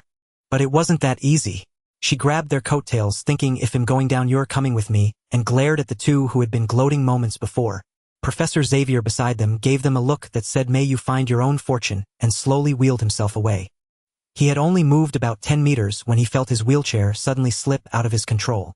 Then the wheelchair brought Professor Xavier back in front of Magneto. Magneto sneered at Charles and said, "Old friend, it seems you know who this girl is. So you tell me." Clatter. Professor Xavier turned his head with a dry laugh. He was instantly stunned. He saw Mick using telekinesis to restrain Lorna, then grabbing Jean and sprinting into the manor. Lorna. Professor Xavier. 10 minutes later, Mick and a group of onlookers who reveled in chaos were huddled in a room, trembling. All the objects around them were violently shaking. Mick and the others could feel the building beneath them vibrating, as well, emitting a series of creaking sounds, as if it was about to collapse. "Have we gone too far?" Logan suddenly spoke. Everyone looked at him, as if he were an idiot, the implication clear. Logan was momentarily stunned, then pointed at Mick and Jean, who had remained silent, and said, "That was also brought back by Mick and Jean." In an instant, the animosity was completely redirected. Mick and Jean exchanged a glance, then said, "You can't blame us. We received news that Lorna was in prison, so were we supposed to not bail her out?" The vibration frequency of the surrounding objects began to overwhelm Mick. He raised an eyebrow and steeled his resolve. Walking to the window under the astonished gazes of the crowd, he shouted emotionlessly at Magneto on the ground below, "Your daughter is pregnant." Magneto's expression instantly froze. He stared blankly at Lorna, who stood before him with her head bowed, claiming to be his daughter. Lorna. The next second, the vibrations ceased abruptly. The people in the room stared at Mick in shock, then hissed, "Have you lost your mind? God, you are provoking that poor old man. Aren't you afraid hell collapse our mansion? My God, what were you thinking?" The chorus of accusations hadn't faded when the next second a deafening boom erupted. The entire mansion instantly lifted 50 centimeters off the ground, then slammed back down heavily. Inside the room, everyone emerged from the wreckage, their expressions filled with misery. Mystique and Logan suddenly realized why they had bothered to join this potentially lethal chaos instead of grabbing a drink or getting a spa treatment after work. On the ground, Professor X also wore a pained expression as his mansion weathered the assault. He said to Eric, "Old friend, take it easy. This mansion has a history of 500 years. Eric clenched his fists tightly, staring intently at Lorna before suddenly asking Professor X, "How long have you known?" Professor X chuckled awkwardly and said, "Not long." The moment the words left his mouth, Eric's piercing gaze fell upon him. He could only smile bitterly and add, "God is my witness, their mother forbade me from telling you." Eric's expression softened slightly, but he still asked in a deep voice, Could there be more than one?" Suddenly Eric's heart began to race. In his youth, he had devoted himself entirely to the cause of mutants. Now, in his old age, he suddenly realized how lonely he was, but finding a suitable partner was no longer possible. Charles smiled bitterly and nodded. "Yes, there are 3 children in total." A loud crash followed, not from the building this time, but from the stone slab beneath Magneto's arm, which shattered completely. Professor X's pained expression deepened. That stone slab had been passed down from his great-grandfather and was priceless outside. Now it had turned to dust. 10 minutes later, those who had initially come to watch the drama stood neatly before Magneto. Everyone watched as Magneto held Lorna in his arms, seemingly reluctant to let go, raising an eyebrow. Lorna, in his embrace, grinned smugly at the group. You think you can get away with it? Though she felt a slight resistance toward Magneto, she pretended to be compliant just to ensure that the gloating crowd would face punishment. Besides, Magneto had always fit the image of a father in her mind. Their abilities were so similar that Lorna wondered if she was the only child to inherit her father's power. At that thought, Lorna felt a surge of satisfaction. Mick, I think you owe me an explanation. Magneto's expression was grim. Despite the immense surprise, he knew Mick hadn't come just to give him good news. There was undoubtedly an ulterior motive. Mick chuckled awkwardly and said, When we investigated and found a mutant imprisoned in a women's prison, we immediately went to retrieve her. We meant well. Everyone nodded in agreement, signaling that they had acted purely out of goodwill. Just as Magneto's expression softened, Lorna, now released and standing beside him, refused to stay silent. She unhesitatingly betrayed the group. They're lying. Logan, Storm, and Mystique only got in the car because they wanted to watch the drama at the door. At these words, Magneto glared at the three, who in turn glared at Lorna, hiding behind him, feigning innocence. Drama queen. Actress. Traitor. The three of them furiously plotted how to deal with Lorna. According to the Mutant Investigation Bureau's internal management regulations issued under the guidance of the Triad Summit, all agents of the Bureau must undergo 3 months of training before being allowed to carry out solo missions. They were certain Lorna would eventually join the Bureau. Besides, after selling them out so thoroughly, did she think she could escape? She'd have to answer to Mick and Jean. The three of them turned to Mick and Jean, nodding with satisfaction. Ahem. Seeing Magneto's darkening expression, Mick, as the director, stepped forward without hesitation. Eric, I think the priority now is Lorna's marriage and the son-in-law who didn't dare to come see you. At this, Lorna's triumphant expression shifted. She pointed at Mick and said, You're lying. You were the one who told Marcus to stay in Atlanta to gather mutants. Mick frowned and said, I've already entrusted the task of gathering mutants to Director Jock of the FBI's Atlanta branch. Why would I need Marcus? Exactly. Jean chimed in. The ungrateful Lorna deserved no sympathy. You. Lorna was furious. She had greatly underestimated the moral boundaries of the two directors of the Mutant Investigation Bureau. At that moment, a vision flashed in Lorna's mind. Her boyfriend being ground into pieces. She was both anxious and angry. Magneto asked with an unreadable expression, Is this Marcus also a mutant? Mick nodded dismissively. Just a mutant who glows. His ability is completely useless. To ensure his own safety, Mick had no qualms about downplaying Marcus. Better him than me.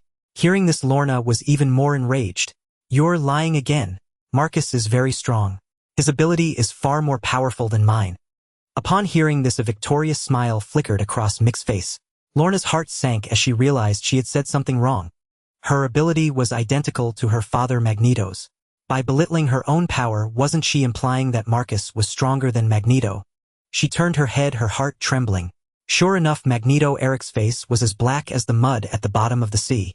A month later, in the office, Mike saw Marcus, whose face was swollen like a meat bun. Could it be that Magneto had recently begun to cultivate his mind and nature? Rubbing his chin, he appraised Marcus, whose eyes were barely open. After a pause, he asked, Magneto didn't find you. Based on Mike's understanding of Magneto, he wouldn't just turn Marcus into dust. At the very least, he'd be bedridden for 3 to 5 years. There was no way Magneto would let him off so easily. Marcus had already learned the whole story from Lorna and deeply despised Mike's actions. But he had to bow his head when under someone else's roof. Marcus buzzed. He did come. My face is his masterpiece. Mike raised an eyebrow. That light. Marcus was so furious he nearly ascended to nirvana. The day before, while he was blissfully asleep, Magneto appeared before him, beat him up without a word, and then threatened him not to tell Lorna or he'd get beaten every time they met. He was completely dumbfounded.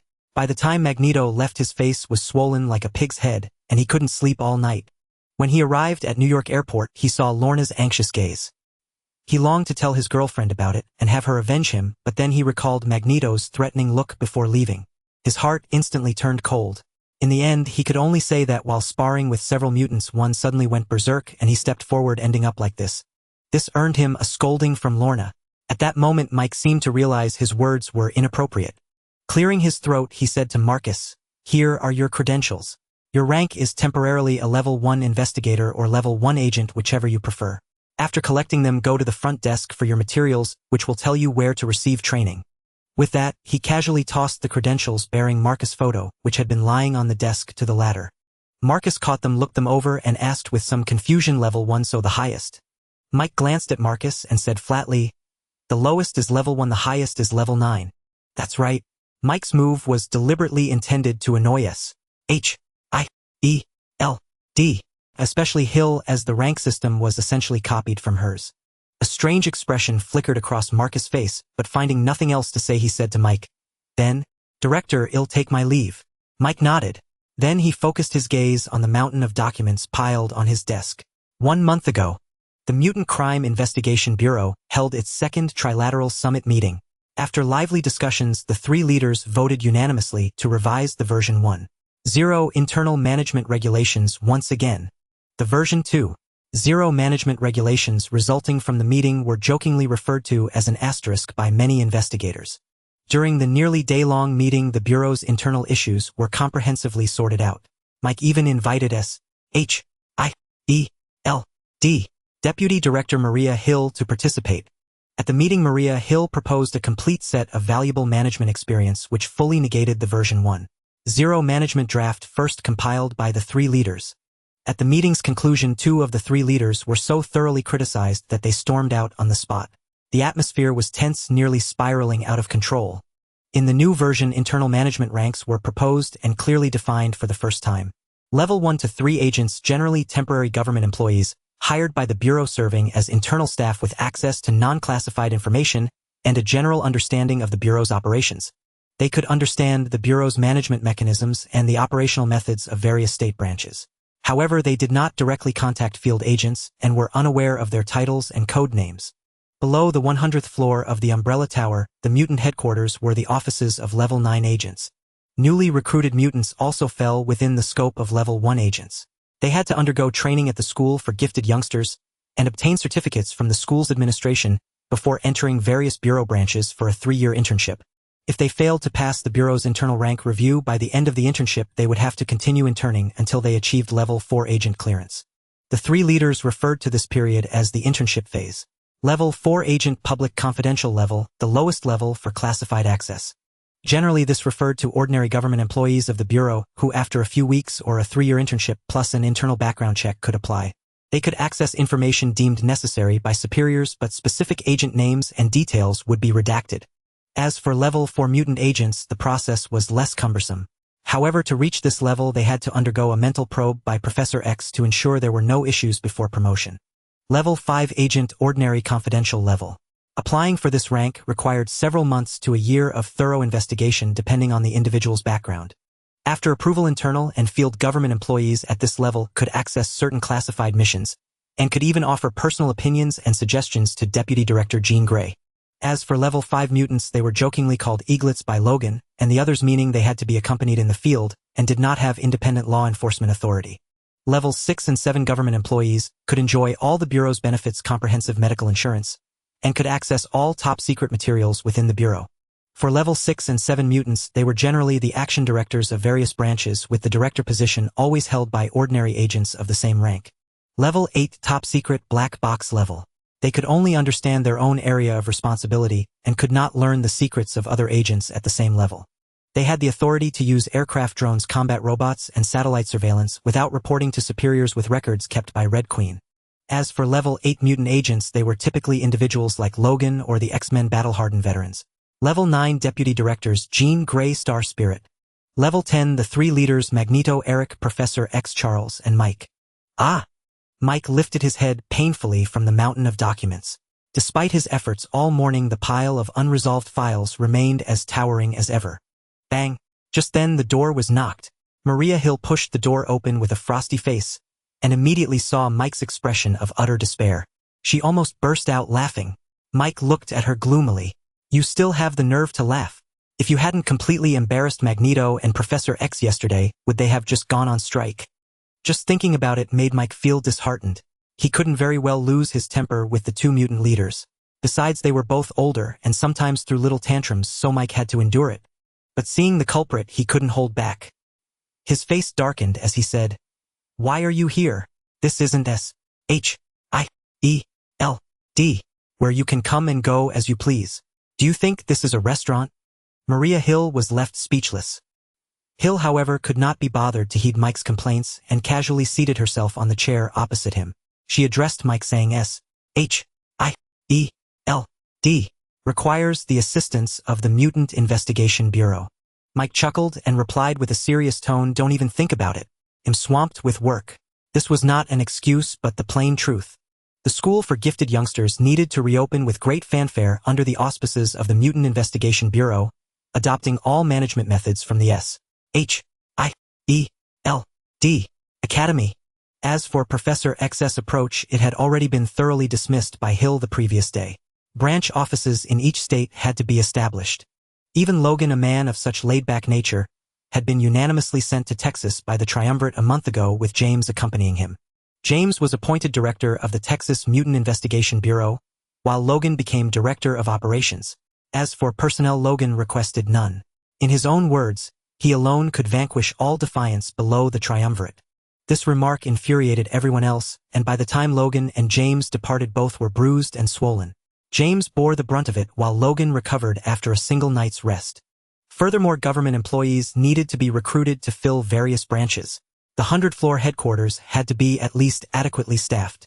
Jean had rushed off to the state council early this morning to request personnel. Otherwise, Mike would surely be lazing about the castle like a salted fish. Would he have come here? So yes, he was genuinely busy, not pretending. Hill, however, acted as if she hadn't heard him. She pulled a document from her bag and tossed it onto the table before Mike. "What's this?" Mike asked, startled. Seeing the bold words "top secret" on the document, his face darkened. He immediately guessed its nature and pushed it aside. He refused to look at it no matter what. As long as it remained unopened, everything was fine. Once opened, heaven knew what scheme Hill would weave around him. Over the past few days, Mike had repeatedly invited Hill to dinner at the S-H-I-E-L-D New York Operations Center, but each attempt ended in vain. She had been leading him around by the nose. Hill's face darkened at Mike's dismissive attitude. After a moment's thought, she said coldly, "I'm free tonight." Mike's eyes lit up. "Really?" Hill found it amusing that Mike was interested in her, but she kept her expression frosty. "Just dinner," she said. The sparkle in Mike's eyes vanished instantly, and he felt life had lost its flavor. Hill's expression grew even darker. "This jerk." She stood up and headed for the door, saying, "Fine, forget it then." Mike panicked and conjured a psychic rope, freezing her in place. Mike chuckled and said, "I didn't say I wouldn't look." He then released the psychic rope, picked up the discarded document, and opened it. Hill turned around, resumed her seat with a cold expression. After a long pause, Mike rubbed his forehead. It was indeed the Ghost Rider storyline. Back at the castle, Mike had only mentioned it casually to annoy Hill. Who would have thought she would actually investigate it? Staring at the promotional poster featuring a middle-aged man with a striking resemblance to Cage clad in leather, and preparing for an extreme motorcycle jump the day after tomorrow, he felt weary. Although Mike feared neither Mephisto nor Blackheart, according to the Chenkuin orb, they were merely beings of an immortal soul state, entities from another dimension. But Mike was no slouch either. Sensing the nascent soul with its emerging features, he felt reassured. In the cultivation world, a primordial spirit like his would earn him the title of an ancient master. Moreover, the Chenkuin orb had already seized a portion of authority within the Marvel Universe. In other words, it had become an indestructible, unbreakable divine artifact akin to those in online games. As the master of the Chenkuin orb, Mike enjoyed the same privileges without any discount. Yet even so, he had no intention of meddling in the domestic affairs of the Lord of Hell. If anyone were to get involved, it should be those bald monks from the Ancient One's order. They were the primary force defending Earth from incursions by other dimensions. With that thought, Mike said with a wry smile, "This is their family matter. We really don't need to get involved." "What?" Seeing Hill's eager expression, Mike rubbed his forehead and explained the domestic strife of the Lord of Hell. In simple terms, Mephisto, the Lord of Hell, had sat on his throne for an exceedingly long time with no signs of dying. As the crown prince of Hell, Blackheart realized he was born a prince and remained one a millennium later. Seeing no intention from Mephisto to retire, Blackheart felt he could no longer tolerate it. He too wanted to be the ruler. So he secretly fled to the human world, seeking the contract of San Venganza that the previous Ghost Rider had stolen over 100 years ago. With the countless souls within it, he planned to refine the entire world into his own hell. And he would be the sovereign of that hell. Afterward, his father Mephisto came up to find him, urging him to return home obediently, as the prince promising to let bygones be bygones. But Blackheart, with his addled mind, fiercely rebuked his father. This enraged Mephisto. In the mortal world, a disobedient son might be disciplined. But in hell, the Lord Mephisto believed that a disobedient son should be killed. He could always have another. Thus he thought of Johnny Blaze, intending to activate him as the new Ghost Rider to reclaim the contract and slay Blackheart. As Mike recounted the tale, Hill sat across from him dumbfounded. After a long pause, she said, "You must be joking." Hill let out a cold laugh, crossed her arms, and glared at Mike. "Mike, if you don't want to help, just say so. There's no need to treat me like a child." Lord of Hell. Prince's Rebellion. Did she think she hadn't watched enough Qing Dynasty dramas with May? She shot Mike a contemptuous look. Her opinion of Mike worsened. Observing this, Mike thought for a moment and tilted his head. "Come on, I'll take you to someone who handles these matters." With that, he stood up, ready to head to the portal of the Ancient One's order in New York. He was determined not to get involved. In the Marvel world, he had painstakingly built his foundation, and his own affairs were still unsettled, needing time to develop. Jumping into others' problems now was inappropriate. Being on the radar of that bald woman, the Ancient One, meant either trouble or disaster. At the door, Mike frowned at Hill, who hadn't moved from her chair. "Are you coming or not? You're not lying to me." Mike's face darkened as he retorted, "Would lying get you into bed with me?" Hill was left speechless. The next second, move aside. Mike felt the iceberg brush past him and couldn't help slapping himself. Damn intermittent split personality. Sensing a stubborn wisp of soul beside his primordial spirit that refused to merge, Mike thought grimly, "One day it'll completely refine you." Then he chased after Hill, who had already walked a considerable distance ahead. What else could he do? He had said it, and now he had to endure with a thick skin.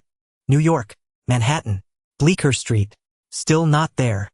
Hill, having followed Mick through the street 3 times, finally couldn't help but ask, "Don't tell me you just wanted to trick me into strolling around here with you?"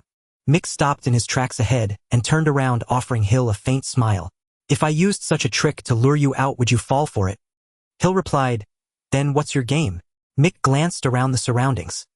His powerful divine sense could perceive the New York sanctum was on this very street, yet strangely, after pacing the block 3 times, he still couldn't pinpoint its exact location. It was as if the thing was right before his eyes, but no matter how hard he tried to approach, he couldn't grasp it. This feeling gnawed at Mick. "The Ancient Order!" Mick suddenly exclaimed. Hill was taken aback. "The Ancient Order? What's that?" Since he couldn't find the sanctum, Mick decided to make the New York sanctum reveal itself. If the mountain won't come to Muhammad, then Muhammad will go to the mountain. Gazing at the several clock shops and clothing stores along the street, Mick stood by the roadside and smiled at Hill. "Do you really believe you're the ones guarding the entire world? Aren't we?" Hill retorted. SHIELD was founded to protect global security. Without that creed, the organization would be hollow. Over the years, Hill had risen from a common agent to deputy director. Though not a veteran of countless battles, she had narrowly escaped death several times: the missile crisis in the Middle East, the viral outbreak in Western Europe, and the horrifying biochemical attacks. Hill had witnessed too many threats capable of shattering world order, and thus naturally resented Mick belittling SHIELD. It was a disrespect to their efforts. Mick, noticing the chill in Hill's eyes, shook his head. "All right, I misspoke." He paused. In that instant, Mick sensed an inexplicable ripple appear and vanish in a flash. He smiled and continued, SHIELD. Protects humanity, right? Hill pondered for a moment. Though unsure of Mick's intent, she nodded. Mick gave a slight smile. "Then do you know who protects the Earth?" "What do you mean?" Hill asked, puzzled. She chuckled. "Don't tell me you've been secretly guarding Earth all along." Mick shook his head with a smile. "Me? I don't count. But the Ancient Order does." "What?" "The Ancient Order, they say, was founded by the Sorcerer Supreme. For centuries, the Sorcerer Supreme and her order have silently protected Earth from invasions by other dimensions." Mick recounted the Order's deeds calmly while speaking to Hill. Meanwhile, he sensed the mysterious fluctuation around him growing ever stronger. It was no less formidable than his own power. When a wisp of that energy leaked out, Mick realized it in his heart. He also guessed who was approaching. Hill struggled to digest Mick's revelations. The Ancient Order, the Sorcerer Supreme, other dimensions. She was about to press him for more. The next second, rumble. The world turned upside down. Under Hill's gaze, the buildings on Bleecker Street began to spin like gears in a clockwork mechanism. In the blink of an eye, everything shifted. The pedestrians vanished without a trace. Hill stared at her feet, which no longer stood on cobblestones but on a rooftop. Then, turning to the seemingly unruffled Mick, she asked, "What's going on?" Mick chuckled softly. Gazing at a spot to his right, he said calmly, "Shouldn't the Sorcerer Supreme be in Camartage? Why has she come to New York?" Just moments ago, despite being wary of an attack from the Ancient One, Mick had still fallen into her trap. The Ancient One's power was terrifying. The next second, as Mick's words faded, a ring of fire and lightning appeared before him. A figure in yellow robes, hooded with hands clasped behind the back, stepped out, slender and slightly hunched. The hooded woman, the Ancient One, gazed at Mick with an unreadable expression. That morning, the Ancient One in Camartage felt a sudden impulse and toured the four sanctums. Just as she finished inspecting the New York sanctum and prepared to leave, she sensed someone probing it with spiritual energy, as if searching for something. Especially when she heard Mick utter the words Ancient Order, she appeared in an unseen corner to observe. The moment she saw Mick, the Ancient One detected the aura of at least 3 different worlds emanating from him. Initially she thought Mick might be an outsider, yet she also sensed a faint orthodox primal force within him, the power of this very planet. Lowering her hood, the Ancient One revealed her full visage to Mick and Hill. Mick's expression remained unchanged, for the Ancient One's appearance closely matched her portrayal in the cinematic universe. He even felt the movie version had been uglified. Hill, on the other hand, regarded the Ancient One warily. "Did you do this?" The Ancient One glanced at Hill briefly, then fixed her gaze on Mick. "Are you a time traveler?" Mick considered it.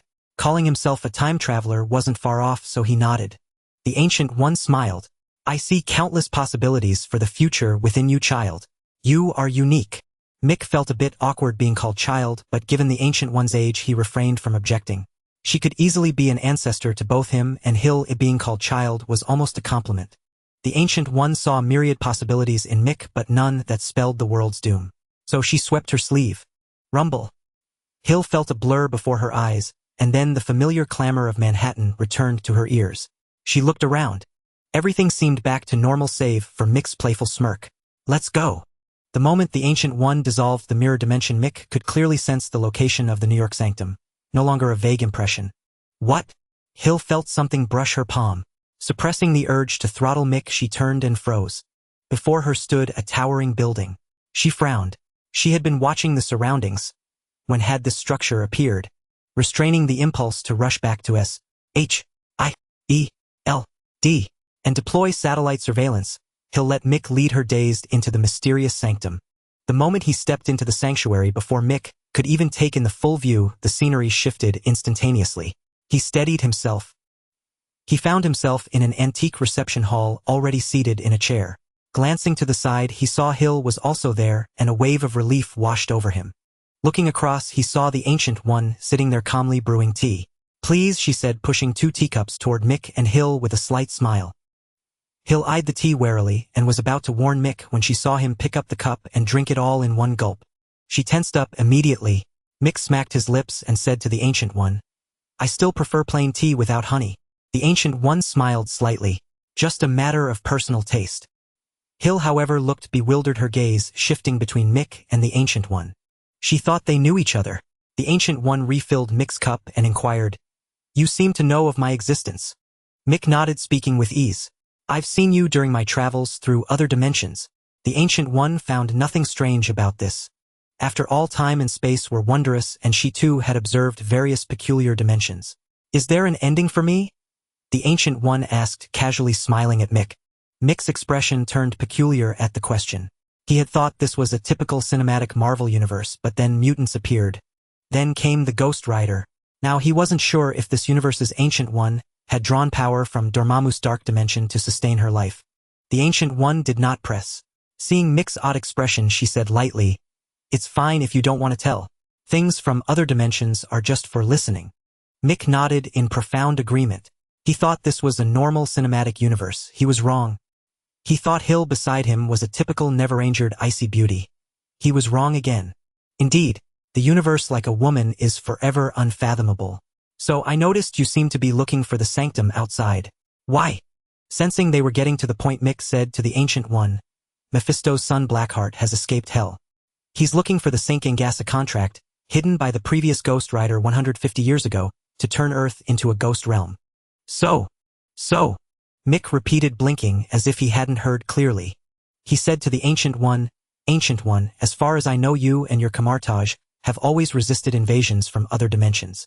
This incident should count as another dimension's affair, shouldn't it?" The implication was clear. This was Kamartaj's duty and responsibility. Were they planning to shirk it? The Ancient One chuckled softly. Do you think they will succeed? Mick instinctively shook his head. That fool Blackheart thought a contract holding a few thousand souls could help him kill his father and take the throne. Had he never considered why, if the contract was so important, Mephisto didn't simply appear on Earth to take it when the previous Ghost Rider first obtained it? Mick mused. Mephisto was probably using the contract as bait to lure out the disloyal fools in Hell and then wipe them all out. As it turned out, none of the other demons in Hell took the bait, but his own son did. No wonder Mephisto was so heartless in ordering Blackheart's death. What use was such a foolish son? Waiting for the demons of Hell to mock him. At that moment, the Ancient One asked with a smile, "Then why should we intervene?" Mick thought about it. She had a point. It was doomed to fail anyway. In the Ancient One's view, as long as Earth didn't blow up, the problem was hardly significant. As long as the Time Stone was in hand, there was no real issue. So he just shrugged. He didn't want to bother with it anyway, so he said to the bewildered Hill, "See, nothing major will happen. Your S-H-I-E-L-D doesn't need to rush in." Hill blinked. Rush in? Did he think S-H-I-E-L-D was begging? She was furious, her icy expression turning to Mick, blue eyes blazing with anger. She had recently found that being with Mick made it impossible for her to remain calm. This isn't me, she thought. Mick, having already given Hill the answer, rubbed his hands together and looked at the Ancient One with a hesitant smile. Ancient One, what about me? You have the aptitude. And what about? You can learn magic. Mick was speechless, staring at the Ancient One whose smile seemed eternal. He decided he should stay as far away from her and Kamartaj as possible. After all, if others could read his mind, there was no fun in it. He gave up, but despite his words, Mick still looked at the Ancient One with hopeful eyes. After all, the unsealing of the cultivation world was far off. Better to seize the present than wait for an unknown future. If Mick remembered correctly, Kamartaj also cultivated the power of the soul. The stronger the soul, the more powerful the spells. In this regard, Mick had an innate advantage. The Ancient One gazed at him quietly, just as he thought there was no hope. The Ancient One said, "If you are willing to tell me the ending from another dimension, I think Wong would be happy to see a fellow countryman." Mick's mouth twitched. He suddenly felt that if he told the Ancient One about her counterpart in another world, she might make him swear to secrecy. So he silently calculated. After a moment, he raised an eyebrow. The benefits outweighed the risks. He looked around and asked, "Here?" The Ancient One shook her head with a smile. "It is here."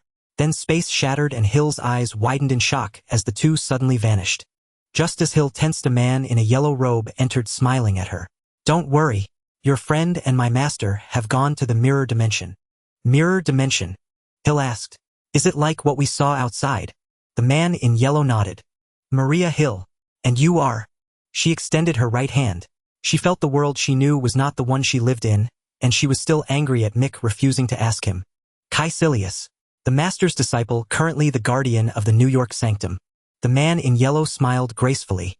Hill opened her mouth to ask a question when, with a whoosh, Mick and the Ancient One emerged from the mirror dimension. Mick emerged from the mirror dimension with a faint smile on his lips.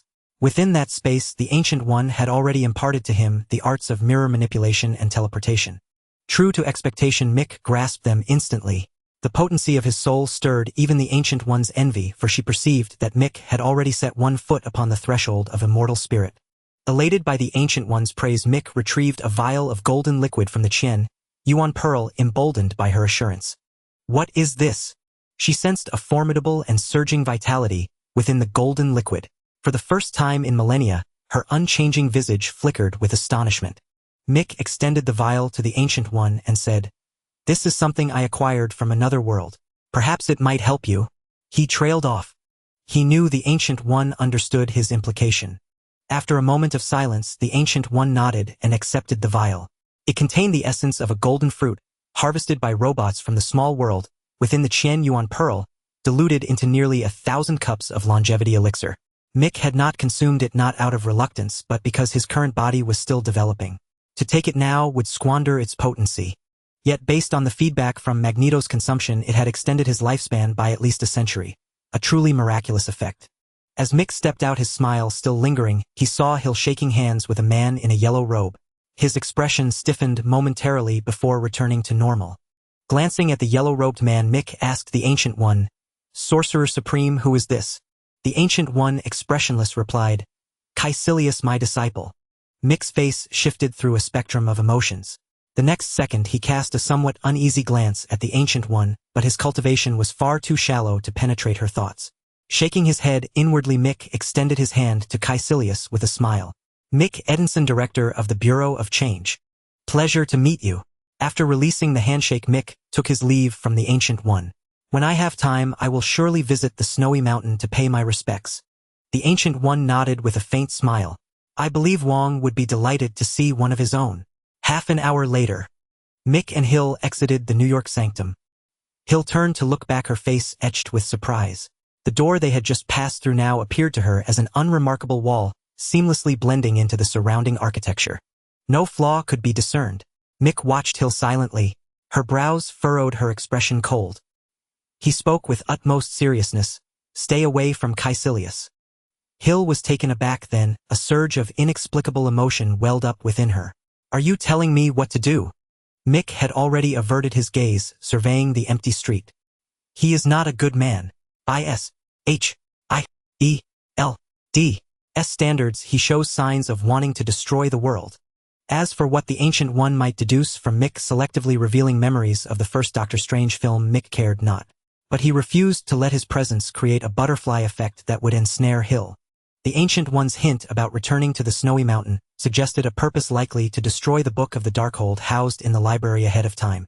As for Caecilius, the Ancient One probably believed he could still be redeemed. Otherwise, she would not have concealed the New York sanctum so thoroughly the moment Mick and Hill stepped out. Clearly, as soon as they crossed the threshold, the Ancient One had taken Caecilius back to the great snowy mountain. Caecilius. Mick sighed inwardly. He sensed that for a long time to come, perhaps an extended period, the Ancient One would employ some means to confine Caecilius to the snowy mountain. Thinking of the renowned New York surgeon, he chuckled. Let's go, Mick said to Hill, then began drawing circles in the air before him. Hill watched with a strange expression. Even without the ring of the Sorcerer Supreme, Mick could still cast spells through his formidable spiritual power. With a soft burst, a fiery portal materialized. Mick turned, grasped Hill's right hand, and offered a gentle smile. Then he led her through the ring of flames. The next moment, Mick stepped into his office and sank luxuriously into the plush executive chair. He felt he could laze here for an eternity. Hill looked around in surprise, then furrowed her brow. Is this magic? Mick shook his head and corrected her. It's sorcery. Hill sat opposite him, her voice low and insistent. Who is the Ancient One? What is the Ancient Order? And what is the New York Sanctum? Mick raised his hands placatingly. Slow down, slow down. He walked to the water cooler, filled a paper cup, and handed it to Hill. Take a sip. I'll explain everything slowly. Hill glanced at the cup, then drained it in one gulp, fixing her gaze on Mick, awaiting his explanation. Leaning back leisurely in his chair, Mick began. The Ancient Order has a history far richer than SHIELD's. According to what I've learned, the Ancient One founded it over 1,000 years ago. They have been protecting Earth from incursions by other dimensions or realms. The New York Sanctum is one of the 4 great sanctums of the Order. The barrier formed by these 4 sanctums shields Earth, hiding it from the gaze of entities that have existed since the dawn of the universe. Finishing his explanation, Mick toyed with a pen on his desk and raised an eyebrow at Hill. Compared to the Ancient Order, SHIELD is like children playing house, always going on about protecting the planet. Hill was struck speechless. After a long pause, she slowly regained her composure. Mick's jibe ignited a flicker of irritation within her, but reflecting on his description of the Ancient Order, comparing the two, she had to admit he might be right. She stared at him at a loss for words. Was she supposed to concede that SHIELD merely paid lip service to protecting Earth while essentially indulging in self-gratification? After a long moment, Mick asked, So see, the Texas incident was beyond your league. Earth won't turn into hell. Someone will step in to stop it. Who? Hill inquired. Johnny Blaze. Mick nodded. Yes and no. As a child, Johnny Blaze signed a contract with Mephisto to save his cancer-stricken father. In return, Johnny became the new Ghost Rider. But Mephisto deceived him. His father did not die of illness but perished in a stunt show. Hill was left speechless. Mick observed Hill, whose eyes darted around after hearing his words. He immediately grasped Hill's intentions and sneered coldly. I advise you to abandon the idea of recruiting that fellow. Why? Hill, without any sign of anger at having his thoughts seen through by Mick, asked in confusion. You said he's a ghost rider and his purpose aligns with S-H-I-E-L-D-S. Why can't it work? Mick chuckled inwardly. The mere thought of recruiting the ghost rider into S-H-I-E-L-D painted a scene so terrifying that it sent a chill down his spine.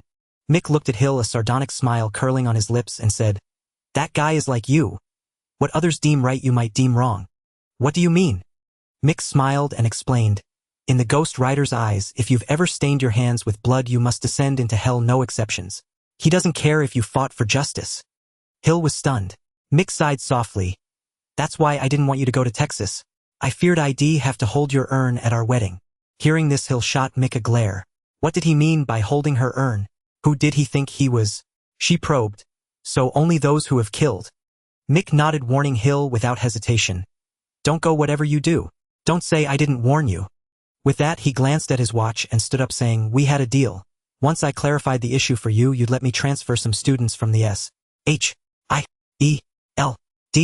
Academy to the Mutant School. No backing out. Now, Mick felt that this trip had completely reshaped Hill's worldview, leaving him utterly dumbfounded. He helplessly tapped his expensive diamond watch and said, Look at the time. Aren't you going to eat? Director. Hello. Director. Yes, hello. In the vast dining hall on the 99th floor, Mick greeted every employee, who addressed him with a perfectly practiced smile. He led Hill to a seat by the window. Outside, directly facing the top floor of Stark Industries, the view never failed to lift Mick's spirits. Hill, noticing Mick's smile, asked, Do you know Tony Stark? Before Mick could reply, Hill nodded to herself. Makes sense. You're both playboys. It's impossible you don't know each other. At that time, Tony was still immersed in his romantic pursuits, having collected 11 calendar girls, and reportedly working on the 12th. Mick bristled at the remark. He retorted to Hill, What makes you think I'm a playboy? Have you ever seen my name in any newspaper, magazine, or gossip column? Hill sneered. Director Edinson's skill in manipulating public opinion is something S-H-I-E-L-D has long experienced. In Hill's view, without Mick's help, the Mutant Affairs Bureau would never have been established, let alone made Congress contradict itself and end up with a bruised face. Through public opinion, he had managed to force for U.S. generals to step down, not to mention dozens of other officers. Even the one-eyed Nick Fury, upon seeing the newspapers, hastily withdrew all surveillance personnel, fearing that S-H-I-E-L-D or he himself might be implicated. Seeing that Hill clearly didn't believe him, Mick thought to himself, Should I tell her I'm still a virgin? If he did, he'd probably face Hill's merciless mockery. Mick couldn't bear the humiliation, so he decided not to bother explaining, even though he wanted to say, Not as experienced as you. But after weighing the consequences, which were far from favorable, Mick chose to play it safe and buried himself in his meal. As for the star spirit that had been stalking him after learning from the Chen Yuan Pearl that Mick was essentially invincible in this world, it had completely let loose. Day and night it stayed at the Eagle's Nest base, studying the liquid metal robot specimen brought back from a recent trip to Terminator 2, preparing to craft a perfect body for the Red Queen. Then it planned to take the Red Queen on a global adventure. As the two silently finished their meal, a phone rang. Mick pulled it out. It was Gene. He answered, and Gene's anxious voice came through. Mick Logan was injured in Texas and is unconscious. He was attacked by a flaming skull mutant. Mick blinked in disbelief. He had just managed to convince Hill not to go to Texas and was inwardly celebrating dodging that trouble. The next second, he was proven wrong. After arranging to meet Gene in the office in half an hour, Mick hung up with a face dark as thunder. Damn it. If you don't bare your fangs, they'll think you're a toothless cat. During the nationwide establishment of the Mutant Affairs Bureau, he couldn't afford any setbacks. Now, with the Bureau barely off the ground, a deputy director of a state division had been severely injured. This was unacceptable. If word got out, the repercussions would be disastrous. If those hidden bigots hostile to mutants caught wind of it, they'd surely start stirring up trouble again. This couldn't be tolerated. In a flash, Mick made his decision. If he let this slide, the promising situation would crumble instantly. It would also be a severe blow to his authority as director. He couldn't back down, he had to confront it. What's wrong? Hill asked, startled by the sudden ferocity on Mick's face after he hung up. Having spent so much time with Mick, Hill knew this expression wasn't a pretense like before. This time someone had truly angered him. Thinking this, Hill warned Mick cautiously, "Don't do anything rash. Remember, you're also the director of a law enforcement agency." After a long pause, Mick nodded grimly and said to Hill, "No matter how I try to avoid it, it seems I have to go to Texas." "What happened?" Mick shook his phone. "Logan was injured by the Ghost Rider in Texas." "What?" Hill had seen Logan's file in SHIELD's records. A nearly immortal being now wounded by the Ghost Rider. Suddenly a thought struck Hill, and she said to Mick, "According to your logic, Logan must be guilty of heinous crimes." Mick heard this and could only smile bitterly. Yet he felt a sliver of relief. When Logan went to Texas to oversee the division, Mick had specifically instructed him, if he encountered a flaming skull, he should run no matter what and never look into its eyes. Now it seemed Logan had heeded his advice. Otherwise things might have turned out much worse. Half an hour later, Mick waited in the office for Jean. Upon entering, Jean noticed Hill's unexpected presence, but had no time to ask. She looked at Mick anxiously and said, "Let's head straight to the rooftop. It's faster." Mick had no mood to explain. With a flick of his fingers, flames burst forth. Buzz! A circle of fire quickly formed at an incredible speed in a room somewhere in Texas. Alert! James, who was resting in the living room, instantly woke up and shouted at his team.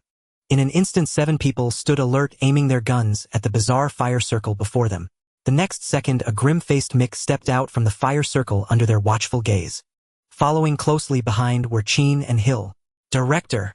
Seeing the newcomer, James immediately saluted respectfully. Mick nodded and asked, "Where's Logan?" James pointed in the direction of the bedroom and said, "In there, just fell asleep." "Thank you for your hard work," Mick said, then inquired, "Did you use the longevity night prepared for you?" James nodded and explained, "I did, but when we returned last night I panicked and only remembered this morning." Mick frowned slightly upon hearing this.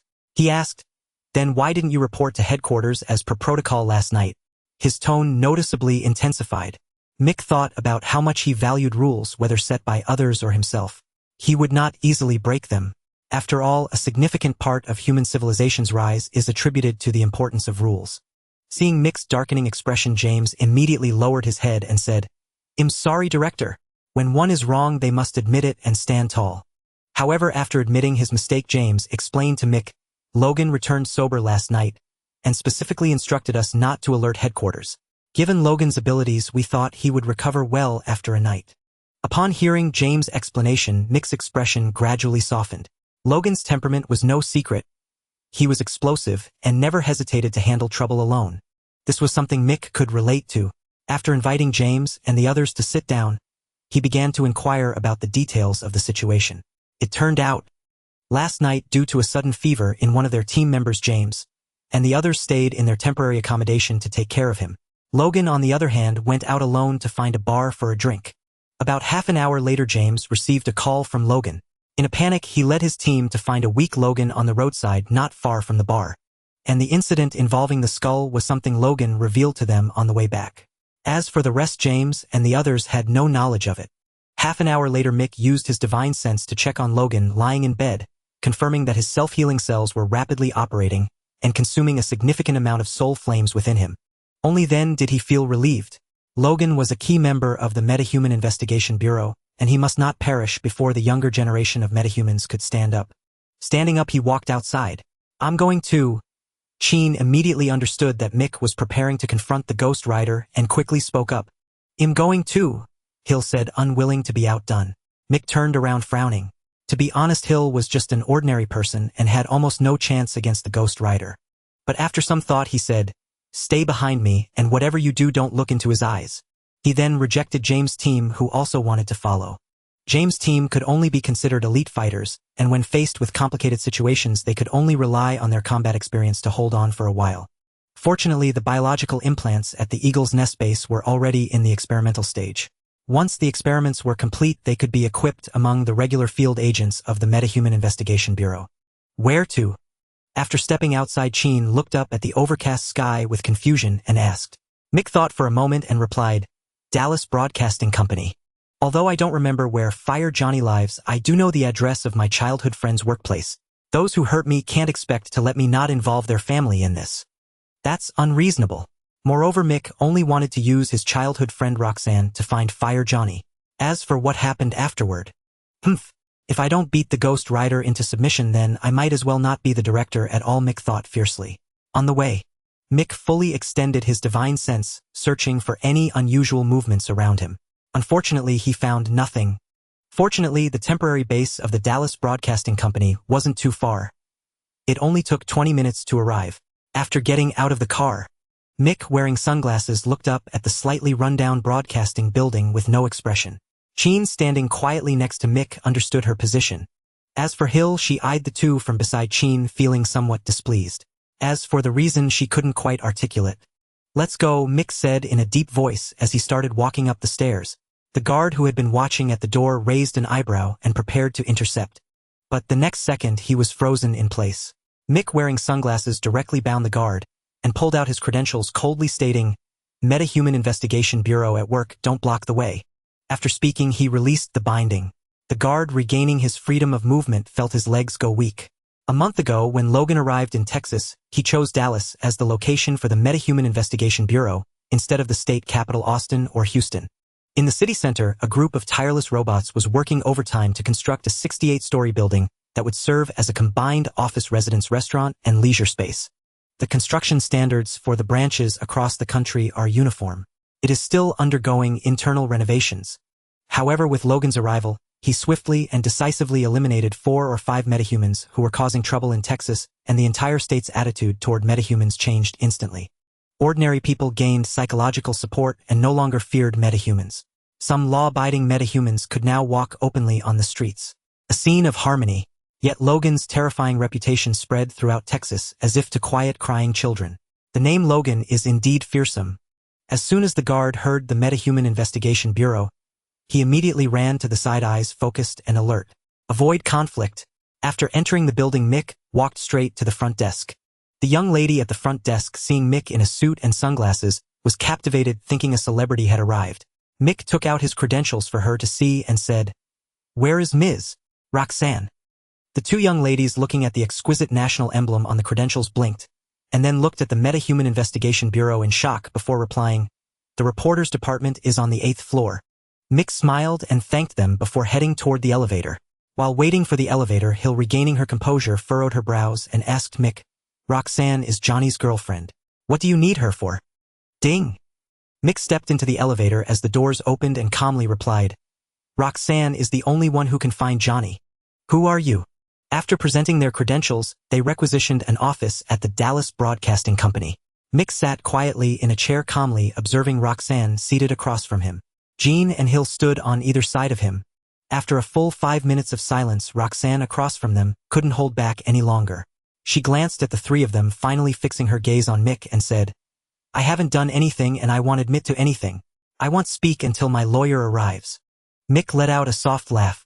After taking off his sunglasses, he revealed his azure blue eyes. Roxanne blinked, then glanced at Hill's eyes as well, silently noting how strikingly similar they were. Mick spoke, "Ms. Roxanne were from the Bureau of Mutant Affairs." "So?" Roxanne showed no fear, directly asking, "I haven't been bullied by mutants, nor have I bullied any. Why are you looking for me? What do you want with me?" Mick remained expressionless, wiping his sunglasses with his hands and blowing on them before stating flatly, "Yesterday, Logan, the director of the Texas branch of our bureau, was injured by your boyfriend. Can you tell me where Johnny is now?" Upon hearing Mick's words, Roxanne blinked and burst into laughter. "That's impossible. He's just a stunt motorcycle rider. How could he injure your director?" As she spoke, she laughed heartily to herself. But Mick and the others showed no expression, watching Roxanne as if she were a clown. "Ahem." Roxanne awkwardly stifled her laughter, seeming to realize it might be true. "But," thinking of Johnny, who had stood her up yesterday, she said irritably, "I waited for him at the hotel all day yesterday. How would I possibly know where he is?" "You've got the wrong person." Mick listened and smiled faintly. That was precisely what he needed. Otherwise, how would he ever know where the timeline had progressed? He stood up, extended his hand to Roxanne in a businesslike manner, and said, "Ms. Roxanne, thank you for your cooperation." And with that, Roxanne stared blankly as the three of them shook her hand and walked straight out, leaving her fuming. What was this all about? Did they come just to hear about me being stood up? She then walked out the door with a look of disgust. "Roxanne, there's a car explosion on the block. Let's go." As soon as she stepped out, her cameraman shouted to her. Startled, she then flashed an excited grin and said, Coming right up. Downstairs. Where to now? Jean asked. Mick put on his sunglasses and instantly drew a portal in front of him, a slight smirk curling at the corner of his mouth, to find the previous Ghost Rider. He had changed his strategy. Now that he knew the timeline, Mick could easily retrieve the contract that both the Ghost Rider and Mephisto sought.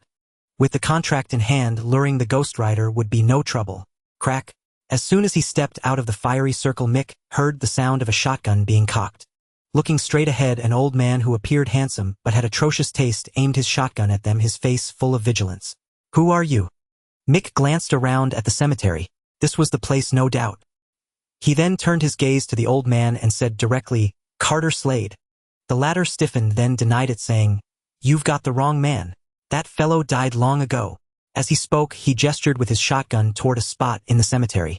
Jean frowned beside him and asked quietly, Did we get it wrong? Didn't you say Slade died 150 years ago? Mick smiled softly, glanced at the previous Ghost Rider Carter Slade, and then asked Jean and Hill, Do you know how the last Ghost Rider came to be? How did he come to be? Jean and Hill looked curious. Ignoring the Ghost Rider's shotgun, Mick smiled and said, Carter Slade was a Texas Ranger. He was good at everything. Solving cases, responding to calls. But he was too greedy. His greed eventually landed him in prison. Just before his execution, the Lord of Hell Mephisto appeared before him in the guise of an old man. Driven by greed and a desperate will to live, Carter Slade signed a contract and became the first Ghost Rider. At this point, Mick smiled at Carter Slade and said, Am I right, Mr. Carter? The latter's face grew grave as he asked in a deep voice, Who exactly are you? Mick didn't answer the question but continued speaking to the two women. After that, once night fell, Carter Slade would transform into the Ghost Rider, collecting evil souls for Mephisto. Until one day, Carter Slade obeyed Mephisto's command and went to a village called San Venganza to collect the souls of a group of greedy, scheming people. But when he got there, Carter Slade suddenly realized that these people were also pitiful souls tricked by Mephisto's cunning schemes. So Carter Slade had a sudden change of heart. He took the contract of San Venganza and vanished without a trace. Even Mephisto could never find him. Having finished, Mick removed his sunglasses and said to the cemetery keeper, who was already stunned by the revelation, Am I right, Carter Slade, the previous Ghost Rider? Carter Slade cocked his shotgun again and snarled at Mick and the others, Whoever you are, get out of here or I'll shoot. Mick smiled and said, Mr. Carter, I haven't even explained why I'm here yet. I don't want to hear it, Carter Slade said coldly. One hand rested on the trigger, ready to fire at the slightest move from Mick. The next second, cold sweat broke out on Carter Slade's forehead as he suddenly realized he couldn't move at all. Mick walked up to Carter Slade with a gentle smile, effortlessly took the shotgun from his hands, examined it for a moment, then casually tossed it aside onto the ground. Only then did he release the hold. Freed, Carter Slade looked at Mick with a dark, uncertain expression and said, If you're looking for that contract, I'll never tell you. Mick smiled and, under Carter Slade's watchful gaze, slowly let his eyes fall to the ground, to a seemingly discarded shovel. Carter Slade was horrified and lunged for the shovel, but Jean got to it first. Jean and Hill looked at the unremarkable shovel, puzzled, and asked, This is the contract. Mick said, It's inside the shovel. Break it open and you'll see. Who are you really? Carter Slade couldn't believe that the hiding place he thought was so secure had been found so easily. He said, deeply disheartened, This contract will turn the world into hell. You can't open it. Mick let out a soft, ironic laugh. Mr. Slade, while I admire your redemption, I have to say you're no different from that fool Mephisto who came to the mortal world. You're both idiots. You. Carter Slade's face flushed red. Mick shook his head and said, Isn't that the truth?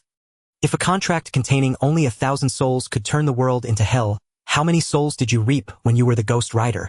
Carter Slade stood frozen in place.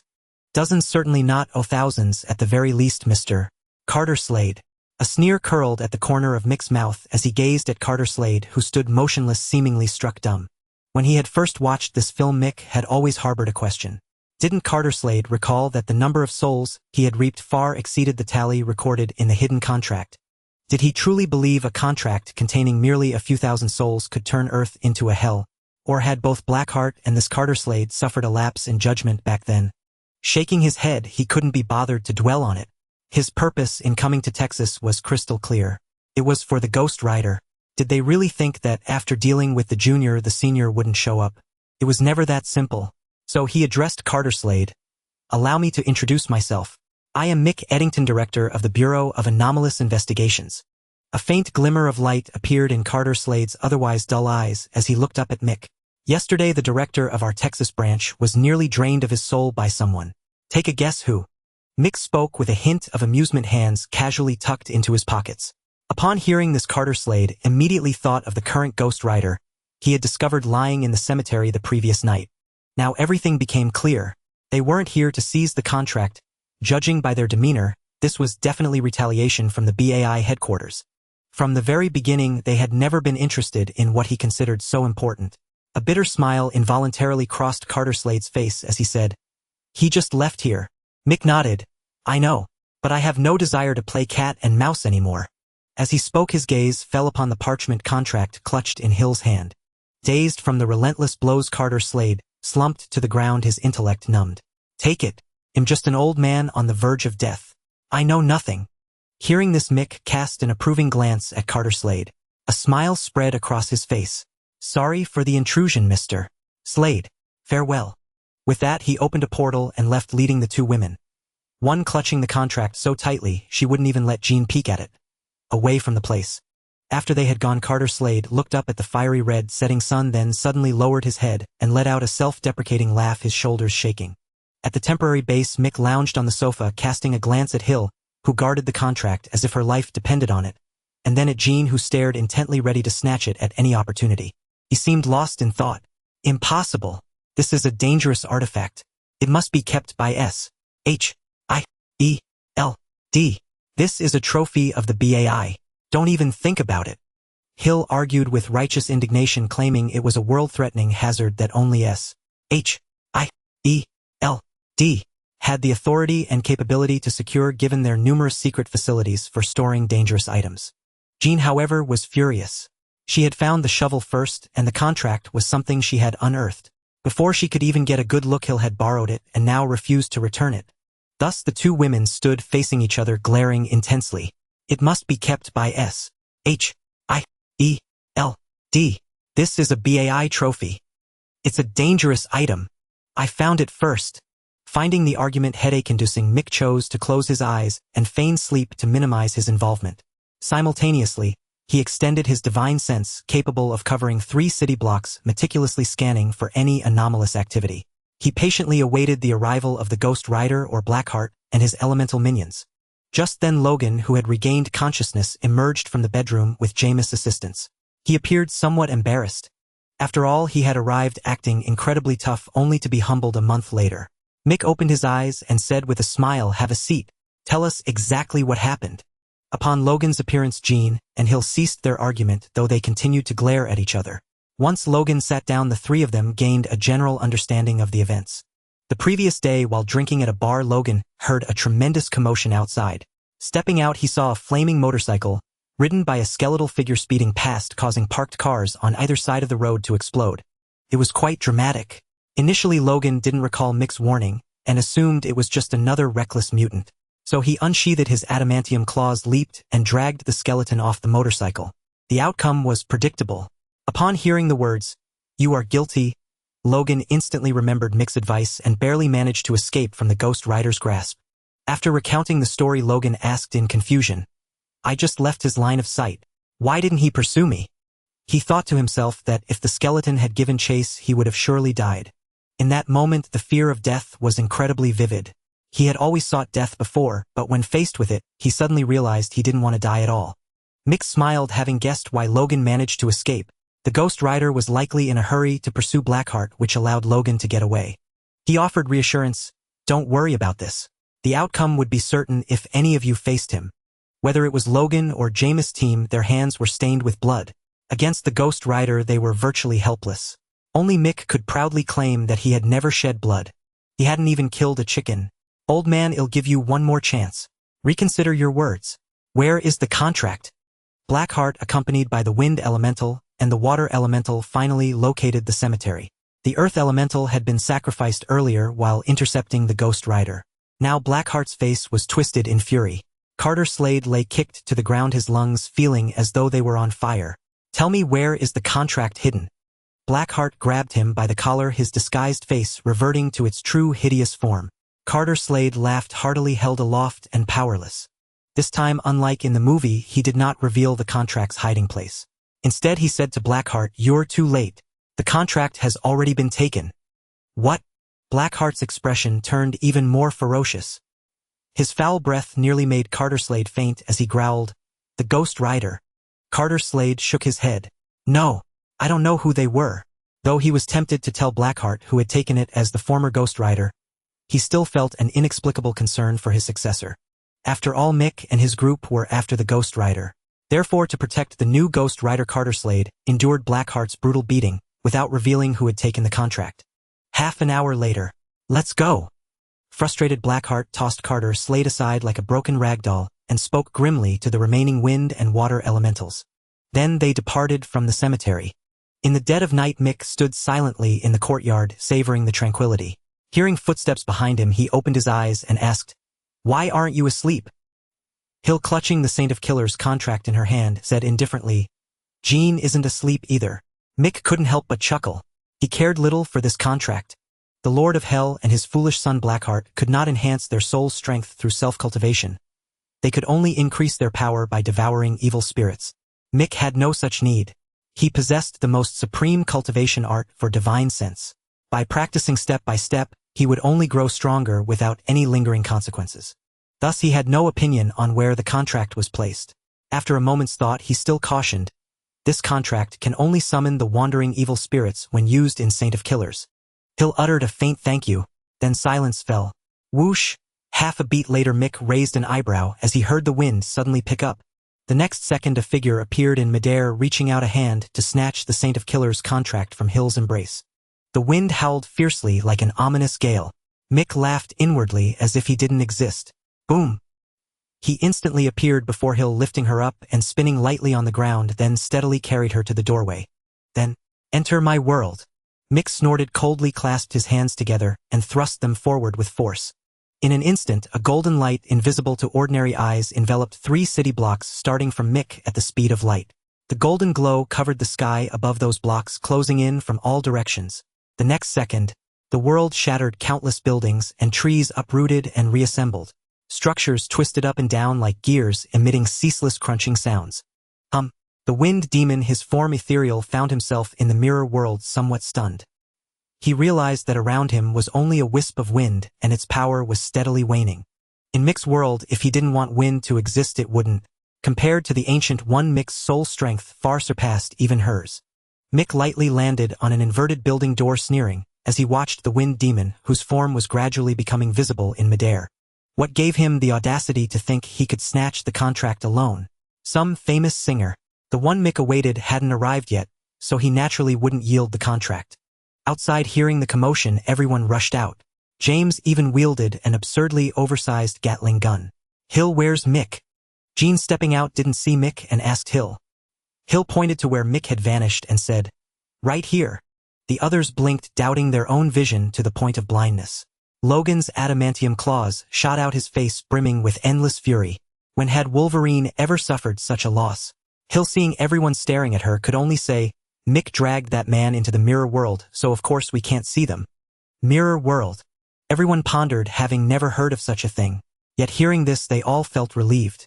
Neither Jean nor Wolverine had ever witnessed Mick in action, but they could vaguely sense his strength. It was a sixth sense belonging to the strong. "Are you from the Ancient Assembly?" Inside the mirror world, the wind demon, unable to sustain himself, appeared about 50 meters opposite Mick. With hands behind his back, Mick listened as the demon said gravely, "Our Hell and your Ancient Assembly have always kept to ourselves." Mick nodded. He had guessed why the Ancient One chose not to intervene in this affair. One reason was the certainty of failure, but more importantly, Earth needed Hell to exist. Otherwise, with so many dying each year, and no Hell to receive them, Earth would have long become a world mingling humans and ghosts. Then Mick glanced at the wind demon and said, "I wasn't waiting for you, but since you're here, let's have some fun." His words were light, but inwardly he was a bit thrilled. A fight. This was his first real battle. Mick felt it necessary to maintain the poise of a true master. He certainly wouldn't shout nonsense and charge in like a barbarian. Too shameful. "You!" The wind demon felt stifled. Though he was the wind demon, no one could destroy wind. Without wind, he was utterly finished. He dared not even look down from the building. When not in wind form, he had acrophobia. "Come on." Mick kept his hands behind his back, speaking calmly to the wind demon, his expression eager. The wind demon. Outside, Logan, smoking idly at the door, stared at the empty space before him and asked, "How much longer?" "How should I know?" "Ill." Bang. The next second, Mick stepped lightly out of the space that shattered like a mirror behind him, as if strolling leisurely. "Chief!" "Mick!" Everyone rose from the ground as Mick emerged. Logan rubbed his claws together and asked, "Chief, where's that guy?" Logan thought, "I might not beat someone who specializes in soul attacks, but I can handle anyone else right. In the one who trounces all comers below the top 3. Mick glanced at Logan, then flicked his wrist, tossing a transparent glass bottle to Jean. Jean looked at it and was about to open it. Mick said, "Don't open it, that guy's inside." "What?" Hearing this, everyone curiously crowded around Jean, examining the bottle. It seemed empty, only air if anything. They all turned to Mick. Mick smiled and said, "That guy is a fallen angel who refused to go to hell. To avoid death, he transformed into a natural elemental demon existing in the world." He tapped the bottle and continued, "This one inside is the wind demon. Wherever there's wind, he can be anywhere." Everyone raised an eyebrow hearing this for the first time. Logan tapped the bottle with his claw to see what would happen. In response, a wisp of white smoke flickered inside the bottle. Logan was startled and looked at Mick. Mick said to Jean, "I knocked him out and stuffed him in there. Keep it for now. When we have time, we'll find a base to store all the strange things our bureau collects." Jean nodded, then glanced at Hill, who was approaching her, raising an eyebrow as if to ask, "What do you want?" "Hill." The next day, a series of knocks echoed. At the dining table in the courtyard, everyone turned their gaze toward Jean. She tapped the glass bottle she carried with her, producing a crisp sound. Curiously, she asked Mike, "Want he suffocate in there?" Mike was left speechless. How absurd! If a demon could suffocate, it would be a fake one. Taking a deep breath, he increasingly found that the female characters in this Marvel world seemed far from their reputations. His heart felt weary. Setting down the bread in his hand, he said to Jean, "He's a demon. Even if you put him in a toilet, he wouldn't die." As he spoke, doubt crept into his mind. Could Blackheart really be foolish enough to send Wind Demon alone against him? That couldn't be. Surely no one could be that stupid. Yet recalling how Blackheart had believed the absurd tale that 1,000 souls could rule the world, he seemed like a colossal fool. He shook his head inwardly. He had no interest in Blackheart, or mostly he felt guilty about bullying such a moron. After all, Blackheart was pitiable. Suddenly, Mike's brow arched. "Found you, Blackheart. Why hasn't Wind Demon returned yet?" In a dark alley, Blackheart stomped in fury, glaring at Water Demon, who looked like he'd been dragged from the water. "You're not planning to betray me now that the contract's been stolen, are you?" Startled, Water Demon quickly replied, "How could we? If we were going to follow Mephisto, we'd rather stay here than go to hell." "Then where did he go?" Blackheart roared, his frustration mounting. He'd thought retrieving the contract would be simple, but it had been a series of setbacks. He now deeply suspected Wind Demon had sneaked off halfway. At that moment, Water Demon spoke up, "I'll go find him." As he prepared to move, Blackheart grabbed his tangled braid, his voice icy. "Are you trying to back out too? Or did you and Wind Demon plan this last night?" Water Demon, on the verge of tears, hurriedly explained. He dared not provoke Mephisto nor Blackheart. Despite their fearsome names, without their elemental domains, they were barely stronger than mortals. Merely capable of living a few centuries longer than humans. Hearing Water Demon's sincere explanation, Blackheart released him but warned, "Don't go anywhere without my orders." With that, he led Water Demon toward the alley's exit. Suddenly, a circle of shimmering flames formed before them. The next moment, Mike stepped out, surveying his surroundings. He wondered if Blackheart had slept on the streets last night. Turning to Blackheart, he smiled. "Hello there, Lord Blackheart. Who are you?" Blackheart glanced at Water Demon, who had slipped into a puddle unnoticed, cursed the coward inwardly, then addressed Mike gravely. "A powerhouse like you exists on Earth." Mike chuckled. How had Mephisto raised this fool? Hadn't he taught his son about Earth's secrets? Yet it seemed Blackheart had been confined to hell, never allowed on Earth. Mike said, "I'm looking for someone.